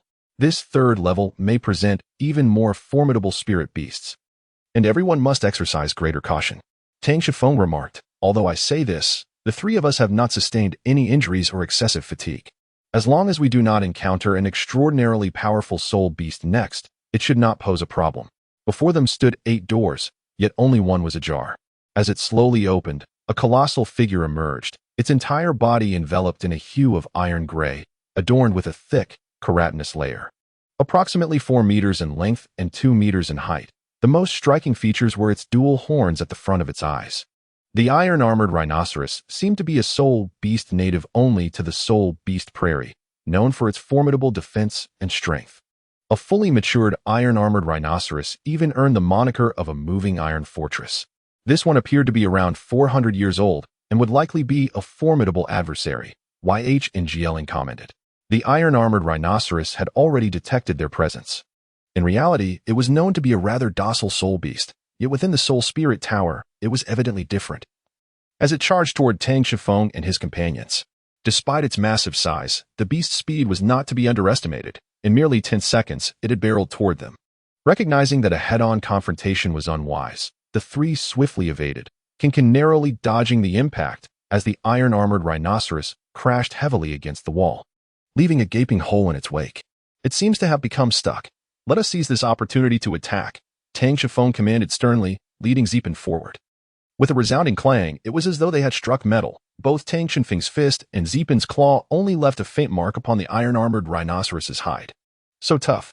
My hand aches. This creature's skin is harder than actual iron, Zipin exclaimed, shaking his numbed hand. At that moment, the iron-armored rhinoceros withdrew its horns and charged towards them once more. Yet, Tang Shifeng positioned himself directly in front of Zipin and surged forward to meet the beast head-on. Boss, don't be reckless. We can't withstand that, Zipin shouted in alarm from behind. However, Tang Shenfeng seemed impervious to the warning, increasing his pace.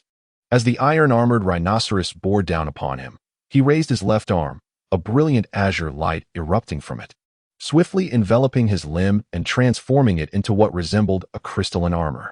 Simultaneously, Tang Shenfeng's aura intensified, his physique swelling with newfound strength. As the rhinoceros's charge reached him, Tang Shenfeng employed both hands to grasp its horn. With a thunderous clash of metal, he slid back half a meter, yet successfully withstood the brute force of the impact. Witnessing this, Zipin's jaw nearly dropped in astonishment. What is that on your arm, boss? He exclaimed. It is the Star God armor, YHNGL Ing replied. This Star God armor was, in fact, a manifestation of Tang Shenfeng's soul-forged Star God hammer, a name he had chosen himself. It bears a striking resemblance to the battle armor, yet it is indeed a distinct entity, capable of combat, though in everyday use. It primarily serves as Tang Shenfeng's forging hammer. Consequently, Zhe Ping and others have scarcely witnessed its application in battle. On one hand, Tang Shenfeng has already proven invincible against all challengers within the academy during training. On the other, the might it bestows upon him has reached an unprecedented and terrifying magnitude. The Star God armor and the armored rhinoceros horn emitted a continuous sound of friction, and then Tang Shenfeng firmly grasped the horn, channeling all his strength, astonishingly launching the nearly 4-ton armored rhinoceros into the air. Now's the time, Tang Shenfeng exclaimed, as the Star God armor swiftly transformed into radiant light, reshaping itself into the familiar forging hammer known to all, albeit appearing even larger than remembered, now resembling a warhammer. With great force, the Star God hammer swung towards the descending armored rhinoceros's head.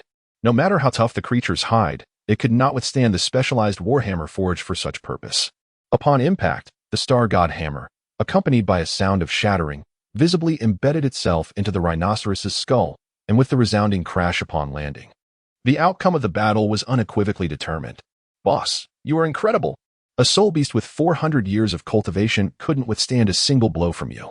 Zhe Ping exclaimed, his excitement beyond words. It wasn't as easy as you might think, Tang Shenfeng replied with a hint of resignation. I had intended to save it as a trump card, but then this exceptionally tough soul beast appeared.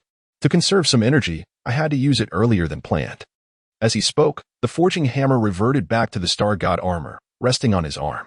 Meanwhile, the corpse of the armored rhinoceros began to dissolve into specks of light, and an electronic prompt inquired whether to absorb the rhinoceros's soul spirit. Yi Hongling remarked. Although the soul ring produced by the armored rhinoceros is likely to be primarily defensive, under suitable conditions, it is indeed a commendable choice. This soul spirit corresponds to a soul ring produced by a 400-year-old armored rhinoceros, which, by the standards of a first soul ring, is quite impressive. Each 3 levels of the soul spirit tower presents a more pronounced increase in difficulty, yet the discounts also become more frequent after 2 more levels. One should be able to purchase a 100-year soul spirit. Zhe Ping opted to continue advancing through the challenges, reasoning that perhaps there might be something more suitable ahead. And as long as fortune favored them, they might even negotiate a better price. Ultimately, the reality of their financial constraints loomed large. Very well, let us proceed. Came the agreement. Once again, Tang Shenfeng took the lead, first crossing the luminous gate, followed sequentially by the other 2, as they ventured towards the next challenge. Stepping beyond the portal, Tang Shenfeng discovered a transformation. The room was no longer merely a mundane chamber, but had metamorphosed into a lush, verdant realm. Towering trees surrounded them, evoking the sensation of being enveloped in a dense forest, although the grand door that had adorned the previous wall detracted somewhat from the enchantment. It was evident that this was a deliberate design by the Spirit Tower, purportedly in response to participants' criticism of the original layout, which was deemed overly spacious and flat, thus restricting certain soul masters from showcasing their fullest potential. This was, indeed, a specially crafted simulated environment intended to enhance the capabilities of soul masters. emerging only after successfully navigating the first 3 trials. However, the transformation of the arena did not impose excessive pressure on the trio. The initial tension had dissipated, replaced by a palpable sense of confidence and assurance among them. Yet, as the distant door swung open, their composure instantly faltered, and the earlier exuberance plummeted into trepidation. Only one grand door had opened, and while they had yet to behold the soul beast lurking beyond, they could already sense its formidable presence.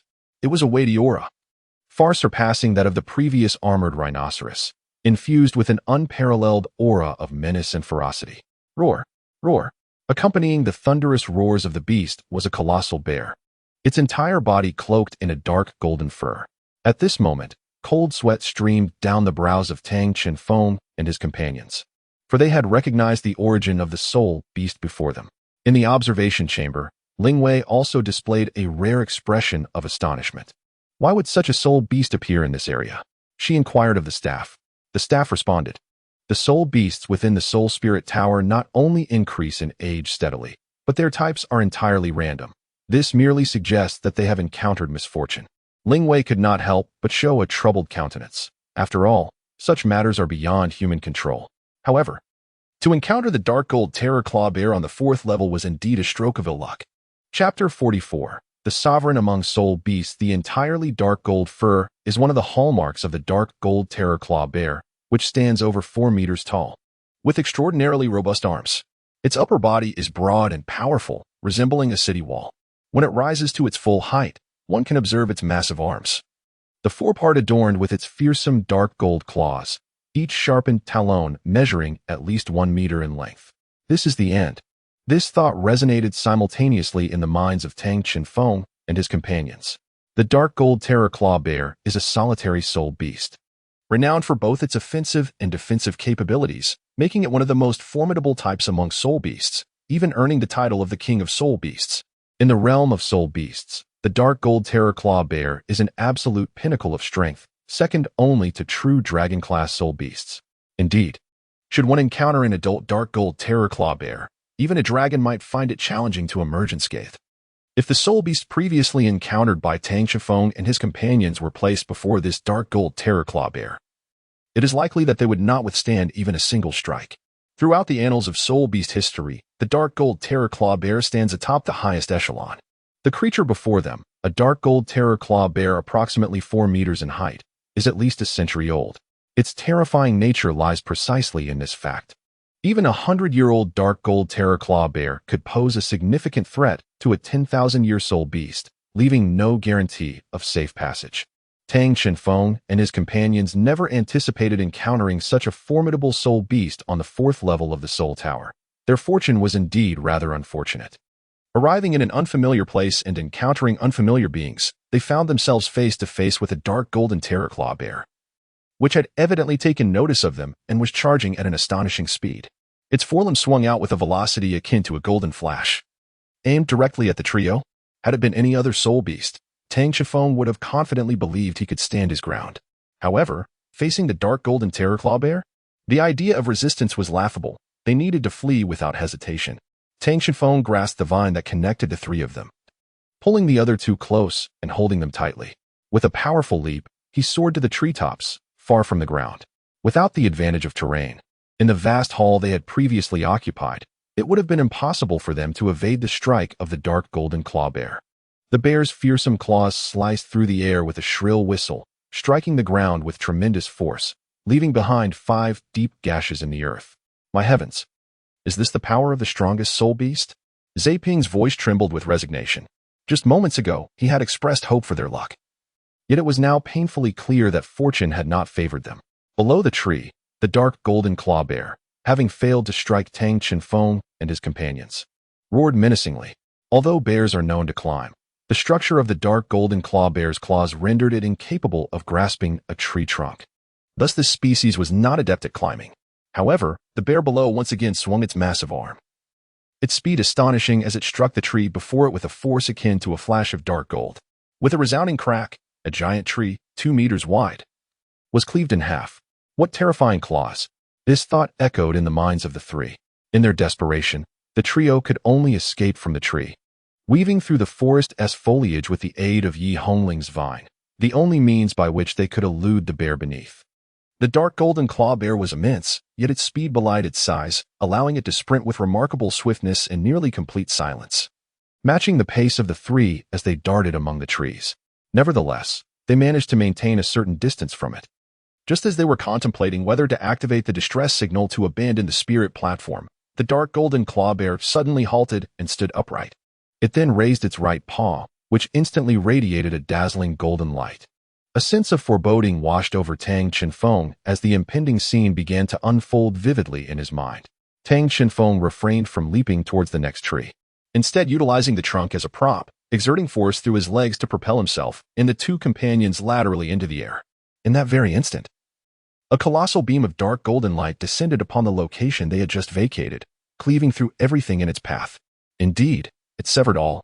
As this dark golden radiance traversed the area, an eerie silence enveloped the surroundings. Trees, rocks, and the ground beneath were all brutally bisected by that terrifying light, akin to a razor-sharp blade slicing through with surgical precision.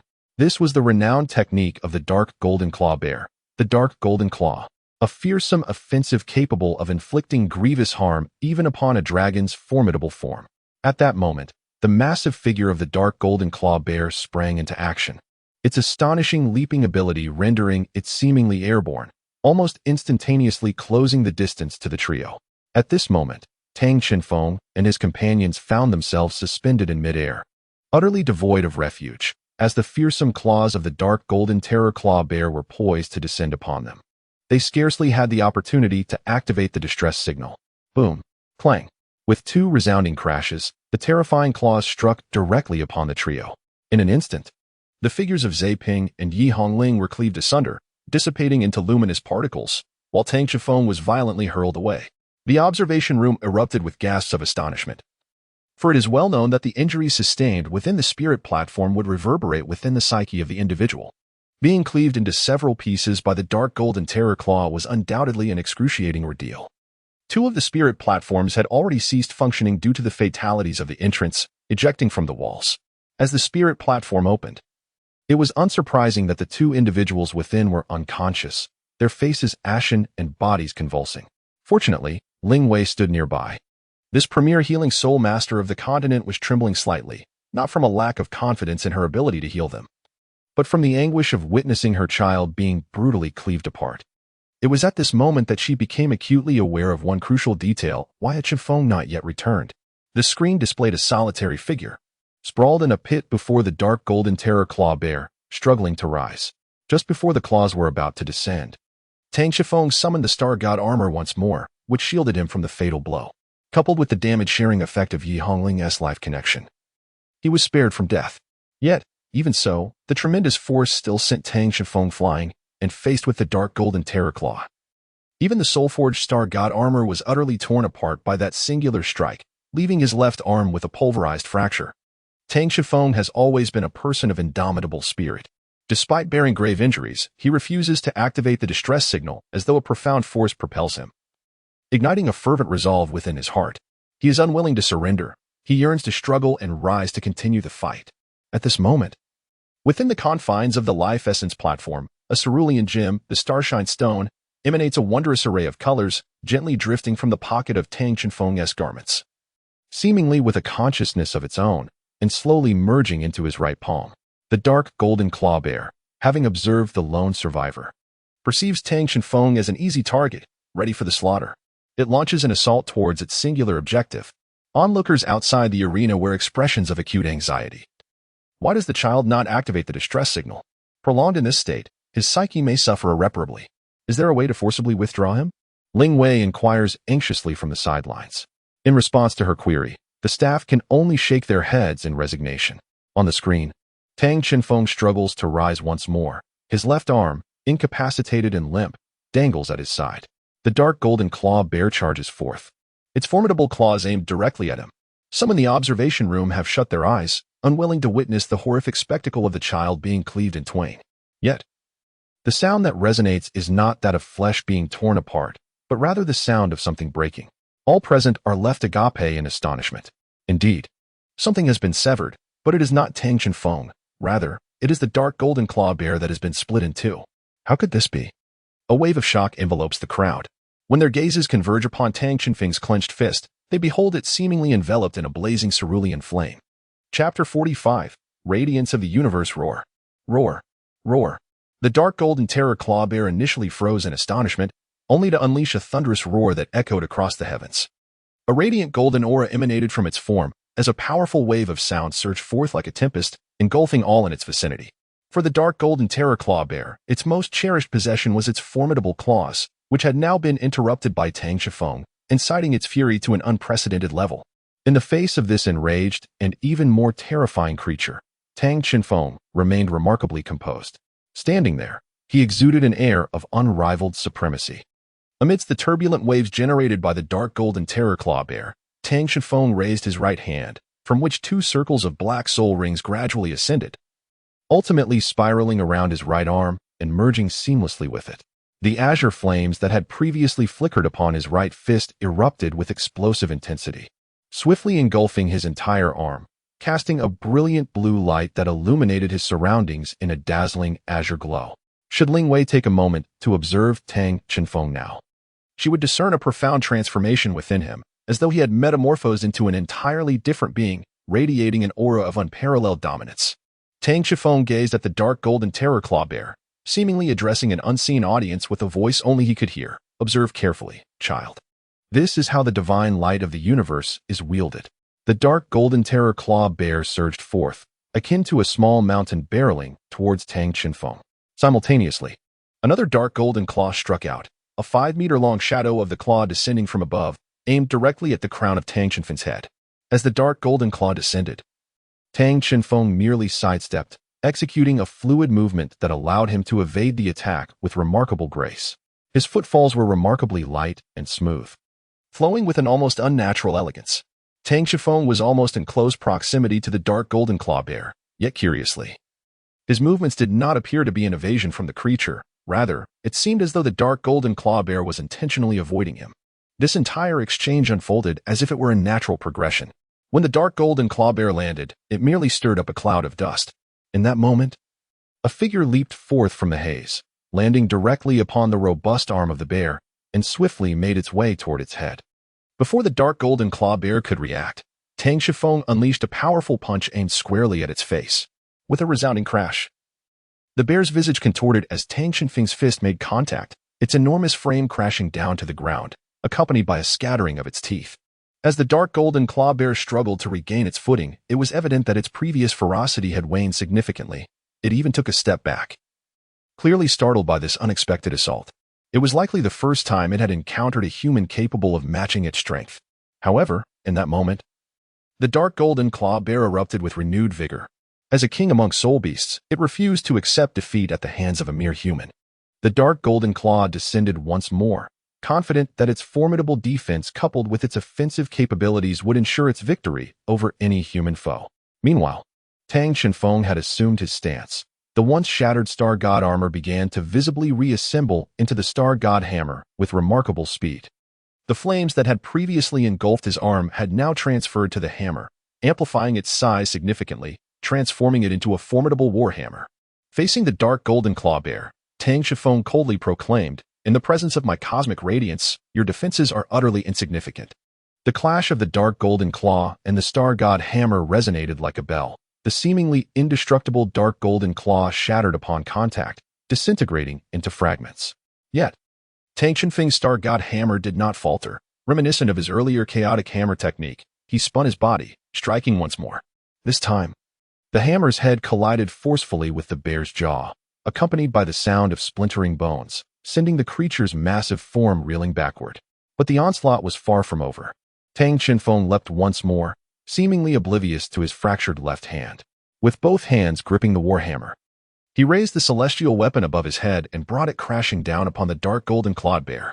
The creature's face contorted in agony as it succumbed, slowly collapsing to the ground. Yet this time, it would not rise again. After the dark golden clawed bear fell, Tang Qinfeng landed gracefully. Observing the creature gradually transform into shimmering motes of light, he murmured to himself, "This battle has come to an end.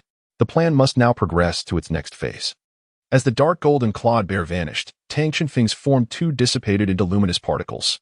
Time passed in the darkness, and gradually, Tang Qinfeng's consciousness began to awaken. Tang Qifeng now felt an odd sensation. Although his consciousness was awake, he sensed nothing beyond that. Was he adrift in a sea of the mind? Yet, why had it become so utterly dark, and why did it seem as if he had forgotten something? Tang Qinfeng murmured to himself.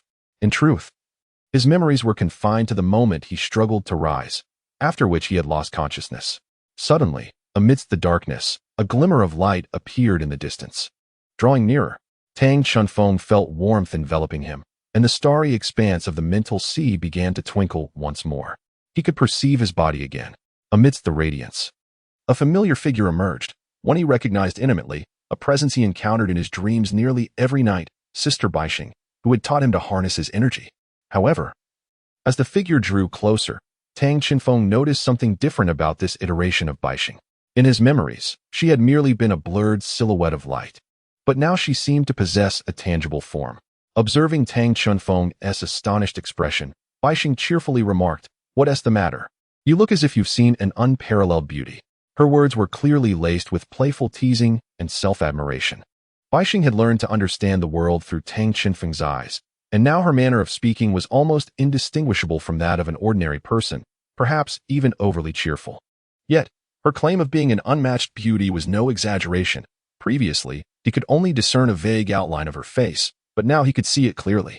Baixing's countenance shimmered like the stars, exuding an aura of elegance and nobility that inspired reverence. "It's nothing, Sister Baixing. What just happened to me? I remember being at the Living Spirit platform and encountering the dark golden fearclaw bear, then I fainted." Baixing replied, "Ah, that is precisely why I came to find you." As she spoke, images began to materialize in her hands. "These are glimpses of you during your unconscious state. Take your time to observe," she said. As the images flew into Tang Qifeng's hands, prompting him to begin his viewing. Before long, Tang Qifeng had absorbed all the content, his expression shifting to one of increasing astonishment. "I've advanced to the second ring, and I defeated the dark golden fearclaw bear in just 2 strikes," he exclaimed, bewildered. "Indeed, that is correct," Baixing replied calmly. "But why do I have no recollection of it? And what is that fiery ability of mine?" Baixing explained. "Do you remember when I mentioned that there would be surprises upon reaching the second ring?" Tang Qinfeng remarked, "Of course I remember. And you even mentioned that it may require risking one's life as a medium to achieve a breakthrough. Could it be that this surprise is the azure flame?" "What exactly is it?" Baixing responded, "This is your true innate ability. Your primary martial soul can merely be regarded as an incompletely formed auxiliary power. Once you begin to awaken, it will unveil its genuine strength, which is named the Cosmic Divine Light." Baixing continued, "The Cosmic Divine Light, as its name implies, originates from the primordial forces of the universe, forces that originally belonged to me. As my progeny, you naturally inherit this legacy. This ability harbors infinite possibilities, which you must explore on your own. It will awaken its characteristics based on your thoughts and determination. For instance, during your previous combat, the dark gold claw bear did not instill fear within you. Rather, it ignited your fighting spirit and led to your awakening of power. I deduced that your initial ability is invincibility in attack, which is why you were able to shatter the dark gold claw bear's fearsome claws with a single punch. This indicates that no matter the defense, it can be breached before you. In your world, there will be no defense that cannot be overcome." Tang Qifeng listened with increasing excitement, exclaiming, "I have unexpectedly acquired such a formidable ability. Does this mean that all defenses before me are rendered meaningless?" At this point, he could not help but feel a sense of pride. However, Bai Xin, standing beside him, poured cold water on his enthusiasm, remarking, "To be honest, I am somewhat disappointed. I had hoped that you would awaken a power that could completely disregard defenses, rather than merely breach them. The distinction between the two is indeed quite significant." Tang Qinfeng remarked with a hint of frustration, "Sister Baixing, must you always pour cold water on me?" Baixing responded, "Do not be hasty. There is an even greater chill to come." "A greater chill? What do you mean?" Tang Qinfeng inquired, perplexed. Baixing replied with a grave expression, "Do you understand why I chose to temporarily take over your body instead of allowing you to fight directly? It is because I fear that your fervor might lead you to overexert yourself in battle. The Cosmic Divine Light demands considerable energy from you. And with your current soul power, you can only sustain it for a maximum of 2 minutes." Tang Qifeng inquired, "So will I be unable to utilize it after 2 minutes due to the depletion of my soul power?" "Not at all," replied Baixing. "Even if your soul power is entirely exhausted, you can still continue to use it. However, but what? Tang Shifeng pressed for clarification. However, Bai Xing continued.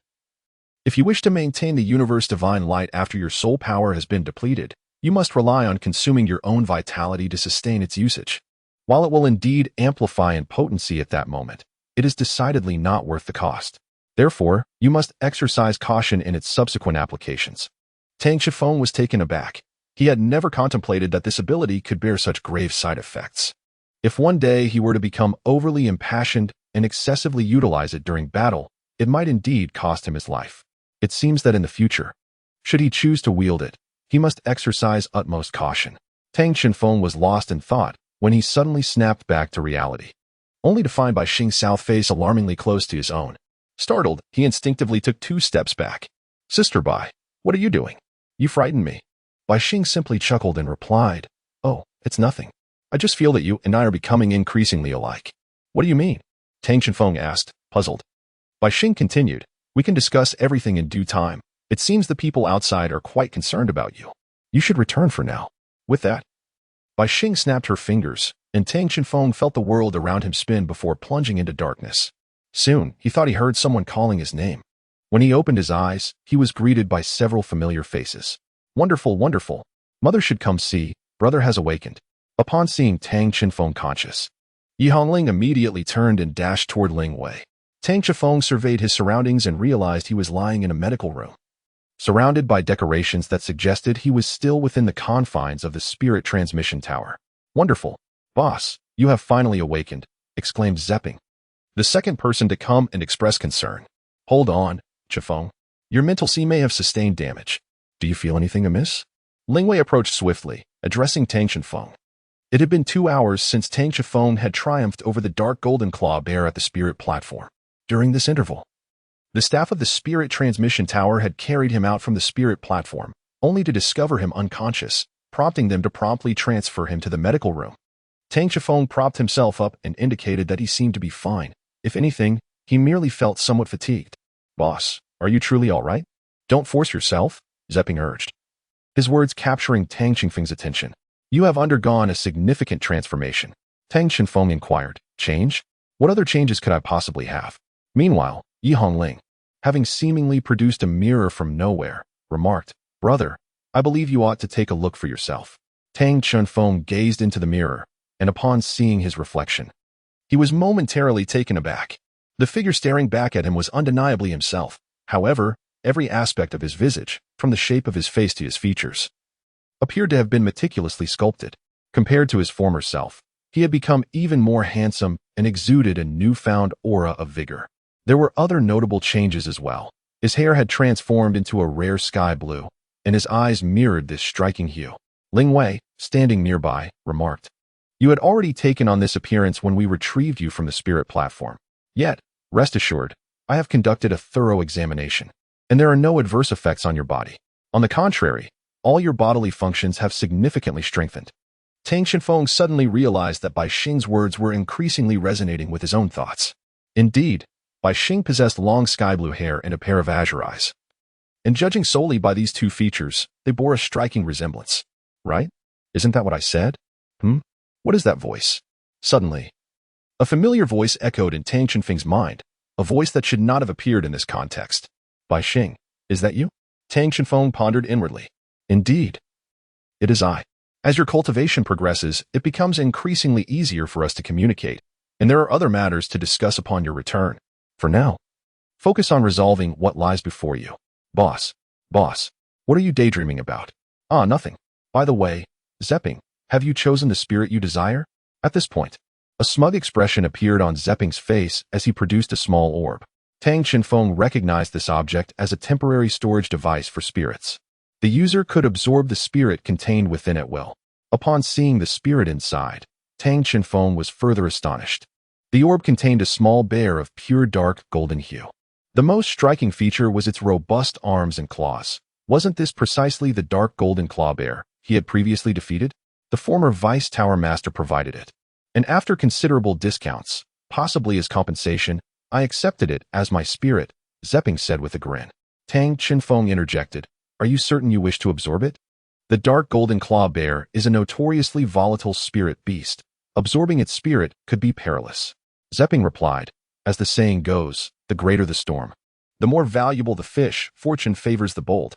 If I don't take a chance, how will I ever know? Just like you. Boss, you faced the dark golden claw bear without fear and emerged victorious. This left Tang Chunfeng at a loss for words, and he could only remind Zepping to proceed with utmost caution during the absorption. Ultimately, Tang Chunfeng's physical examination revealed no significant harm. In fact, he had grown considerably stronger. Zepping also acquired the century-old spirit he desired. With their objectives achieved, the two families bid farewell in front of the spirit transmission tower. After the series of events in Haitian City, Tang Chunfeng and his companions finally set off on their journey home. Chapter 46. Preparations before ascending the skies. After concluding their affairs at the spirit transmission tower, Tang Chunfeng and his companions spent an entire afternoon returning to Tianhun town. This holiday commenced anew. However, unlike previous ones, it seemed that after this break, they might be heading to another destination. Upon arriving home, the three encountered Yi Jiulong, who had been waiting inside. You're back. Why are you so late today? Oh, Chunfeng, why has your hair color changed? As Yi Jiulong greeted everyone. He also noticed something peculiar about Tang Chunfeng. This was a long story, so Tang Chunfeng succinctly recounted the events of the day. Entering the spirit platform was quite an extraordinary experience, wasn't it? Back in the day, your grandmother and I had to pay a hefty price just to gain entry to the spirit platform. With that, Yi Jiulong began to reminisce about the past. All right. Hold on a moment, Jiulong. There is something I believe we need to discuss. Chunfeng, Hongling, please wait for a moment. I will prepare dinner for you after I finish my conversation with your grandfather, Lingwei said, pulling Yi Jiulong toward the interior of the house. Brother, what shall we do in the meantime? Yi Hongling inquired. Tang Chunfeng replied, how about we return to the bedroom and meditate for a while? In truth, during the holidays, the siblings, Tang Chunfeng and his sister, were preoccupied with merely 3 activities: practicing their skills while their family worked, engaging in self-cultivation, or receiving guidance from their grandparents. Leisure time was rather scarce for them. Meanwhile, in another bedroom, 2 others had commenced their conversation. What is troubling you, Lingwei? Is there something else on your mind? Yi Jiulong inquired. Lingwei responded, indeed, there are other matters to discuss. I believe we should contemplate Zhao Gaobo's proposal. After all, haven't we been away from Yinchong City for quite some time? Shouldn't we consider returning? Yi Jiulong appeared momentarily taken aback. Are you suggesting that Chunfeng and Hongling have both finally broken through to level 20? Yinchong City is regarded as a sanctuary for soul masters. An entry for ordinary individuals is nearly impossible. However, for soul masters, the situation is markedly different. According to federal law, any ordinary soul master who manages to break through to level 20 before the age of 18 qualifies for assessment in Yinchong City. If they pass the assessment, they gain the right to reside there and continue their studies, along with the ability to bring their family with them. Yet, Lingwei, you are aware of why we initially chose to return to the surface. We have never truly wished to revisit that sorrowful place. Yi Jiulong's gaze dimmed. The mere mention of that location conjured memories of profound regret. At that moment, Lingwei approached him gently and embraced him, softly saying, but you know, much of the past is behind us. We must confront the present and the future. Zhao Gaobo has assured me that as long as we desire it, he can facilitate our residence in Yinchong City at any time. Moreover, Tang Chunfeng and Yi Hongling will undoubtedly wish to go as well. For their sake, we should consider this, shouldn't we? Tang Chunfeng and his sister had never been there. They had only heard that the city in the clouds was a place yearned for by every soul master. However, Yi Jiulong and Lingwei were aware that it was not merely a sacred ground for soul masters, but also harbored many dark facets. If they ascended together, it would at least ensure that some unnecessary troubles could be avoided. Upon hearing this, Yi Jiulong said nothing but gently embraced Lingwei. At that moment, they should have reached a decision. After a while, a familiar voice echoed from the kitchen, prompting Tang Chunfeng and Yi Hongling to conclude their meditation and head in that direction. In the modest kitchen stood an enormous table laden with an array of dishes, the sheer volume of which would likely be enough to feed a normal person for 3 days. Yet for their family, such quantities were a daily necessity. Ever since Tang Chunfeng and Yi Hongling awakened their martial souls, their family's greatest challenge had become food. These 2 children were akin to black holes. Once food entered their mouths, it would never reappear. However, this was unavoidable, as both of their martial souls consumed vast amounts of energy, and their family lacked the wealth to purchase rare ingredients that could replenish energy. Thus, they could only compensate for quality with quantity. Nevertheless, for them, dining together as a family was perhaps the most joyous time of all. As the dishes on the table were nearly consumed by the siblings, Yi Jiolong remarked, "Take your time, no need to rush. This holiday, you should rest well for a month." At these words, Tang Qinfeng and Yi Hongling were momentarily taken aback, for they understood that when their grandfather spoke, it rarely boded well for them. Yi Jiolong seemed to sense their discomfort and awkwardly added, "There's no need to panic. It's merely a request for you to rest well for a month. Start off with a month of relaxation, and then resume your training next month." Yi Hongling timidly inquired, "Grandpa Yi, you're not trying to trick us, are you? The last time you said something like this, you increased our training workload fivefold." Yi Jiolong sighed. "This time is truly different. You both are already at level 20, which means you can go to that place. Honestly, your grandmother and I are very pleased. This day has arrived much sooner than we anticipated. We have also decided that if you can step onto the ground of the city in the clouds, we will accompany you.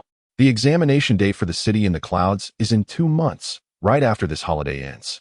I do not expect you to necessarily succeed, but as long as you put in the effort, that is sufficient. If you do succeed, we shall all move to live amidst the skies together. Grandpa, rest assured. It's just an examination. We will surely pass," Tang Qifeng declared with confidence. "Yes, Grandpa and Grandma, my brother and I will give it our all. Then we can all live in the city in the clouds together," Yi Hongling joyfully remarked from the side. Thus, amidst a lively yet serene atmosphere, the family concluded their dinner. Time slipped by, and before they knew it, it was already midnight. The siblings returned to their bedroom, which had transformed significantly compared to the past. Previously, they shared a single large bed, but now, having grown up, the once spacious bed had vanished, replaced by 2 smaller beds, signifying their separation and slumber.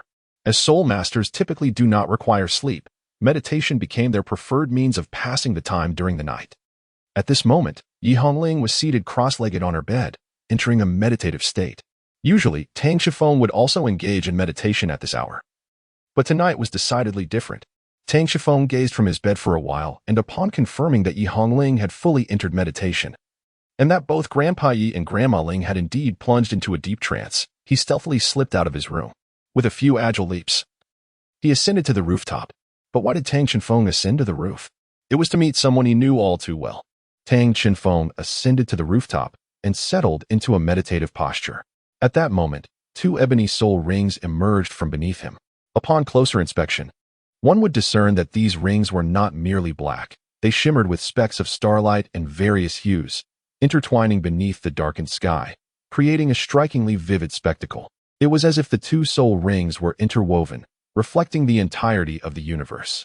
Accompanying the soul rings was a diminutive figure, remarkably small, resembling a child of merely 2 or 3 years. Yet, upon further scrutiny, one would realize that this child was nothing less than a miniature version of the White Star. Tang Qinfeng gazed at the diminutive version of Bai Xing, somewhat astonished. "Sister Bai Xing, have you transformed into a spirit?" Bai Xing's ethereal form floated beside him, indeed resembling a spirit. "Of course, I am not a spirit. How should I put it? I am currently utilizing your mental energy to project my essence. Moreover, the starry stone has been completely absorbed by you. In this state, I no longer need to wait for you to enter slumber or engage in cultivation to converse. I can communicate with you at any moment. Additionally, in this special condition, I can provide protection and guide you in harnessing your own powers." As she spoke, Bai Xing appeared to be weaving something with her hands, which quickly materialized into a vibrant, multicolored orb. Such a dazzling creation captured Tang Qingfeng's attention. "Sister Bai Xing, what exactly is that in your hands? I've seen you crafting it since the beginning." Bai Xing elucidated, "You may perceive it as a form of communication, albeit directed towards my own self. What you see before you is merely a manifestation of my consciousness. Each time you advance to a significant stage, I will send a message to my true self. I believe she would be quite eager to witness your growth." As she spoke, Bai Xing completed the orb and cradled it with both hands. The colorful sphere immediately soared into the sky, transforming into a radiant meteor before vanishing beyond the horizon. "Oh, the universe is indeed vast," Tang Qifeng marveled. "By the way, Sister Bai Xing, I have another question I wish to pose." "What is your inquiry?" Tang Qifeng inquired. "I wish to know, do I have a father?" Upon hearing this, Bai Xing's body stiffened momentarily, but she quickly regained her composure. "No, you are indeed my child. Yet you are unlike ordinary beings. You do not possess a father in the truest sense. Rather, You are the most pure part of me. In essence, you have only me as your mother, and perhaps a few borrowed traits. What do you mean by borrowed? Tang Xinfeng asked, puzzled. Bai Xing's tone took on a slightly awkward note. This is something you should not concern yourself with for now. In an unknown corner of the cosmos, a resplendent figure stood amidst the endless starry sky, appearing so natural and harmonious, as if she had merged with the universe itself. It has arrived, she whispered. Simultaneously, a radiant sphere of many colors flew into her hand. This was indeed the light sphere previously crafted by Bai Xing for the purpose of conveying messages. She cradled the sphere in her palms, quietly absorbing the thoughts and vivid memories it contained. The more she immersed herself in these sensations, the deeper she became ensnared. For within this information lay many things she had long forgotten, even discarded, yet gazing upon them now, an inexplicable sense of satisfaction washed over her. Hey, what are you looking at? Let me have a peek. A casual voice interrupted her reverie, shattering the surrounding atmosphere. Turning to look, she saw a shadowy figure. Merely a human silhouette, yet it seemed to possess the infinity of the starry sky, appearing even more radiant than the world around them. She thought to herself, if only this nuisance were not by her side, everything would be truly perfect. There were few things in this world that could stir her emotions. But this annoying being was indeed one of the rare exceptions. This figure was none other than the mysterious traveler who had once claimed to meddle in affairs. What irked her most was her inability to do anything about him. No, she exclaimed just as a flash of white light erupted before her, causing the light sphere in her hand to vanish without a trace. Let me see it. Oh, not bad. I recognize quite a few friends. And I've learned a lot. Truly a commendable child of this universe. Hey, you, give it back to me. The veins on her forehead pulsed with irritation, and her tone grew increasingly exasperated. What is the harm in letting me look for a moment? Is it really necessary to be this agitated? The mysterious figure replied in a teasing manner. No, hurry and return it, she shouted, completely abandoning her previous composure and grace. All right, the mysterious figure acquiesced, tossing the light sphere back to her. She swiftly extended her hand and caught it. With a scowl, she chided the mysterious figure. Aren't you the one who claims to travel across various universes? Then go on. Why do you persist in lingering by my side? It's quite bothersome. The enigmatic figure sighed and remarked, if I were to encounter you again 30 years hence, I would have traversed this universe long ago. Alas, every place I visited remained stagnant. Aside from meeting an individual of some intrigue, there was little of worth to behold. It is far more captivating to remain by your side and witness the growth of this child. Upon hearing this, she was momentarily taken aback. You had already been here before I even noticed you? And you completed your journey through this universe without my awareness? Indeed, for me, it is not a difficult task. The mysterious figure casually replied. At that moment, there were no dissenting voices, only her inquiry. Have you ever seen him? The mirth that once graced the mysterious one's face faded as he answered. If you mean the person you are thinking of, I caught a fleeting glimpse. Though he did not notice me. Do you truly not care about him? I can no longer find him, and this is a choice that the child and I have made together. For the future of this universe, I must continue on this path. The mysterious figure cast a glance at her, his eyes suddenly filled with compassion. I have nothing more to say, so I wish you the best with your plans. With that, his form once again vanished into the starry expanse. Chapter 47. Journey to Cloud City. 2 months passed swiftly, and the holiday was nearing its end once more. With just 2 days remaining before the holiday concluded, the Haitian Soul Master Academy, or rather the entire Haitian city, could be described as bustling with activity. One reason for this liveliness was the enrollment season, as many new students arrived. However, the more significant reason was that today marked the recruitment of talent for Cloud City, the city in the sky. As the name suggests, Cloud City is a metropolis built upon the clouds, serving as a gathering place for all those on the ground and soul masters alike. Only those possessing sufficient qualifications may enter. Cloud City recruits once every 3 years, and while there is no limit on the number of applicants, specific standards are upheld. Soul masters under the age of 16 must possess a soul power level of at least 20. Most of these individuals are of school age, and thus the majority are accepted into the more advanced academies within Cloud City, which offer richer resources and greater opportunities for the future. Moreover, the location of Cloud City is not fixed. True to its name, it drifts across the sky along a predetermined trajectory, periodically passing over certain cities and lingering above them for a time. These cities are undoubtedly destined to evolve into major urban centers, and Haitian City has experienced this progression. At this moment within the Haitian Soul Master Academy, Tang Shifeng and Yi Hongling were bidding farewell to their classmates with whom they had spent 3 years. In the original plan of the Ocean Sky Academy, there was no assessment scheduled for this year. The intention was to allow more students to meet the criteria before embarking on their journey 3 years later. However, in this year's enrollment scheme, the siblings Tang Shifeng and his sister unexpectedly met the standards ahead of schedule, making them the representatives of the academy to participate in the assessment at Cloud City. Moreover, even in the event of failure, they still have 3 years to regroup. Most of those bidding farewell were students from the work-study dormitory, alongside Ning Tong and Mo Xiaoyu, who came to see them off. They were undoubtedly the ordinary students who shared the closest bond with the academy and the work-study students. Boss, Xiaoling, I can hardly bear to see you leave. I have only just acquired my first soul spirit and wish to spar with you once I fully recover, lamented Zepping. After returning from the spirit tower, he had begun to absorb the dark golden claw bear soul spirit. Rumor has it that he nearly encountered a significant problem during the absorption process, but fortunately, he succeeded in the end, albeit at the cost of needing to adjust his training for a semester. Don't be sad, Zepping. My brother and I will return. When the opportunity arises, we will come to find you, Yi Hongling reassured him. Upon hearing her words, Zepping's initial tearful expression vanished, replaced by a newfound strength. Indeed, we are not leaving for good. Let us make plans to meet again in the future. Time is running short. We must depart now. But we will certainly see each other again, they said, waving goodbye to everyone with reluctance. Watching them leave, Zepping couldn't help but sigh. Boss and Hongling have truly departed. Yet, the person you are most reluctant to part with is Yi Hongling, isn't it? Ning Tong suddenly remarked. Zepping's face flushed instantly, stammering, and no, that's not it. Well, all right, you're right. It's all right. We still have 3 years ahead of us, and there will be opportunities, Ning Tong said, patting his shoulder. Knowing that, we should hasten our training. Tang Shifeng and the others are catching up. We need to pick up the pace, Mo Xiaoyu declared as she began to walk away. Hey, Xiaoyu, wait for me, Zepping called out. At the school gate, Tang Shifeng and his companions had already set off. To enter Cloud City, they naturally needed to utilize specific transportation. Now, Tang Shifeng and his group were aboard the academy's dedicated bus en route to the airport. As he gazed at the city that resembled a forest of steel, Tang Shifeng couldn't help but marvel at how swiftly time had flown.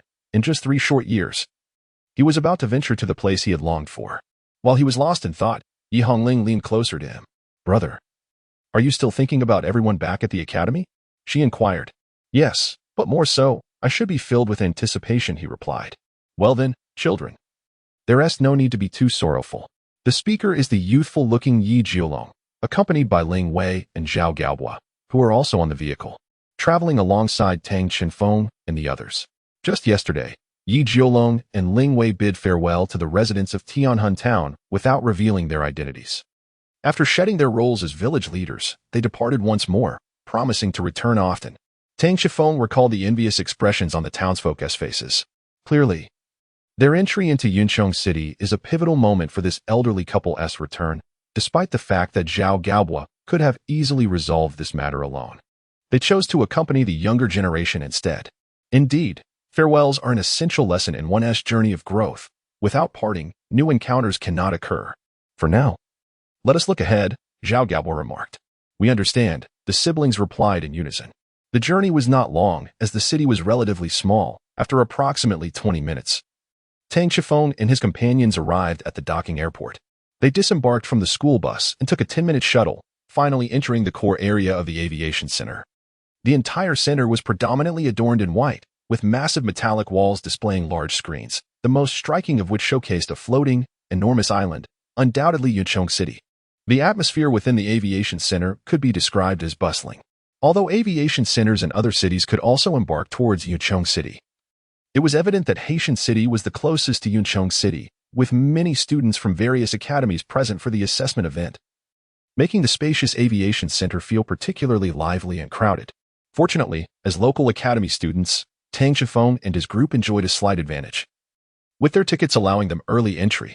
The 5 of them processed their boarding procedures, which proved somewhat cumbersome. The security checks alone required passing through 5 stringent checkpoints, so rigorous that not even a fly could pass through unnoticed. After navigating through the checkpoints, they finally entered the internal area, where they would wait. Through the expansive glass windows, Tang Chenfeng and his sister observed that the vehicles on the distant tarmac were not conventional soul-guided aircraft, but rather a colossal airship. Indeed, that is the soul-guided airship we shall be boarding. Yi Jiolong preemptively addressed their curiosity before they could ask. Is it really an airship? Grandfather Yi, did you also take this to Yincheng City? Tang Chenfeng inquired. Yes, Yincheng City has strict regulations regarding the outside world. One such rule forbids powerful soul-guided systems from approaching too closely to the city. Naturally, soul-guided aircraft fall under this restriction, making the airship primarily buoyed by gas.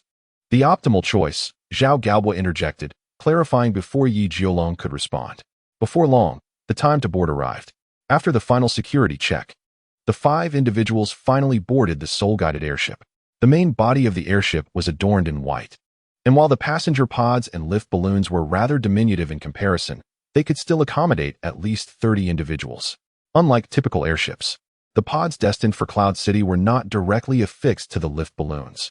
Rather, they were suspended by specially crafted ropes, allowing the airship to possess a deck with ample space for movement. In addition to Tang Chenfeng and his companions, numerous other passengers from various locales had also embarked on this vessel. As the time for takeoff approached, the airship's announcement system activated.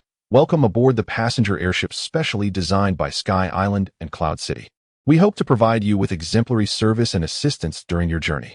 Now, we would like to share a few important reminders. We kindly ask all parents, teachers, and children to adhere to these guidelines. The airship will travel at a leisurely pace, and we encourage all passengers to cooperate with the staff to ensure a pleasant travel experience.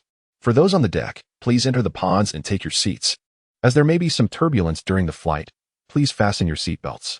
You may move freely on the deck only once the airship stabilizes and the soul-guided protective shield is engaged. Should you feel unwell, please immediately contact a staff member who will promptly assess your situation and provide assistance. During the duration of the announcement, Tang Chenfeng and the others had taken their seats, and the surrounding seats quickly filled with passengers, predominantly adults accompanied by 2 or 3 children, clearly teachers from other academies with their students. Before long, the soul-guided airship finally ascended. In comparison to airplanes, the airship was remarkably stable, experiencing only minor jolts during takeoff. The walls of the pod were fitted with windows, through which the passengers observed the ground receding gradually as the airship ascended into the sky. Outside the windows, only the cerulean sky was visible, with pristine white clouds above. The ascent was quite smooth, though there were occasional sensations of the airship tilting slightly, without causing discomfort. Soon, the airship was airborne, but it was subject to slight turbulence due to air currents. Fortunately, most of the passengers were soul masters, likely unaffected by the minor disturbances. However, to the side, Yi Hongling appeared somewhat unwell, her complexion pale and her hands pressed firmly against her mouth, seemingly in distress. What is wrong with Yi Hongling? Tang Chenfeng inquired, perplexed. Meanwhile, Ling Wei, seated nearby, swiftly approached and placed her hand on Yi Hongling's forehead. After a moment, she remarked, there seems to be no serious issue. She might just be experiencing a bit of motion sickness. She should close her eyes and rest for a while, and she ought to feel better soon. In this world, many individuals experience motion sickness, yet those who succumb to it while aboard an airship are remarkably few. Perhaps this is a peculiar constitution. Indeed, upon closing her eyes, Yi Hongling found her symptoms of motion sickness markedly alleviated, and soon the turbulence of the airship subsided, leading to a swift return to tranquility within. Thus, they glided silently for nearly an hour. Chapter 48. Recruitment Standards. At this moment, the electronic announcement resounded once more. Esteemed passengers, greetings. The airship has departed from the turbulent zone and has entered a secure area, soon to traverse the domain of Cloud City. The soul-guiding protective shield on the deck has been activated. Passengers may proceed to the rear and ascend to the deck to admire the scenery along the way. Please exercise caution during your viewing. As the electronic broadcast concluded, numerous passengers began to vacate their seats, making their way towards the upper deck of the airship. Tang Chenfeng cast a glance at Yi Hongling, then turned his gaze towards Yi Jiolong and the others. Yi Jiolong smiled and said, if you wish to go, then do so. Your grandmother, your teacher, and I will remain here to look after Linger. Upon receiving Yi Jiolong's consent, Tang Chenfeng unfastened his seatbelt and made his way towards the deck of the airship. At that moment, the deck was bustling with numerous individuals, many of whom were utilizing their soul-guided communication devices to capture the surrounding scenery with their built-in cameras. The airship was on the verge of ascending into a thick layer of clouds. Ahead lay a dense expanse of cloud cover, while behind them stretched the vast azure sky. Strangely, when one looked up, the moon was visible with remarkable clarity, evoking a sense of wonder. Moreover, in the distance, several airships identical to theirs could be seen. The Cloud City recruitment event occurred every 3 years, and it was not confined to the nearby areas. Cities from afar could also participate. However, tickets for such distant journeys were typically priced according to the distance, making them unaffordable for the average person. Tang Shifeng also wished to approach the edge of the deck to gaze out, but was thwarted by the overwhelming crowd. As he found himself in a state of mild frustration, he suddenly turned to discover a solitary figure in a less populated corner at the rear of the deck. It appeared to be a young girl. Though he could only see her back, the silhouette was striking, particularly her flowing sky-blue hair that cascaded nearly to her waist. Remarkably, despite her captivating presence, she stood alone. Unlike others around her who were gazing skyward, she remained focused on the ground. Deciding that there was no point in struggling through the throng ahead, Tang Qinfeng resolved to approach this intriguing girl.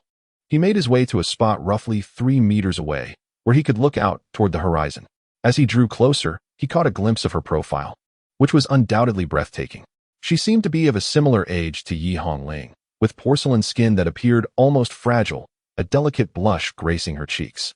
Her eyes mirrored the hue of her hair, a deep blue that belied a maturity unusual for one so young. Coupled with her somewhat melancholic expression, she evoked a sense of tender sympathy.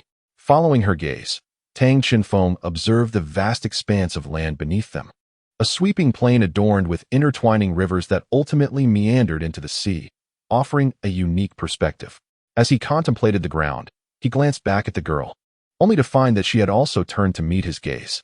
Their eyes locked in an unspoken moment, yet silence enveloped them, creating an atmosphere thick with awkwardness. Just as Tang Qinfeng prepared to greet her, she broke the silence first. "What are you looking at?" Her voice was melodious, reminiscent of the soft chime of wind bells. "I'm admiring the scenery below," Tang Shifeng replied. "Ah, just like me," she said, turning her attention back to the ground. "Did you know? These plains were once majestic mountains, but they have been excavated and displaced to places they ought not to be. Not just here. Many regions on this planet have changed beyond recognition." Her tone was serene, yet beneath that calmness lay a trace of sorrow. Tang Shifeng, intrigued yet perplexed by her words, opened his mouth to inquire further when suddenly a voice rang out from the front. "Look ahead. It seems we are approaching the city in the clouds." Tang Qinfeng's gaze was instantly captivated. At this moment, they were aboard an airship, soaring above the clouds. In the distance, directly ahead, they could discern what appeared to be a colossal island suspended in the sky. Without a doubt, everyone recognized its significance. From afar, the island resembled towering mountains. Yet upon closer inspection, these mountain-like structures revealed themselves to be immense man-made edifices. The inconspicuous buildings below, reminiscent of those on the ground known as the steel triangles, appeared diminutive, akin to clusters of grass before the grandeur of an actual forest. While people often liken clouds to a sea of vapor, here it seemed more than a mere metaphor. The city in the clouds floated above a true ocean of mist, much like islands adrift in the sea. As they drew nearer, the reality became clearer. This city was not just an island, but rather a vast continent suspended in the air. The airship, before it, resembled a tiny bee confronting a giant tree, dwarfed by its enormity. "Are we almost there?" Tang Qinfeng exclaimed, a hint of excitement in his voice. He had envisioned the city in the clouds countless times while on the ground, yet he had never anticipated such grandeur and splendor, far surpassing his imagination. However, no one responded to the youth's inquiry. Turning around, he realized that the enchanting girl he had noticed earlier had mysteriously vanished. At that moment, an electronic announcement echoed through the cabin. "Esteemed passengers, greetings. We are approaching our destination, the city in the clouds. Please disembark from the deck and enter the pod. Fastening your seatbelts, as we are about to dock at the city's terminal." While many longed to remain outside and witness the airship's entry into the city in the clouds, regulations dictated otherwise. Everyone was required to return to the pod. Tang Qinfeng returned to his seat and fastened his seatbelt. He glanced to the side, where Yi Hongling had nearly recovered, indicating that she was likely fine. What awaited them next was the assessment for entry into Cloud City. Zhao Gaobo had informed Tang Qinfeng and his companions that the evaluations in Cloud City differed significantly from those on the ground. Graduates from various institutions typically chose their respective academies based on their qualifications. However, in Cloud City, it was the academy's instructors who selected students based on their performance. The better one performed, the more likely they were to be chosen by one or even several prestigious academies, after which it would depend on their own efforts. At present, the atmosphere within Cloud City was quite vibrant. The triennial recruitment of students from the ground served to infuse Cloud City with fresh talent. The fact that Cloud City only recruited every 3 years meant that each academy also admitted a new cohort of students in that time frame. For these academies, such opportunities were exceedingly rare. Securing superior students before other institutions could yield the best outcomes for their own academy, yet the number of exceptional candidates was limited. Thus, the ability to attract students often depended on the prowess of the recruiting teachers. Everything within Cloud City brimmed with a sense of futurism. For instance, the roads were constructed in the sky, with extensive pathways made entirely of metal. As long as one possessed a spirit-guided automobile or a civilian mech, they could traverse any part of Cloud City. At that moment, a spirit-guided vehicle sped along one of the roads, followed closely by a spirit-guided school bus emblazoned with the 6 prominent characters of St. Luo Spirit Master Academy, clearly indicating they were teachers from an academy seeking new recruits. Inside the spirit-guided vehicle sat a man and a woman, evidently 2 instructors from the academy. The female teacher was driving, while the male teacher occupied the passenger seat. The woman was tall and strikingly attractive, particularly with her purple hairstyle and a high ponytail, which lent her an air of confidence. The man beside her was tall and well-built, sporting a clean-cut look with short black hair and wearing sunglasses that added to his cool demeanor. Despite sitting next to such a beautiful woman, the male teacher appeared rather indifferent, resting his hands on his head and leaning back comfortably in his seat. Although his sunglasses obscured part of his face, the visible portion revealed him to be undeniably handsome. I recall you once seemed entirely disinterested in such matters. Why the sudden change of heart today? The stunning female teacher inquired. Do you believe I suddenly took an interest? The male teacher replied with calmness. The female teacher scoffed, saying, a sudden interest? I've known you for nearly a decade. You've been hanging around my academy for so long, without a single student to your name. If this is your newfound interest, it seems rather late. The male teacher suddenly spoke with a seriousness that was unexpected. I am quite earnest this time. Furthermore, I must emphasize that I can assist the academy in selecting high-quality students, but the students I choose must be taught by me alone, not by other instructors. What? The beautiful female teacher's tone betrayed a hint of anger. What are you thinking? We adhere to the principle of teaching according to students' individual needs. What if they do not align with your course at all? That is not a concern. I have faith that they will find it intriguing. Besides, if I insist on my choices, you won't be able to stop me, will you, Dean? Yet, faced with this somewhat arrogant teacher, the dean hesitated to express her frustration, as this matter pertained to a secret known only to her. However, this would be unfair to others, the dean said, regaining her composure. How about this? From the students I select, you must allow me at least 2, and in return, you can appoint me as the head of Class 6. Class 6? Are you certain? The individuals assigned to Class 6 are generally quite lackluster. Even if you select 2 exceptional students, that's still. The dean's words were left unspoken. But without such a compromise, there would be no way to quell public discontent, would there? The male teacher replied. Very well, do as you please. Chapter 49. The examination content. Meanwhile, at the docks of Cloud City, airships glided in steadily, docking gracefully. Once secured, the passengers descended with palpable excitement. Cloud City was a place that all soul masters on the ground yearned for. Arriving here signified that they were exceptional among their peers in the same region. However, it was uncertain how they would fare once they arrived, for all those present were also the elite from their respective areas. Only those who passed the assessment and were chosen could remain. If no one selected them, being forcibly returned to the surface was a distinct possibility. For those on the ground, stepping onto the port of Cloud City was merely the initial step. Establishing oneself here hinged on future performance. Only through examination could one truly gain entry into the inner sanctum of Cloud City. Under the guidance of various teachers, students from different academies had gathered outside, with a rough estimate of at least 400 individuals from the surface across 10 airships. Soon, they would board shuttles to the selection venue. Most of those present were peers, with only a 2 or 3 year age difference at most. Even though they were previously unacquainted, under certain conditions, they found themselves engaging in delightful conversation. Soon, the ferry vehicle at the Yunjiang City dock arrived, and under the guidance of their instructors, everyone eagerly boarded the ferry. The spacious interior could comfortably accommodate 50 individuals. Once inside, apart from the teachers and parents, nearly all the participants destined for the assessment immediately entered a meditative state, using meditation to restore and adjust their mental state, thereby ensuring they maintained optimal performance before the evaluation. The assessment location was not far from the dock, and they arrived in approximately 15 minutes.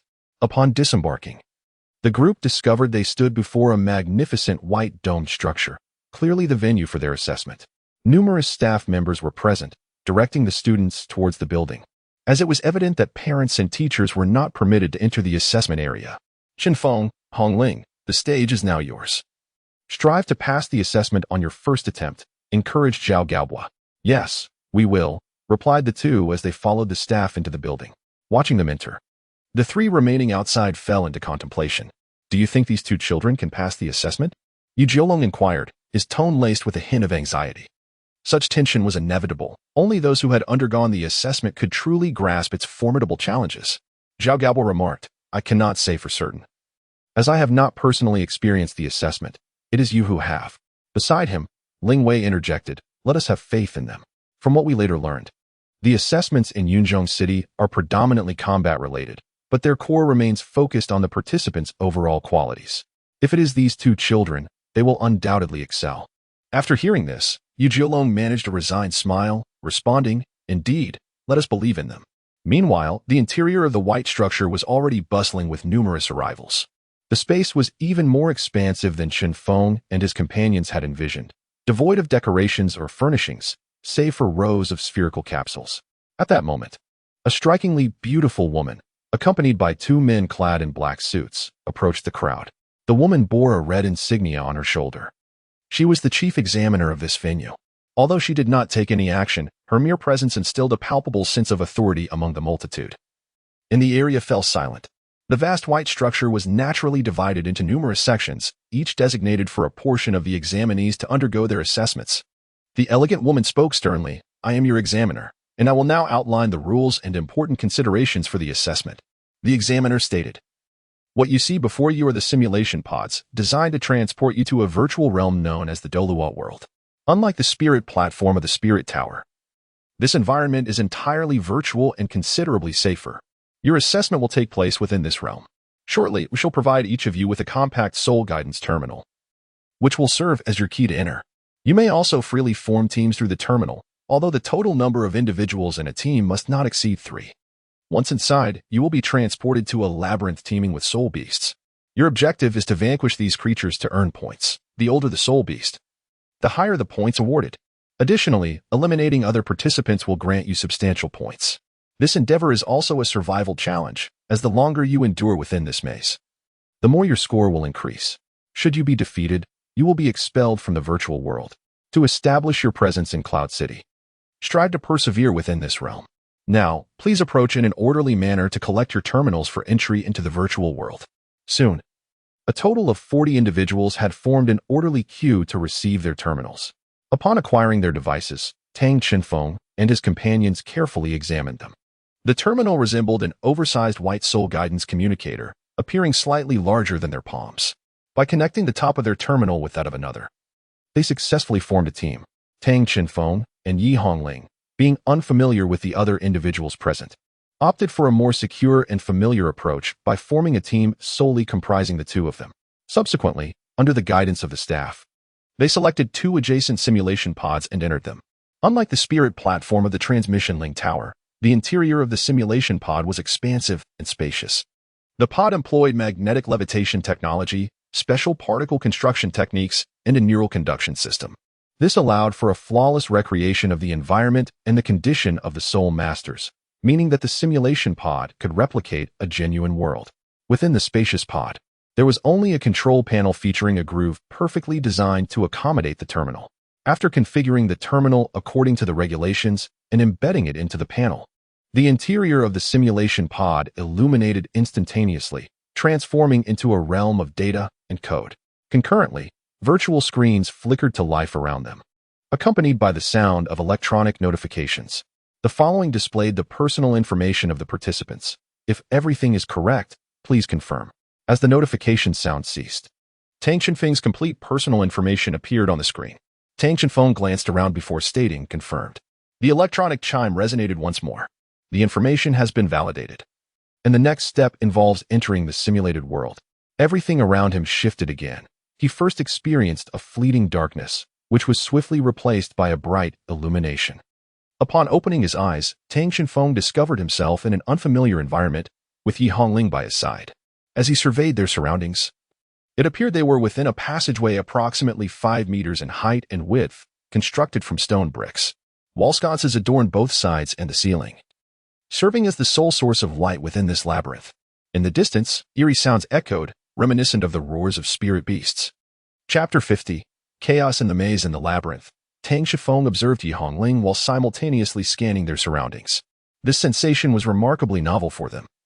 Although they were acutely aware that everything around them was virtual, it appeared astonishingly authentic. Yi Hongling touched her delicate face, then reached out to Tang Chenfeng's arm, exclaiming in astonishment, "Wow, this feels so real, entirely unlike a simulation. I can even sense the warmth of our bodies."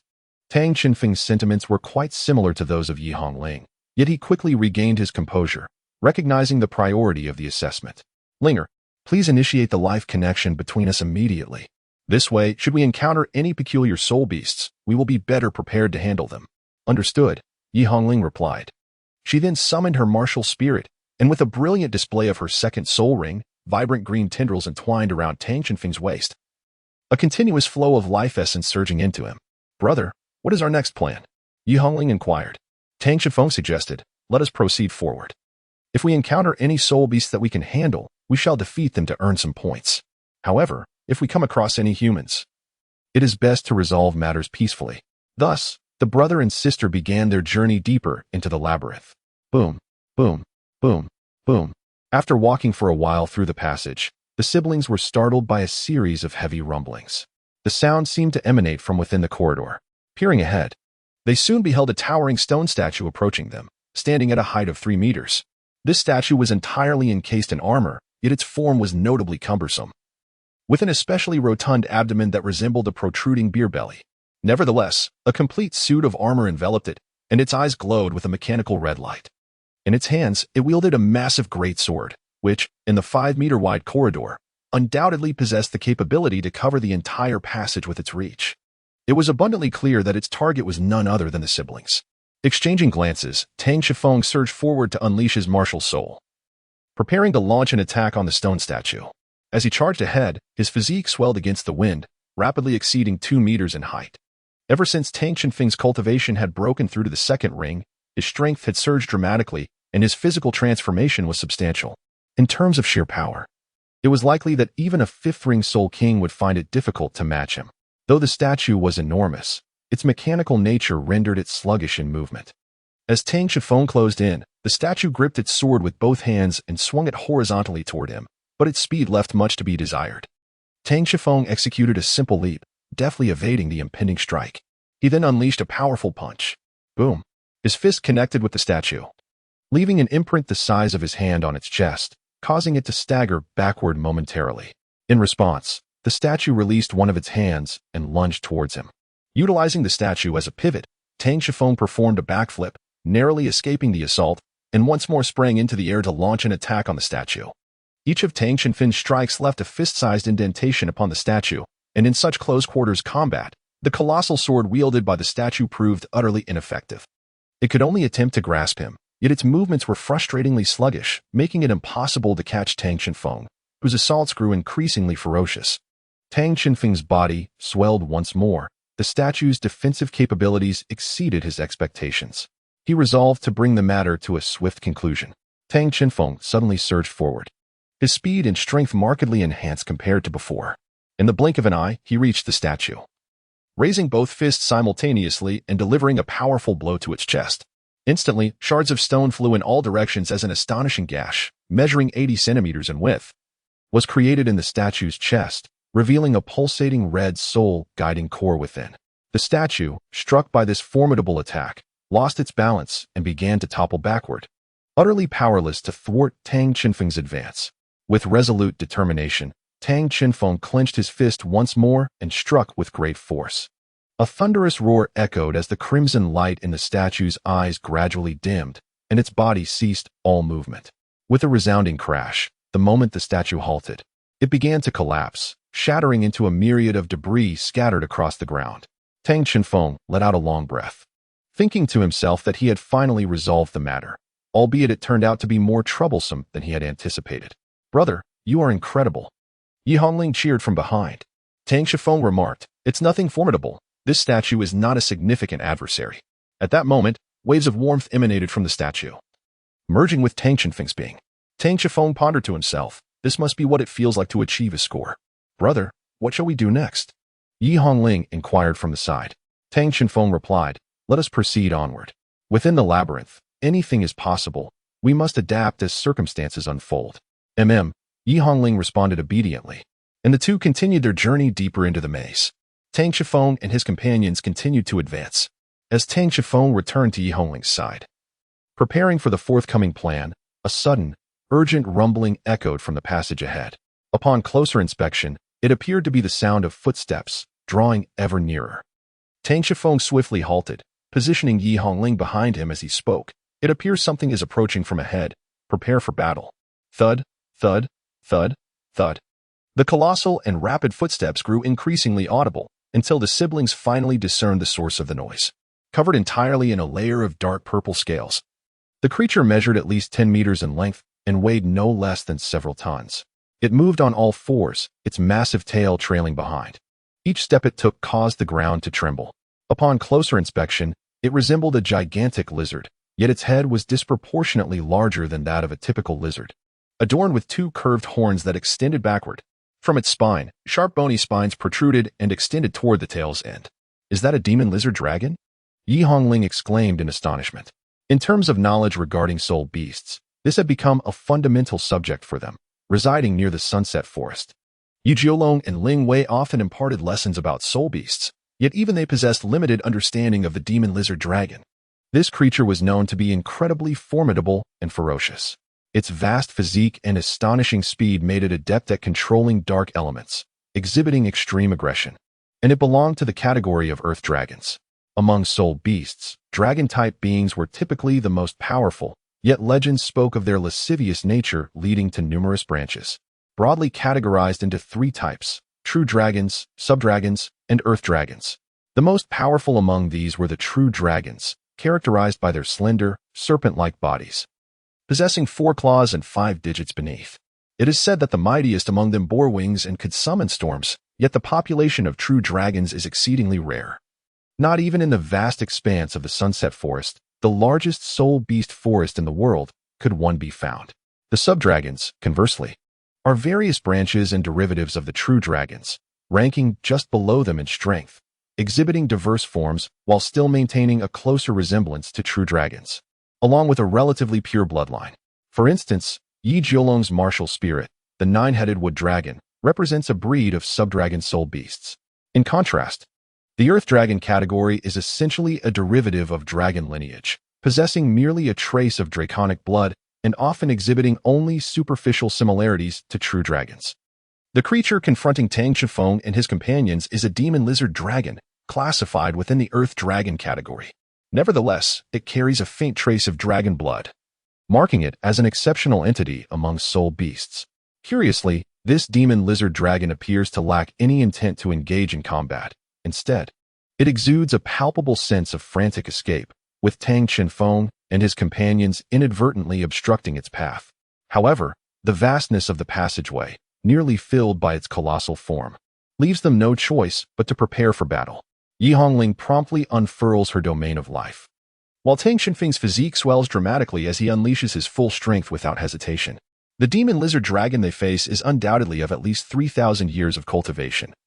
Such formidable soul beasts are typically found in deeper realms, although the reasons for its presence in this location remain unclear. It is evident that confronting it necessitates their utmost effort. The demon lizard dragon soon takes note of the two individuals blocking its escape route, letting out a piercing shriek before its massive tail slams into the ground, propelling it forward with astonishing speed. In that instant, Tang Chenfeng and his companions are momentarily taken aback by its incredible swiftness. However, the creature's attack fails to connect with them. Did it veer off course? With a thunderous crash, the demon lizard dragon collides violently with the right wall, creating a substantial hole and coming to a halt less than 3 meters from Tang Chenfeng and his sister. As they approach, they notice numerous wounds adorning the beast's body, most of which are frostbite injuries. The most alarming of all is a deep gash on its neck, as if inflicted by a colossal blade, exposing bone and extending downwards to its right leg. The edges of the wound are rimmed with red ice crystals formed from congealed blood, explaining its loss of balance that led to the wall collision. Upon witnessing these injuries, expressions of astonishment and suspicion flicker across Tang Chenfeng and his sister's faces. It is known that within this labyrinth, only 2 entities are capable of using weapons to inflict such damage: the weapon-wielding statues they previously vanquished, which are unlikely to engage in combat with one another, and the other participants in the assessment.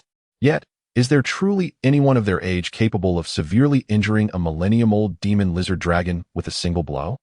Before they can ponder further, the demon lizard dragon regains its composure and lunges at them with its gaping maw. Fortunately, a wounded demon lizard dragon proves somewhat easier to handle, and Tang Chenfeng merely retreats a step to evade its assault. However, the magical lizard dragon showed no intention of halting its assault. Instead, at the very moment Tang Chenfeng evaded, it continued its flight forward. How could the 2 siblings, Tang Chenfeng and his brother, possibly overlook the opportunity of free points presented to them? Hence, they immediately pursued it. As they followed, they found themselves in a relatively spacious area, which appeared to be a secret chamber within the labyrinth. Notably, there was but a single entrance and exit, making it evident that the magical lizard dragon had nowhere left to flee. Realizing this predicament, the dragon turned to face Tang Chenfeng, unfurling the 6 gill-like wings upon his body, exuding waves of dark energy. This displayed its readiness for battle. The magical lizard dragon then lashed its tail fiercely against the ground, propelling itself towards Tang Chenfeng and his companion. In an instant, it stood before Tang Chenfeng, its gaping maw poised to strike. Just as the dragon seemed about to seize its prey, Tang Chenfeng leapt upward with great agility, landing upon its back. At that moment, his eyes shimmered with a brilliant blue light, as his precognitive abilities had granted him foresight of this impending attack, allowing him to devise a countermeasure. Tang Chenfeng was acutely aware that the scales of the demon lizard dragon were remarkably resilient and possessed corrosive properties. Even with his considerable strength, breaching such formidable defenses seemed nearly impossible. However, he could not overlook the significant wound that marred the creature's neck. Tang Chenfeng's soul rings suddenly transformed, 2 black rings spiraling around his right arm. The soul rings then contracted, while brilliant blue flames spread across his arm and struck forcefully at the wound. With a resounding crack, Tang Chenfeng plunged his entire right arm into the gaping wound on the neck of the demon lizard dragon, delivering a fierce blow to its cervical vertebrae. Accompanied by the deafening sound of shattering bones, the cervical vertebrae of the demon lizard dragon were shattered by Tang Chenfeng's punch. The creature's body convulsed violently, but the spasms did not last long before it lay still. Tang Chenfeng's universal divine light has reached an unparalleled pinnacle in both defense and offense. During the holiday, Tang Chenfeng even compelled Yu Jiulong to unleash his battle armor, leaving several scars upon it. Although he was subsequently sent flying by Yi Jiulong in the next moment, this alone is sufficient to attest to his formidable strength. Tang Chenfeng's cosmic divine light can leave marks on the 4-character battle armor. Indeed, it is not particularly difficult to sever the cervical spine of the demon lizard dragon. After Tang Chenfeng withdrew his hand, the radiant light of the universe dissipated. This technique was exceedingly taxing on his soul energy. Within a mere 10 seconds, he felt a significant depletion of his power. The optimal deployment of this move lay in its element of surprise. The life force of the demonic lizard dragon proved to be remarkably resilient. Despite its cervical vertebrae being fractured, it had yet to succumb to death. Just as Tang Chenfeng and his companions prepared to dispatch the lizard, a sudden shriek pierced the air behind them. "Wait a moment, you two." Turning around, they beheld 3 young women, each adorned with lustrous white hair. Among them, 2 appeared to be slightly older, perhaps around 15 or 16, one sporting a ponytail and the other with short hair. The youngest, seemingly of the same age as Tang Chenfeng and his sister, had long white hair, alabaster skin, and striking ice blue eyes. However, her condition was evidently dire. Her complexion was an unnatural pallor, and she struggled for breath, the light in her eyes dimming, clearly exhausted. Upon seeing the trio and glancing back at the demonic lizard, Tang Shifeng and his sister quickly understood the situation. They had inadvertently claimed someone else's prey. Chapter 51. The Mandala Demon Flower. The current standoff involved 5 individuals, a disadvantageous 2 against 3. The 3 adversaries appeared to be sisters, yet they seemed reluctant to engage at that moment. At this juncture, the eldest among the sisters, her hair tied in a high ponytail, stepped forward and proclaimed, "We were the first to discover and injure this demonic lizard dragon. Return it to us." Unable to contain her curiosity, Yi Hongling interjected, "How can you prove that you hunted it first? My brother and I pursued it without even catching a glimpse of you." The ponytailed girl exchanged glances with her companions, who nodded in agreement. "Then observe," she declared, as the trio simultaneously unleashed their soul rings. The temperature in the surrounding environment plummeted at an astonishing rate. The ponytailed girl manifested 3 soul rings, 1 yellow and 2 purple, announcing, "I am Shui Tianbing, a level 33 Assault System Soul Master." "I am Shui Meibing, a level 31 Control System Soul Master," chimed in the short-haired girl, who bore 2 yellow and 1 purple soul rings in a standard configuration. Both were soul elders exceeding level 30, clearly formidable opponents. Just as Tang Shifeng and his sister contemplated their predicament, they noticed the smallest girl among them generating an impressive 4 soul rings, 3 purple and 1 black, indicating she was a soul zone with a superb soul ring configuration. Schwellinger, level 42 Assault System Soul Master. Schwellinger's voice appeared to be quite feeble, likely due to prior exertion. Observing their soul ring configurations and soul power levels, Tang Shifeng realized that they undoubtedly possessed the capability to hunt the Millennium Demon Lizard Dragon. However, their ability to severely injure the creature must have relied on Schwellinger's full-force strike. Otherwise, she would not seem so drained. This implies that only 2 of them were truly capable of combat, perhaps making a confrontation feasible. Yet, this notion was swiftly extinguished in Tang Shifeng's mind. The true strength of his opponents remained shrouded in mystery, and Schwellinger posed the greatest threat. Although it was uncertain how much power she could currently wield, she likely matched her 2 elder sisters in strength. On the other hand, he was the only one on his side capable of fighting. Even with the formidable technique, Cosmic Divine Light, at his disposal, it could only be sustained for a maximum of 2 minutes. Within that brief span, could he truly defeat all 3 sisters? Tang Shifeng's mind was racing at a rapid pace when, in that moment, a flash of blue light flickered in his eyes, as if he had glimpsed something extraordinary. "Hey, why are you lost in thought? Are you intimidated by us?" The others, noticing his prolonged silence, assumed he was taken aback by their formidable presence. "Wow, sister. Look at this young man. He's rather handsome. If we can avoid a confrontation, let's do so," remarked Shui Meibing. The illumination within the corridor was quite limited, and the 3 sisters, who had just been standing at the entrance, had not been able to discern the conditions within the secret chamber. However, now, with the luminous glow of the spirit ring, they were able to see clearly. Tang Shifeng's height significantly exceeds that of his peers, and his growth rate is remarkably swift. He appears almost as mature as the 2 sisters across from him. Furthermore, his strikingly handsome features undoubtedly attract the attention of the opposite sex. On a snowy day, Shui Wuyin sighed. "Mengbing, could you refrain from swooning in front of the enemy?" Shui Mengbing leaned closer and replied, "Do you not share the same sentiment, dear sister?" Of course, Shui Wuyin turned her head, though a faint blush crept onto her cheeks. Her self-control was commendable, yet she could not deny that the individual before them was indeed quite handsome. "Tianbingjia, Mengbingjia, they are making a run for it." Suddenly, Schwellingo exclaimed urgently from behind. Shui Wuyin and Shui Mengbing turned to see that Tang Shifeng and his sibling were already sprinting toward the direction of the demon lizard. The higher the level of the soul beast defeated, the greater the points earned, and Tang Shifeng had no intention of relinquishing this millennium-old demon lizard. "I am afraid this demon lizard cannot be left for you," Tang Shifeng stated swiftly. "Although you were the ones to injure it initially, it is we who will render it incapacitated." With that, Tang Shifeng retrieved a massive sword from his storage soul guide bracelet, the very weapon wielded by the previous statue. This nearly 2-meter-long heavy sword could barely fit into the storage bracelet, but it was designed to catch opponents off guard. Tang Shifeng and his sister swiftly appeared before the already feeble magic lizard dragon. With a swift motion, their heavy sword plunged into the wound on the dragon's neck, extinguishing its life. "You scoundrel!" Shui Tianbing exclaimed furiously.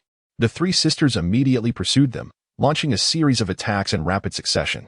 Shui Mengbing's first spirit ring illuminated, and a veil of icy mist spread forth, enveloping Tang Chenfeng and his sister. Simultaneously, Shui Tianbing's first spirit ring also glowed, conjuring sharp ice spikes that shot toward the siblings. The sisters' martial spirits were both attuned to the element of ice, one specializing in offense, while the other focused on control. Shui Linger followed closely behind, conjuring slender ice spikes of her own, which, compared to Shui Tianbing's, appeared even more elongated, aimed at Tang Chenfeng and his sister. The icy mist soon enveloped the siblings, narrowing their field of vision. Under normal circumstances, one would be utterly defenseless against such piercing ice spikes. However, to the bewilderment of the three sisters, Tang Chenfeng and his sister, despite facing away from them, seemed to possess a sixth sense, effortlessly evading their attacks, as if their backs had eyes. "Brother, what shall we do next?" Yi Hongling inquired of Tang Chenfeng, equally perplexed by her brother's audacity to provoke three evidently superior opponents. The confines of the chamber were limited, and no matter how adeptly they dodged, an end would surely come. Tang Chenfeng replied, "I have a rather daring plan. Linger, you must unleash your life domain as prominently as possible." Yi Hongling gasped softly. Yet she complied, activating her first spirit ring to maximize the expansion of her life domain. The moment the life domain unfurled, a surge of life energy filled the surroundings, revitalizing not only Tang Chenfeng and his sister, but also the pursuing ice sisters, who felt an invigorating wave wash over them, as if their very beings were being healed. Is this a group healing spirit skill? Why are they doing this? The leader, Shui Tianbing, pondered in confusion, just as Shui Tianbing contemplated. Both parties reached the heart of the chamber. Beneath the feet of the three sisters, a path of crystalline ice rose, propelling them swiftly toward Tang Chenfeng. Just as they were about to close the distance, the ground of the chamber suddenly trembled, causing the ice sisters to hesitate momentarily. Meanwhile, a subtle smile crept across Tang Chenfeng's lips. He was certain that success was at hand. The vibrations within the secret chamber intensified, and suddenly, beneath the feet of the two groups, the stone floor split apart, revealing a vast chasm. In an instant, dust and debris erupted throughout the chamber, as countless green vines emerged from the fissure, launching an assault on the Snow Sisters.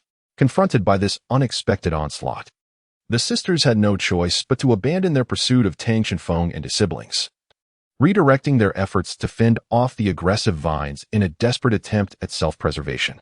As the gap in the floor continued to widen, it expanded to approximately 5 meters in diameter, from which a colossal blue-green bud emerged, its center seemingly enveloping a brilliant yellow stamen. It was the Mandragora flower, a rare botanical soul beast. The Mandragora possesses a potent venom, employing its thorny vines to attack its prey. Should one come into contact with its toxic essence, death would ensue within moments. The Mandragora thrives by absorbing the lifeless bodies of those it has poisoned, making it a truly terrifying plant-based soul beast. The growth of the Mandragora is notoriously slow. After reaching the 1,000-year mark, it grows a mere 10 centimeters every millennium. Thus, even within the soul beast forest, encountering a particularly large Mandragora is a rarity. The specimen before them, however, boasted a bud diameter exceeding 5 meters and a height of at least 2 meters, indicating it had reached a formidable 40,000-year level of evolution. Currently, the Mandragora was dispersing a cloud of green venomous powder, which, if inhaled, could prove fatal. Interestingly, despite its relentless assault, the Mandragora seemed disinclined to target Tang Chenfeng and his companions, focusing its attacks solely on the Snow Sisters. In response to the venomous Mandragora, Xu Mingbing was generating a thick mist of ice to counter the toxic dust, as the ice element proved to be an effective deterrent. Yet, the sheer volume of the Mandragora's poisonous powder was overwhelming, and its resilience, being a 10,000-year soul beast, rendered it impervious to the ice spikes conjured by Shui Tianbing. Meanwhile, its robust vines continued to assail the trio. Just as Shui Tianbing and Xu Mingbing found themselves at a loss, Xu Lingair suddenly shouted, "Sisters, stand clear." Simultaneously, her first soul ring glowed, and everyone present could distinctly sense the temperature in the chamber plummeting at an accelerated pace around her. A deep blue ice spear materialized in her hand. Xu Lingair's first soul skill, ice creation, allows her to conjure and manipulate ice element constructs at will. She aimed the ice spear at the Mandragora and hurled it forth, transforming it into a streak of blue light that struck true, piercing the Mandragora's bud and leaving behind a deep blue crystalline formation. In that moment, Shuling Air's second soul ring also illuminated. Ice explosion, she cried out, as the crystals that had formed on the mandragora erupted in a dazzling display. Like a bomb, it erupted with a thunderous roar. Standing on the opposite side of the mandala flower, the siblings Tang Chenfeng were equally astonished. The ice explosion technique, this could be deemed one of the most formidable abilities within the realm of ice attributes, was wielded by none other than Xuelinger. In that split second of explosion, the tendrils surrounding the mandala flower convulsed violently, clearly enduring immense agony. Before long, the surrounding green vines retreated completely into the ground. Meanwhile, Xuelinger had collapsed onto the ground, her complexion paling even further. Already frail, she had exerted herself to unleash 2 soul skills moments prior. Now, it seemed she lacked even the strength to rise. Without the protection of the mandala flower, Tang Chenfeng and his companions were left with no choice but to confront the 3 of us directly. Just as Xue Tianbing pondered this, an unexpected transformation occurred. Ha. To their astonishment, the seemingly lethargic mandala flower stirred once more, accompanied by a most eerie laughter. The flower bud unfurled, revealing 4 spiky purple tendrils and poisonous needles shooting in all directions. As the bud fully blossomed, it unveiled a form resembling the upper body of a woman. This humanoid figure possessed hair of a purplish-gray hue, skin of a bluish-green tint, and striking blue eyes, with the sinister laughter emanating from her lips. Tang Chenfeng soon comprehended the reality. This was no ordinary mandala flower, but rather a mandala demon flower, the most noble entity among its kind. Once the mandala demon flower reached the 10,000-year mark, it rendered the surrounding area barren, a truly lethal poison. Xuelinger's earlier attack had indeed inflicted some damage, but it was not fatal. Instead, it had provoked the flower's wrath. In an instant, countless venomous spikes and purple tendrils surged toward the 3 sisters. Clearly, having lost their most potent offensive capability, the sisters, facing the enraged mandala demon flower, possessed no means of resistance. Under the onslaught of the toxic spikes, they were swiftly eliminated. Chapter 52, Assessment, concluded prematurely. In the presence of the furious mandala demon flower, the opposing trio was decisively eliminated. Following their defeat, the bodies of the ice and snow sisters transformed into points, which were absorbed by the 2 closest individuals. Meanwhile, on the other side, Yi Hongling, standing behind Tang Chenfeng, was filled with astonishment and confusion. On one hand, Tang Chenfeng had effortlessly dispatched the ice and snow sisters with the help of the mandala demon flower, garnering a substantial amount of points. On the other hand, she was puzzled as to how Tang Chenfeng had known of the hidden mandala demon flower's presence in this location. Before arriving here, Tang Chenfeng was, of course, unaware that a mandrake demon flower awaited him. The one who informed him of this flower was Bai Xing. Just as Tang Chenfeng prepared to confront the ice and snow triplets, Bai Xing suddenly conveyed to him in his mind that she sensed a mandrake flower buried beneath the chamber, which could be of great utility. The method to harness it involved awakening the flower through the traits and imprint of Yi Hongling, the inheritor of life. Thus, Tang Chenfeng urged Yi Hongling to unrestrainedly activate her domain of life to awaken the mandrake demon flower below, intending to utilize it as a lethal weapon. The plan had been progressing smoothly until the mandrake demon flower, after vanquishing the ice and snow triplets, cast its gaze upon the 2 siblings. What shall we do next, brother? Yi Hongling anxiously inquired, gripping Tang Chenfeng's arm. Tang Chenfeng, maintaining his composure, replied, "From here on, it rests upon you. Linger." Me? Yi Hongling's face instantly reflected her unease. "Fear not. Your martial soul possesses a profound affinity with any plant-based soul beasts. If my conjecture holds true, you might even be able to communicate with it." From Bai Xing's earlier words, Tang Chenfeng had discerned that Yi Hongling was indeed the inheritor of life. Bai Xing also informed him that life inheritors serve as messengers of nature, endowed with a remarkable affinity for any entity closely connected to the natural world, particularly plant-based soul beasts, which are the most amenable to her presence. However, Yi Hongling still felt a flutter of anxiety, tightening her grip on Tang Chenfeng's arm as the mandrake demon flower drew near. Tang Chenfeng gently stroked her head and firmly reassured her, "Lingo, trust me. I am right here by your side."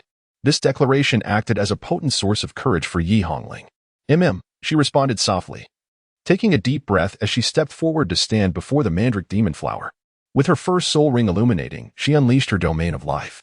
The glowing soul ring was not the fabricated thousand-year ring she had previously manifested, but her true, verdant golden soul ring, enveloped in the domain of life.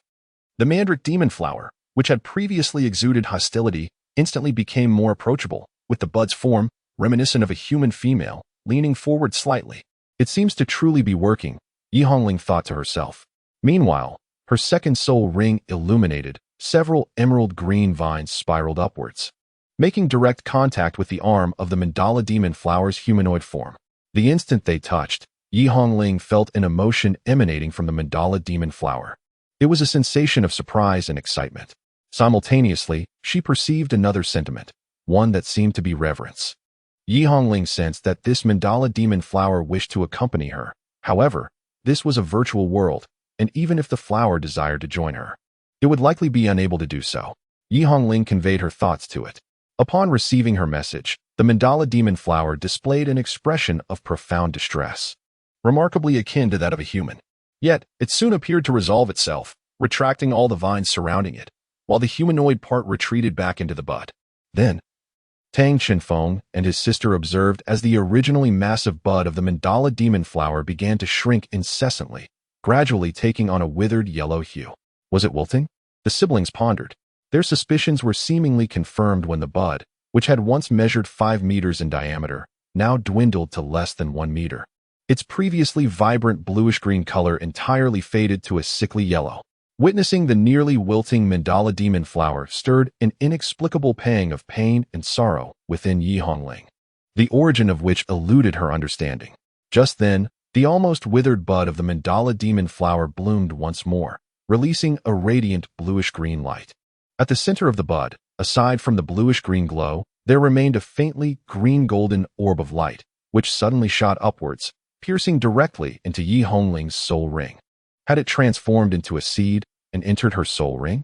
Tang Chenfeng exclaimed. At that moment, the voice of Bai Xing echoed in her mind, affirming that this so-called virtual world was, in fact, a semi-virtual, semi-real realm. The mandala demon flower was likely aware of this, and if it wished to accompany her sister into the outside world, this was the only option available to it. Perhaps, in its own way, it considered it a gain.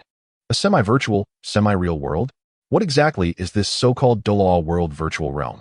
Meanwhile, in an observation room, most individuals within the labyrinth had achieved varying degrees of success. While the candidates continued to navigate the maze, unbeknownst to them, their movements were being observed by countless eyes. Those watching were the instructors from various academies. In a particular room, a multitude of individuals sat, adorned in diverse attire, yet it was evident that they all hailed from various Soul Master academies. Through various screens, they could observe the competitors' levels, discerning excellence by scrutinizing the internal dynamics. The initial wave of eliminations had already occurred, and it seemed only a matter of hours before more would follow. One of the teachers remarked on this. However, this year, a considerable number of exceptional candidates had emerged, promising to enrich the academy with numerous commendable students, as noted by another teacher present. Indeed, did you witness that? Especially those 2 students from the Haoyan Academy, who astonishingly utilized the mandala magic flower to eliminate another group. And did that girl not absorb the mandala magic flower? These 2 young talents are truly remarkable. Our academy must secure them. Amidst the discussions among the various academy teachers, 2 educators from the St. Luo Academy appeared rather out of place. The purple-haired female teacher addressed her male counterpart, Wulin Tian, inquiring if he had found suitable candidates.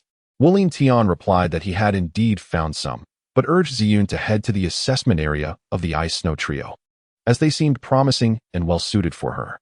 But they were eliminated too early, their scores too low. Should we really recruit them? Ziyun questioned. Wulin Tian countered, stating that an early elimination and low scores did not equate to weakness and capability. Although they had obscured the screen with ice fog while confronting the magic lizard dragon, he had observed them clearly, and they were undoubtedly worthy of recruitment. Furthermore, as you mentioned, their low scores might make them overlooked.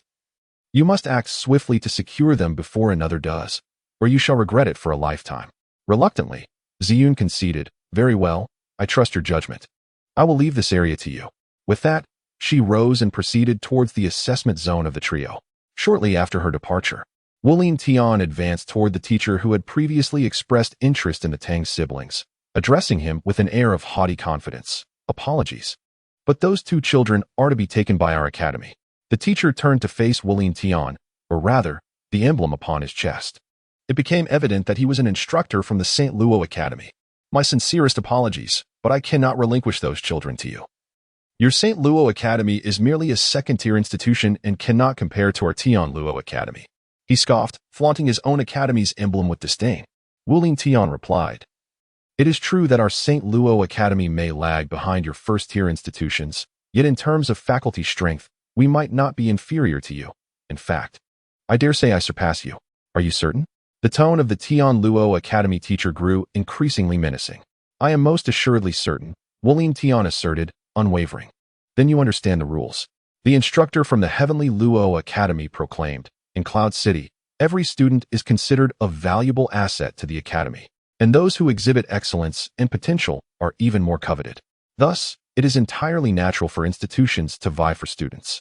The most direct method to compare the faculty strength of two academies, of course, is to showcase the soul rings," the instructor exclaimed, as 2 yellow, 2 purple, and 3 black soul rings manifested around him, revealing him to be a formidable soul sage. Despite appearing to be under 40, he embodied the prowess of a soul sage, a testament to the prestige of the Heavenly Luo Academy. "How about you? If you are wise, you should." The instructor's words faltered as he was struck speechless by the sight before him. Wu Lintian stood there, adorned with 8 soul rings, 4 purple and 4 black. He seemed to be just over 30, yet he was undeniably a soul Douluo. "What do you say now? Do you still wish to compare?" Wu Lintian remarked casually, taking deliberate steps toward the instructor. With each stride, he exuded an inexplicable pressure that compelled the surrounding teachers to instinctively retreat.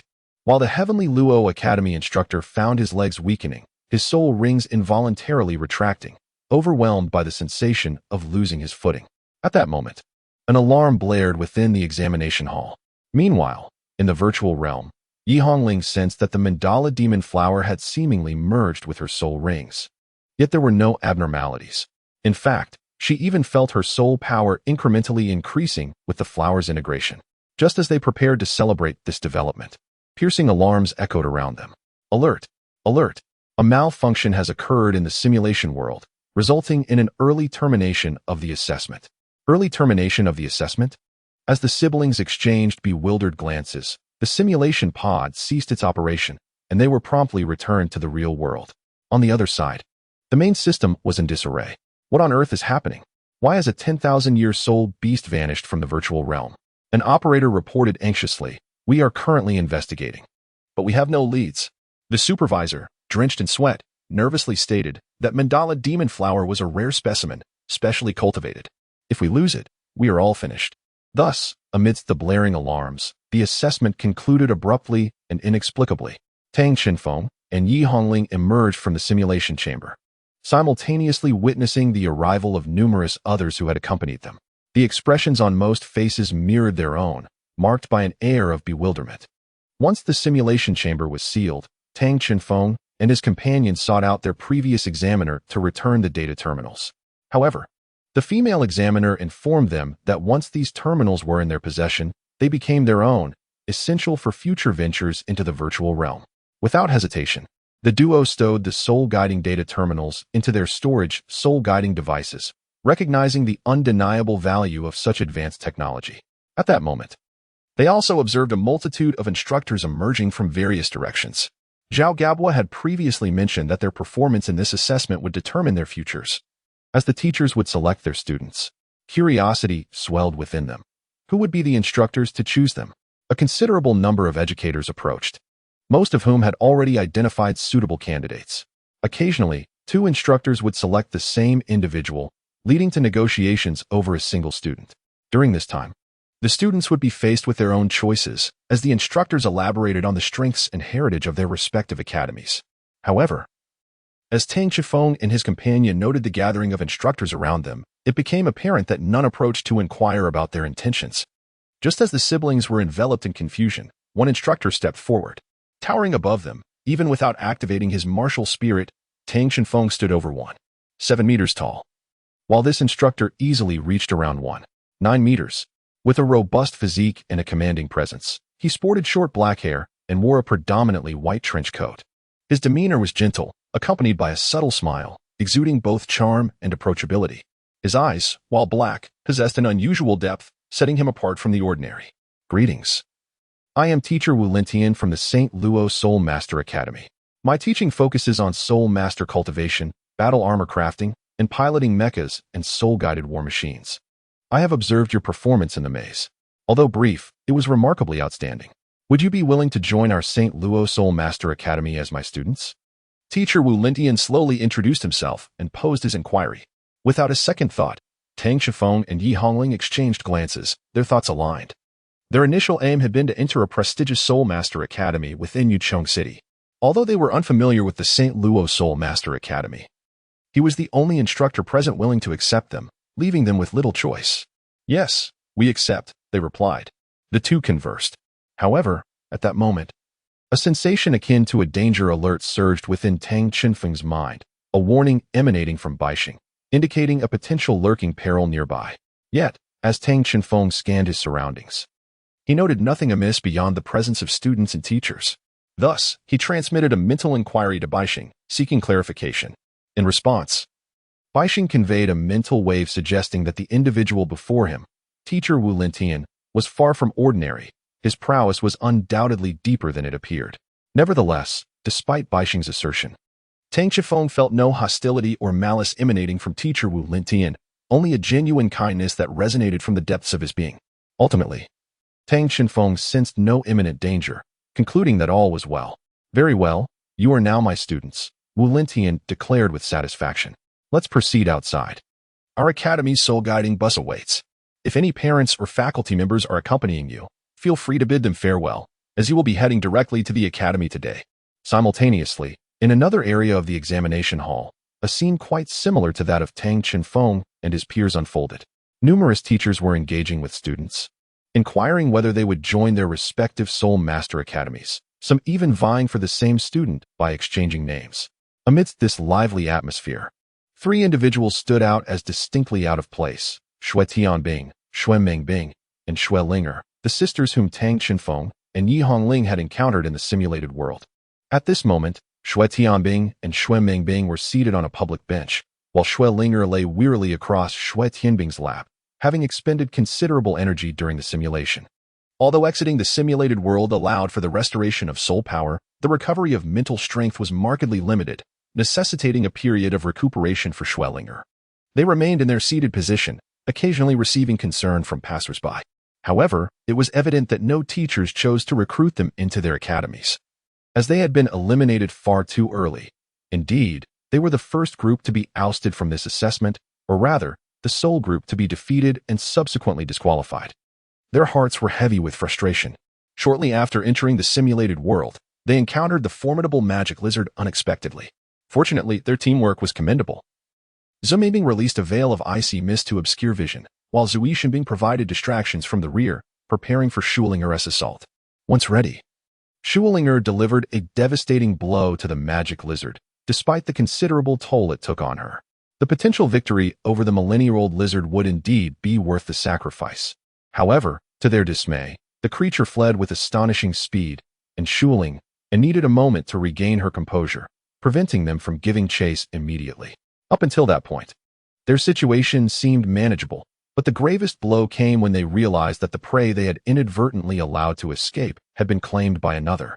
To make matters worse, they were eliminated without ever confronting their rival head-on, falling victim to a soul beast that appeared from nowhere. Moreover, their extensive use of the icy mist during the battle obscured any witness to their efforts, rendering them virtually invisible. As they contemplated this unfortunate turn of events, the three sisters felt increasingly aggrieved. They had envisioned countless scenarios in which they might be disqualified from the assessment, yet they never anticipated such a humiliating exit. Indeed, the indignation was palpable. How infuriating! Shulingo exclaimed, struggling to sit upright.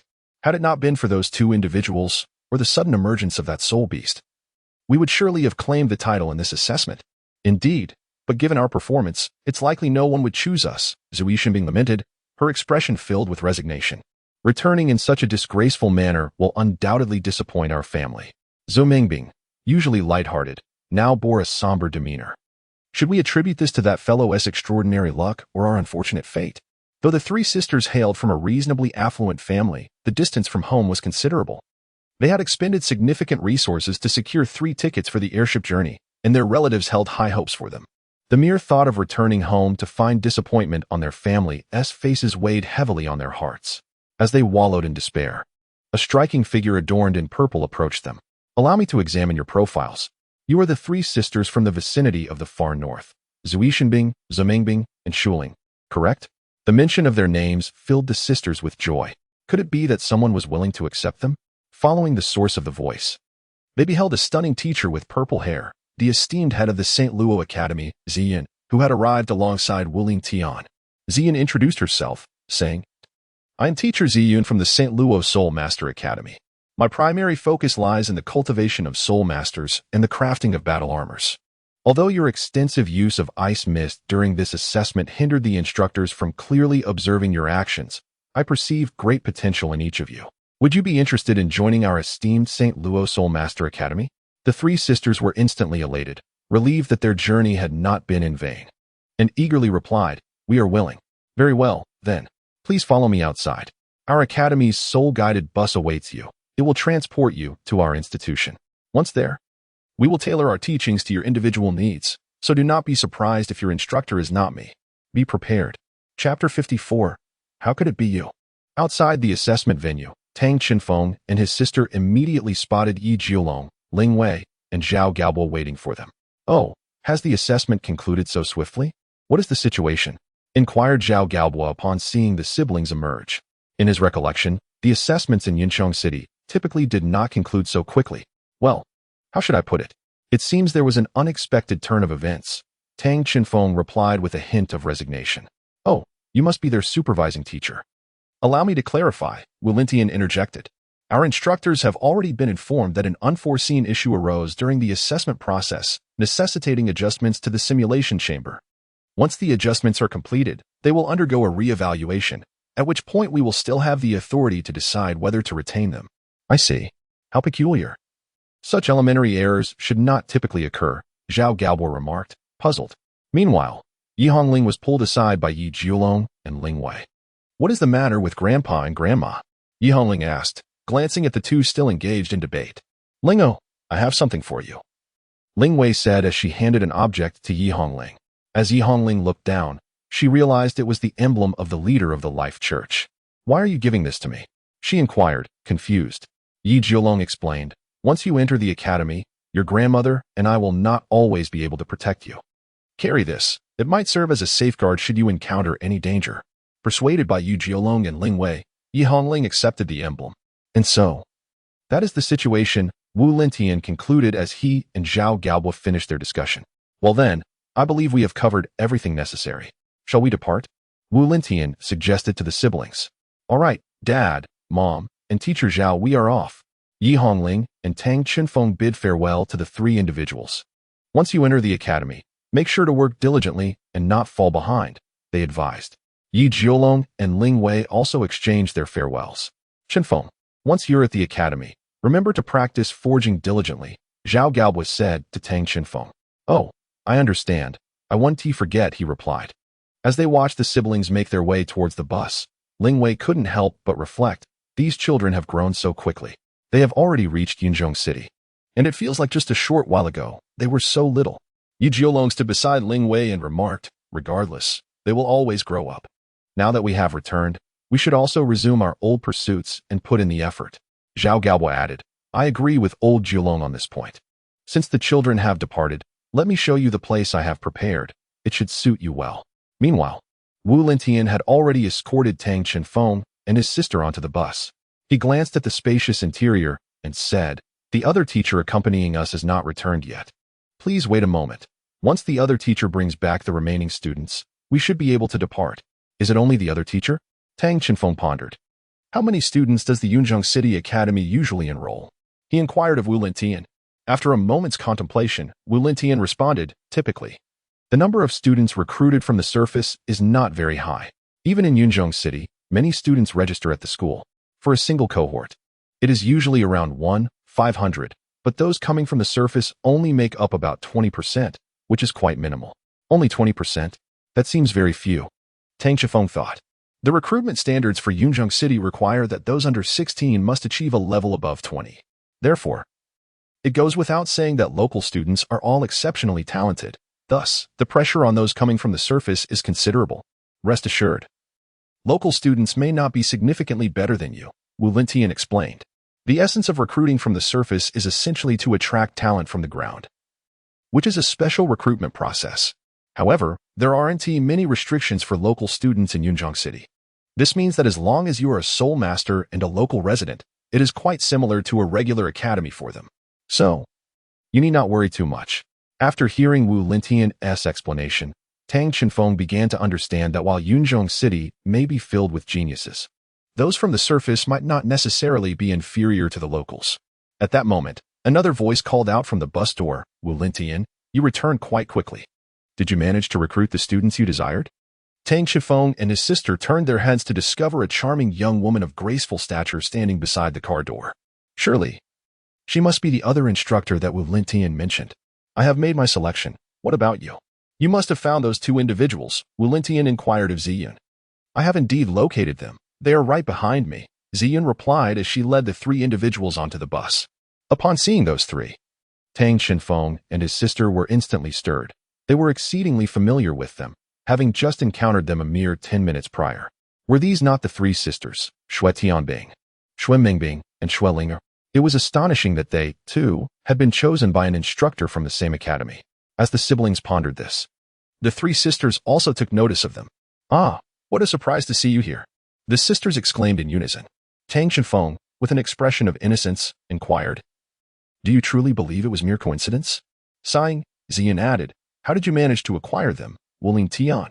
She recalled that the instructor from Tianluo Academy had expressed a desire to recruit them, as it was indeed a prestigious institution. Snatching them away would undoubtedly pose a significant challenge. Wulin Tian replied, well, I simply reasoned with him, and he willingly relinquished them. Ziyun couldn't help but internally scoff, wondering if his reasoning involved the application of force, as she was somewhat aware of his capabilities. When adversaries meet, tensions inevitably flare. Thus, the atmosphere was charged with animosity, particularly for the three sisters, who might have avoided elimination at this stage had circumstances been different. The two instructors interjected. You will soon be fellow students in the same academy, so it is best to exercise tolerance for the time being. Once you arrive at the academy, you may resolve your personal grievances.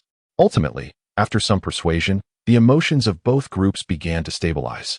This year's Shengluo Soul Master Academy had only 5 recruits from the examination, namely the Tang siblings and the Ice and Snow trio from the opposing side.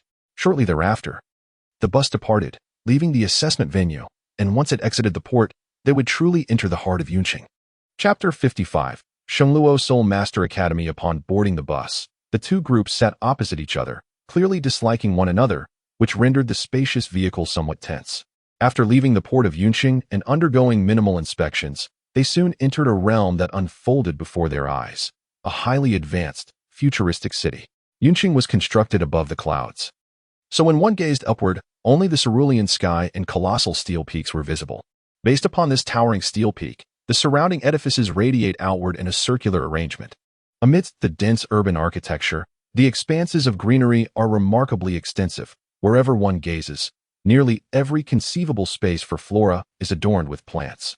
The thoroughfare traversed by the bus is entirely elevated, and merely by glancing down from the window, one not only observes an endless array of skyscrapers, but also glimpses several structures that appear somewhat incongruous with this high-tech metropolis. These edifices exude an antiquated charm, imbued with a palpable sense of historical gravitas. This is understandable, as the majority perception is that Cloud City has existed for at least 6 millennia, rendering it a bastion of history. The exterior scenery captivates the onlookers, and the atmosphere within the vehicle seems to soften considerably. It is not solely Tang Chenfeng and his companions who are enchanted. The other 3 individuals are equally enthralled by the grandeur of this magnificent city. Among them, the sisters Xue Tianbing and Xue Mingbing gaze out the window, their eyes alight with wonder. However, Xue Ling appears somewhat detached. She rests her chin on one hand, quietly seated by the window, lost in thought, seemingly indifferent to the allure of this dream destination. Simultaneously, Tang Chenfeng feels a tinge of curiosity. His mental acuity surpasses that of the average individual, as he possesses an ability that he can scarcely control, Yet this talent bestows upon him an extraordinary aptitude. In his perception, the world is not merely as it appears to ordinary eyes. It is saturated with myriad other elements, such as the primordial forces of nature, the elemental energies in the atmosphere, and the spiritual and life energies inherent in every individual. While these concepts may be abstract to others, they manifest tangibly in his view. In Tang Shenfin's sight, the energies surrounding those nearby exhibit distinct variations, particularly among the powerful, whose energies are currently beyond comparison. Fundamentally, these energies differ in magnitude, but share an intrinsic similarity. Yet, upon observing Xue Ling seated across from him, he discerns a remarkably unique energy response emanating from her. Tang Shifeng found himself at a loss for words. However, he could distinctly perceive an energy emanating from Xue Ling that set her apart from everyone else around him. It was as if she possessed a uniqueness that resonated more closely with the essence of the forest itself. "Brother, what are you gazing at?" asked Yihong Ling, who had been observing her brother's unwavering attention on the girl named Schwellinger. It was evident to her that he had been captivated by her presence for some time. "Ah, I might have been a bit lost in thought," Tang Shenfeng replied, waving his hand in a dismissive manner. "Is that truly the case?" "You seemed rather fixated on our Lingo just now," teased Xue Meibing, who sat across from him. The playful banter between the siblings did not go unnoticed. "Moreover, we have known each other for a short while. Haven't we introduced ourselves yet?" she continued, her tone lighthearted. "I must admit, I find you quite handsome." "Perhaps we could—" Before she could finish, Xue Tianbing intervened, delivering a playful punch to her head, then turned to Tang Shenfeng. "I apologize. Please disregard her remarks. She has always been rather indiscreet in her speech." In contrast to her sister's somewhat infatuated demeanor, Xue Tianbing exhibited a more mature and composed disposition, making the siblings appear even more amiable in their interactions. Tang Shenfeng remarked, "It is of no consequence. However, we shall soon be classmates, and thus a self-introduction is indeed in order. My name is Tang Shenfeng, and beside me sits my sister, Yihong Ling. There is one more thing to mention regarding my age. In truth, I am merely around 10 years old, quite akin to Yihong Ling, and not nearly as old as you might presume." "What? You are only 10 years old?" exclaimed the two sisters, their astonishment rendering them speechless, as they noted how he appeared of a similar age to themselves. Schwellinger, having overheard their exchange, seemed disinterested in participating, choosing instead to turn away and disregard the conversation. Before long, Tang Shenfeng and his companions arrived at their destination, the St. Luo Soul Master Academy. Within the city of Yunzhong, one of its most captivating attributes is its abundant resources, and the city has always placed great emphasis on nurturing talent. The academy undoubtedly serves as the premier platform for such cultivation, leading to a generous allocation of resources for its operation. While the St. Luo Soul Master Academy may not rank as the absolute finest institution in the city, it does offer a respectable level of faculty quality, and its status can only be described as unremarkable. Nevertheless, even this so-called mediocre academy stands in stark contrast to the renowned Haitian Soul Master Academy, which is widely regarded as the best on the ground. The disparity between them is indeed substantial, representing a significant tier of distinction. As Tang Shenfeng gazed from the vehicle toward the entrance of the academy, he could unequivocally affirm this observation. The Haitian Soul Master Academy is an expansive edifice, encompassing a vast area, even incorporating a small artificial ecological environment, with a rich internal structure sufficient to accommodate the daily lives of numerous faculty and students. However, in comparison to the imposing St. Luo Soul Master Academy, it pales significantly. The latter boasts grand gates and towering walls that encircle it like a formidable dam. From afar, one can observe the numerous high-rise buildings within, resembling a miniature town, its scale vastly surpassing that of the Haitian Soul Master Academy. As the bus continued its forward journey and entered the academy's gates, an electronic announcement abruptly resonated throughout the vehicle, commencing an introduction to the institution. "Welcome to the St. Luo Soul Master Academy, an esteemed institution devoted to the cultivation of well-rounded individuals or those who excel in specific fields, implementing a tailored educational approach." Upon entering the gates, the first sight that greets you is the Grand Academy alongside the dormitory buildings, where all teaching, accommodation, and learning activities take place. In addition to soul master education, the academy also delves into fields such as soul-guided mechas and aircraft, thus necessitating its vast expanse of land, providing ample space. Tang Shenfeng listened intently, and with the guidance of the electronic broadcast, everything within their academy would undoubtedly proceed more smoothly. Before long, the bus finally came to a halt. "All right, we have arrived. Everyone, please disembark." Wu Lintian had already positioned himself at the door of the bus. The crowd followed the instructions and alighted, simultaneously noticing that several other buses had also arrived at the academy, from which numerous individuals descended. It was evident that they were predominantly locals. Tang Shifeng and his sister disembarked from the vehicle, preparing to join the throng heading towards registration. However, Wu Lintian intervened, instructing them, "You need not follow the crowd. Your registration must be done directly with me." Observing the gradually receding stream of people, Yi Hongling could not help but inquire, "Teacher, why is that? Shouldn't allocations for teaching be based on individual strengths?" "Ah, that is a stipulation of the academy," Wu Lintian explained. "All specially recruited students from the ground will be guided by the teachers who selected them, including the other team, who will be taken under the wing of Dean Ziyun." While Wu Lintian's explanation seemed reasonable, Tang Shifeng was unable to locate any relevant regulations after pondering the matter. Nonetheless, it was futile to dwell on it.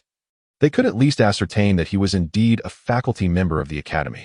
Thus, they decided to follow him. Wu Lintian led the siblings directly into the office of the teaching building. The office was modestly sized, approximately 20 square meters, adorned in a simple yet elegant manner, complete with a sofa, a desk, and a bookshelf, indicative of a personal workspace. Wu Lintian retrieved 2 information forms from beneath the desk and placed them before the siblings, saying, "Please verify the details. If everything is correct, kindly sign here. Oh, and hand me your sole communicator, along with these." He then produced 2 white uniforms from beneath the desk. After signing, he suggested, "You may head to the dormitory first. The academy is not crowded. Both male and female dormitories are single occupancy. Following that, you will have free time, as classes commence officially the next day. You can settle into your dormitory and then plan your subsequent activities." Once they exited the office, the siblings made their way to the academy's dormitory, which featured separate buildings for male and female students, necessitating that they part ways. Inside the dormitory, the walls were pristine white, not merely decorated but rather crafted from metal surfaces painted white, exuding a sense of cleanliness and order. Wu Lintian had already entered their dormitory information into their sole communicators. A simple touch against the door lock would grant access. Tang Xinfeng's assigned dormitory was room 521. Chapter 56, Speculations on Xuelinger for Tang Xinfeng and his sister. The dormitory was a familiar concept, yet upon entering, Tang Xinfeng was momentarily struck by the grandeur of the accommodations. The single-occupancy dormitories boasted private bathrooms and restrooms, with the bedroom directly across the hall, featuring floor-to-ceiling windows that allowed ample natural light. Besides a large bed, the room was equipped with an array of amenities provided by the academy, resembling nothing less than a luxurious hotel suite, an unparalleled standard of living. Is this what an academy in Yuncheng City resembles? Even the student dormitories are of such high caliber, far surpassing anything at Haitian Academy. At that moment, Tang Xinfeng reminisced about the work-study dormitories at Haitian Academy, and the disparity between them was, in every sense, as vast as heaven and earth. After placing his belongings and donning the student uniform, he felt a renewed sense of anticipation. The white school uniform, adorned with silver stripes along the edges, fits Tang Xinfeng quite well. By the time they arrived at Yuncheng City, it was already afternoon, and now, as evening descends, it is time for dinner. After Tang Xinfeng exited the dormitory building, he lingered at the entrance for a brief moment, and soon the person he awaited appeared. Yi Hongling had just emerged from the dormitory when she spotted Tang Xinfeng waiting outside. "Brother," she called out to him as she hurried over. Tang Xinfeng smiled at Yi Hongling and said, "Let us go to the cafeteria for dinner." "All right," she replied, taking his hand as they made their way toward the dining hall. The cafeteria was not situated near the dormitory or the teaching buildings. Rather, it was located behind the dormitory in a separate 2-story building. The lower floor catered to the intermediate students, while the upper floor was designated for the advanced students. As the siblings entered the cafeteria, they were immediately greeted by the tantalizing aroma of food. The academy's meals were prepared by skilled chefs, rivaling even the finest establishments outside. Within the academy's dining hall in Yuncheng City, rare ingredients were incorporated into the dishes, providing an energy that ordinary ingredients could not match, an absolute boon for Tang Xinfeng and his companions. Furthermore, whether due to teacher Wu Lintian's swift actions or other reasons, it seemed they were among the earliest arrivals, as the spacious cafeteria was surprisingly empty except for the 2 of them. Nevertheless, since the dishes were nearly ready, they decided to indulge. Meanwhile, Xue Tiabing, Xue Mingding, and Xue Lingo had finally completed their formalities and officially checked into the St. Luo Soul Master Academy. The sisters felt a twinge of frustration. They had intended to showcase their abilities during the assessment, but through a series of unfortunate events. They had been bested by Tang Chenfeng and his sister. However, they had ultimately achieved their goal of entering the academy. Upon their arrival, they underwent significantly more scrutiny than their peers, as their prowess drew the academy's attention. While the procedures were more complex than others, they were processed much more swiftly, allowing them to exit promptly. When the three sisters entered the cafeteria, they were taken aback. Upon crossing the threshold, they beheld the sight of the two siblings voraciously devouring their meals, their eating habits nothing short of ferocious. The plates beside them were stacked high, towering over 20 centimeters. "My goodness, are you two starving ghosts reincarnated?" Xuelingo exclaimed, astonished by the gluttonous display. Tang Shifeng and his companions naturally noticed the three individuals. "What's the matter?"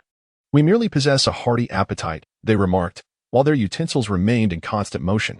Just as the trio appeared somewhat bewildered, the chef unexpectedly stepped forward, a look of resignation upon his face. "It's not merely an appetite. You have consumed almost 20 portions of food, and you have solely chosen the finest dishes. At this rate, you shall deplete all the rare ingredients." Although Yuncheng City ardently supports the Soul Master Academy, rare ingredients are not easily acquired even with wealth. Thus, the meal portions are carefully regulated. The siblings, akin to having discerning eyes, had barely touched the ordinary dishes, devouring only those with a high proportion of rare ingredients, and were nearly finished. "If you continue to eat like this, it will adversely affect your fellow students. Should that occur, I will have to report to the dean," the head chef stated with a touch of seriousness. Only then did the siblings reluctantly set down their bowls and chopsticks, pondering the notion that one cannot even be satiated during a meal. Although they were preparing to leave, the newly arrived trio was not inclined to let them go. "Hey, wait a moment.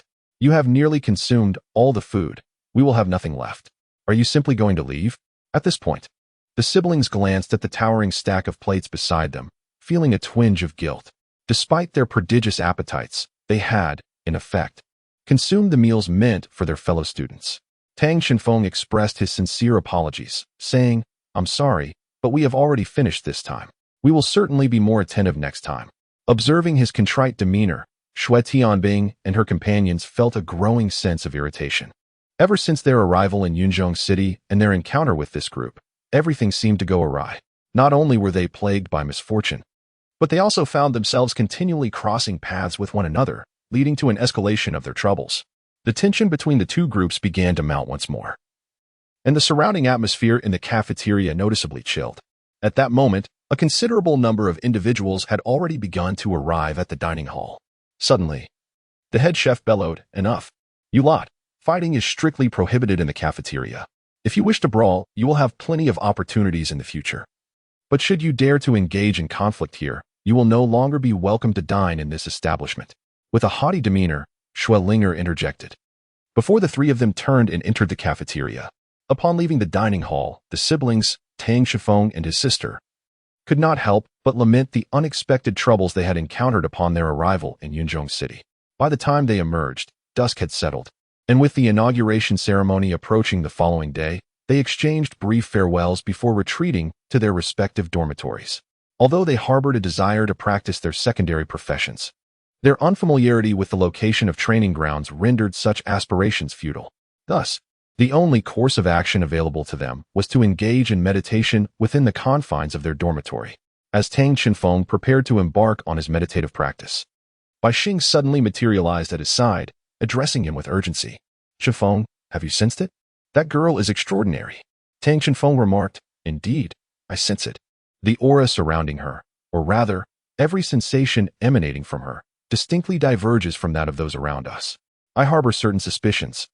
Yet the subject of their discourse is none other than the youngest of the three sisters, Schulinger. From her, Tang Shifeng perceives not merely a difference in aura. He is acutely aware that Schulinger's spiritual realm and life energy are exponentially more potent than those of ordinary individuals. Furthermore, there lingers an unparalleled chill, skillfully concealed yet still palpable to Tang Chenfeng and his companions, attesting to Schulinger's extraordinary nature. Tang Chenfeng harbored some suspicions, Yet if his conjectures were indeed accurate, why would Xue Linger appear in this perilous location? For her, this might be the most treacherous place in the world. Bai Xing remarked, "Your assumptions are likely correct. She must be a 10,000-year soul beast that has undergone reformation, transforming into human form. Within the Soul Master system, a 10,000-year soul ring is among the most coveted treasures, comparable to soul bones.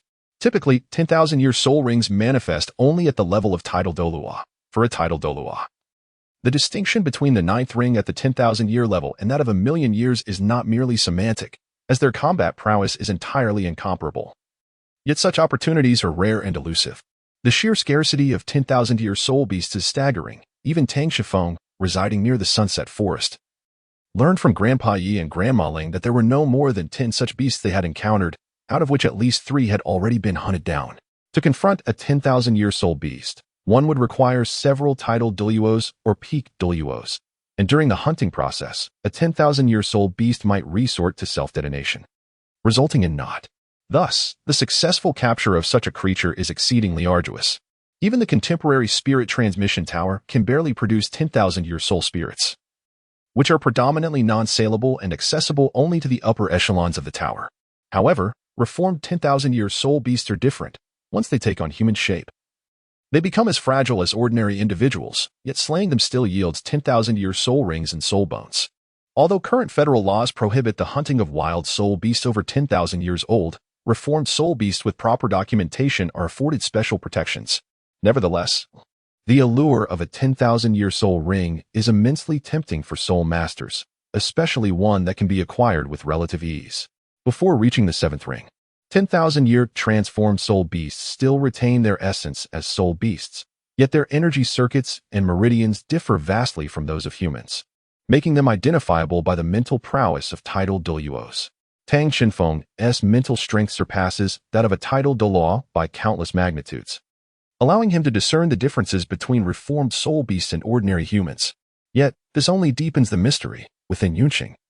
The number of individuals at the tidal Douluo level is likely countless, rendering the survival of even untransformed 10,000-year soul beasts improbable.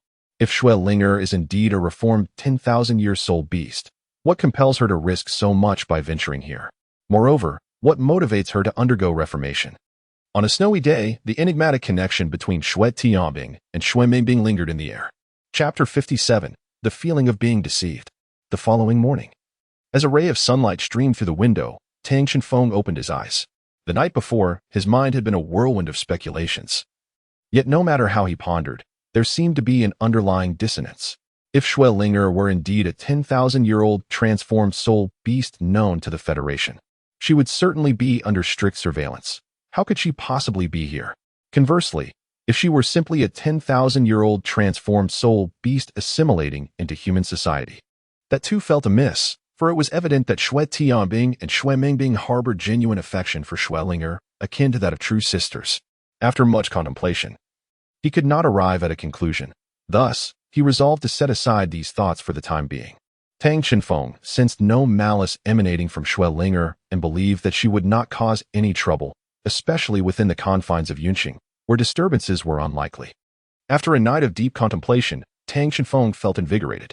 Bai Xing had previously informed him that since the Starshine Stone had fused with his body, it would autonomously release energy, facilitating the growth of his soul power until he reached the next significant threshold. The interval between levels 20 and 30 was deemed the most rapid and formidable phase of growth, likely surpassing the soul power generated through meditation alone. However, Tang Xinfeng was well aware of this. Meditation had become an indispensable part of his daily routine, a habit ingrained since childhood that he could hardly alter in a short span. Thus, he resolved to continue his diligent meditative practice. Aside from the opening ceremony of the Holy Luo Soul Master Academy, there were no pressing matters to attend to that morning, allowing him ample time. After a brief morning ritual, Tang Xinfeng exited the dormitory, accompanied by his delightful younger sister. Even by the standards of this place, he had risen quite early. While other students were still meditating or asleep, Tang Xinfeng and Yi Hongling were already en route to the dining hall. The academy's cafeteria served delectable meals, and if circumstances permitted, they would have relished the opportunity to indulge further. However, Having received a reprimand the previous day, they exercised restraint and left feeling moderately satisfied. Time passed swiftly, and soon other students began to arrive. To avoid drawing attention from their peers, the two hastily departed after finishing their meal. As the sun ascended to its zenith, the opening ceremony of the academy commenced. The event took place in a vast square, where, in addition to the newly admitted intermediate students, advanced students had gathered in full attendance. Tang Shifeng stood at the rear of the new student formation, distinguished by his towering height among his peers.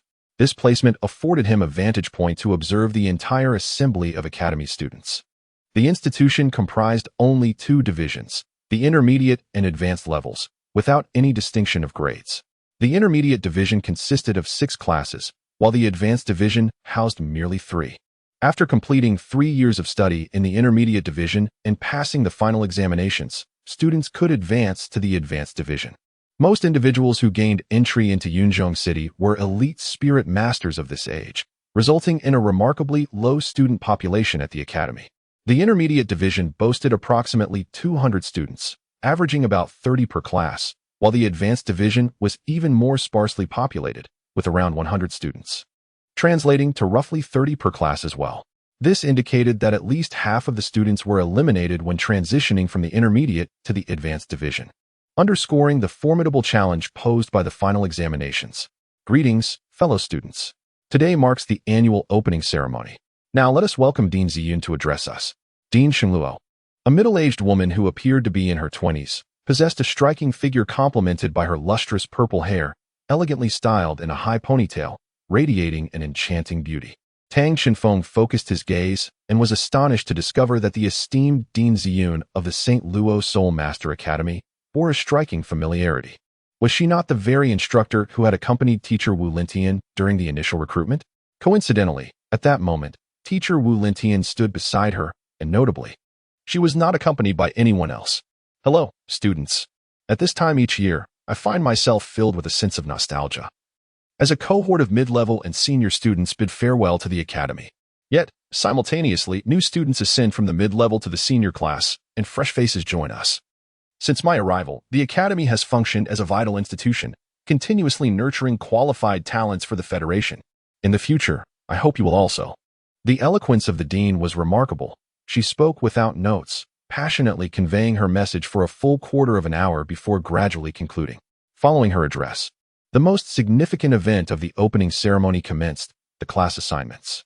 Those seniors who did not require reassignment naturally exited first, leaving behind the newly promoted senior students and the newcomers to the mid-level class. The class assignments at the academy were quite straightforward, primarily categorizing students based on their individual strengths and the cultivation direction of their respective martial souls. For instance, Class 1 of the mid-level focused on offensive capabilities, while Class 2 emphasized control, and so forth. As the assignments for the first class began, Tang Shifeng and his companions spotted 3 familiar figures, without a doubt. They were Xue Tianbing, Xue Mingbing, and Xue Linger. Notably, Xue Mingbing, who specialized in control, had been placed in the offensive class, likely due to special admission.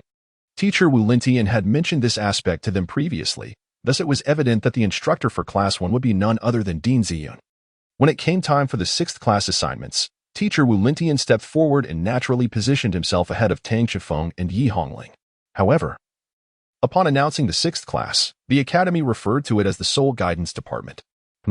The Soul Guidance Department?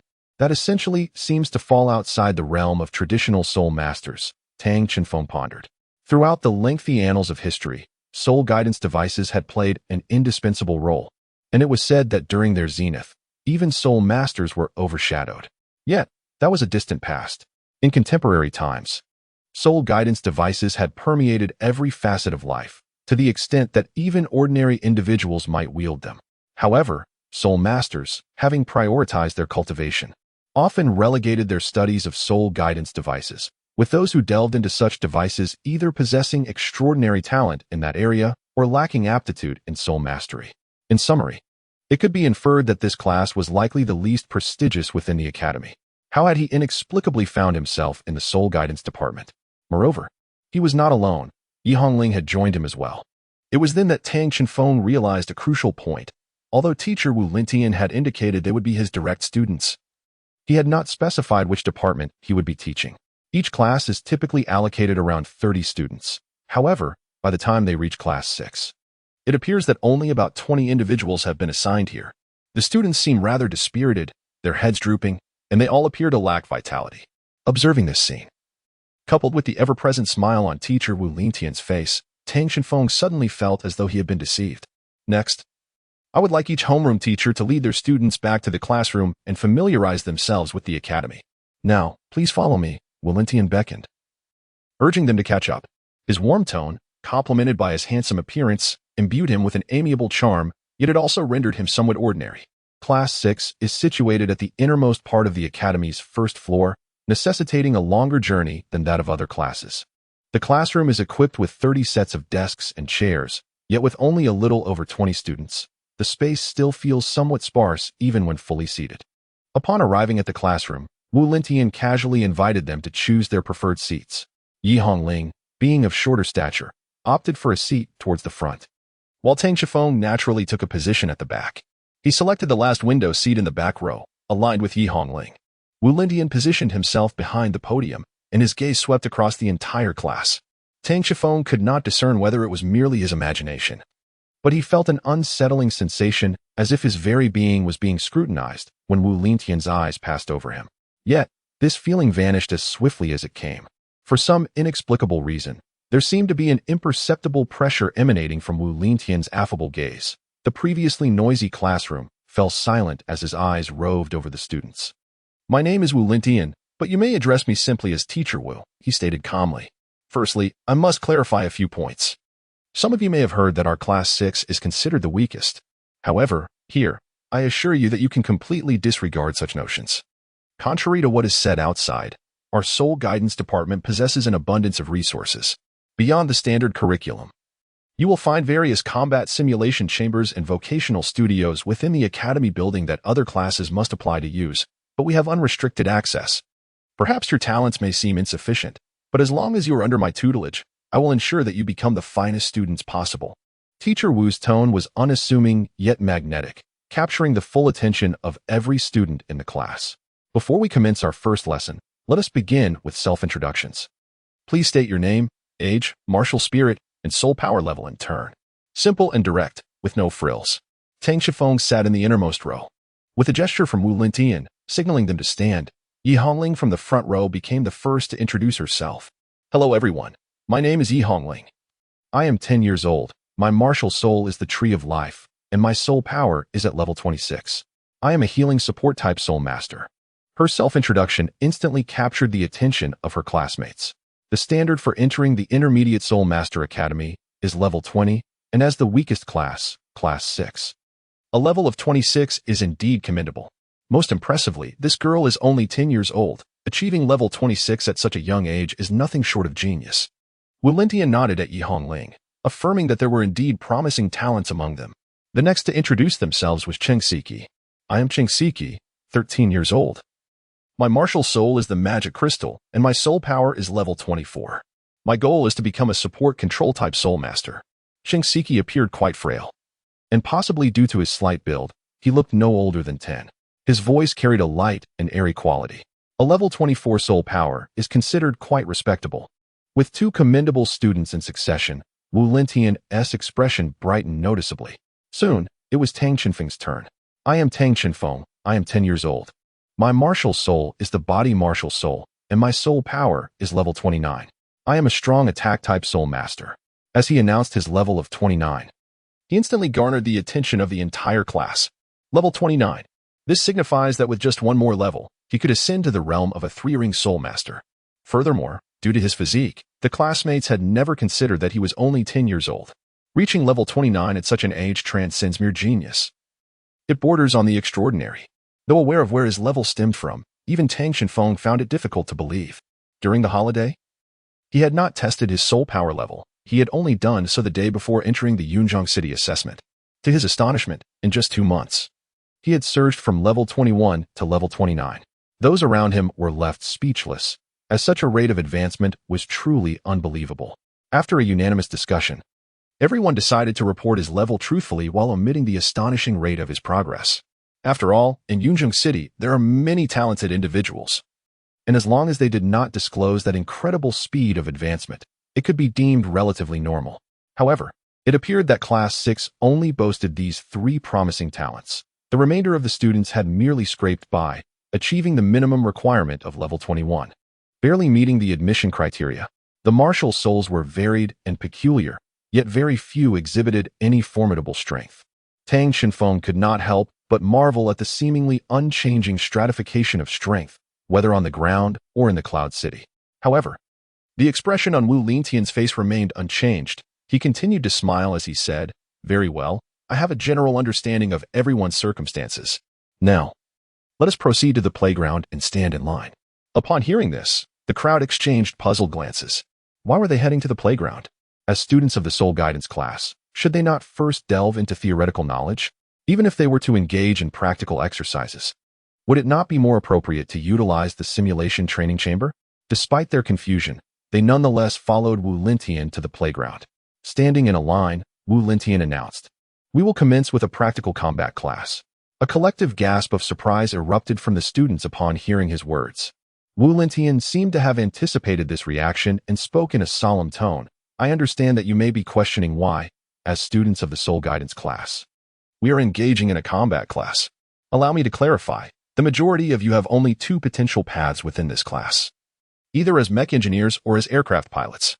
However, these professions are not obtained so easily.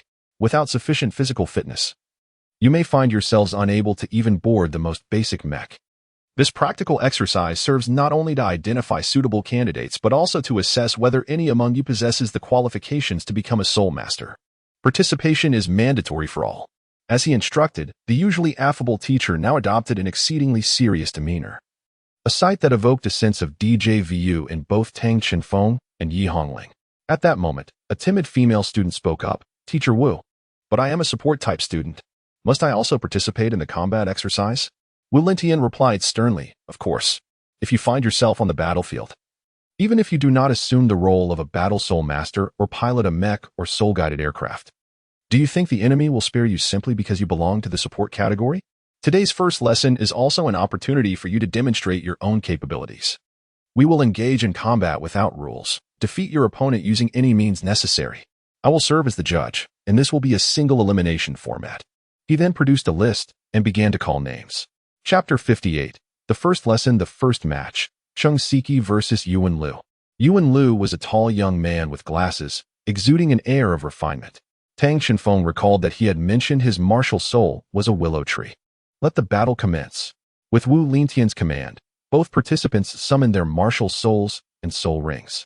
Yuan Lu manifested 2 yellow 100-year soul rings. And as he raised his arms to the sky, slender willow tendrils emerged from his limbs, swaying like vines in the air. Yuan Lu exemplifies a quintessential control-type soul master. On the other side, Cheng Siki, adorned with 2 rings of century-old yellow soul rings, simultaneously manifested a sizable transparent crystal orb, seemingly teeming with flowing energy. Taking the initiative, Yuan Lu activated his first soul ring, causing the slender tendrils of his arms to entwine towards Cheng Siki. Concurrently, a flash of brilliance from the soul ring revealed a small emerald-green serpent that darted forth, also aiming for Cheng Siki. The strategy of ensnaring and controlling the opponent with tendrils, followed by summoning a spirit to compensate for one's own lack of offensive power, proved to be an astute combat approach. Given that Cheng Siki was inherently a support-type soul master, a direct confrontation with a control-type soul master seemed implausible. As the spectators in the playground formed this consensus, Cheng Siki activated his 2 soul rings, unleashing a dazzling radiance from the crystal orb. The audience watched in awe as Yuan Lu's tendrils and spirit lunged fervently towards Cheng Siki. Remarkably, it appeared as though Cheng Siki could foresee the trajectory of Yuan Lu's assault. He deftly sidestepped the initial entanglement just as it was about to ensnare him, simultaneously evading the spirit's strike. With his second soul ring aglow, Yuan Lu's tendril twisted into a rope-like form, akin to a whip, and lashed out toward Cheng Siki. Yet, at the very moment Yuan Lu unleashed his second technique, Cheng Siki executed a graceful backward bend, evading the lash as if he possessed a premonition of the attack. No matter the origin of the strike, he consistently managed to stay 1 step ahead.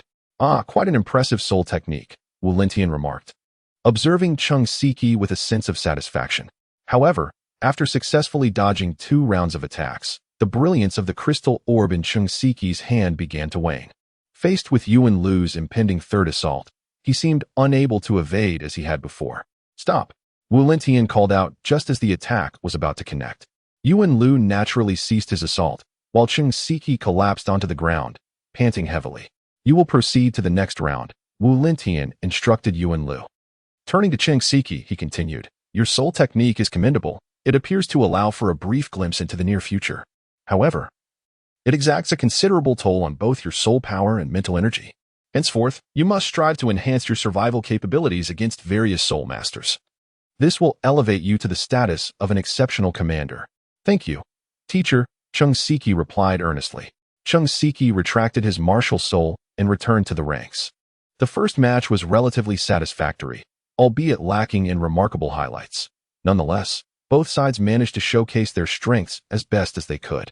However, it appeared that no further impressive performances emerged thereafter. In total, there were 20 students in the class, with half being weapon soul masters, who possessed little to no combat capability, and their auxiliary abilities could only be described as woefully inadequate, barely contributing at all. Although everyone here had at least reached level 20, the most astonishing revelation was the presence of a student with 2 rings of 10-year soul rings, indicating a near-complete stagnation in progress. Witnessing these circumstances, Wu Lingtian's customary smile gradually faded. While he had anticipated that the students of Class 6 might be underwhelming, he never imagined they would be this deficient. In the past, even the least capable individuals would not have fallen to such depths. Wu Lingtian lamented inwardly. There were still 2 groups remaining. The next match featured Tang Shifeng facing off against Zhou O. As they stepped forward, Zhou O appeared to be of average height, possessing an exceedingly ordinary appearance, one of those individuals who would be lost in a crowd. The battle commenced. With a commanding voice, Wu Lingtian issued a directive. Zhou O extended his arms and let out a mighty roar as 2 soul rings, 1 white and 1 yellow, emerged beneath his feet, radiating brilliance. Simultaneously, his stature surged dramatically. His previously ordinary physique transformed into a towering presence. His arms grew remarkably robust, causing even the sleeves of his school uniform to tear apart. Zhou O's martial spirit was that of a gray bear, a quintessential embodiment of strength. His first soul skill, strength amplification, activated, and he charged toward Tang Shifeng with great strides, his massive form accompanied by the thundering sound of his footsteps, exuding an intimidating aura.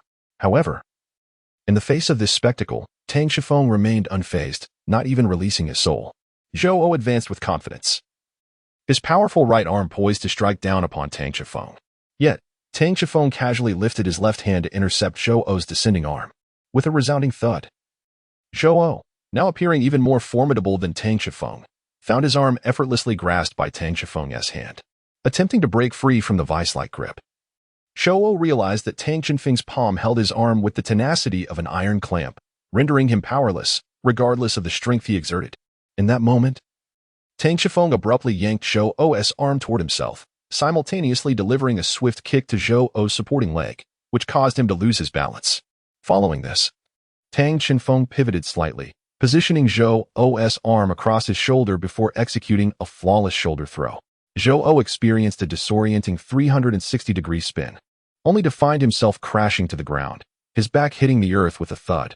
This scene left their classmates in stunned silence, having previously engaged in self-introductions.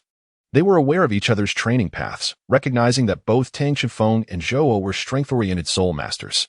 Yet, Zhou O was being thoroughly outclassed by Tang Shifeng, who had not even summoned his martial spirit. Rising from the ground, Zhou O clearly refused to concede defeat and was preparing to retaliate against Tang Shifeng when Wu Lingtian interjected sharply, declaring, "Stop.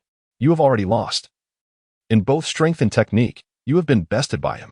Then, turning to Tang Shifeng, he inquired, "Why did you not utilize your martial spirit?" Tang Shifeng pondered for a moment before speaking. "I often train with my grandfather, who frequently advises me to keep some cards close to my chest. I can roughly gauge the disparity in strength between myself and my opponent. There is no need for me to employ my martial spirit in this battle. After all, why use a sledgehammer to crack a nut?" He could hardly admit that during their training sessions at home, he was often outmatched by his grandfather's martial spirit, and he was eager to test his own capabilities as well. Wu Lingtian, resting his chin on his hand, remarked, "While your reasoning holds merit, this duel is precisely to assess your abilities. In the future, unleash your martial spirit. Moreover, I must remind you that concealing one's strength is not synonymous with using excessive force for trivial matters. In genuine combat, even when a lion hunts a rabbit, it must exert its full strength, leaving no opportunity for the opponent, not even the slightest. You have advanced, now await the next match. This method of instruction bore some resemblance to that of his grandfather, yet fundamentally, it felt distinct. Tang Shifeng returned to the ranks, though a sense of concern lingered. The upcoming match featured Yi Hongling against Gu Xinran. Yi Hongling was a pure support-type soul master. How would she possibly engage in combat? This was the source of Tang Xinfeng's greatest apprehension.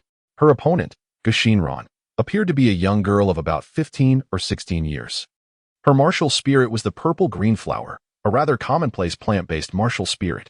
Typically, such a spirit would align with support or control-type soul masters. However, Gu Xinran identified herself as an offensive-type soul master. Yi Hongling, displaying a helpless expression, addressed Gu Xinran, "Sister, I am a pure healing-type soul master and not skilled in battle. Please go easy on me." Gu Xinran, glancing at the evidently younger Yi Hongling, responded with an okay gesture, "Don't worry, little sister, I will show mercy." Begin the match. With Wulin Tian's command, both competitors unleashed their martial spirits and soul rings simultaneously. Gu Xinran possessed 2 yellow 100-year soul rings, while Yi Hongling showcased 2 purple 1,000-year soul rings. The appearance of the 2,000-year soul rings was indeed astonishing, marking the first instance of soul rings in colors other than white or yellow within Class 6. Gu Xinran, initially taken aback, quickly regained her composure, recognizing that Yi Hongling was merely a healing-type soul master. As Gu Xinran activated her purple-green flower martial spirit, purple blossoms erupted around her, sprouting like bamboo shoots after a spring rain. All eyes were fixed intently on the scene, as everyone wondered how these seemingly harmless flowers could possibly contribute to a fierce offense. As Gu Xinran's first soul ring illuminated, the previously innocuous purple-green flower suddenly exhibited a newfound firmness, with a metallic sheen glimmering on its petals. "So that's it," Wulin Tian mused internally, as he began to understand why Gu Xinran classified herself as an offensive-type soul master. Logically speaking, Gu Xinran's purple-green flower martial spirit and the offensive-type classification seemed worlds apart. Yet, she embarked on a path distinctly her own. Gu Xinan's first soul skill, named metallization, as its name suggests, allows her to transform the Ziqing flower into metal. When the petals morph into metal, they become extraordinarily sharp blades. Gu Xinan has tested this, and the blade-like Ziqing flower can even slice through stone slabs. Of course, Yi Hongling would not remain idle. She unleashed her martial soul while simultaneously activating her first soul skill, Life Domain. The area was instantly enveloped in a rich aura of life, and everyone present felt that unparalleled essence of vitality. Within this life domain, even the soul seemed to be purified. However, for the antagonistic Gu Xinan, the experience was quite different. The moment she was enveloped by the life domain, it felt as if her soul had been forcefully struck, evoking a sense of reverence. It seemed as though all her strength had been drained away, rendering her martial soul somewhat ethereal. Yi Hongling's life domain emanated the aura of a life inheritor, a child of nature, and for plant-type martial souls, attacking it felt akin to assaulting their deity of faith. There was no distinction. At this moment, Gu Xinan struggled, yet she felt as though a colossal mountain pressed upon her, rendering her immobile. Infuriatingly, her martial soul was completely suppressed, leaving her no choice but to gamble everything. With gritted teeth, Gu Xinan activated her first soul ring, and the Ziqing flower, which initially radiated a metallic sheen, transformed into a steel flower. It became clear to Wu Lintian. Gu Xinan's Ziqing flower, being a plant-type martial soul, was subdued by Yi Hongling's life tree martial soul. However, Gu Xinan's first soul skill allowed her martial soul to acquire metallic properties, although the essence of the martial soul remained unchanged. The golden element within it had temporarily surpassed the wood element, thereby alleviating the pressure she faced. Nevertheless, such a full-force release of her first soul skill would likely exhaust Gu Xinan's soul power, given her 2-ring cultivation level, and it would all hinge on this next strike. As Wu Lintian had anticipated, Gu Xinan's face had begun to glisten with beads of sweat. She could feel her soul power rapidly depleting. Yet, that was sufficient. The pressure from the martial soul suppression had noticeably diminished. After all, her opponent was merely a support-type soul master devoid of any offensive capability. As long as she could launch an attack, victory was assured. Gusinan activated her second soul ring, and the Ziqing flower, now transformed into metal, rapidly grew into sharp, elongated whips, darting towards Yi Hongling. Observing the impending attack, Yi Hongling felt utterly helpless, for she was not a soul master endowed with offensive abilities. She feared she would soon be eliminated. As the sharp strikes approached, Wu Lentian did not call for a halt as he had previously. He merely watched from the sidelines, seemingly awaiting something. As Tang Chenfeng observed that Wu Lentian did not call for a halt, an urgent sense of desperation surged within him. "Teacher Wu, why do you merely watch? Please terminate the match." However, in a shocking turn of events, just as Gu Xinran's attack was about to land, Yi Hongling's soul ring emitted a brilliant green-gold light. Concurrently, a purple-green silhouette emerged between the rings. This being resembled a juvenile human female, standing approximately 50 centimeters tall. Its lower body akin to a bud yet to bloom, perched upon verdant leaves. It possessed a head of purplish-gray hair and blue-green skin, with striking blue eyes that exuded an aura of adorability. The moment it appeared, without hesitation, it positioned itself before Yi Hongling, blocking the impending steel spike from Gu Xinran. As the bud beneath it unfurled, it revealed its lower half along with a core-like yellow stamen. One delicate finger pointed towards Gu Xinran.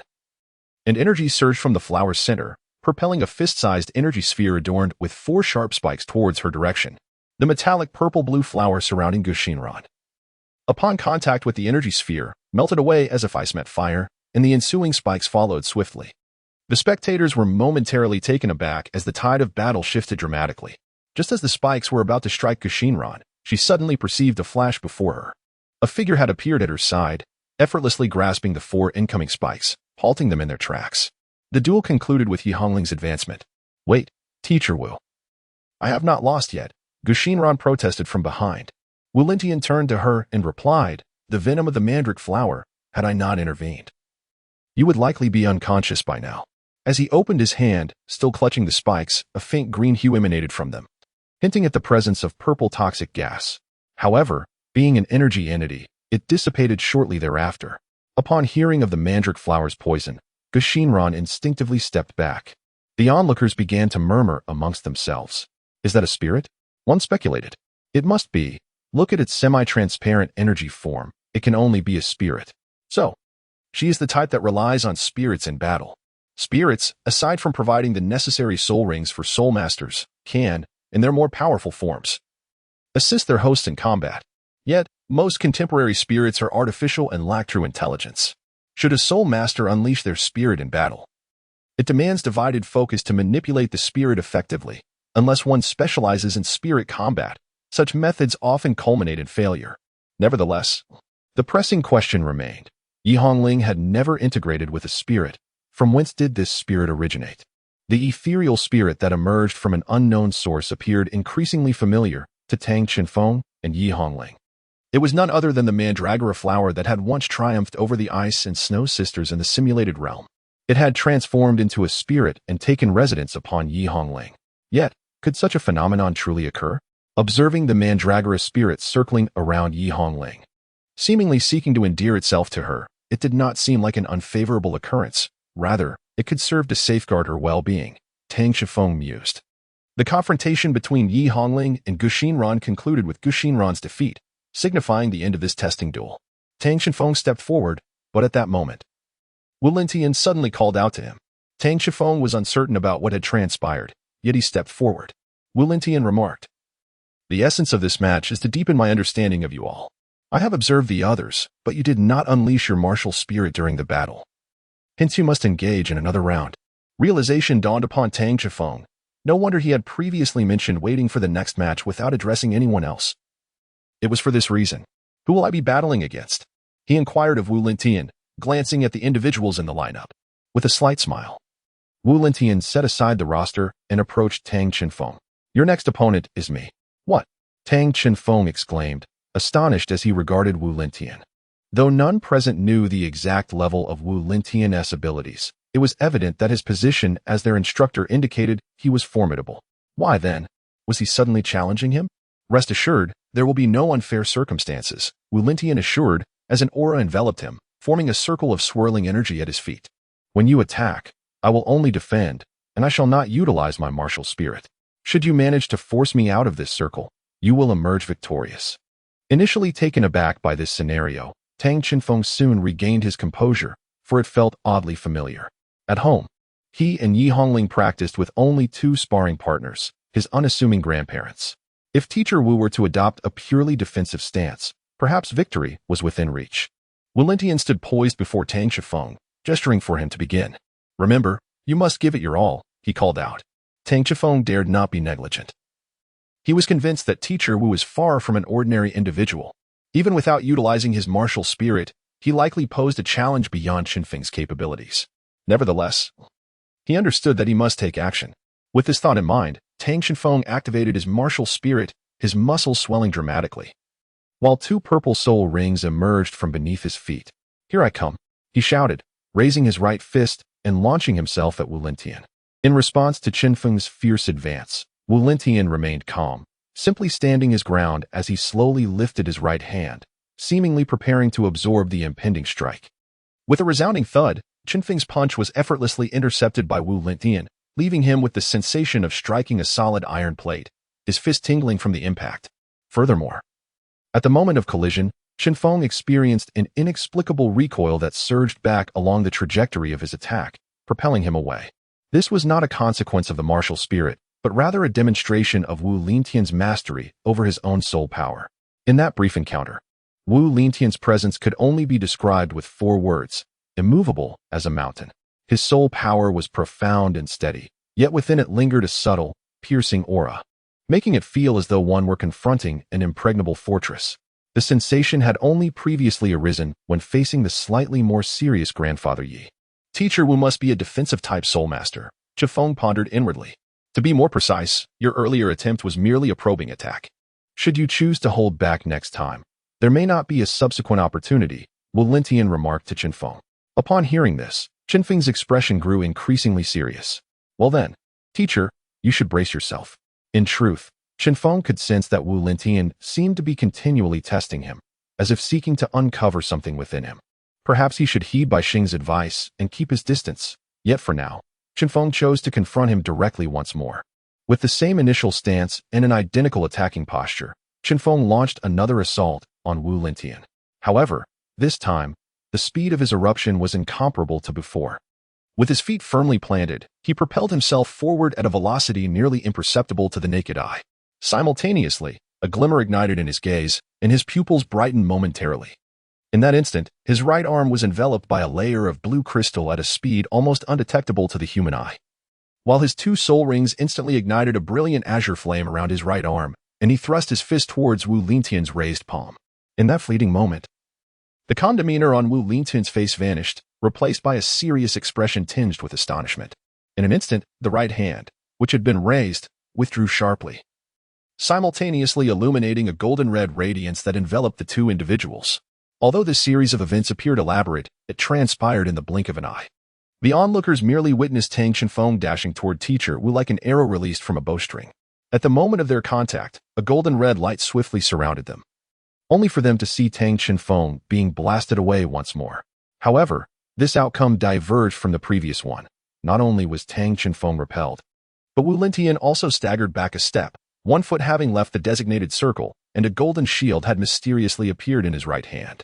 This magnificent shield could nearly encompass Wu Lingtian's entire upper body, adorned with an intricate tapestry of runes, with a round crimson gem at its center from which the runes radiated outward.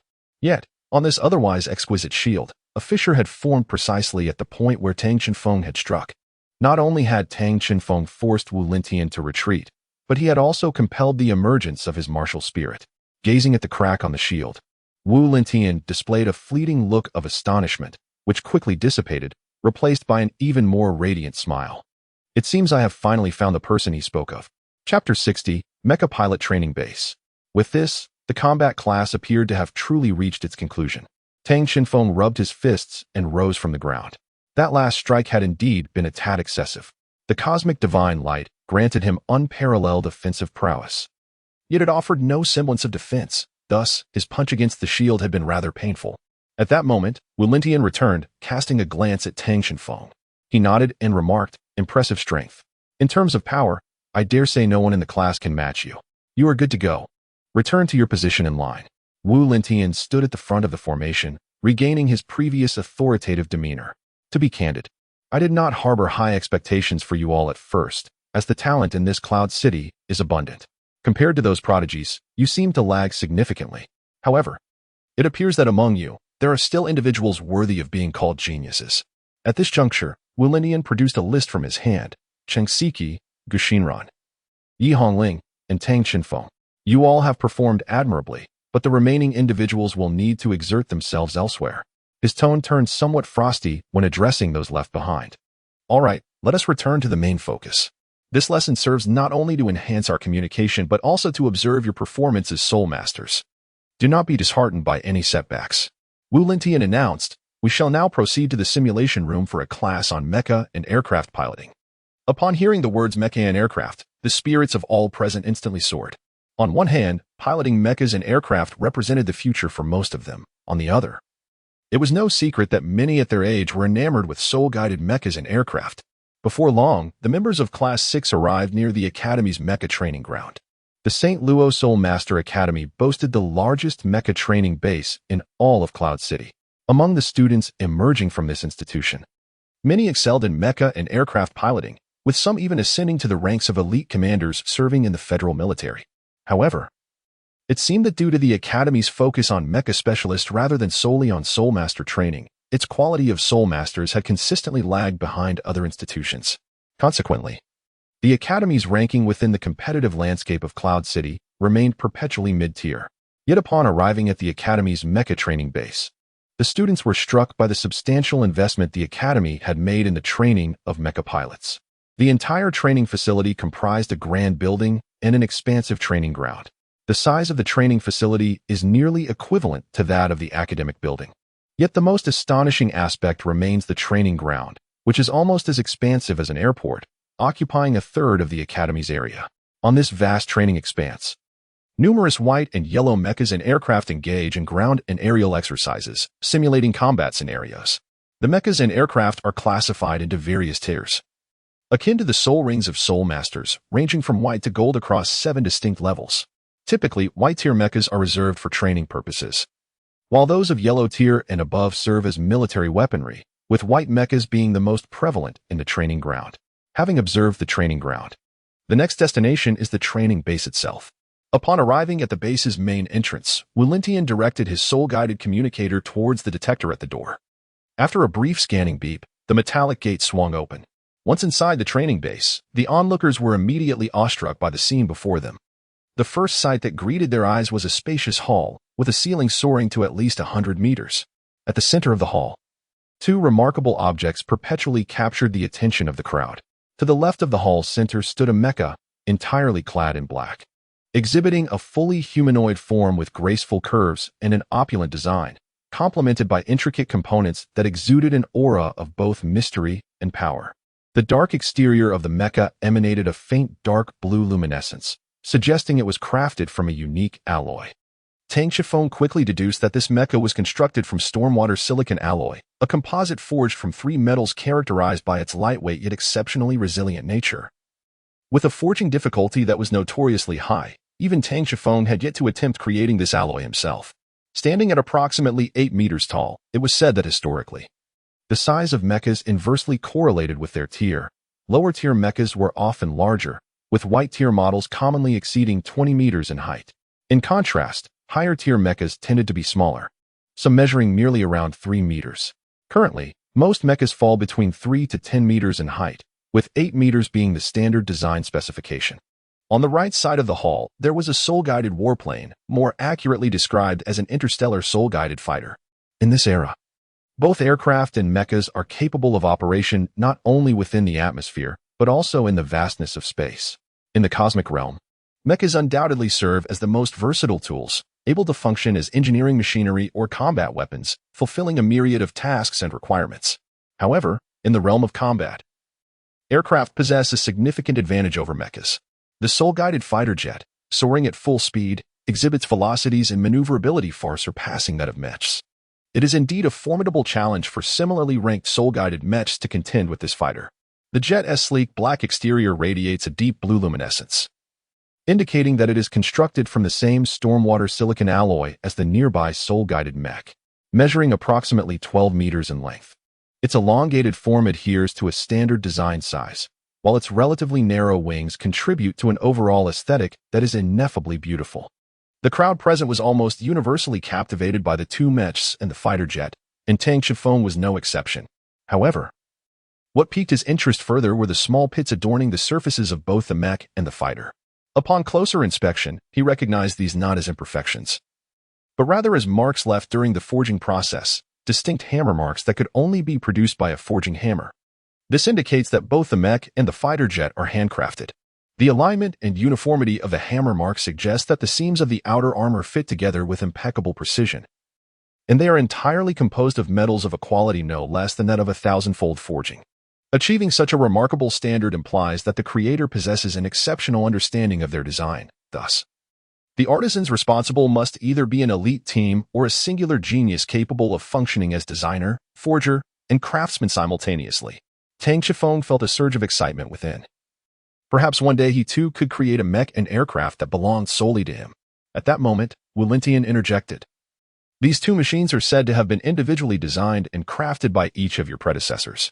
He is renowned as a genius who emerges once in a century, adept in the roles of designer, blacksmith, manufacturer, and repairer all at once. Currently, he is pursuing further studies in a distant place. Yet the two machines he left behind continue to symbolize the honor of our academy. Upon hearing this, Tang Shifeng promptly inquired, Teacher Wu, does the academy possess training rooms for practicing secondary professions? Wu Lintian responded, indeed, there is one located on the top floor of the training base. However, prior registration is required, and one must possess a Craftsman-S professional badge. For now, you must accompany me to practice mecha control.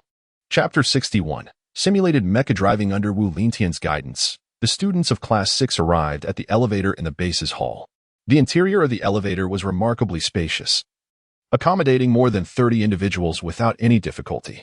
The occupants of the elevator were filled with excitement, as the mecha simulation cockpit was a rare sight.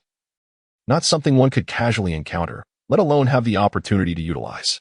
Even in Cloud City, the competition for resources was fiercely intense, particularly for students who felt their talents were lacking. After an indeterminate ascent, the elevator doors finally opened. Wu Lintian led the group out and took a right turn, where a large metallic door swung open, revealing a vast interior. This was a separate room containing the very apparatus Tang Shifeng and his peers had recently encountered. There were 30 simulation cockpits, yet they appeared distinct from those used during the assessment tests. Wu Lintian approached one of the simulation pods and stated, shortly, we will enter the exclusive training grounds of the Douluo Soul Master Academy within the simulated world to continue our training. The operation method is identical to that of the standard simulation pods. All that is required is the terminal key for the simulation pod. I trust everyone present possesses one. Terminal key? That would be the one distributed to us during the assessment. Tang Shifeng and Yi Hongling retrieved their terminal keys from their storage soul guides. Simultaneously, the other classmates also produced their respective terminal keys. It seemed that in Cloud City, everyone had one at their disposal. Wu Lintian then revealed his own terminal key, remarking, in a moment, I will join you as well. Now, select a simulation pod and directly enter the Douluo world. Tang Shifeng and Yi Hongling opted for two adjacent simulation pods. Upon entering the pod, the familiar scent enveloped them. They activated the terminal and embedded it into the recess of the control panel. After confirming their identities, the simulation pod began connecting to the exclusive arena of the Douluo Soul Master Academy. Connection established to the exclusive virtual training ground of the Douluo Soul Master Academy. Welcome, student Tang Shifeng. Following the announcement, a brilliant white light engulfed the surroundings. In the next instant, Tang Shifeng found himself in an entirely new world. As he opened his eyes, he was greeted by a vast hangar, steeped in a military aesthetic. Surrounded by formidable steel structures, rows of white mechs stood at attention in their respective bays, resembling towering sentinels poised for action. Welcome, students, to the dedicated virtual training facility of the Douluo Soul Master Academy, announced Wu Lintian, who stood on the landing platform among the mechs. Wu Lintian continued, my mech piloting class will not be mired in excessive regulations. What I wish to see is your innate talent for piloting. Before you are 35 default prototype mechs. Feel free to select one and attempt to pilot it. Pilot directly? Aren't you going to give us a demonstration first? A student voiced the collective concern. Teacher Wu, could you at least explain the principles of mech piloting? Wu Lintian smiled slightly and reassured them, rest assured. The current mech cockpits are far more user-friendly than you might imagine. Allowing you to unleash your creativity is the only way to truly gauge your talents.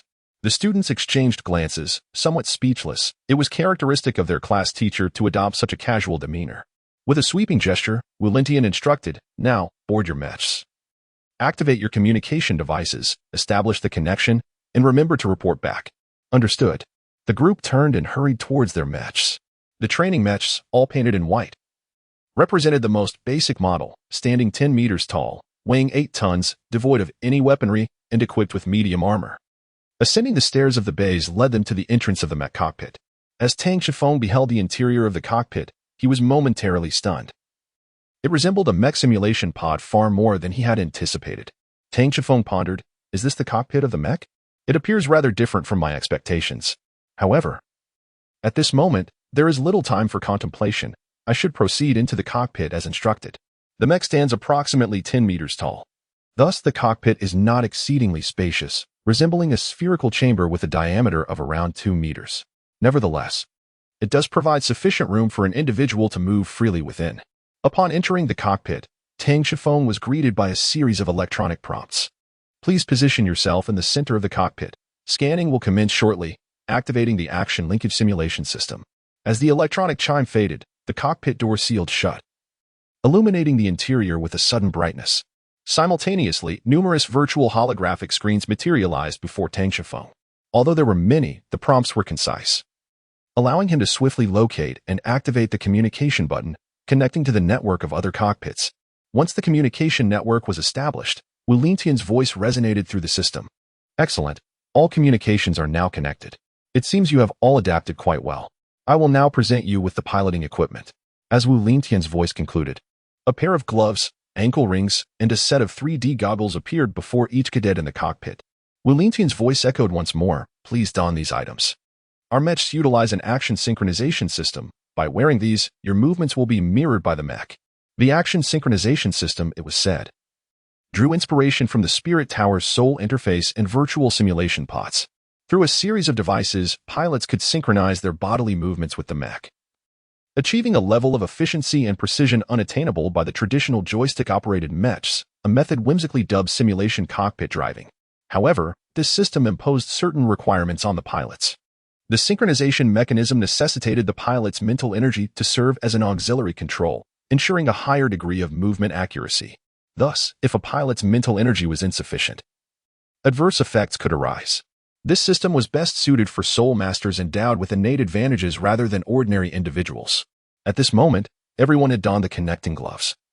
And as they did so, a keyboard materialized before them through the holographic projection.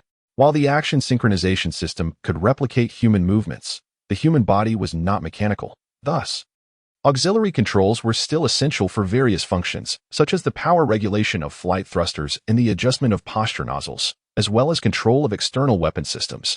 Once the 3D goggles were donned, they could share perspectives with the mech. Before long, all the students in Class 6 had completed the connection to the action synchronization system and had accessed the public channel. At this moment, Tang Shifeng was connected to the mech's perspective, where the previously colossal hangar now appeared to transform into an ordinary room with a somewhat unique style. The immense mech instilled a profound sense of strength and security within him. Tang Shifeng attempted to control the mecha manually, raising his arm, and the mecha mirrored his movements, lifting its own arm in unison. When he tried to clench his fist, the mecha followed suit, closing its fist as well. This sensation was truly extraordinary, as if the mecha had transcended its role as a mere tool and transformed into an extension of his own body. However, there was a noticeable lag. The mecha's movements seemed to lag by a quarter of a beat. Now that everyone was connected to the public channel, we shall commence the authentic training session. As Wu Lintian's voice resonated, the surrounding environment morphed into a bizarre spectacle. The original hangar trembled momentarily before transforming into an expansive outdoor training ground. Could this be a direct application of the simulation pod's capabilities to alter the surrounding environment? The students of Class 6 pondered, simultaneously with the environmental transformation. All the mechas appeared, along with an additional one, the training mecha belonging to their instructor, Wu Lintian. Very well. Your first task is to learn how to maintain the mecha's balance. Do not assume that utilizing the motion synchronization system will allow for effortless operation of the mecha. The Mecha-S simulation apparatus is exceedingly sensitive. Even the slightest movement could result in a miscalculation. Thus, our priority is to achieve greater precision and balance in the mecha's actions. In the simulation cockpit, the passage of time differs from the outside world. 10 minutes within the cockpit equates to 1 minute outside. Your next task is to pilot your mechas around the perimeter of this area. Wu Lintian, upon concluding his instructions, maneuvered his mecha around the entire training ground. Though it was merely a simple running motion, it exuded an air of agility, as if it were just a person clad in armor. The perimeter of the training area is approximately 1 kilometer, and with the size of the mecha, Wu Lintian completed the circuit in under 3 minutes. In theory, moving around the entire area with the mecha in sync with one's own bodily movements seemed a straightforward endeavor. However, as soon as individuals attempted to run their mechas, they soon discovered that the task was far more challenging than anticipated. While moving the upper body was relatively simple, coordinating the lower body proved to be a struggle, as their limbs seemed to resist their commands. The colossal mechas, akin to extensions of their bodies, posed a significant challenge for these novices who grappled with controlling such immense forms. In a short span, more than 20 mechas had become entangled and toppled over, leaving only 3 standing still and unperturbed. The 3 individuals are Tang Chenfeng, Yi Hongling, and Cheng Siki. In Chapter 62, titled Teacher, You Are Quite Ruthless, it is emphasized, as Wu Lintian mentioned, that the sense of balance in mechas is of paramount importance. Consequently, the trio refrained from hasty actions, choosing instead to first attune themselves to the delicate equilibrium of their mechas. After a brief interlude, the mechas of the 3 began to move gradually. While Wu Lintian merely instructed them to maneuver around the area, he did not specify how to proceed. If running was the objective, it was imperative to first master the art of walking. Tang Chenfeng has already discerned that although the movements of the mech synchronize with their own, there is a slight delay of approximately a quarter of a beat. Moreover, the mech's auxiliary sensors are rather sensitive, which can easily lead to a loss of balance. Given this, it is prudent to proceed cautiously, walking slowly until they regain their sense of equilibrium before advancing further. Gradually, while other classmates are still rolling on the ground, Tang Chenfeng and his companions have already begun to traverse the arena. There is no need for haste. Once everyone has risen from the ground, they should take their time to walk slowly and find their balance before continuing their actions. Simultaneously, as Tang Chenfeng moves, he also imparts his techniques to his peers. It seems that, inspired by Tang Chenfeng's encouragement, those who were previously tumbling on the ground are now rising one by one, embarking on their own journey of skill acquisition. Meanwhile, the speed of the 3 mechs operated by Tang Chenfeng and his companions has begun to accelerate, transitioning from a slow walk to a brisk walk, and eventually to a slow jog. Among them, Tang Chenfeng is the fastest, beginning to recapture the sensations he experienced while controlling the mech previously. Cheng Siki follows in second place, with Yi Hongling in third. Observing these 3, Wu Lintian muses to himself that they possess considerable talent and should be ready for the field soon. Before long, the trio completes a lap, and the other students in Class 6, having mastered the techniques, also accomplish their tasks. At this moment, Wu Lintian pilots his own mech into view of the group. As he does so, his communication is projected directly within the cockpit of the mech. Well done. It seems everyone is now able to move relatively steadily. However, you must remember that the battlefield for mechs extends beyond the atmosphere. The primary focus is on combat capabilities in outer space. As Wu Lintian speaks, he swiftly adjusts the control panel before him, switching to Site 79, outer space. With the sound of an electronic prompt and the shift in the monitor's display, the students of Class 6 suddenly feel their feet leave the ground, causing them to float within the cockpit. Simultaneously, Tang Chenfeng and his classmates notice that their attire has transformed from their school uniforms into white combat suits designed for space operations, akin to the one-piece garments worn by professional space mech pilots. Following the recent electronic announcement, it becomes evident to all that they have been directly transported into outer space. The soul-guided mecha is renowned for its exceptional versatility. Even in the vastness of space, provided one possesses the requisite skill, it can accomplish feats that would be nearly impossible in a gravitational environment. However, this presupposes that the operator is adept in their maneuvers. Presently, the children who have only just mastered the art of walking the mecha are being subjected to the trials of a weightless environment.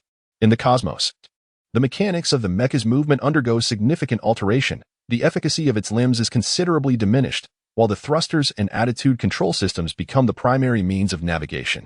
The cockpit is equipped with an environmental simulation system and a particle adjustment mechanism, enabling the pilot to perceive the surrounding changes. In a state of weightlessness, the operator can manipulate their body's center of gravity to control the mecha's thrusters and attitude systems, thereby directing its trajectory and velocity. Yet, it is evident that such tasks are exceedingly challenging for novices, thanks to the mecha's synchronous simulation system. The kinetic sensations generated by the machine are directly relayed to the pilot. In other words, poor control may lead to adverse reactions. Currently, the mechas are careening through the weightless environment, largely out of control. Some are spinning uncontrollably in a 360-degree arc, while others have drifted into unknown territories. Even the slightest movement can trigger erratic motions, making it nearly impossible to remain stationary. Soon, the cockpit's communication system is inundated with the sounds of nausea. Observing the chaos that has unfolded, Wu Lingtian chuckles, remarking that perhaps it is too soon for them to engage with the cosmic expanse.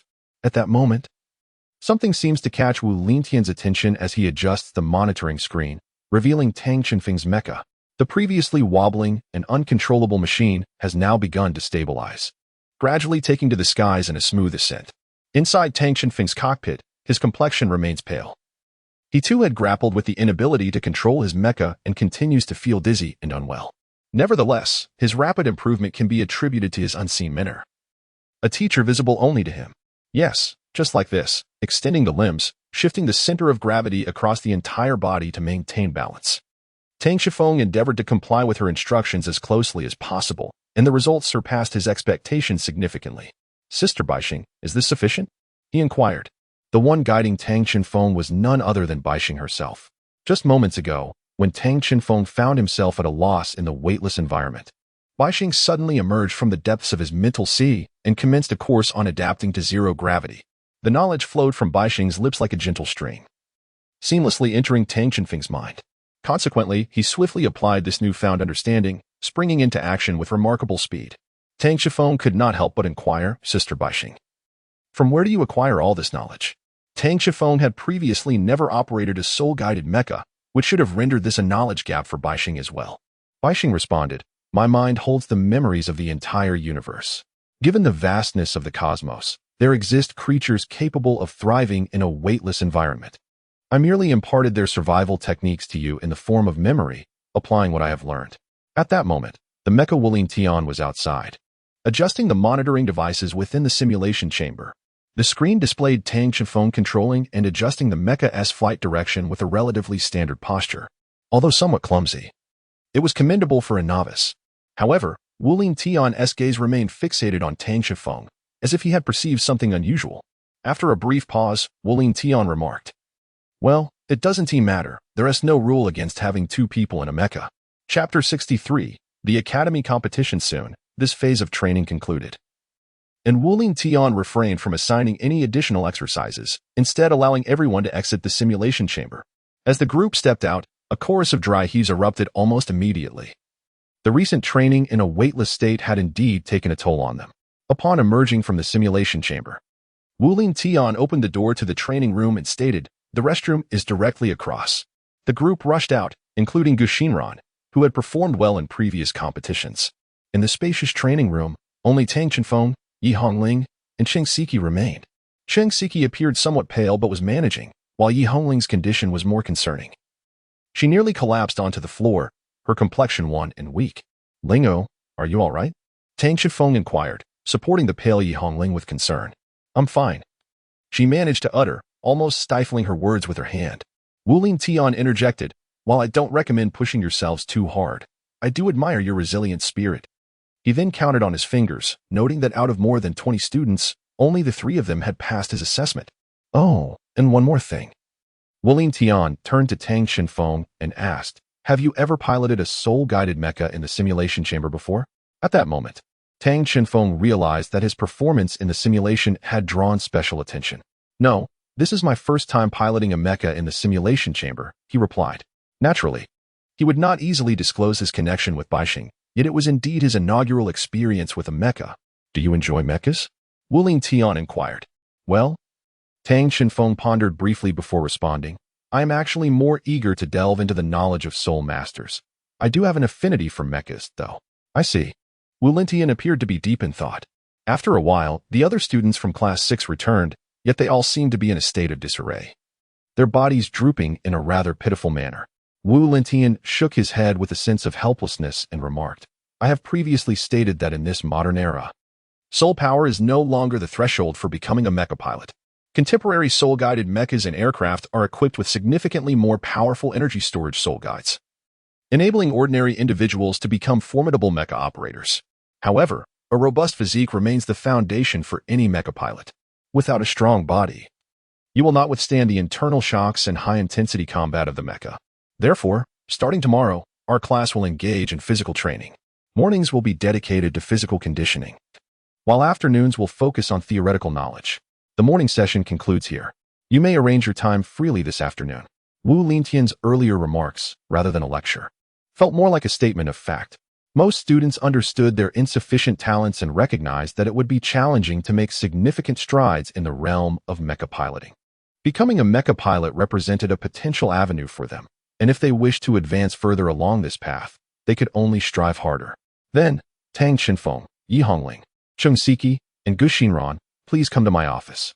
The rest of you are dismissed. After Wu Lintian spoke, he led the four of them toward the teaching building. At that moment, the four exchanged glances, uncertain as to why Teacher Wu had summoned them to his office. Under Wu Lintian's guidance, they arrived at his office. At this point, Wu Lintian was already seated at his desk, his demeanor markedly serious, in stark contrast to his earlier beaming smile, suggesting he had something significant to discuss. Could it be that our earlier performance was so inadequate that it disappointed Teacher Wu? Do you know why I called you here? As the four pondered, Wu Lintian's sudden voice startled them. Teacher Wu, our performance was less than satisfactory, but we will strive to improve, they began to explain in unison. Wu Lintian's serious expression abruptly transformed back into his usual smile. Rest assured, your performance was not unsatisfactory. On the contrary, I believe you all did rather well. What? The four were taken aback. From my perspective, your performances were commendable. At the very least, both in mecha piloting and as soul masters, you have outperformed the average individual. Each of you possesses your own strengths across various aspects. Wu Lintian's words undoubtedly served as a validation for them, evoking a profound sense of emotion within the five. He continued, however, we must now address the main matter at hand. Once again, the group was filled with curiosity. What could this important matter be?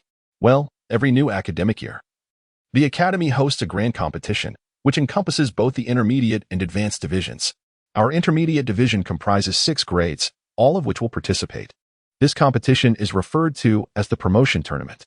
Observing the puzzled expressions of the crowd, Wu Lintian continued to elucidate. The so-called class promotion competition is essentially a contest initiated by the Academy, commencing with the weakest class, which selects students to participate in challenges.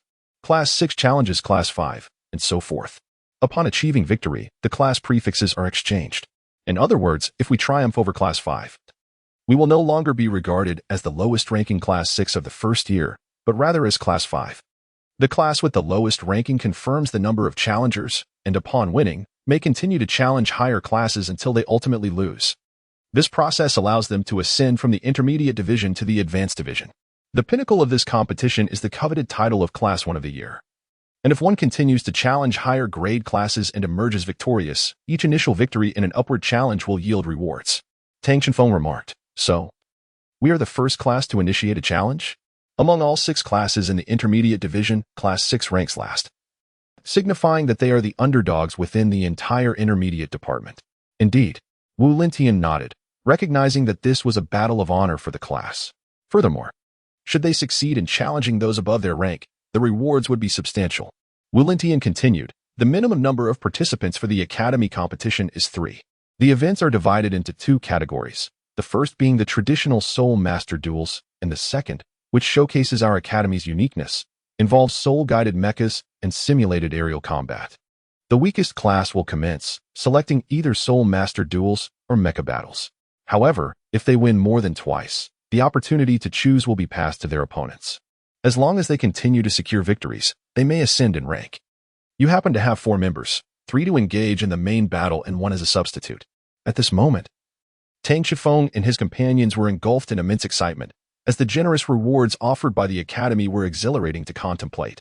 However, caution was advised, based on my observations. This cohort of students is arguably the strongest in decades.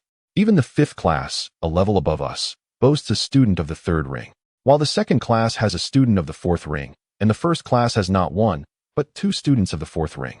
Wu Lingtian's words struck them like a bucket of cold water, causing doubts to swirl in their minds. 2 students of the 4th ring, while their highest was merely of the 3rd. Wu Lingtian reassured them, saying, "There is no need for excessive worry. We possess our own advantages. Among the 4 of you, aside from Guxinran, 3 exhibit extraordinary talent in mecha piloting. Furthermore, we commenced our training in mecha operations earlier than the other 5 classes, which may allow us to bridge the significant gap in levels through strategic mecha combat, exploiting their weaknesses." Indeed, Wu Lingtian's statement held merit.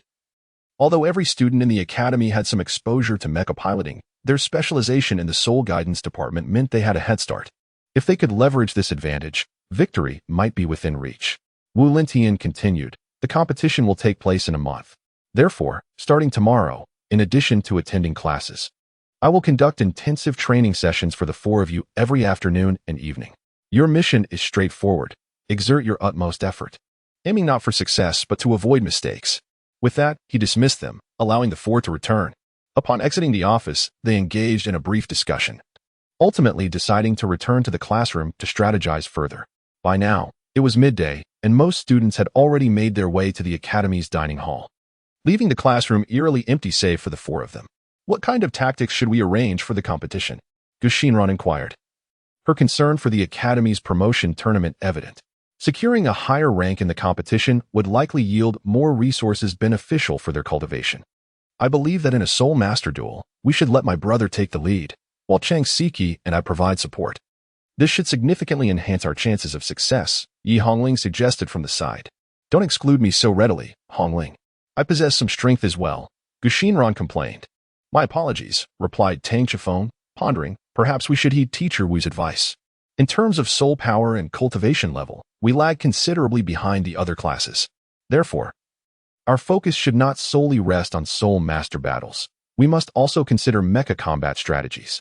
Indeed, as Wu Lingtian previously mentioned, they are at a disadvantage in the realm of Soul Masters, thus opting for mechanized combat remains their optimal choice. However, it would be beneficial to gain insight into the circumstances of other classes. This knowledge could potentially allow for greater experimentation," Tang Shifeng lamented. In truth, if it were merely other students at the 3rd ring, even 3 opponents would not pose a significant challenge for him. Yet, should they be typical individuals of the 4th ring, he could handle them one-on-one, though he was acutely aware that among them would likely be Schwellinger, whose prowess far exceeded what he had witnessed thus far. Coupled with another 4th ring Soul Master, Tang Chenfeng felt a growing sense of uncertainty.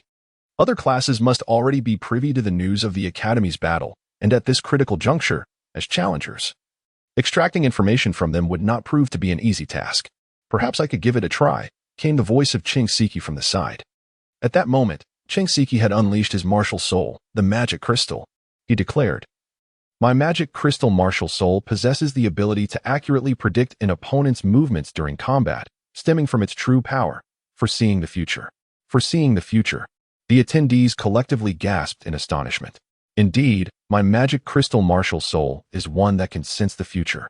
My first soul skill allows me to see precisely what will transpire within the next 10 seconds, albeit briefly, yet with remarkable accuracy. This ability is well documented." Cheng Siki had previously relied on this first soul skill to endure battle. Conversely, my second soul skill contrasts sharply with the first, enabling me to predict my own or others' more distant futures, though the vision is somewhat hazy and demands a considerable toll on mental strength. While a couple of uses may be manageable, repeated utilization may necessitate assistance from others to share the burden on my mental faculties. At this point, the assembled individuals began to comprehend Cheng Siki's intent. Should they harness his ability, they might fortuitously glimpse the forthcoming academy competition, potentially observing the combatants and strategies of other classes, subsequently devising their responses. "Cheng Siki, if you can foresee the future, what if you predict a future of failure?" Tang Chenfeng inquired. Cheng Siki replied, "That is of little consequence. I have previously experimented with this. If one interferes or adjusts the predicted future, such as by acting contrary to what was foreseen, the future will indeed manifest differing degrees of change. Ultimately, the future is malleable. It will not remain static, and it primarily hinges on the choices we make henceforth. Chapter 64. An unexpected turn. Such a potent ability must surely come at some cost. Tang Shifeng inquired further. Everything in this world exists in a delicate balance. The more one gains, the greater the cost one must bear. Cheng Siki responded, so far, I have not encountered any particularly daunting issues. If I must point out a drawback, it is the astonishing amount of mental energy it demands. And it is not as user-friendly as one might assume. The ability to foresee the future correlates directly with the user's mental strength. Alone, I can only predict events occurring within the next 3 weeks. Theoretically, with the assistance of others, I could glimpse far into the future. By the way, my mental energy has long surpassed the spiritual C stage, yet the toll of foreseeing the future remains exorbitantly burdensome. Is it truly possible to possess such a remarkable ability, only to pay the price of significantly depleting one's mental energy? Tang Shifeng pondered. You actually utilize the mental energy of the spiritual C stage. I am so envious. My mental energy has just reached 200 points, Gu Xinran remarked enviously from the side. She then suggested, why don't we not dwell on it too much and simply give it a try, regardless of whether this ability will assist us at present. Its wondrous nature undeniably sparks curiosity. With that, Gu Xinran seated herself before Cheng Siki and asked how to proceed. Cheng Siki placed her magical crystal before Gu Xinran, instructed her to rest her hands upon it, and then infused her mental energy into the crystal. From here, I will guide you to perceive your future through my mental energy, she explained. Following Cheng Siki's instructions, Gu Xinran placed her hands on the magical crystal and slowly closed her eyes. The crystal began to emanate a myriad of enchanting colors, creating a mesmerizing spectacle. At that moment, Yi Hongling tugged at Tang Shifeng's sleeve and remarked, Brother, do you not feel that this scene resembles those fortune tellers from the market in town? Upon hearing Yi Hongling's words, Tang Shifeng also realized the striking resemblance of the situation before them to the scenes he had witnessed in the past.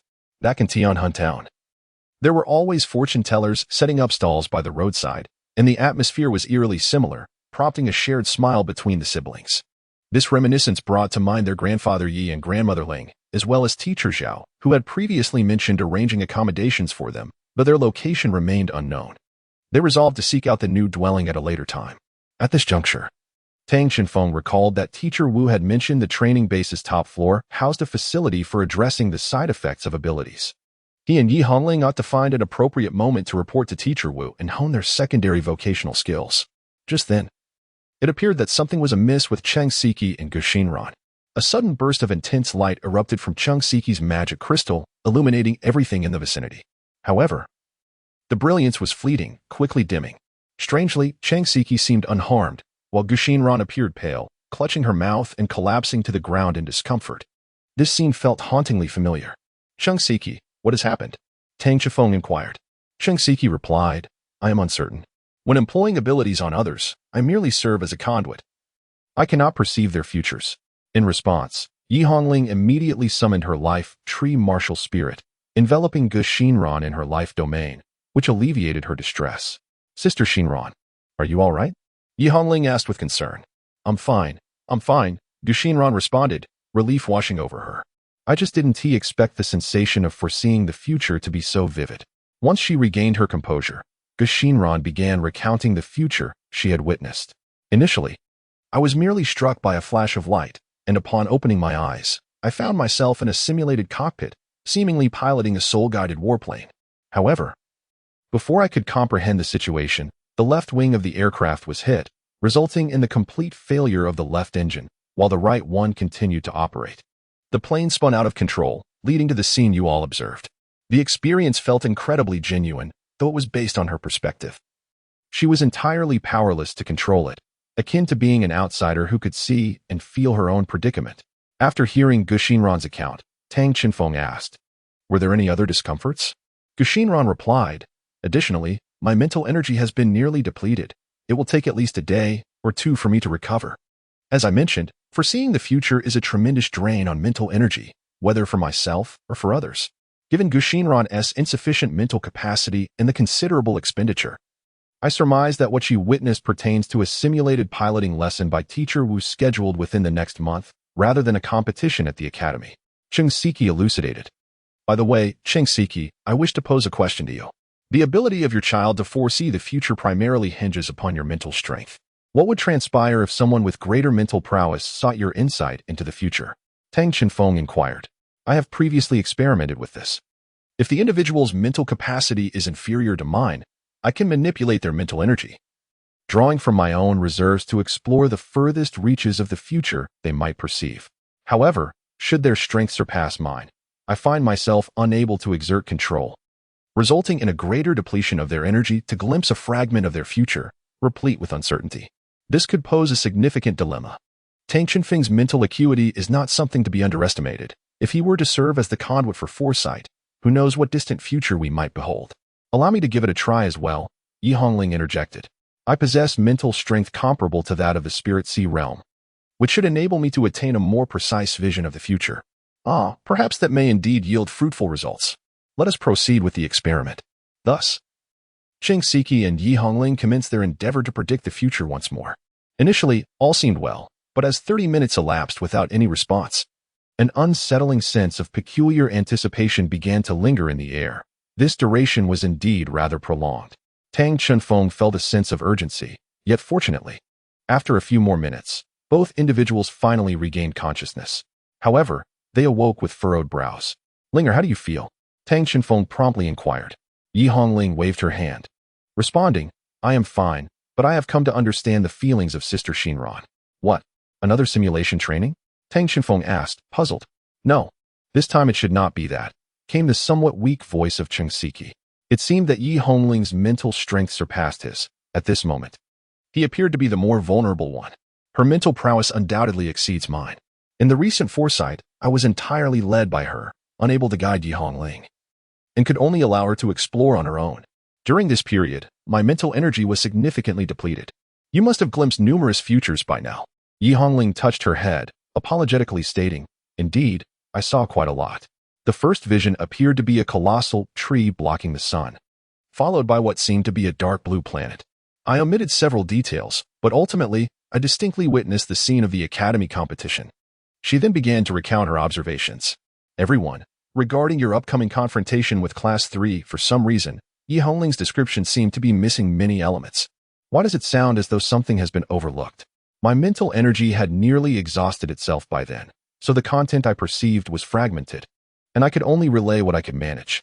Then came a considerably clear and complete image of the battle. The mech I piloted was evading the opponent's attacks. After dodging several projectiles, I finally breathed a sigh of relief when suddenly, a soul guide beam struck my left shoulder from above. The mech uncontrollably collided with an asteroid. Followed by a deafening alarm, the left arm was severely damaged, and the mech sustained 41 damage as the enemy approached. It was only then that I realized the adversary had already reached my front, with their mech's soul guide ray gun directly aimed at me. Just at that critical moment, another soul guide beam shot in from the side, piercing through their cockpit and detonating their mech. Subsequently, a mech wielding a soul guide sniper rifle appeared in my line of sight. It must have been our ally. Then what happened? From Yi Hongling's description, it seemed they were recounting their competition against Class 3, which promised to yield significant information. Abruptly, Yi Hongling hesitated, saying, Then, my mental energy was nearly depleted, and I only saw myself seemingly communicating with the opponent before I exhausted my mental strength and woke up. Sighing, she continued, I didn't expect that a hard-won clue would be abruptly cut off halfway through the investigation. At least this indicates that we have triumphed over Class 5 and Class 4. There is still some good news. Gao Xinran remarked from the side, Brother, why don't you give it a try? Yi Hongling suggested. With your mental strength, you should be able to perceive a clearer vision of the future. Tang Chenfeng was about to voice his agreement when he was interrupted by Siki.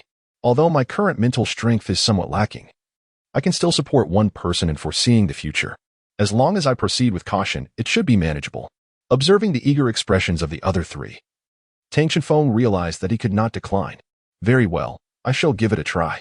With that, he positioned himself before Siki, closed his eyes as Gao Xinran and Yi Hongling had done before, placed his hands upon the magical crystal, and began to channel his mental energy into it.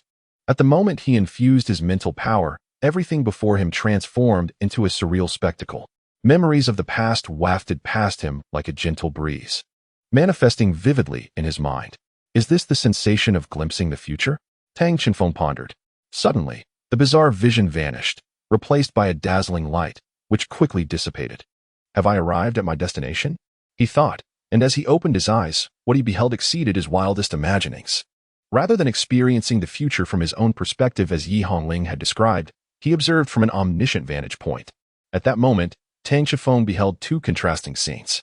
Gazing into the distance, he was met with an infinite cosmos, a magnificent starry sky, far more resplendent than the virtual space within the simulation cockpit.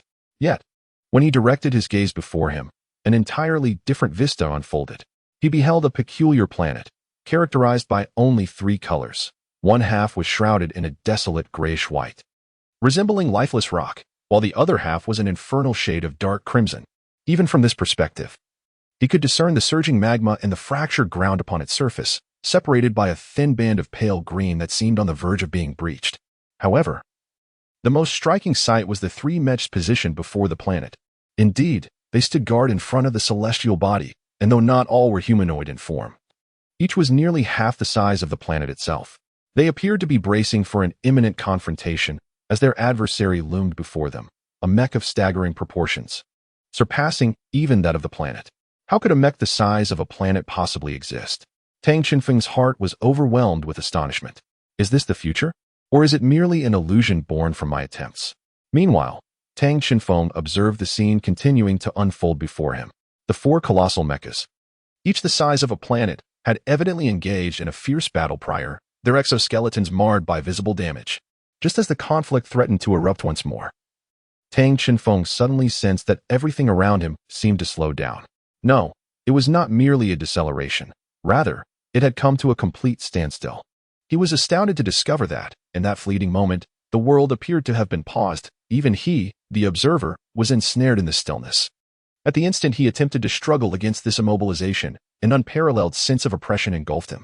Though everything was frozen in place, he could feel an immense pressure surging from all directions, ravaging and tearing at his mental ocean, akin to being cast into the abyss of a black hole. Fortunately, this sensation did not endure for long. When Tang Chenfeng turned back to gaze at the planet-sized mechas, he was astonished to find numerous threads emerging from them. These gigantic entities, resembling planets, began to disintegrate along these threads, which not only tore apart the mechas but also extended into the surrounding space along the fissures, causing everything around to collapse rapidly. In the realm of reality, Cheng Siki let out a scream as if struck by lightning. Her body leaning back before she fell from her chair, collapsing to the ground, blood seeping from her orifices as she lost consciousness. Chapter 65. It was actually her. Tang Chenfeng opened his eyes to behold an unfamiliar ceiling. He recalled engaging in a prediction with Cheng Siki. Yet it seemed an unexpected incident had caused him to lose consciousness. Where exactly was he now? Teacher Wu, Dad, Mom, Brother, I'm awake. A familiar voice reached Tang Chenfeng's ears. At last, you have awakened. You are in the infirmary of the St. Luo Soul Master Academy. How do you feel now? Tang Chenfeng. The speaker was Teacher Wu. Tang Chenfeng turned his head and saw that seated beside him were Yi Hongling, Wu Lintian, Grandma Lingwei, and Grandpa Yi Jiulong. Tang Chenfeng staggered to his feet. Physically, he felt relatively well, yet his head was spinning, making it difficult for him to control his body. He inquired, "What has happened to me?" "Hold on. Don't move just yet. Your mental energy has been severely depleted, to the point of being overextended. You need to rest properly." Yu Jiulong replied. Tang Chenfeng glanced around and inquired, "Where is Cheng Siki? Why isn't he here?" Teacher Wu replied, "His condition is far more critical than yours. He has fallen into a state of unconsciousness and was urgently taken to the hospital. In comparison, you were fortunate to have only been unconscious for a day." With the explanations provided by those around him, Tang Chenfeng finally grasped the sequence of events. It turned out that following their last prediction, both he and Cheng Siki succumbed to varying degrees of unconsciousness. Yi Hongling and Ge Xinran, alarmed, hastened to seek Teacher Wu's assistance. After examination, it was determined that Tang Chenfeng's condition was stable, allowing him to remain in the Academy's infirmary, whereas Cheng Siki was not as fortunate. His mental realm had seemingly suffered a severe upheaval, necessitating his transfer to the hospital for urgent care. Subsequently, the Academy notified his family, who were likely at the hospital now, seeking an explanation from Tang Chenfeng and the others. "I'm sorry, teacher. I never intended for things to turn out this way." Tang Chenfeng lamented, engulfed in profound guilt. Indeed, You cannot bear the blame entirely, Wu Lintian reassured him. The act of predicting the future inherently carries a cost. Huh? Tang Shifeng responded, perplexed. Yu Jiolong interjected. To foresee the future is akin to probing into the secrets of fate. Such secrets cannot be revealed lightly. Any casual attempt to glimpse the future inevitably incurs a corresponding price. Your friend is likely suffering the backlash of such an endeavor. Is there a way to save him? Tang Shenfeng questioned anxiously, unwilling to accept the notion that Cheng Siki might perish due to his actions. At that moment, Ling Wei remarked, "Do not worry. I will visit him shortly. I am confident I can heal him." Hearing Ling Wei's assertion, Tang Shifeng felt a wave of relief wash over him. He believed that there was no ailment too grave for Ling Wei to mend. After discussing some specific details, everyone began to disperse. Ling Wei and Yi Jiolong confirmed that Tang Shenfeng's health was stable before proceeding to the hospital, while Wu Lintian remained behind to monitor the situation. As for Tang Shenfeng, it was best for him to continue resting in bed. By the way, Tang Shenfeng, I need to ask you a few more questions, Wu Lintian suddenly inquired. What would you like to know, teacher? Generally speaking, even the backlash from predicting the future rarely escalates to the severity of Cheng Siki's condition. Unless you truly witnessed something extraordinary. Can you share what kind of future you foresaw? Tang Shenfeng contemplated briefly. He trusted Teacher Wu and was eager to understand why Cheng Siki was in such a state. Thus, he recounted everything he could remember. A mech is colossal as a planet. Yi Hongling exclaimed, reaching out to touch Tang Shenfeng's forehead. Bro, you aren't delirious from a fever, are you? How could there possibly be a mech of such immense size? She asked, her concern evident. Tang Shifeng harbored considerable uncertainty regarding his own words. To this day, he remained beset by a throbbing headache, unsure whether what he had witnessed was reality or mere illusion. Indeed, as Yi Hongling had remarked, while the existence of a spacecraft might be plausible, the notion of such colossal mechs in this world was utterly unfathomable. I surmise that the very moment you glimpse the future, you succumb to unconsciousness. What you utter now may merely be a dream or a figment of your imagination. It would be prudent for you to rest as soon as possible, for the Academy competition has been postponed by half a month, granting us ample time. With that, Wu Lintian exited the infirmary. Tang Shenfeng was quite obedient, collapsing onto the bed and falling into slumber the moment Wu Lintian departed. Meanwhile, Yi Hongling silently watched over him from the side. Outside the door, Wu Lintian was murmuring to himself, his expression devoid of the previous ease and comfort.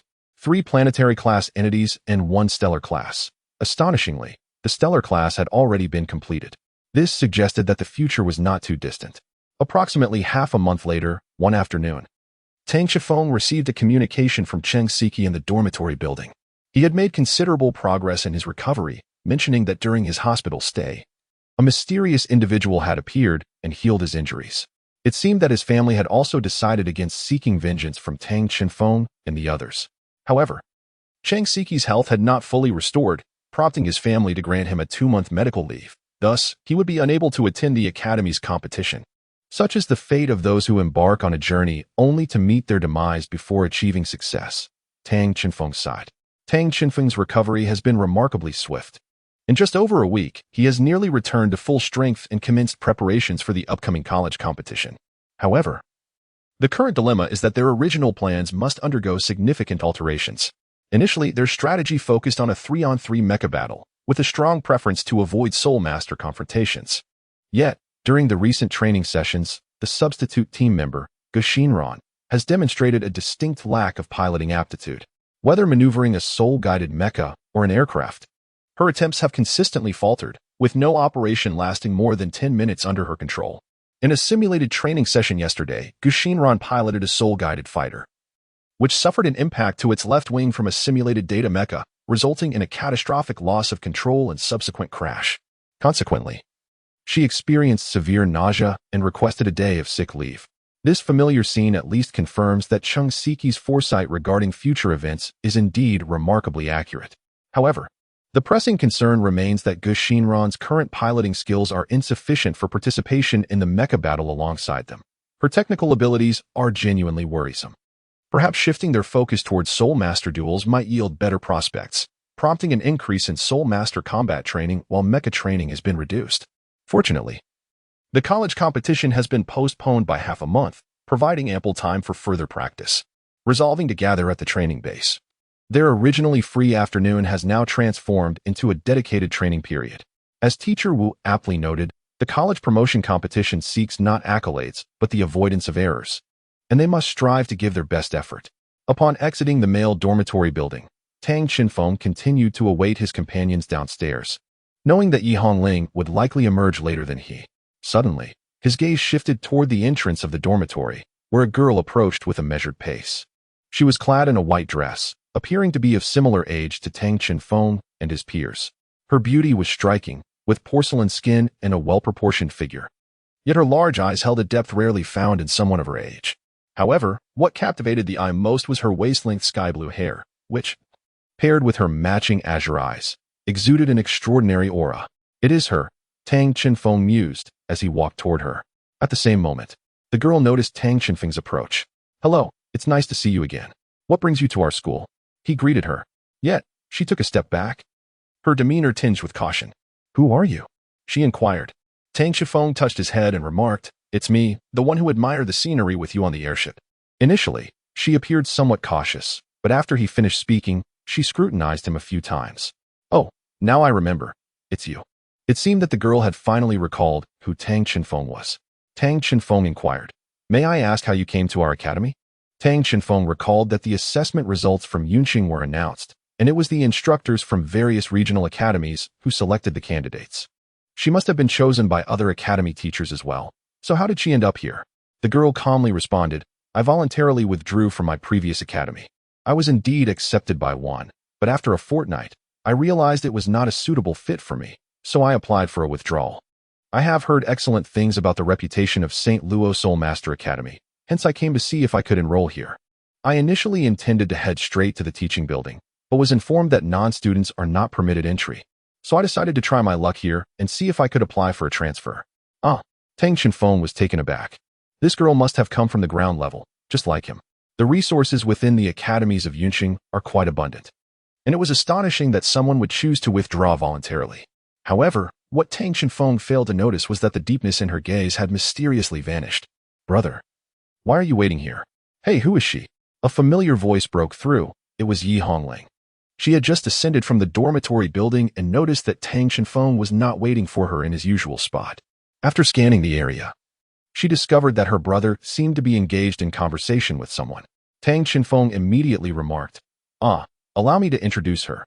This is Yi Hongling, my sister. Linger. She is a friend I made aboard the airship." At that moment, Tang Qinfeng suddenly realized that he had yet to learn the other party's name, as he had not introduced himself previously. "Greetings, I am Bai Luai. You may simply call me Luai," she interjected, gracefully alleviating the awkwardness. Hello, I am Yi Hongling. You may call me Linger or Hongling," she replied. "I am Tang Qinfeng. I apologize for not asking your name earlier." Bai Luai smiled and responded, "It's quite all right. By the way, Hongling and Qinfeng, could you take me to meet your teacher? I may need to complete my enrollment procedures." "Of course, no problem at all. We were just on our way to find our teacher," Yi Hongling replied. Thus, the three of them ventured toward the training base together. Within the training base, Wu Lintian had already arrived at the Soul Master training ground. Due to a change in plans, the Soul Master combat had become the primary focus, relegating mecha training to a secondary position. The other students from Class 6 were already engaged in training within the mecha training room. Before Tang Qinfeng and his companions could participate in simulated mecha training, they were required to face Wu Lintian in battle. Although the instructor would lower his cultivation level to match theirs, the outcome invariably remained the same. Tang Qinfeng and his peers had never emerged victorious. Wu Lintian glanced at the time on his soul-guided communicator. It was nearly time. Just as he finished his thought, the doors to the training ground swung open, and Tang Qinfeng and the others entered. Upon seeing the trio, Wu Lintian's gaze was immediately drawn to the unfamiliar figure among them. Approaching the three, he addressed Bai Luai. Which class are you in? I don't believe I've seen you before." Bai Luai looked up at Wu Lintian and replied, "I have transferred from another academy and am hoping to consult the teachers here about the possibility of transferring." As she spoke, she removed her soul-guided communicator and handed it to Wu Lintian. Upon receiving it, he began to review her information. Bai Luai, age 10, had participated in an assessment in Yunzhong City half a month prior and had previously attended the Wanling Soul Master Academy. She had voluntarily applied for withdrawal and had received special approval from the academy to manage her transfer independently. This was indeed permissible in Yunzhong City. As most who arrived here were exceptionally talented, rather than sending them back to the surface, it was preferable to find ways to retain them. Wu Lintian stated, "Your name is Bai Luai, correct?" Bai Luai nodded. "Very well, this is not out of the question, but I must first assess your abilities before reaching a conclusion." He then turned his attention to Tang Chenfeng. Chapter 66. Tang Chenfeng versus Bai Luai. "Very well, this is not out of the question, but I must first assess your abilities before reaching a conclusion," he reiterated as he looked at Tang Chenfeng. "If you can engage in a serious match with him, I will consent to your transfer to our academy. Do you have any objections?" The latter part was naturally directed at Tang Chenfeng. "I have no objections," Bai Luai readily agreed, and I had no objections. With her consent, Tang Chenfeng naturally would not refuse. Wu Lintian nodded as the two prepared to engage from a distance of 30 meters. They both retreated simultaneously, yet Tang Chenfeng did not turn his back on Bai Luai. Instead, he faced her as he stepped back. This was a lesson imparted by Wu Lintian. One must never expose their back to the opponent. After reaching 30 meters, both parties stood firm, their gazes locked onto one another. "All right, begin." With Wu Lintian's command, Tang Chenfeng surged forward at once. His martial spirit activated as he dashed towards Bai Luai with remarkable speed. In response to his rapid approach, Bai Luai was not idle. She placed her hands before her chest, palms facing upward. A dazzling silver light emerged from her palms, gradually extending into a staff nearly 2 meters in length. The staff radiated a brilliant silver hue, exquisitely detailed, exuding an aura of sacred inviolability. At its tip adorned a golden circular emblem, encircled by 4 colorful gemstones that sparkled with radiant brilliance, seemingly harnessing elemental power. Yet, curiously, her soul rings remained unseen. She was an elemental control spirit master. Moreover, was this technique employed to conceal soul rings akin to ours? Tang Chenfeng pondered. Simultaneously, he sensed something amiss around him. Clusters of azure light converged into needle-like formations, hurtling towards him and aimed directly at his eyes. Tang Chenfeng, cautious and alert, summoned the soul power within him, deftly shifting his body to the right to evade the wind needles composed of elemental air. However, in swift succession, a barrage of crimson light surged toward him. These were fireballs, each roughly the size of a fist. What is this? A mastery of 2 distinct elemental controls, Chenfeng thought, as he prepared to evade Bai Luai's assault with a surge of power in his legs. Just then, he felt the ground beneath him give way, and his entire leg became ensnared in the earth.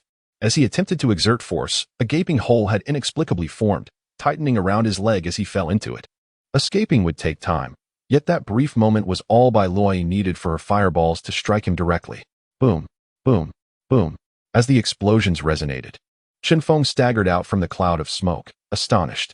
An attack from a soul master of the same rank should, barring an exceptionally powerful martial soul, hardly inflict significant damage upon him. Yet, the potency of that recent attack was undeniably beyond what one of equal standing could unleash. Moreover, the very pit she had conjured was evidently. Was that control over the earth element as well? Chenfeng pondered. Control over wind, fire, and earth elements. Typically, elemental soul masters are limited to a single element.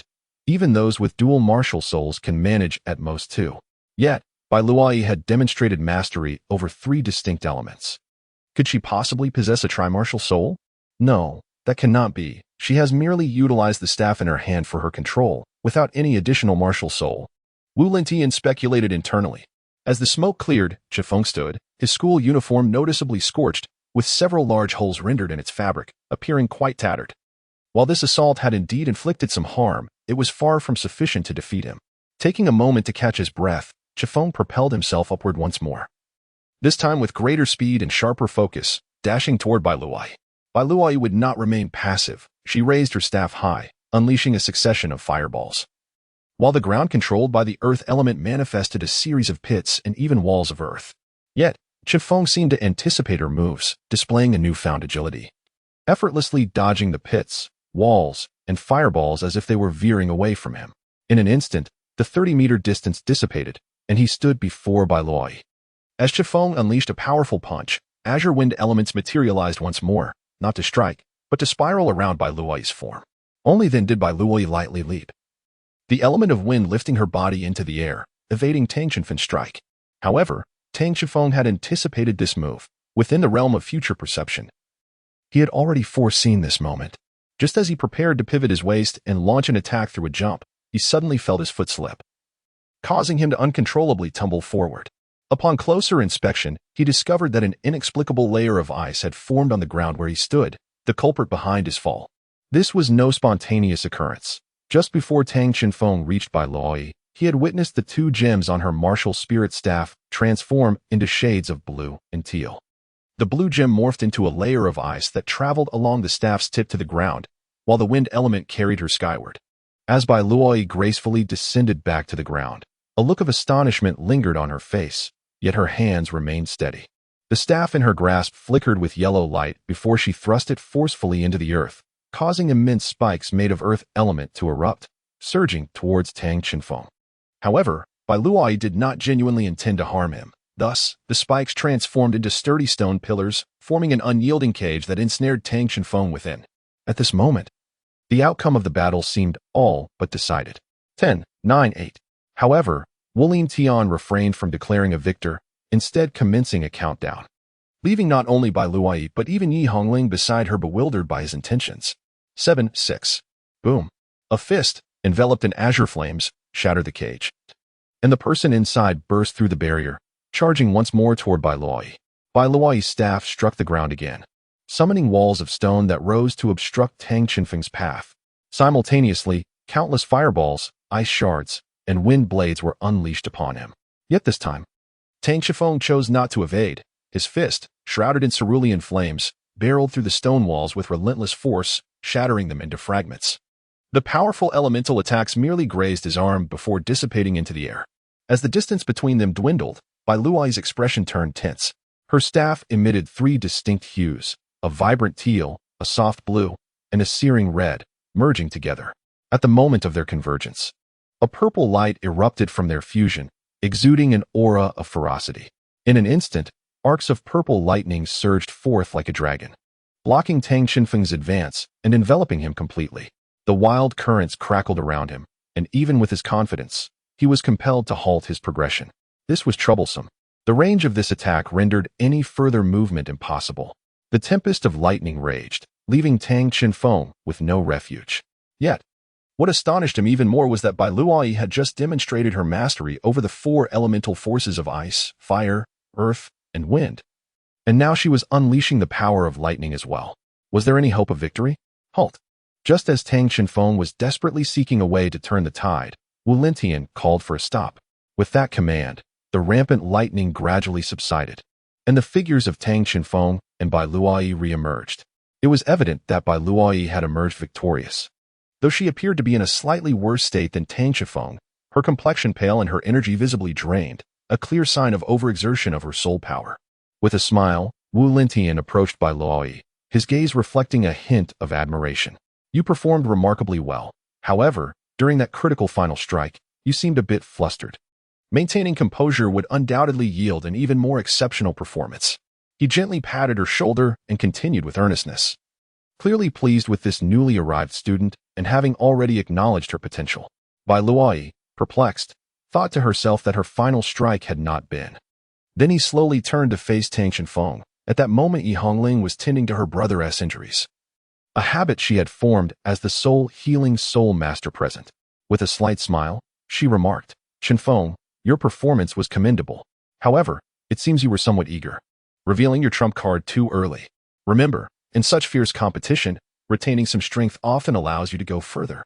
As she spoke, her eyes brimmed with profound meaning and expectation, as if imparting an important life lesson to Tang Chenfeng.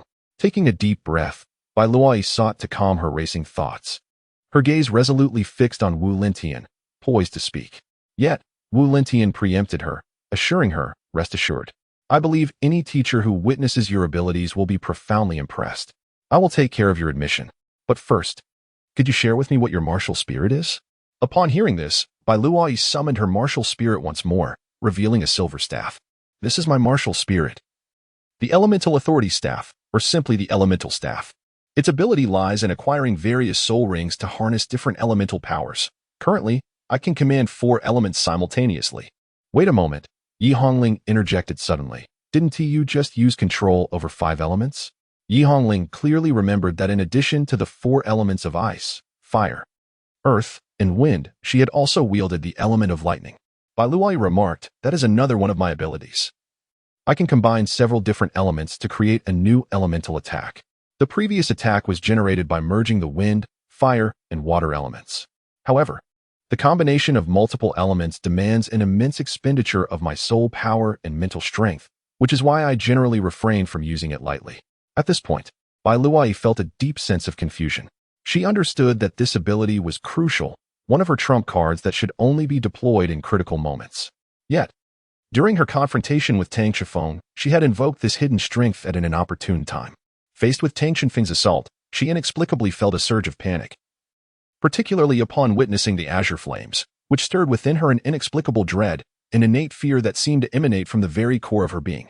Chapter 67. She is unique. After listening to Bai Luai's introduction, Tang Shifeng and his sister were astonished.